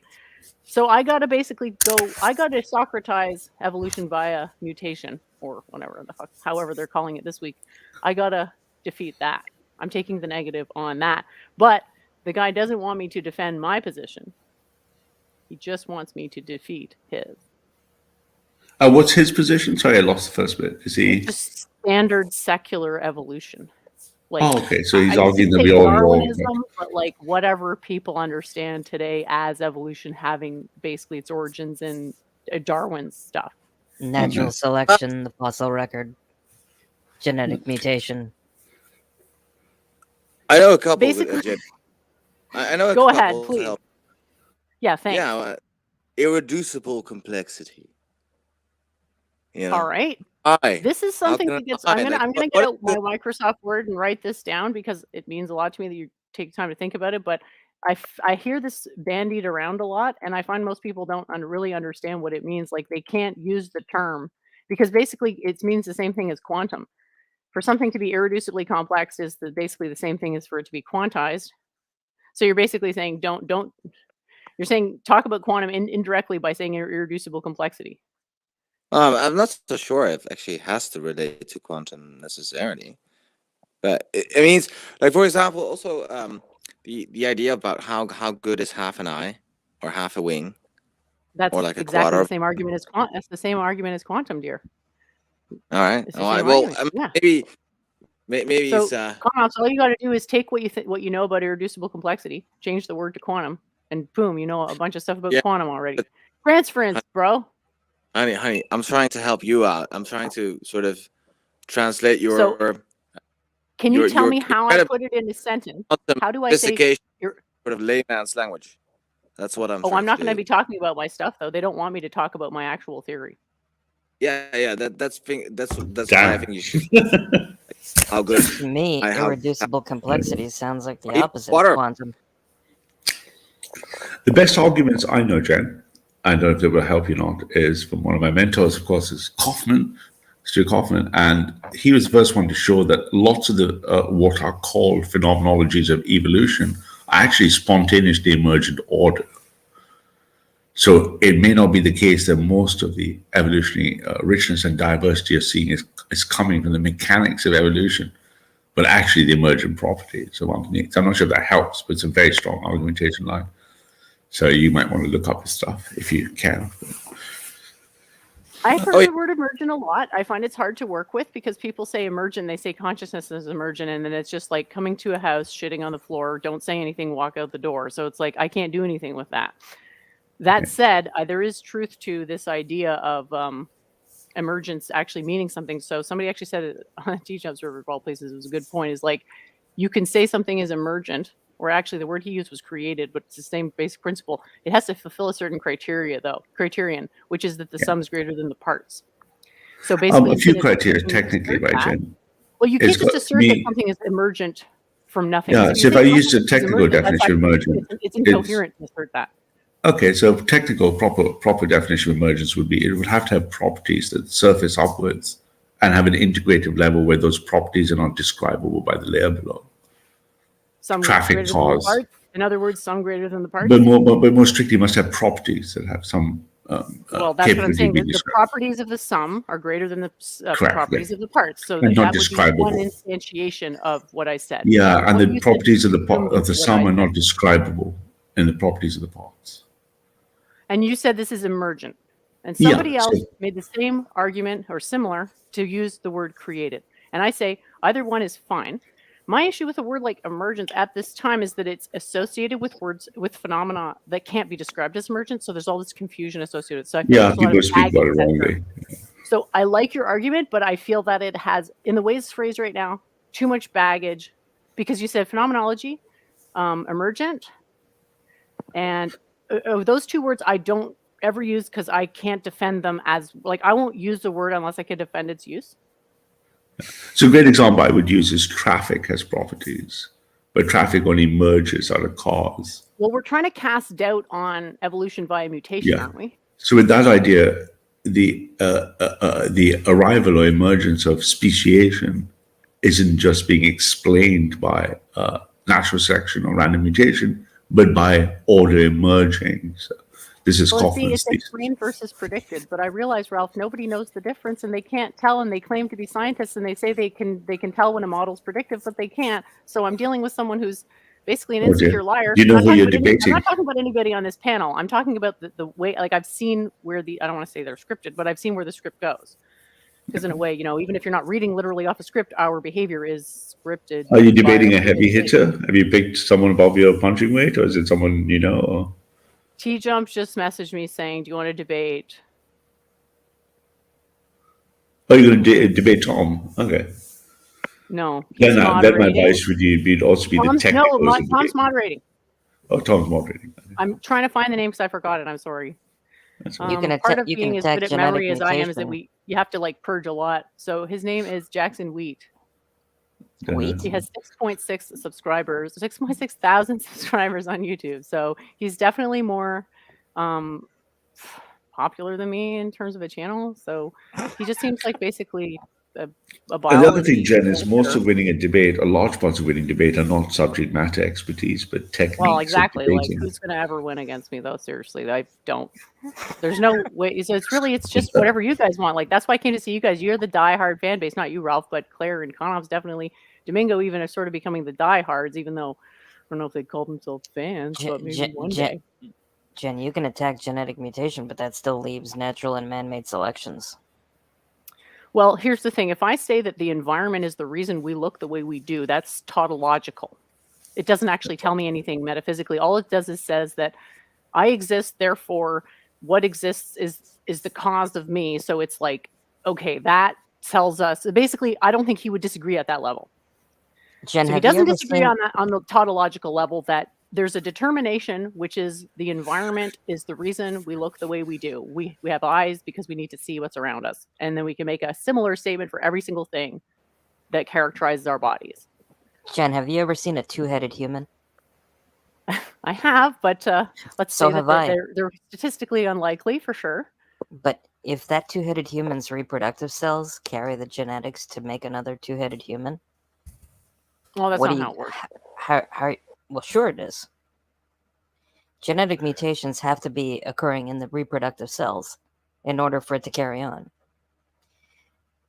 I don't agree that that's how it works, though. I think it works on a quantum basis. It's a photonic field splitting. It's the same mechanism as a cell dividing. So when you have like identical twins, it's basically a cell division on the level of a human. It's the same mind divided into.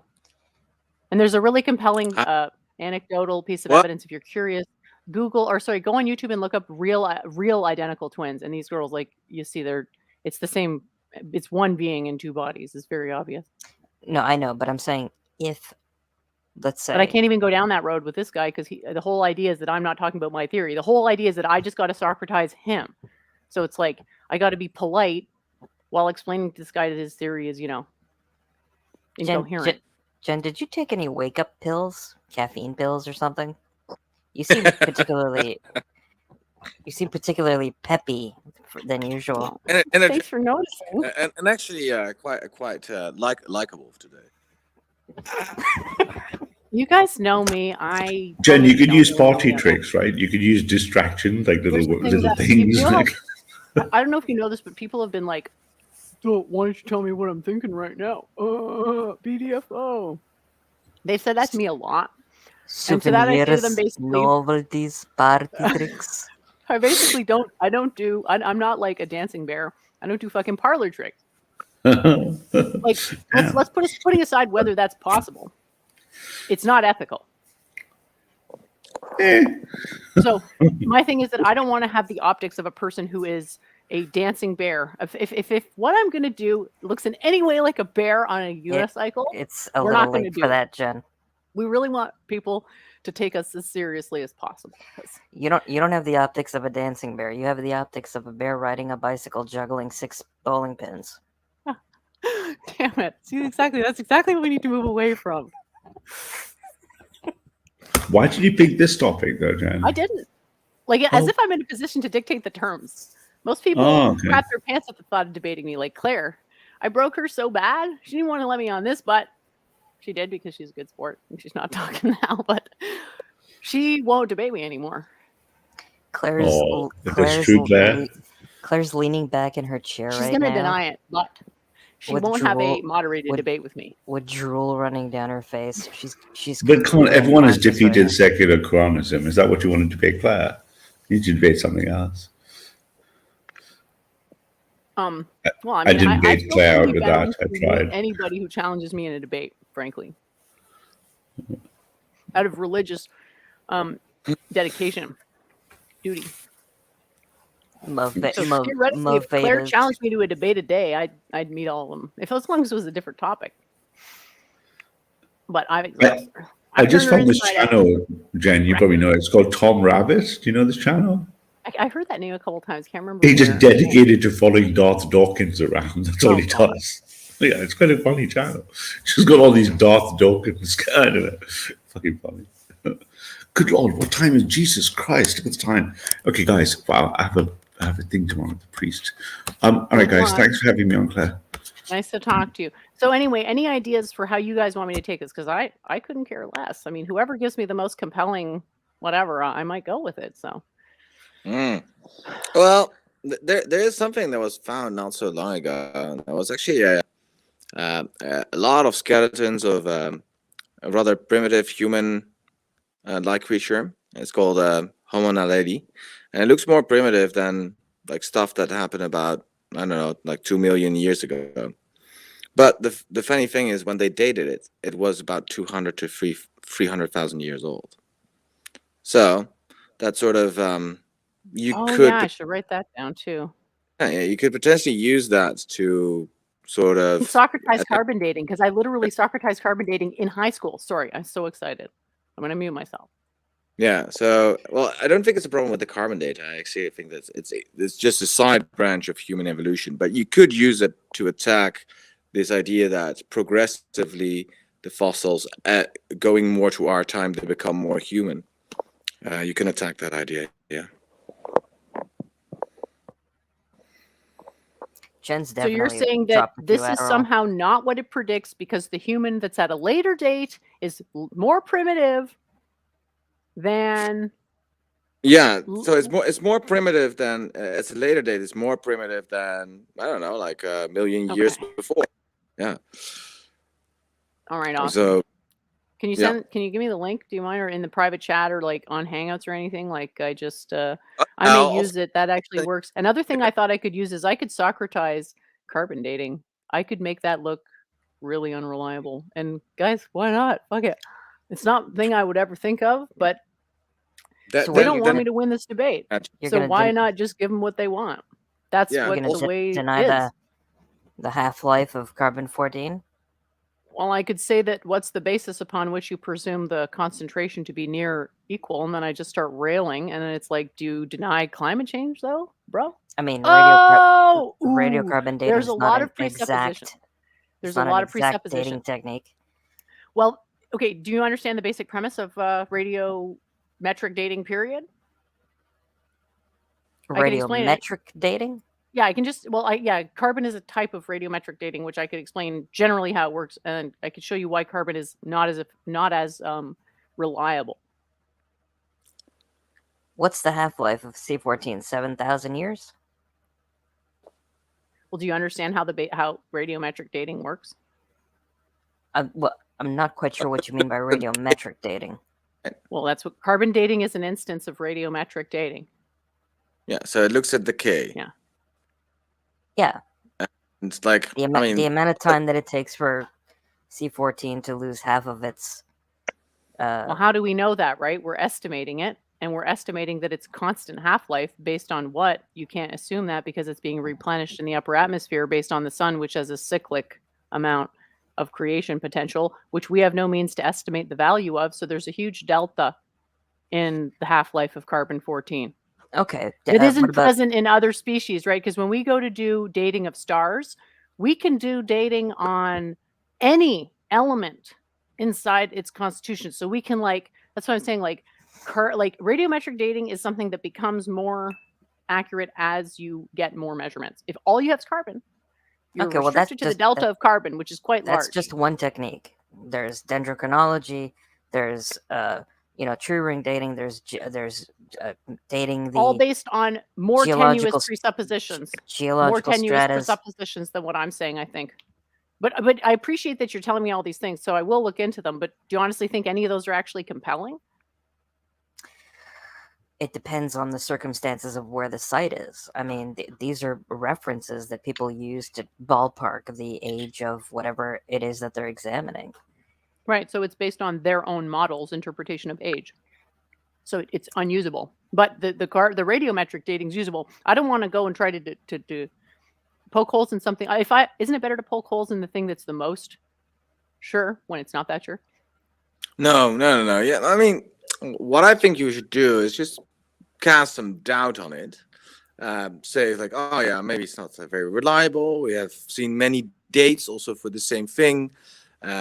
Often it's also not available to do for the fossils. There's what a lot. If I do the entire debate as you, Conops? There's also well, maybe that's that. I mean, that may be the thermoluminescence. There's another dating technique that's more like. But that's the soil, right? That's taking the soil. No, I believe it's done with organic matter, isn't it? And they I don't remember. I studied this shit so far back. I don't remember. Yeah, no, but thermoluminescence, or I don't remember. No, I think you're right. Is it not something luminescence? Yeah. Well, was that not like organic material on the teeth, for example? Like, see how that decays or something like that. Like sometimes there's still something on it or something. I believe they blast it with Connor. radiation and then examine the light, the kind of light that it emits or something to determine. I don't remember. I'm gonna Google it right now. Hang on. Yeah. What are the chances that this guy is going to be able to go into it with that level of detail? Like these people, they only know the things they know. Well, what I would also use is like hoaxes, like for example, Piltdown Man hoax. Like there was a hoax of a fossil of a supposed human found in Britain, and it turns out that every sort of renowned or many renowned evolutionists believed it, and then it turned to be a total hoax. It was a chimpanzee head with a human skull with a chimpanzee jaw or something like that. So that's also something you can use.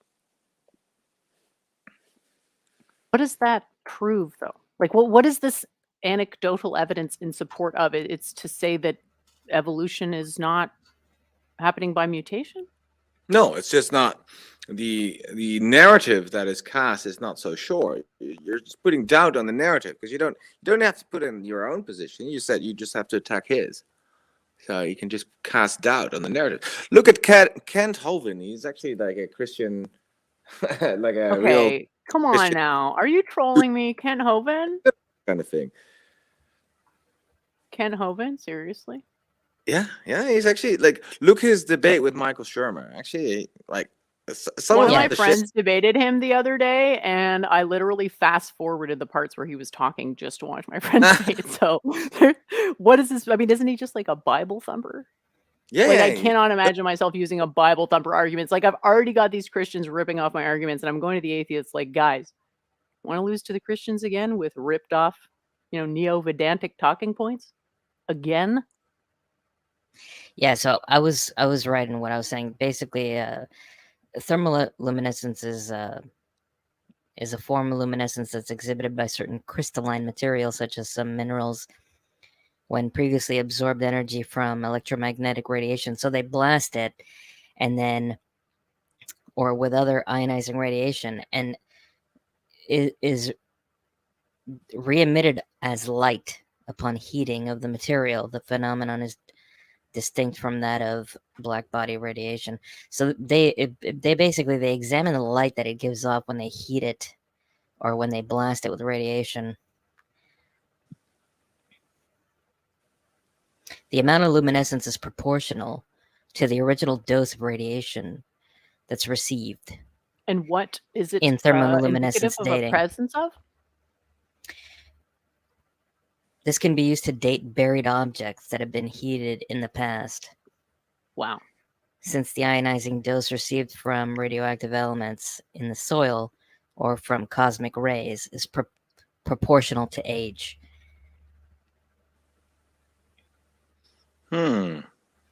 This phenomenon has been applied in the thermoluminescent dosimeter, a device to measure the radiation dose received by a chip of suitable material that is carried by a person or placed with an object. Anyway, there's a lot of dating techniques. Oh yeah, I think there's also another example that you could use. That's a fish that is millions of years old. It's called the coelacanth, and it hasn't really evolved. Okay, the you're saying it's the COELECANTH or something, or COELACANTH? Is that what you're talking about? It's called coelacanth with the C. The one with blue blood too, right? The one where they always it was like a crab, horseshoe crab. The ones that haven't changed a lot in the whole course of evolution, right? That's actually a good sort of. I mean, you can sort of explain it away with all these evolutionary pressures or lack of evolutionary pressures or whatever. Well, that's the problem. Is they're right, but how can a scientist look at an environment and say, this is when I'm going to know that there's no more evolutionary pressures? Like, my point is that if it was science, there'd be a way to look at an environment and say that the evolution will converge at this point. Yeah. But we're not anywhere near that, right? We can't predict something like carcinization, right? Oh, that's another one. I'm going to write that down. Yeah, no, I mean that's a good point. So it's sort of impossible to tell where something is going. You know, like it's like, oh yeah, why isn't it evolving more or in this direction? Like, why can't we sort of predict that? I'm actually shocked that this guy doesn't want to argue against my model. That puts him in the weak position. It's a bit inconceivable that somebody would willingly take what they believe to be a weaker position. Evolution is all about which genes get the privilege of passing on and continuing. And that's another thing I'm going to mention is I'm going to get a big diagram of length of the genetic code versus what species it is. And it's very clear that by any reasonable definition of complexity, there's no correlation between the length of the genetic code, which would appear to be what they're saying, and the complexity of the organism. Hey, and So, how would you explain, for example? Just go ahead. Go ahead. I was just going to mention these are the archaeological clocks. So in biology, there's dendrochronology, which is the tree ring dating. In chemistry, there's the fun test, amino acid clock, hydration and diffusion. In physics, there is archaeomagnetism and oxygen isotope ratios. And then the radioactive dating is the C14 method, the KAR method, uranium series, fission tracking, thermoluminescence, and electrospin resonance. Uranium Uranium that's not series. Used to date. That's used to. I don't think that's used to date living organisms, is it? And then there was the last one, something. The last two is thermoluminescence, and the last one is electron spin resonance. Oh, thanks. Oh my gosh, I don't know if I want to go into all of these. Are they saying this is for dating life or just dating radiometric dating in general? Basically, if you're going to date something that isn't too old, dendrochronology can go back to about 7,000 years. But you need a tree. Yeah, you need a really old tree, yeah. Okay, so it's about which ranges of dating they're accurate over. So what is uranium accurate on? Uranium series goes to 500,000 years. So that's not for life. So then the argument is that basically that living things can only be can't actually be that accurately dated via radiometric dating. What's the range of KAR?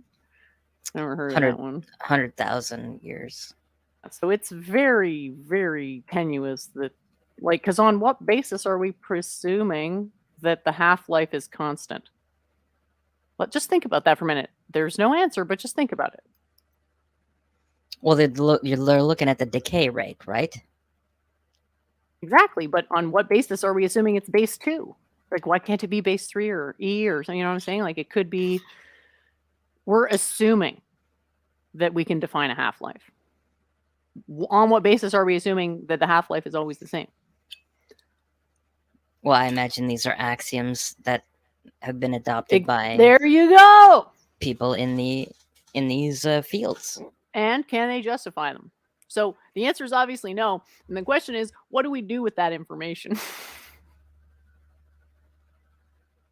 Well, they would have observed different. Now. They would have observed different samples of different, organic materials, right? And noticed, I would imagine, differences in the C14 levels. No, or I mean, did they not reach this by like sort of comparing a bunch of sets of data and then sort of reaching a consensus? I mean, but also all these dating methods must support each other, right? So I mean, they use one to verify. No, they don't support each other. They together can add credence to a hypothesis. I'm sure that point would be considered complete.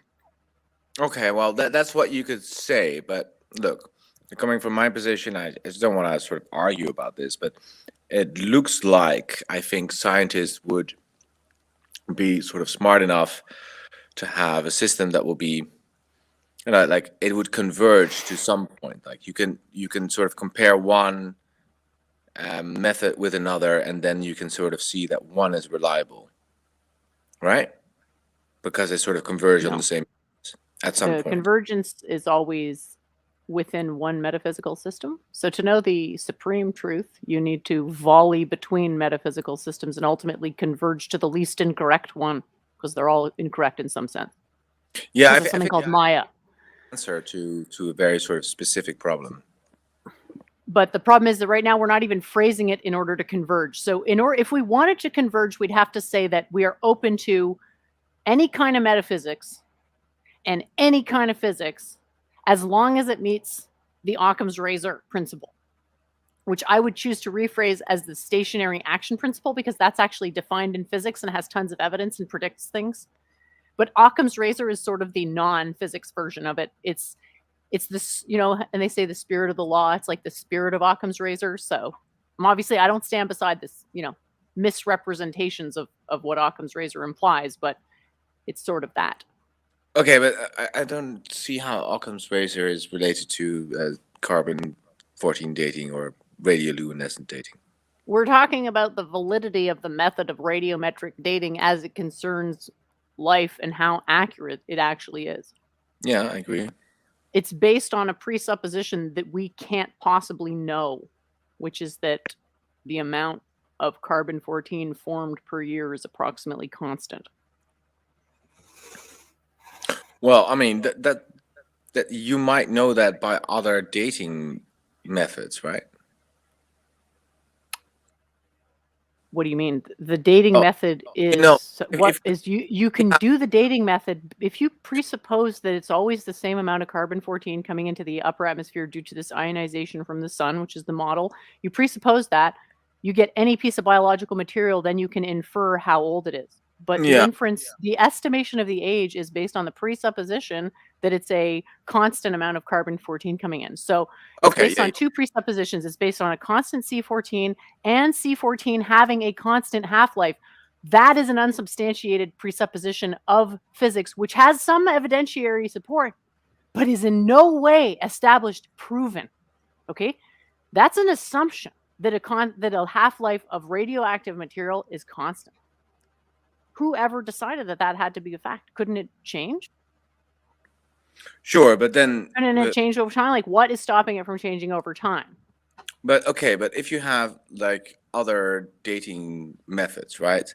And you see that you compare these dating methods with C4 a lot of times, and then if you see that they always sort of converge, then C14, C4 is I something very understand the different. principal concepts. You understand these things operate over different time intervals.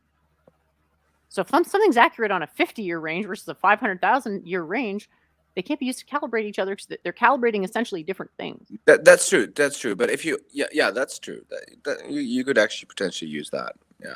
I think it's probably one of the better things now that I think about it. But what is that actually saying? It's not casting doubt on evolution because that problem exists whether my interpretation of evolution is correct or his. So I don't know why I would use I guess the only point of bringing that argument up would be to cast doubt on the understanding of science itself.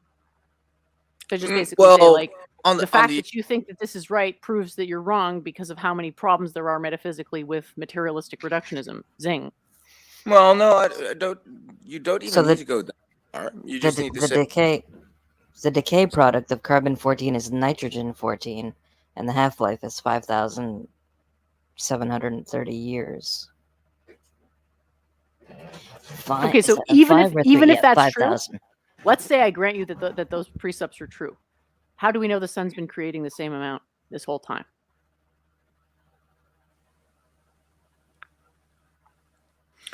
Well, can't we not know that by, I don't know, looking at the climate or something? It presupposes, what does it presuppose? The sun is the same at all times. Is the sun the same at all times, or does it have cycles? Well, it has some kind of cycles, I think. We've measured some solar cycles gone up, but how can we possibly know how the entirety of the solar cyclicity works when we have such a narrow band of observations? Like, how long have we been even able to make the kinds of observations that would allow us to infer something like the cycle of the sun insofar as how much carbon-14 it manufactures in the upper atmosphere? Is there not another way to sort of measure that? There's no specialist on this panel that can answer those questions. I am the specialist. I'm telling you, these are major problems with the method. Get the fuck out of here. You're no specialist. Yeah, you're right. I'm just guessing on all this stuff. None of us are. You're a Vedic You're a Vedic fanatic. Oh, yes, a fanatic. You want to rule the world. At least I'm not afraid of the people who are the most harshest of my critics, and I'll face them. I actually don't want to rule the world. I think that's sort of an insane supposition. That's why I say that theocracy is how things work. So people just accept that theocracy is inevitable. And just because I'm the best theocrat doesn't mean I rule the world. Does it? Well, the best physicist and best theocrat. I mean, is the world deserving of me ruling it? Doubt. Hashtag doubt. Oh man. But you guys were kind of worse than the T-Jump people in a lot of ways. That's why I thought I'd come back and just hopefully we can all just be friends now and put everything behind us. Are we worse? How are we worse? You guys are way more horrible to me in what you said than them. True. This is all to train you for your big time with T-Jump.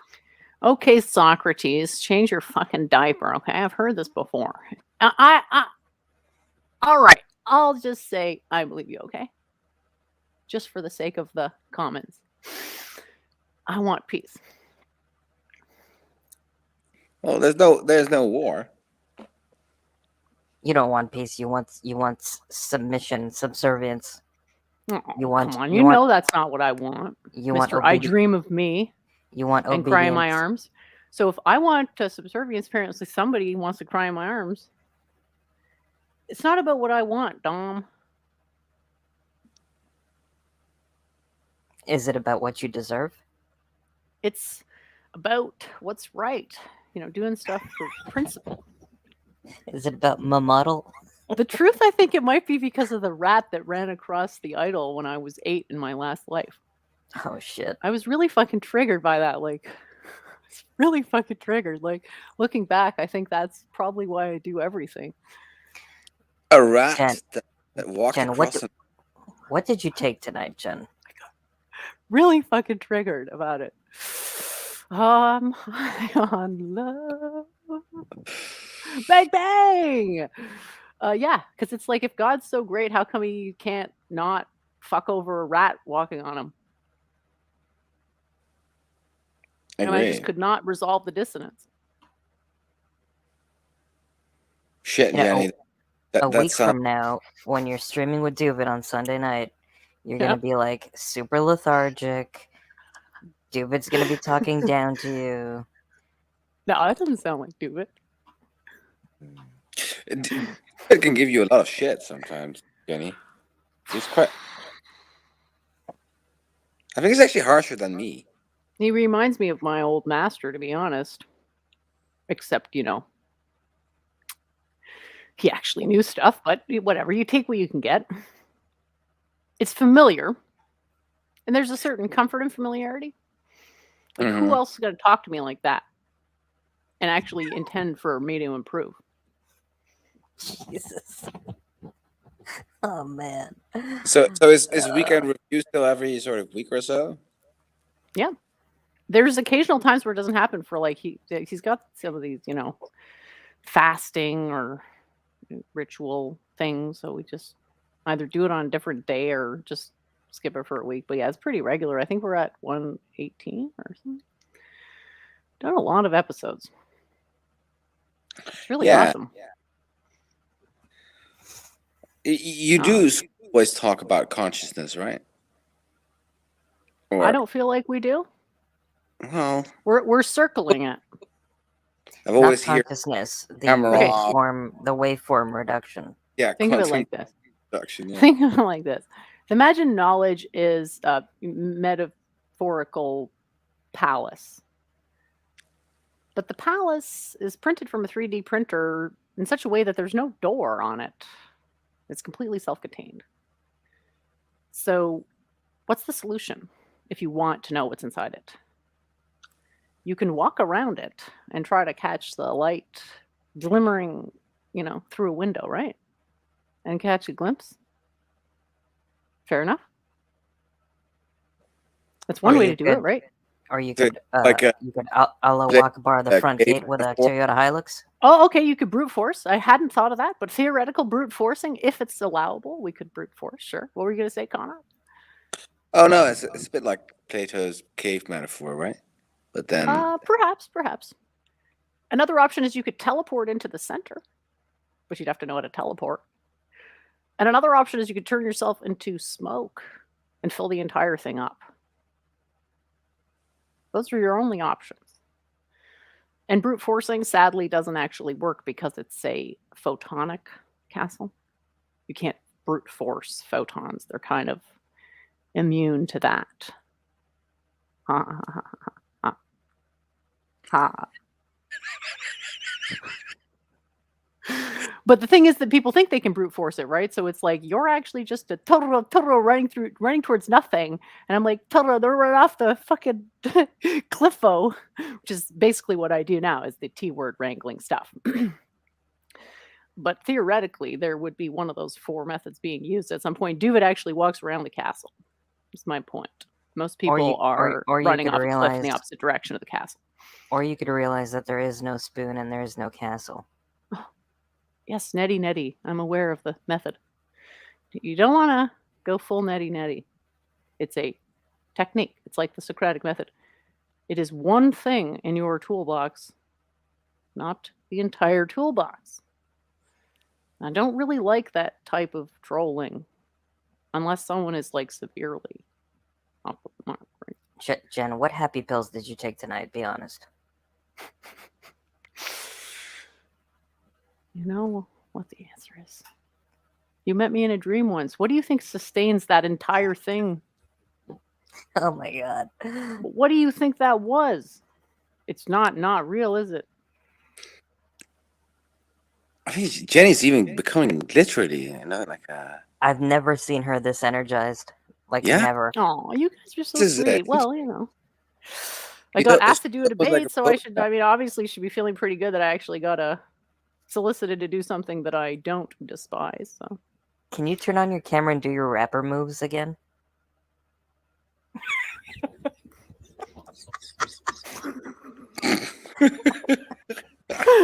that's total swag. That's a Vedic swag right there. Vedic It's like, swagger. yeah, I gotta be high. I can't just be happy. No, nobody's happy on the internet. Everybody's got an axe to grind, right? Jen's the karma Chad. Thank you. I will say that, Jen, sometimes your emotions go a bit in waves. They can be very up and very down. It's very predictable. It's just people. I'm not even going to say it. Just forget I said anything. I really do appreciate it so much. You guys willingness to talk to me about what arguments to make. So now I think I've probably got more than I can even get through. Mm-hmm. It's just like, what do I do if he starts getting really triggered? You know, when it's like they're triggered and then I'll just become monotonous and then they take me being monotonous as like being condescending and then it just exacerbates the triggering. I don't know if you guys have seen enough of times that's happened, but what do I do to stop that? I almost feel like it's a runaway train at some point. Is that this T Jump guy? Is that the guy that you're gonna do the debate with? No, he's the moderator. Oh, it's subject to change because it's not exactly like he's picking her opponent. Is that right? He's picking her opponent, right? You're gonna pick him. And I have the name, which is Jackson Wheat. And you're going to shred the wheat. Oh, do you think that's why he picked him? Meme potential? So one of these Amy Newman people. Okay, let's not describe it that way. Okay. Big tent, let's call it big tent modern day debatism. Yeah. And Amy Newman would be part of that, a subset of big tent MDDism. And so too would T-Jump. That means he's sort of in a way the core of MDD. Like, what did David say? The go-to atheist debater or skeptic debater, I guess. They should really just stick with skeptic and not call themselves atheists. Skeptic's actually pretty defensible. I think I'm probably a big skeptic, right? I've been skeptic about stuff most people aren't. Well, what I sort of dislike about American atheists is that they always have this identity, like, I'm not a believer in God. I'm like, it's just so uninteresting. And they go to school camps where they don't believe in God. It's almost like this sectarian component to American atheists.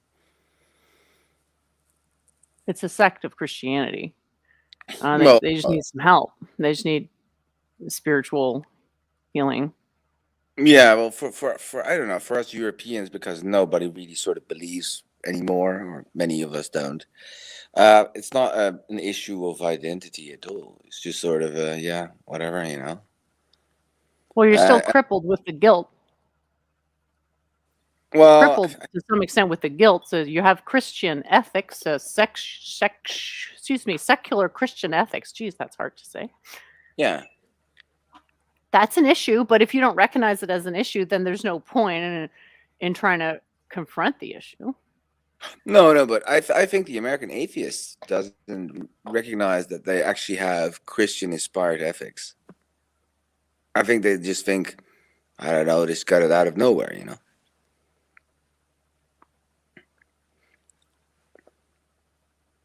Exactly. There's just sort of there. So, I mean, that's what I'm trying to do. I'm trying to free you, man. So now it's obvious what I've been trying to do this whole fucking time. So hopefully that's... Oh, I think I'm free already. Oh, yeah, you think... That was your first mistake, was thinking that you could... You know, this cogito ergo sum thing is fucked up. We need to let that go. What go? Cogito ergo sum is not true. It's actually the opposite of truth. Why is that not true? Well, do you understand that my model says mine is a quantum computer made of photons?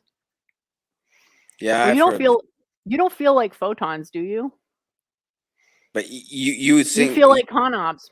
You don't feel like photons. You feel like conops, right? You feel like you. And the point is that those photons generate an illusion of self that is their primary function, is the centralization of a quote illusion or simulation of selfness in order to perceive danger. No, but look, like Descartes just wanted to prove that even like is How there long we know each other? the demon experiment is that like even if he would be dreaming, so even if the nature of reality is totally false, then still you still can't deny the fact that you exist because you think, right? Even if you're dreaming, you're still thinking. So I think that's his sort of How do you answer. know that?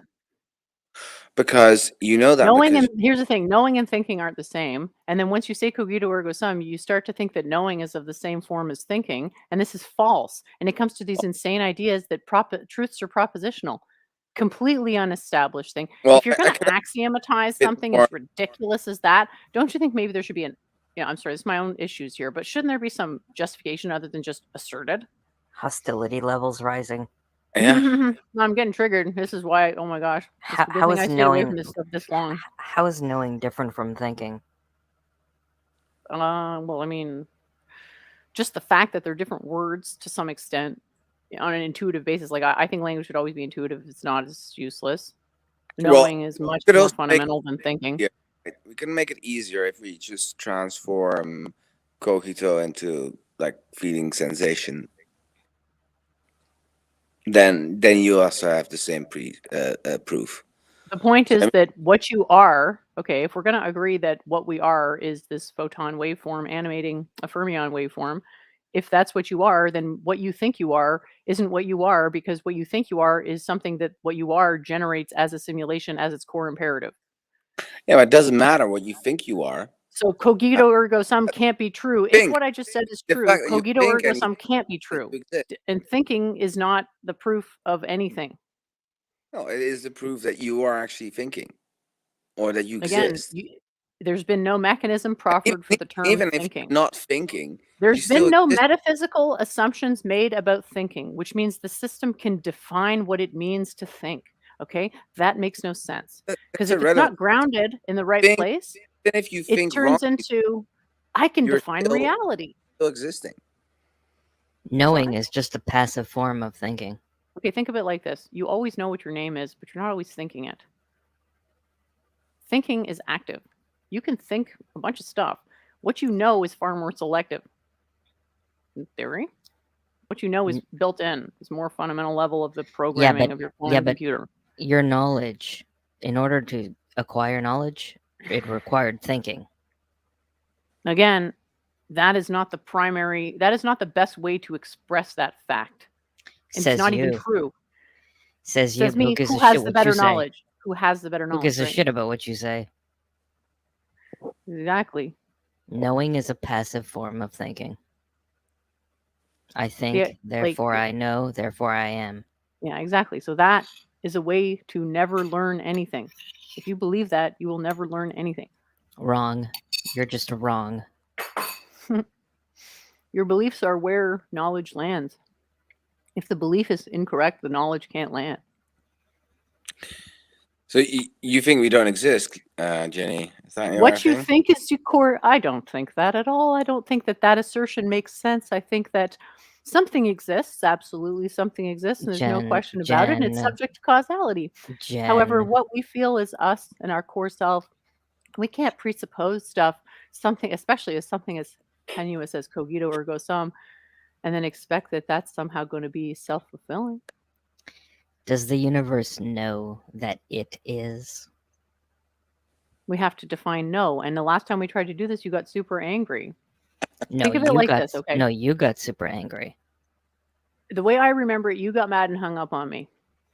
Does the universe know that it is? So it depends it depends on the definition of knowing. So there's one way I could define no, where the answer would be yes, and one where it would be no. Well, how would you like to define aesthetic. no in this case? I think that knowledge... Yeah, I don't actually know, so I'll think about it, but it's a good question.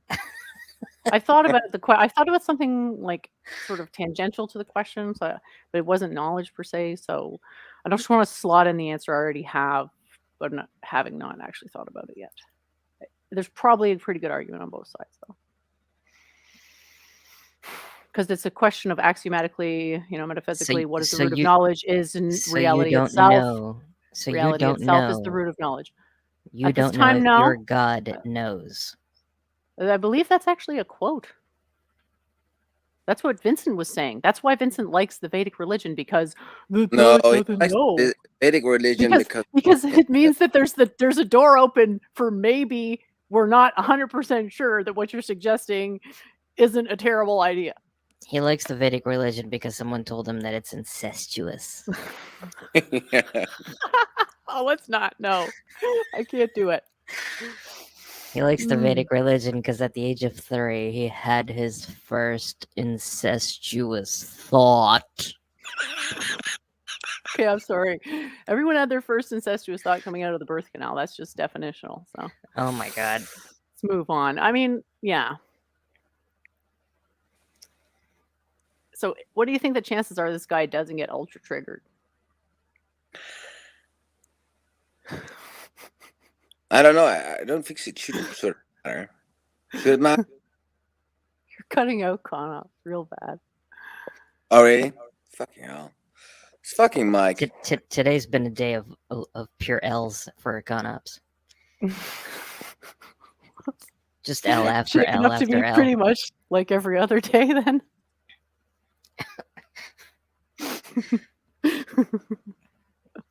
Jenny's laughing at you, Conops. Jenny's laughing at you. Huh?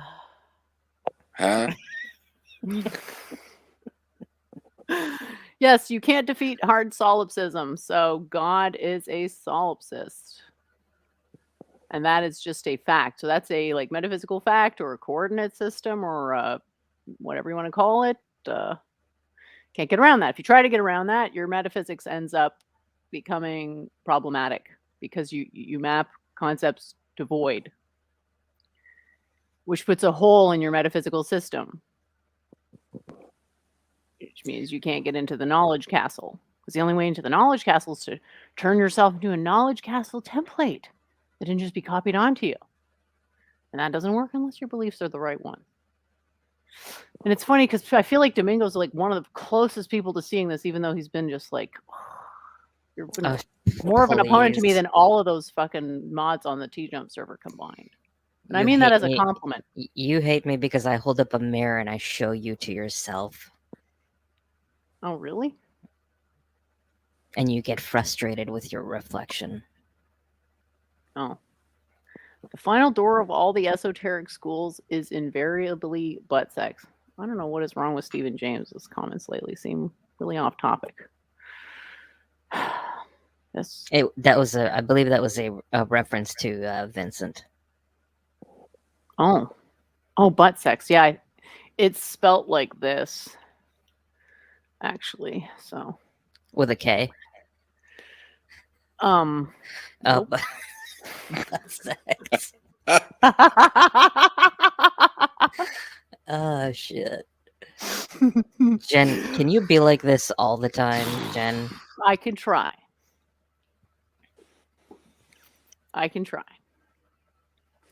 Sometimes this is just somebody believes something that is going to catapult them into terrible karma, and I get super sad because I feel like there's a chance I could save them, so I just want to take the chance, but then 99% chance they're just going to dismiss me as a kook or whatever. So it's do I do the 1%? Yes, every time. But things seem to be calming down now because I've been quarantined into a regime where people feel that they can somewhat enjoy the experience. So that's a good sign. I mean, the fact I'm being asked to debate at all is a good sign. Steven says interbuttsectionality. You know that Steven he shepherds turtles. Did you know this? Ooh, very nice. Turtles are one of the Dash avatar. I could drop the Dash avatar as more compelling than evolution by a mutation. He's a turtle whisperer. That would technically be a rival theory, though, wouldn't it? What did you say? A Dash of what? Dash Avatar, the 10 avatars of Vishnu, and there's a bunch of animals. You don't know it? It's like 10 avatars of Vishnu? yeah. I one wish of I them's a knew what you were turtle. talking about. Well, one of them's a turtle. Isn't what faith is it where they believe that the world is the back of it is like a turtle shell? I think that's a what do they call it? It's a straw man of some random Hindu thing. Like, I mean, you could maybe find something alluding to something along those lines in a Puranic text, but I I'm think not I actually think familiar. South Pacific Islanders or something. They believe you the lost world me. is the back of a giant Oh, turtle shell. that's possible. Yeah, I just sent it to you. Fisty. Like I think 1, 2, 3, 4, 5 of them are animal. Which one is the Or at destroyer least of 4. Sorry. worlds? The one at the very top. If you're talking about Kalki. Oh, Kali, right? Yeah, that's the destroyer of Kali is the worlds. female. Kali is a female. Kalki is the final avatar of Vishnu, the destroyer, meant to But bring about the next Satya a view but I am not entirely sure I Oppenheimer endorse. Oppenheimer said he became Kali. No, I am become death, destroyer of worlds. That I don't know who that is actually. He's citing the Bhagavad Gita. Is that it? I actually don't know. I can look. This seems so trite, cliche to me. I just didn't even look at it. I am become death, the destroyer of worlds. Yeah, Gita. Like where does it say that in the Gita? But okay. So Vishnu's like a transgender?